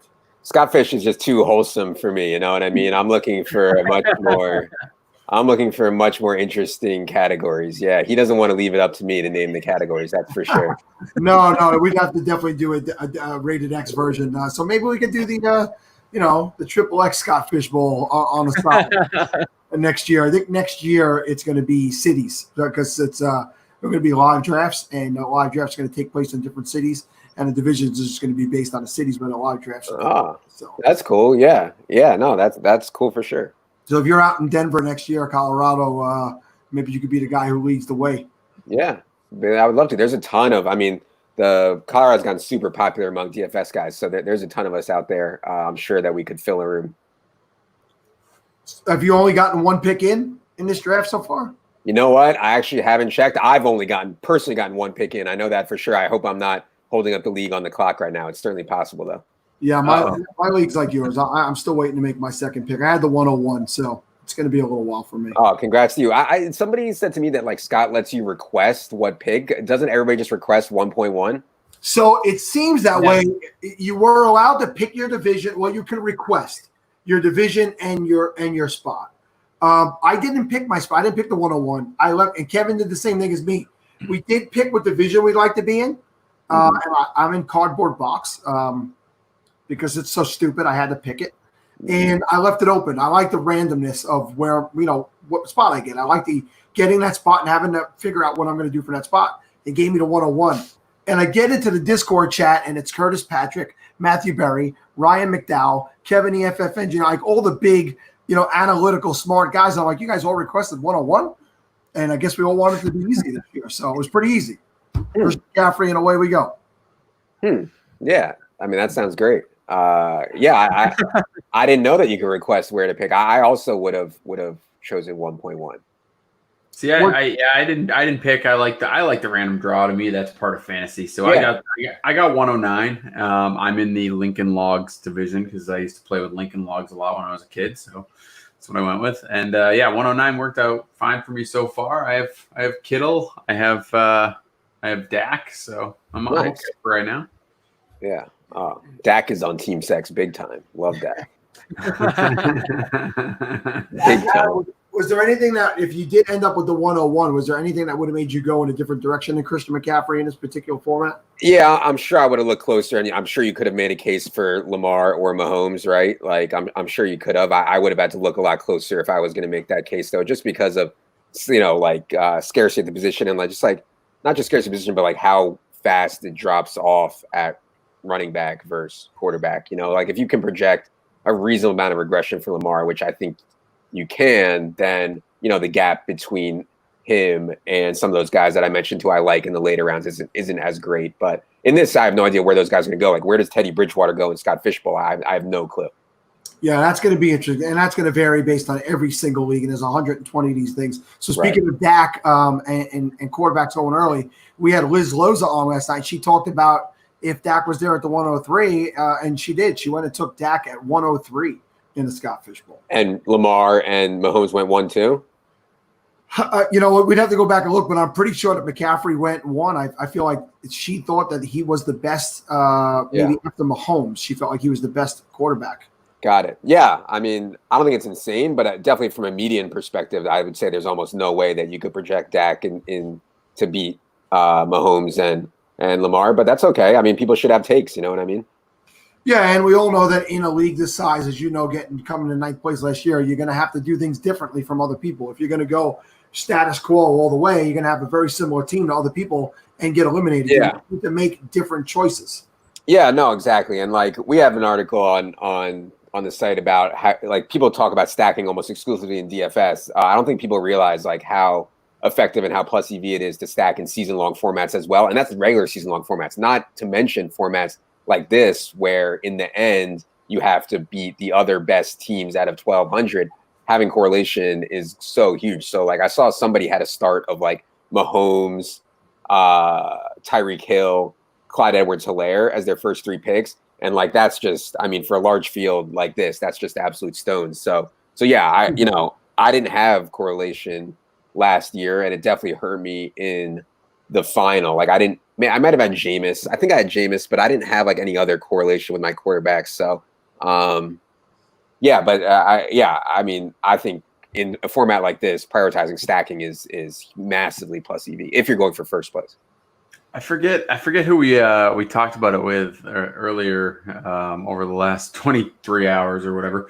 But somebody mentioned, the one drawback this year with the stacking is the potential of COVID, right? Like if one locker room gets it and you get multiple guys that get it all on one team or team forfeits or something like that, that could be something interesting. So it's just one other thing to think about with the stacking. I don't think you're going to avoid it, because why would, I mean, I don't think you can play that way, but just I found that really interesting that's a legit possibility this year. Sure, yeah, and so what I would say is that like if Patrick Mahomes like misses time for you, like you're screwed anyways. You know what I mean? So like I don't know. I would look more in this format towards like top 10% outcomes rather than like bottom 20% and just throw those bottom 20% outcomes out. Sure. I'm pretty sure that was Stephania Bell. We had Stephania Bell on, and she had a lot of information about what's going on in the medical examiner from the NFL.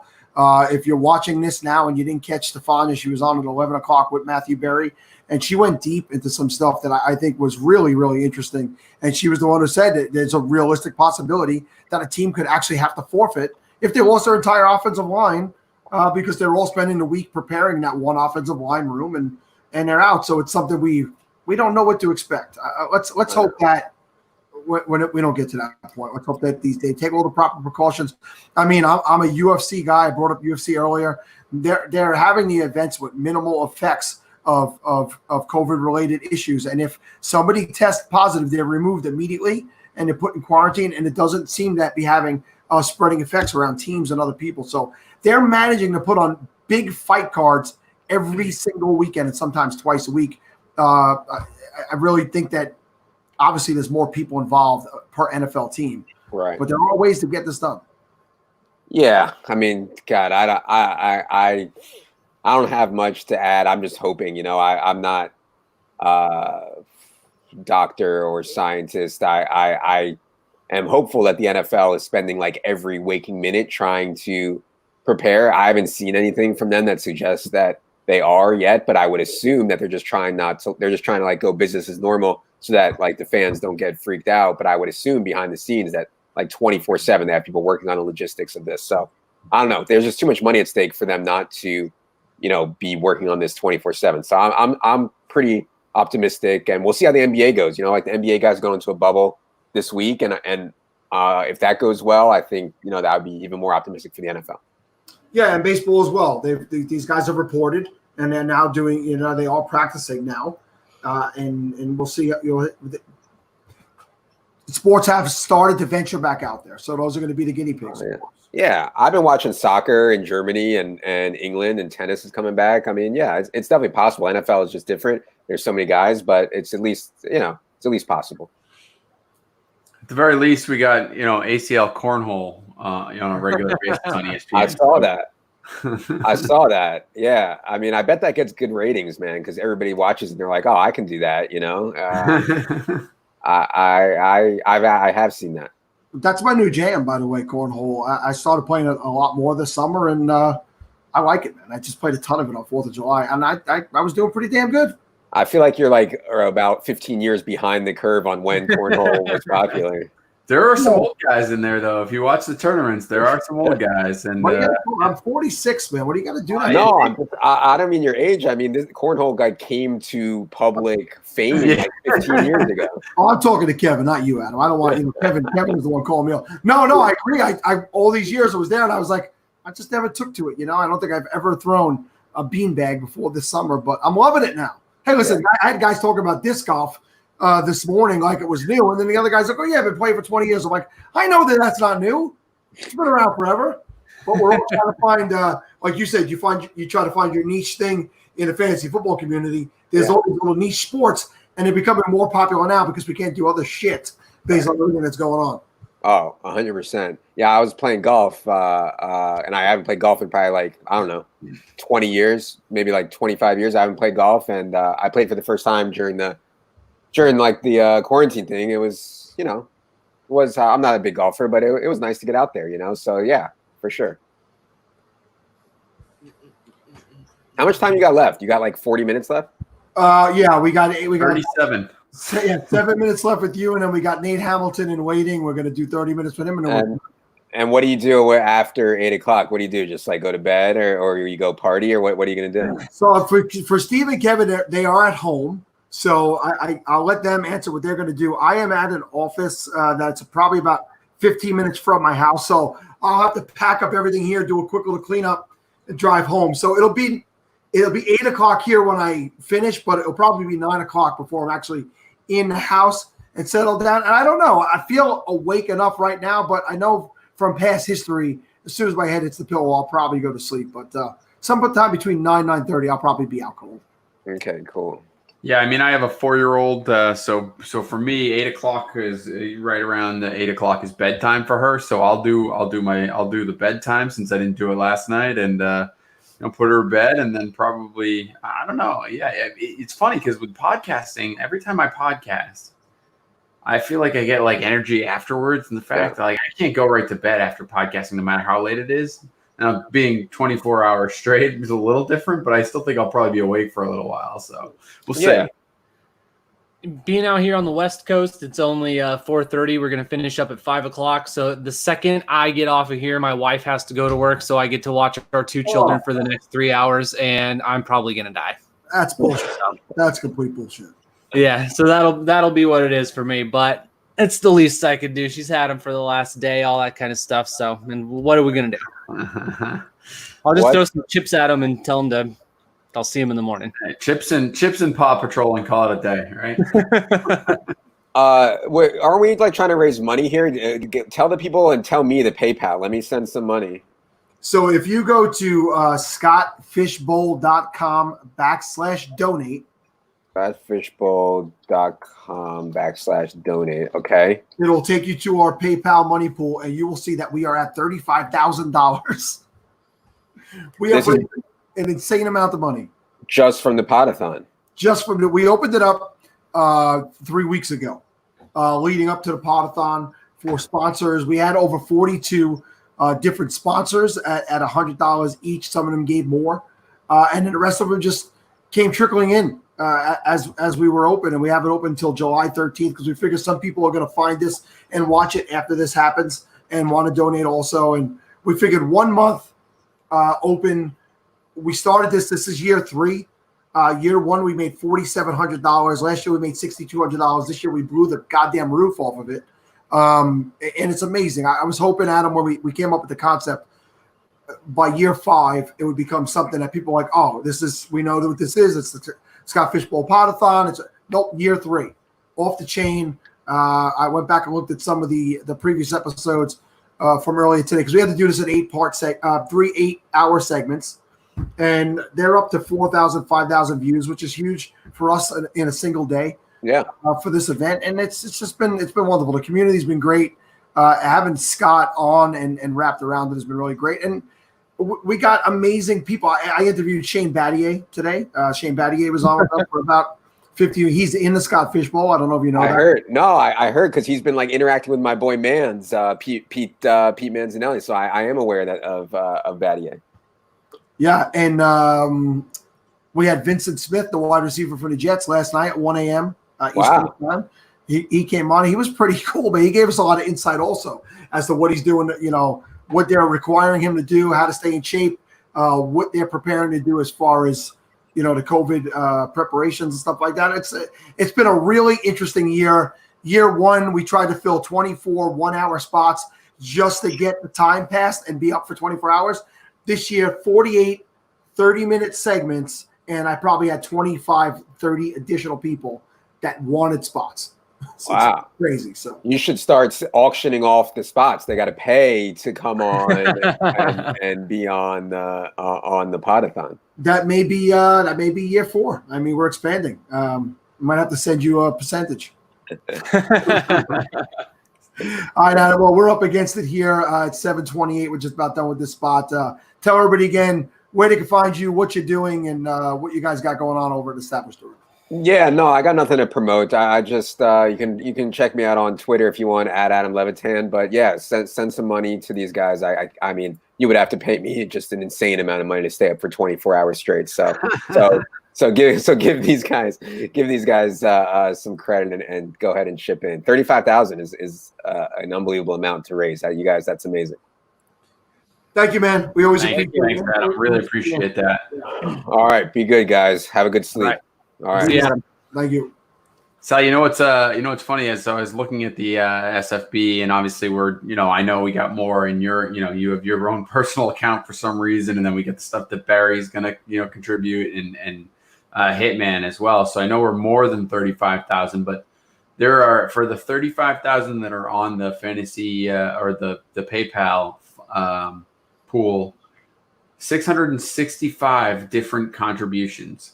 So we're averaging over $50 per contribution on that site, which is just amazing that people are willing to put that much of their own money in on a regular basis. I mean, just awesome. So I just thought that was cool. Figured I'd give that stat out there.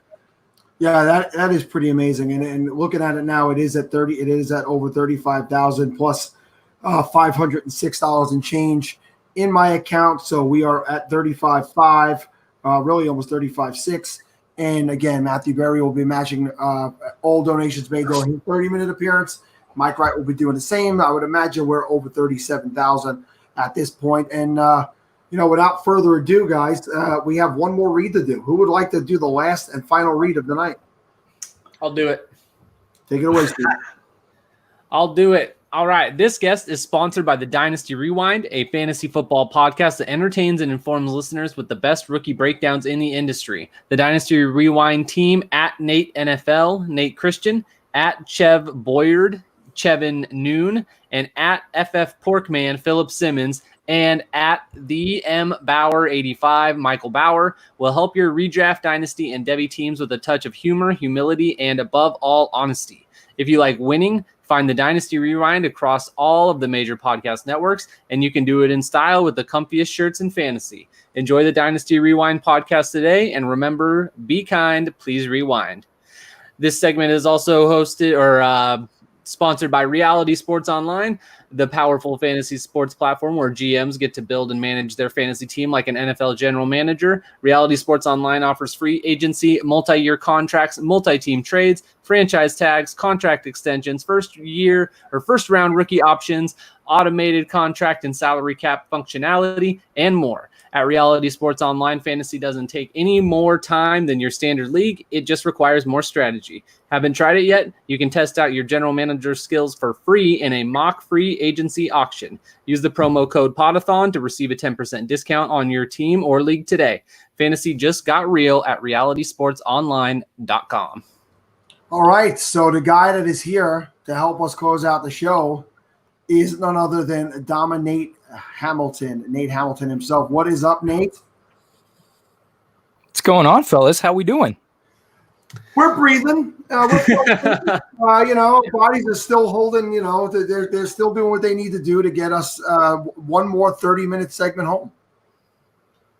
Yeah, I mean, when we were kids, we used to stay up like this all the time. But when we get older, being up for 24 hours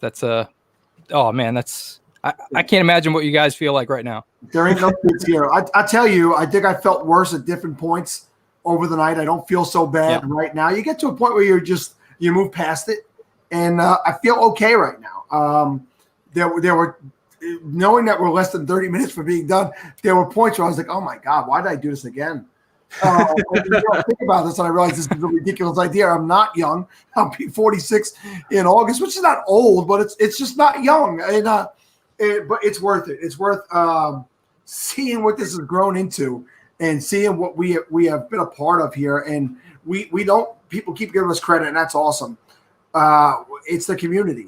This is not our money. It's our money. It's everybody put into this. Correct. And we've got over $35,000, and that's just pure insanity to me. But that is a lot to do with Scott and Scott not opening up his Fantasy Cares link this year as well.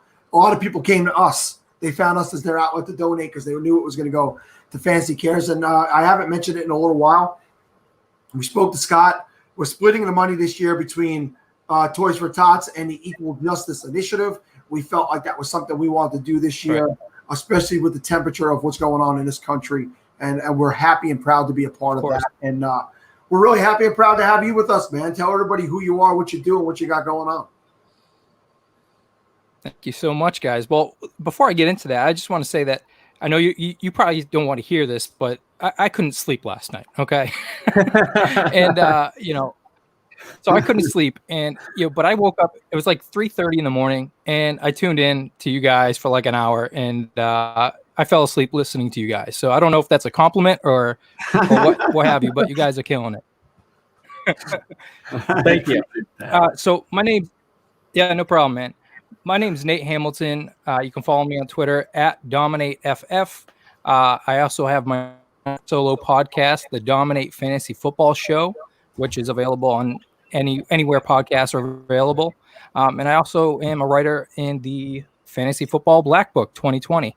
It's my third year doing the book with Joe Pisapia and a whole bunch of talented guys in the industry, and we're really proud of this one this year. So, and I'm also been doing live streams every Wednesday at 8 p.m. Eastern on Periscope and Twitter Live. Yeah. So go ahead, Steve-O. What did you cover in the Black Book without giving us what you wrote in there? What subjects did you cover? Yeah, I mean, Joe and I every year we do mock drafts standard and PPR leagues.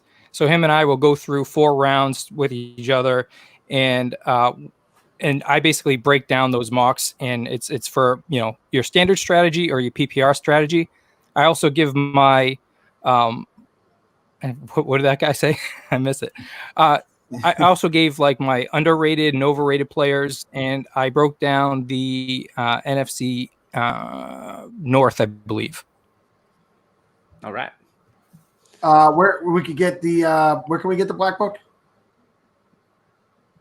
It's Amazon, so you can go to Amazon right now and get it. And it ever since we released it on Amazon, it's been #1 in the football book category. So we're pretty proud of that. Yeah, that's pretty awesome. We had Kate and Michelle on earlier, and they rattled off everything they do. And I had to remind Kate that she wrote that in that book as well. And she was like, "Oh my God, I can't believe it! She was the first female contributor to that book. So it's really awesome to see what that's grown into. That's a book that we've seen floating around for years, and it's been expanded with with yourself and Joe. And it's just cool to see all the different things that are going on in this industry. It's just expanded so much. And I know I won't get too much into it. I know you had some unfortunate news this week, and hopefully you're going to land yourself a full-time position here in the fantasy community, because you earned it, man. You're a grinder. You're a guy who's been. I remember you from those retweet chats, years ago when we were all in those retweet chats. You were there when you right. Out, so very cool, man. I appreciate that, Sal. Thank you, man. Thanks. Yeah, hasn't been easy. I'm not the only one affected by all this stuff. But yeah, unfortunately, it's how the cookie crumbles, man. I'm trying to push forward, and now it's my chance to really focus on this while I can, and and that's the end goal with I think the majority of us here. So I'm hoping something comes from it. Yep, and now's the time, man. There's no time like the present. So let's talk about the Scott Fish Bowl. Steve, one more time, Nate. Which division are you in, and where were you picking from? So I know you guys talked about how you could request things, what division you wanted to be and what pick you wanted. Scott Fish, man, I think he likes me because I requested the 101 in the Hot Wheels division, and that's what I ended up with. So started I didn't want to get too cute and be a headline and draft somebody crazy. But I went with the CMC, my first pick, and now I went. So last year, I'll just say this in SFB 9, I just drafted how I normally draft. Like I didn't care what the scoring setting was, and I actually did fairly well just on points alone. I lost all my matchups, I think, but the points kept me going. But but this year I'm really trying to, stay true to what positions are favored in the scoring setting. So I went with Mark Andrews at the 212, and then Matt Ryan was the best available quarterback at the 301. And that's where I stand right now. So I'm in your boat. I'm a fellow 101er.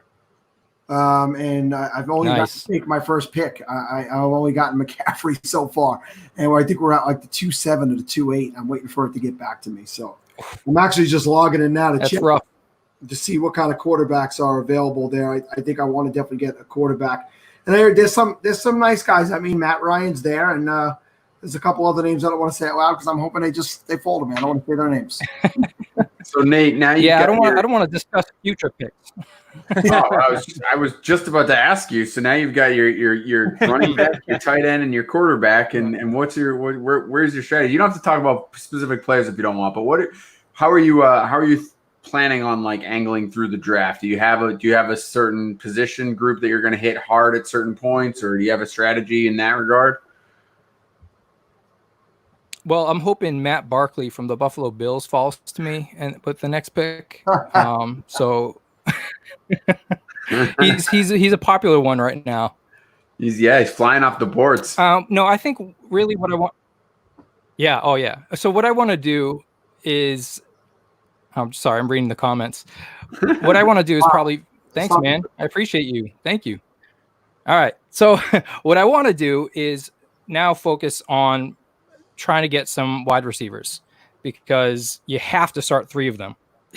And you can start up to, I think, 7 wide receivers if you wanted to play the flex that way. So I think I need to start kind of piling up on wide receivers at this point. Yeah, I don't disagree with you. I think people tend to fade them a little too much sometimes in a league like this. You do have to start 3. And because of the depth at wide receiver and the dearth at running back, you're going to win this league most likely because of your wide receiver depth. So it is important not to wait too long. Right. And I think 4th, 5th, 6th round, you can get yourself 3 really top level wide receivers, and it's start to fill everything else out. For sure. I mean, I usually like to wait on, just because to me the pool of wide receiver is so deep. But Scott Fish knows what he's doing when he chooses the roster construction and the scoring, because he kind of makes everything even. Right. I mean, people fade quarterbacks and tight ends, But now you kind of want to pay more attention to those guys in this format. And if you're somebody like me who waits on wide receiver, you can't really do that too long in here because you quickly realize, wow, I have to start 3 wide receivers. Like that's the absolute minimum. So yeah, you can't really fall into how you typically draft when it comes to Scott Fishbowl.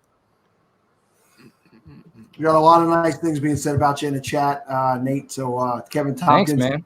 He says you're a stud. He loves that dude, Yes. and his group chats have brought a lot of people together. Get that man a full-time job in fantasy. Man, if I can hand it Thank to you, buddy, man. I appreciate that. I'm super humbled by all that stuff, and I love this industry so much, and I do what I can to get people together. And I have started some Dominate Fantasy Football group chats on Twitter, and it's unbelievable, man. I've got 3 of them full already. I should probably start doing more of them, and I interact with everybody in there as well. So it's just building the community up and getting people together that wouldn't normally get together. And even a couple dynasty leagues have come out of those conversations. So it's pretty cool. So here's a guy, Bob Gilchrist, who puts up someone signed Dominate, and Bob stepped up and actually that's my dude. He paid for the sponsorship of your Dominate He did. podcast that sponsored a few different segments of our show, and real good guy, Bob. He was sneaking around in one of the Pigs leagues. I didn't even realize for a couple of weeks and a couple of months actually. And over the time of this podathon, he's a guy I've gotten to know a little bit better, and he's a really, really solid dude. He's amazing, man. I'll tell you what, and he, that was on my things to close out, but I'll just say it now, man. I wanted to thank Bob Gilchrist so much for, putting a donation out there and having the Dominate Fantasy Football Show be the open sponsor of the podathon, and here I am closing it out as a guest. It's just pretty surreal because, I love this industry so much, and Bob is one of those guys, man. He shows his appreciation constantly for me, but not just me. I mean, he's always. I think he bought all the Scott Fishbowl shirts, like every single one of them. So, he wears a different one. Different day of the week. He's wearing one, and I just, Bobby, he's become a good friend of mine. So, and he lives pretty local to me. So when this craziness is over, we're actually going to grab a beer together. That's pretty awesome. Where is that you guys live? What state? I live in New Hampshire. He lives in Mass. So you're not far from Kevin. We live probably like 15 minutes from each other. Pretty good. Yeah. No. Oh, really? Where's Kevin live? Kevin, let me know where you go. I'm southeastern Massachusetts myself, so I live. Oh, sweet. Yeah, let's make it a group thing, man. Absolutely. What do you think about the request that you and Funko Fish should join forces?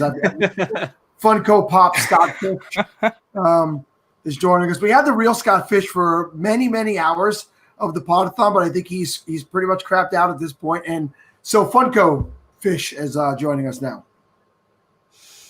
That's fantastic. I need to create my own Funko Pop. Is there a custom one that you can do? Apparently there is. So that's something I need to get myself. Yeah. I love Funko Pop. I got a collection behind me. But I've honestly, so here's a funny story. My Funko Pop collection is cursed. So I got Le'Veon Bell as a Steeler. Okay. And then everything went south from there.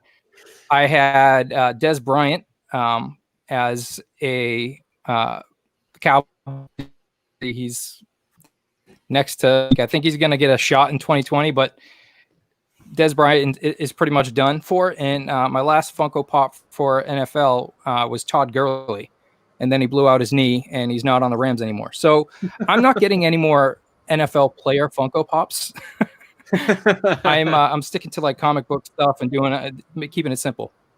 Well, we have up on the thing right now. So Seth Gordon, Captain Huggy Face on Twitter, is the person who helped get that thing rolling. Dr. Funko Stein on Etsy is the person who custom made that for us. And he says she pretty much, she did that all by hand. He was sending us pictures daily of that thing being made and how she was doing it. It was pretty awesome. I'm writing that down right now. That's pretty cool, man. Yeah, and so, anyways, I mean, like I said, guys, I've been popping in and out honestly for the last 24 hours because, again, you don't want to hear it. I didn't sleep well last night, but I know you guys didn't sleep at all. So, but I've been popping in and out. You guys have been killing it, man. I don't know how you've kept up the energy, even though you vocalized how tired you are, and it's just like, all right, you guys start talking.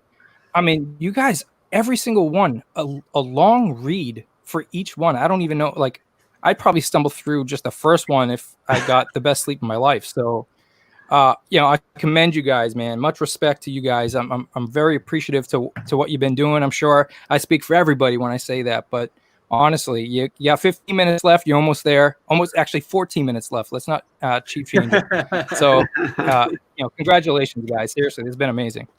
Yeah. So Brother Roz is a guy who he doesn't want any credit for anything either, but he sponsored 3 different podcasts during this podathon also. Off the top of my head, I know Blocking It Back was one of them. Dynasty Rewind was another one, and there's one more out there. Maybe I don't want to say it if it's not the right one, but he wants to sponsor your custom Nate Funko, and I'd be a little worried to get, based on your history, Funko Pops. I'd be a little worried custom Nate Funko, because next time I see you, you might be wheelchair bound. So maybe not. Yeah, you know what? That might put the nail. That might put the nail in me, but at least I would know it was my fault. So I'm okay with that. It's fine. It's funny you said that. We're coming towards the end. We've kept the energy. I had something I wanted to say, and now it completely forgot. Listen, it could be like a good thing though. Like if you go out and get the Funko and like it's a change positions type of thing, right? Like because Le'Veon Bell changed teams, maybe you find yourself a new team. Like maybe that works out, right? Maybe it's a good thing. Let's throw positive vibes Todd Gurley changed teams as well.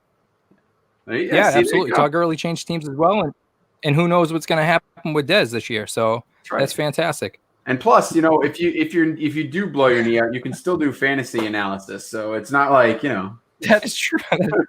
I don't have to be in peak top athletic condition, is what you're trying to say? Right. Yeah, exactly. This hasn't stopped getting awesome. No, I'm powering through no matter what condition, man. So I know you said you were checking in and out, and as we were just talking to Adam Levitan, he knew. Were you around when we talked to Shane Battier earlier tonight? Yes. Yeah, he called on the phone. Yes, that was the highlight of the show for me. I gotta say, highlight of the show. It's a highlight of your but life. he had no ID though, right? Say that one more time. The no ID there.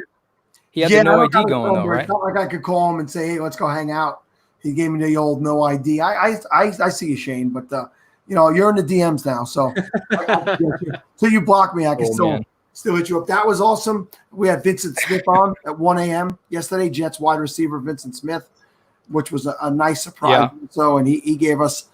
There was just so many people who contributed really different things. Stephania Bell, as we spoke about a little while ago, gave us some great insight into what's going on in the NFL and the NFL's medical examiners, and it's just been a really cool, wonderful ride, man. It's before we started out just a few short years ago, basically filling time for 24 hours to actually providing top level information. This year, I jokingly said all we bring to the table is the ability to stay up for 24 hours. But I want to tell Kevin and Steve, man, we did a good thing here, man. I'm proud of us. Yeah, no kidding. I mean, I'm proud of you, Sal. I've said it on multiple podcasts leading up to this, but the work that you put on, I mean, Steve and I are just along for the ride, buddy. We're here to help you get through the 24 hours, but you're the real star behind the show. You do so much to put this together, and so many others that helped out too, but really couldn't be done without you. It's amazing what you've built here, and I'm happy to be a part of it. And I'll say this too. It's amazing to me. I've said it before, and I'll say it probably a million times more. The fantasy community, and Nate, you've said it too. I mean, it's just such a great thing to be a part of because there are such good people. I mean, just always running into good people, and Sal and I have talked about this particularly, lately. The people that you find here, they're good family people. They got their people in their life that they take good care of, and you can tell, the leagues that we play in, we play with good dads that are great with their kids, and it's just things like that. And you talk to 48 different sets of people over the course of 24 hours, and you realize it's an amazing amount of positivity that can come from this.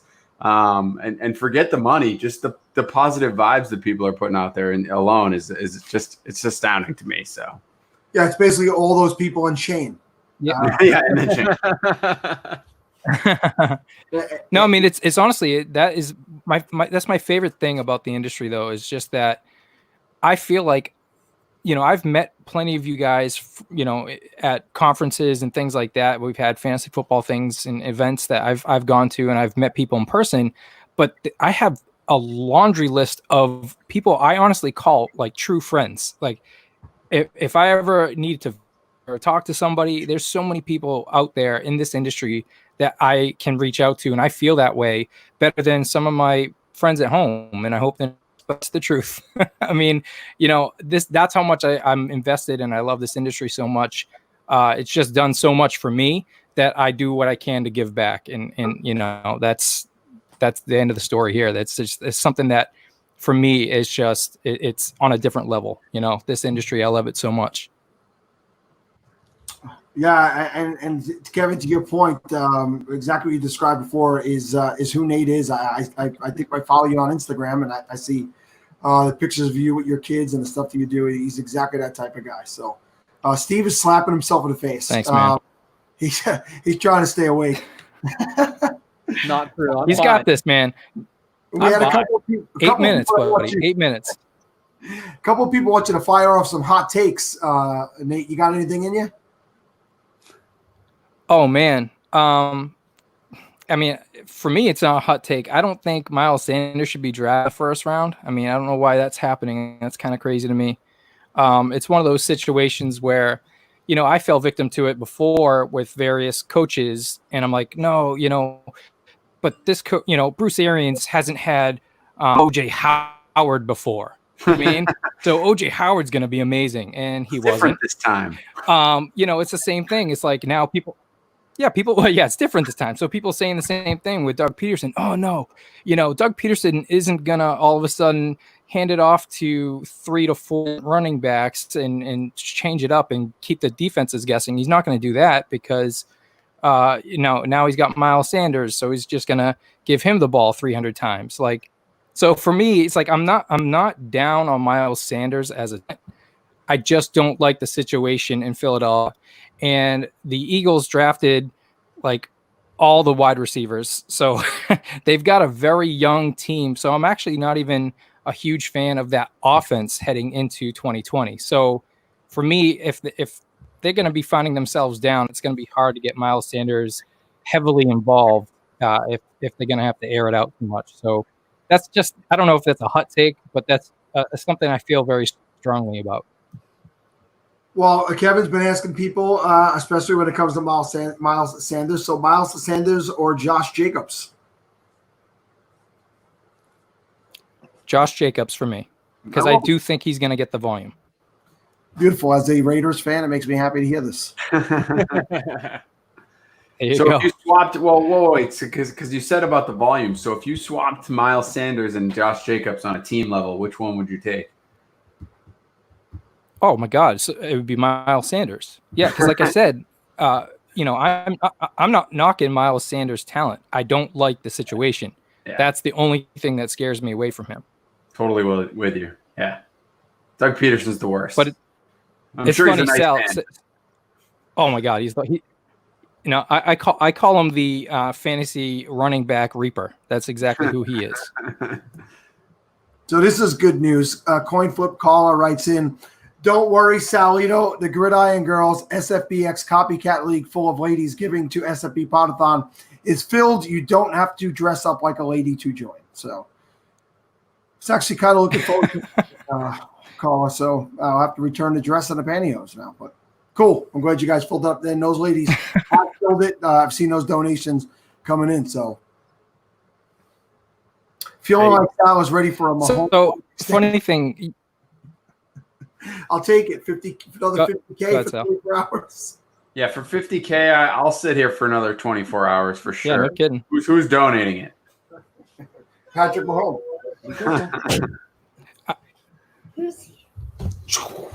So I almost popped on earlier with when he had Fabio. Hey, he's a kid. How old is he?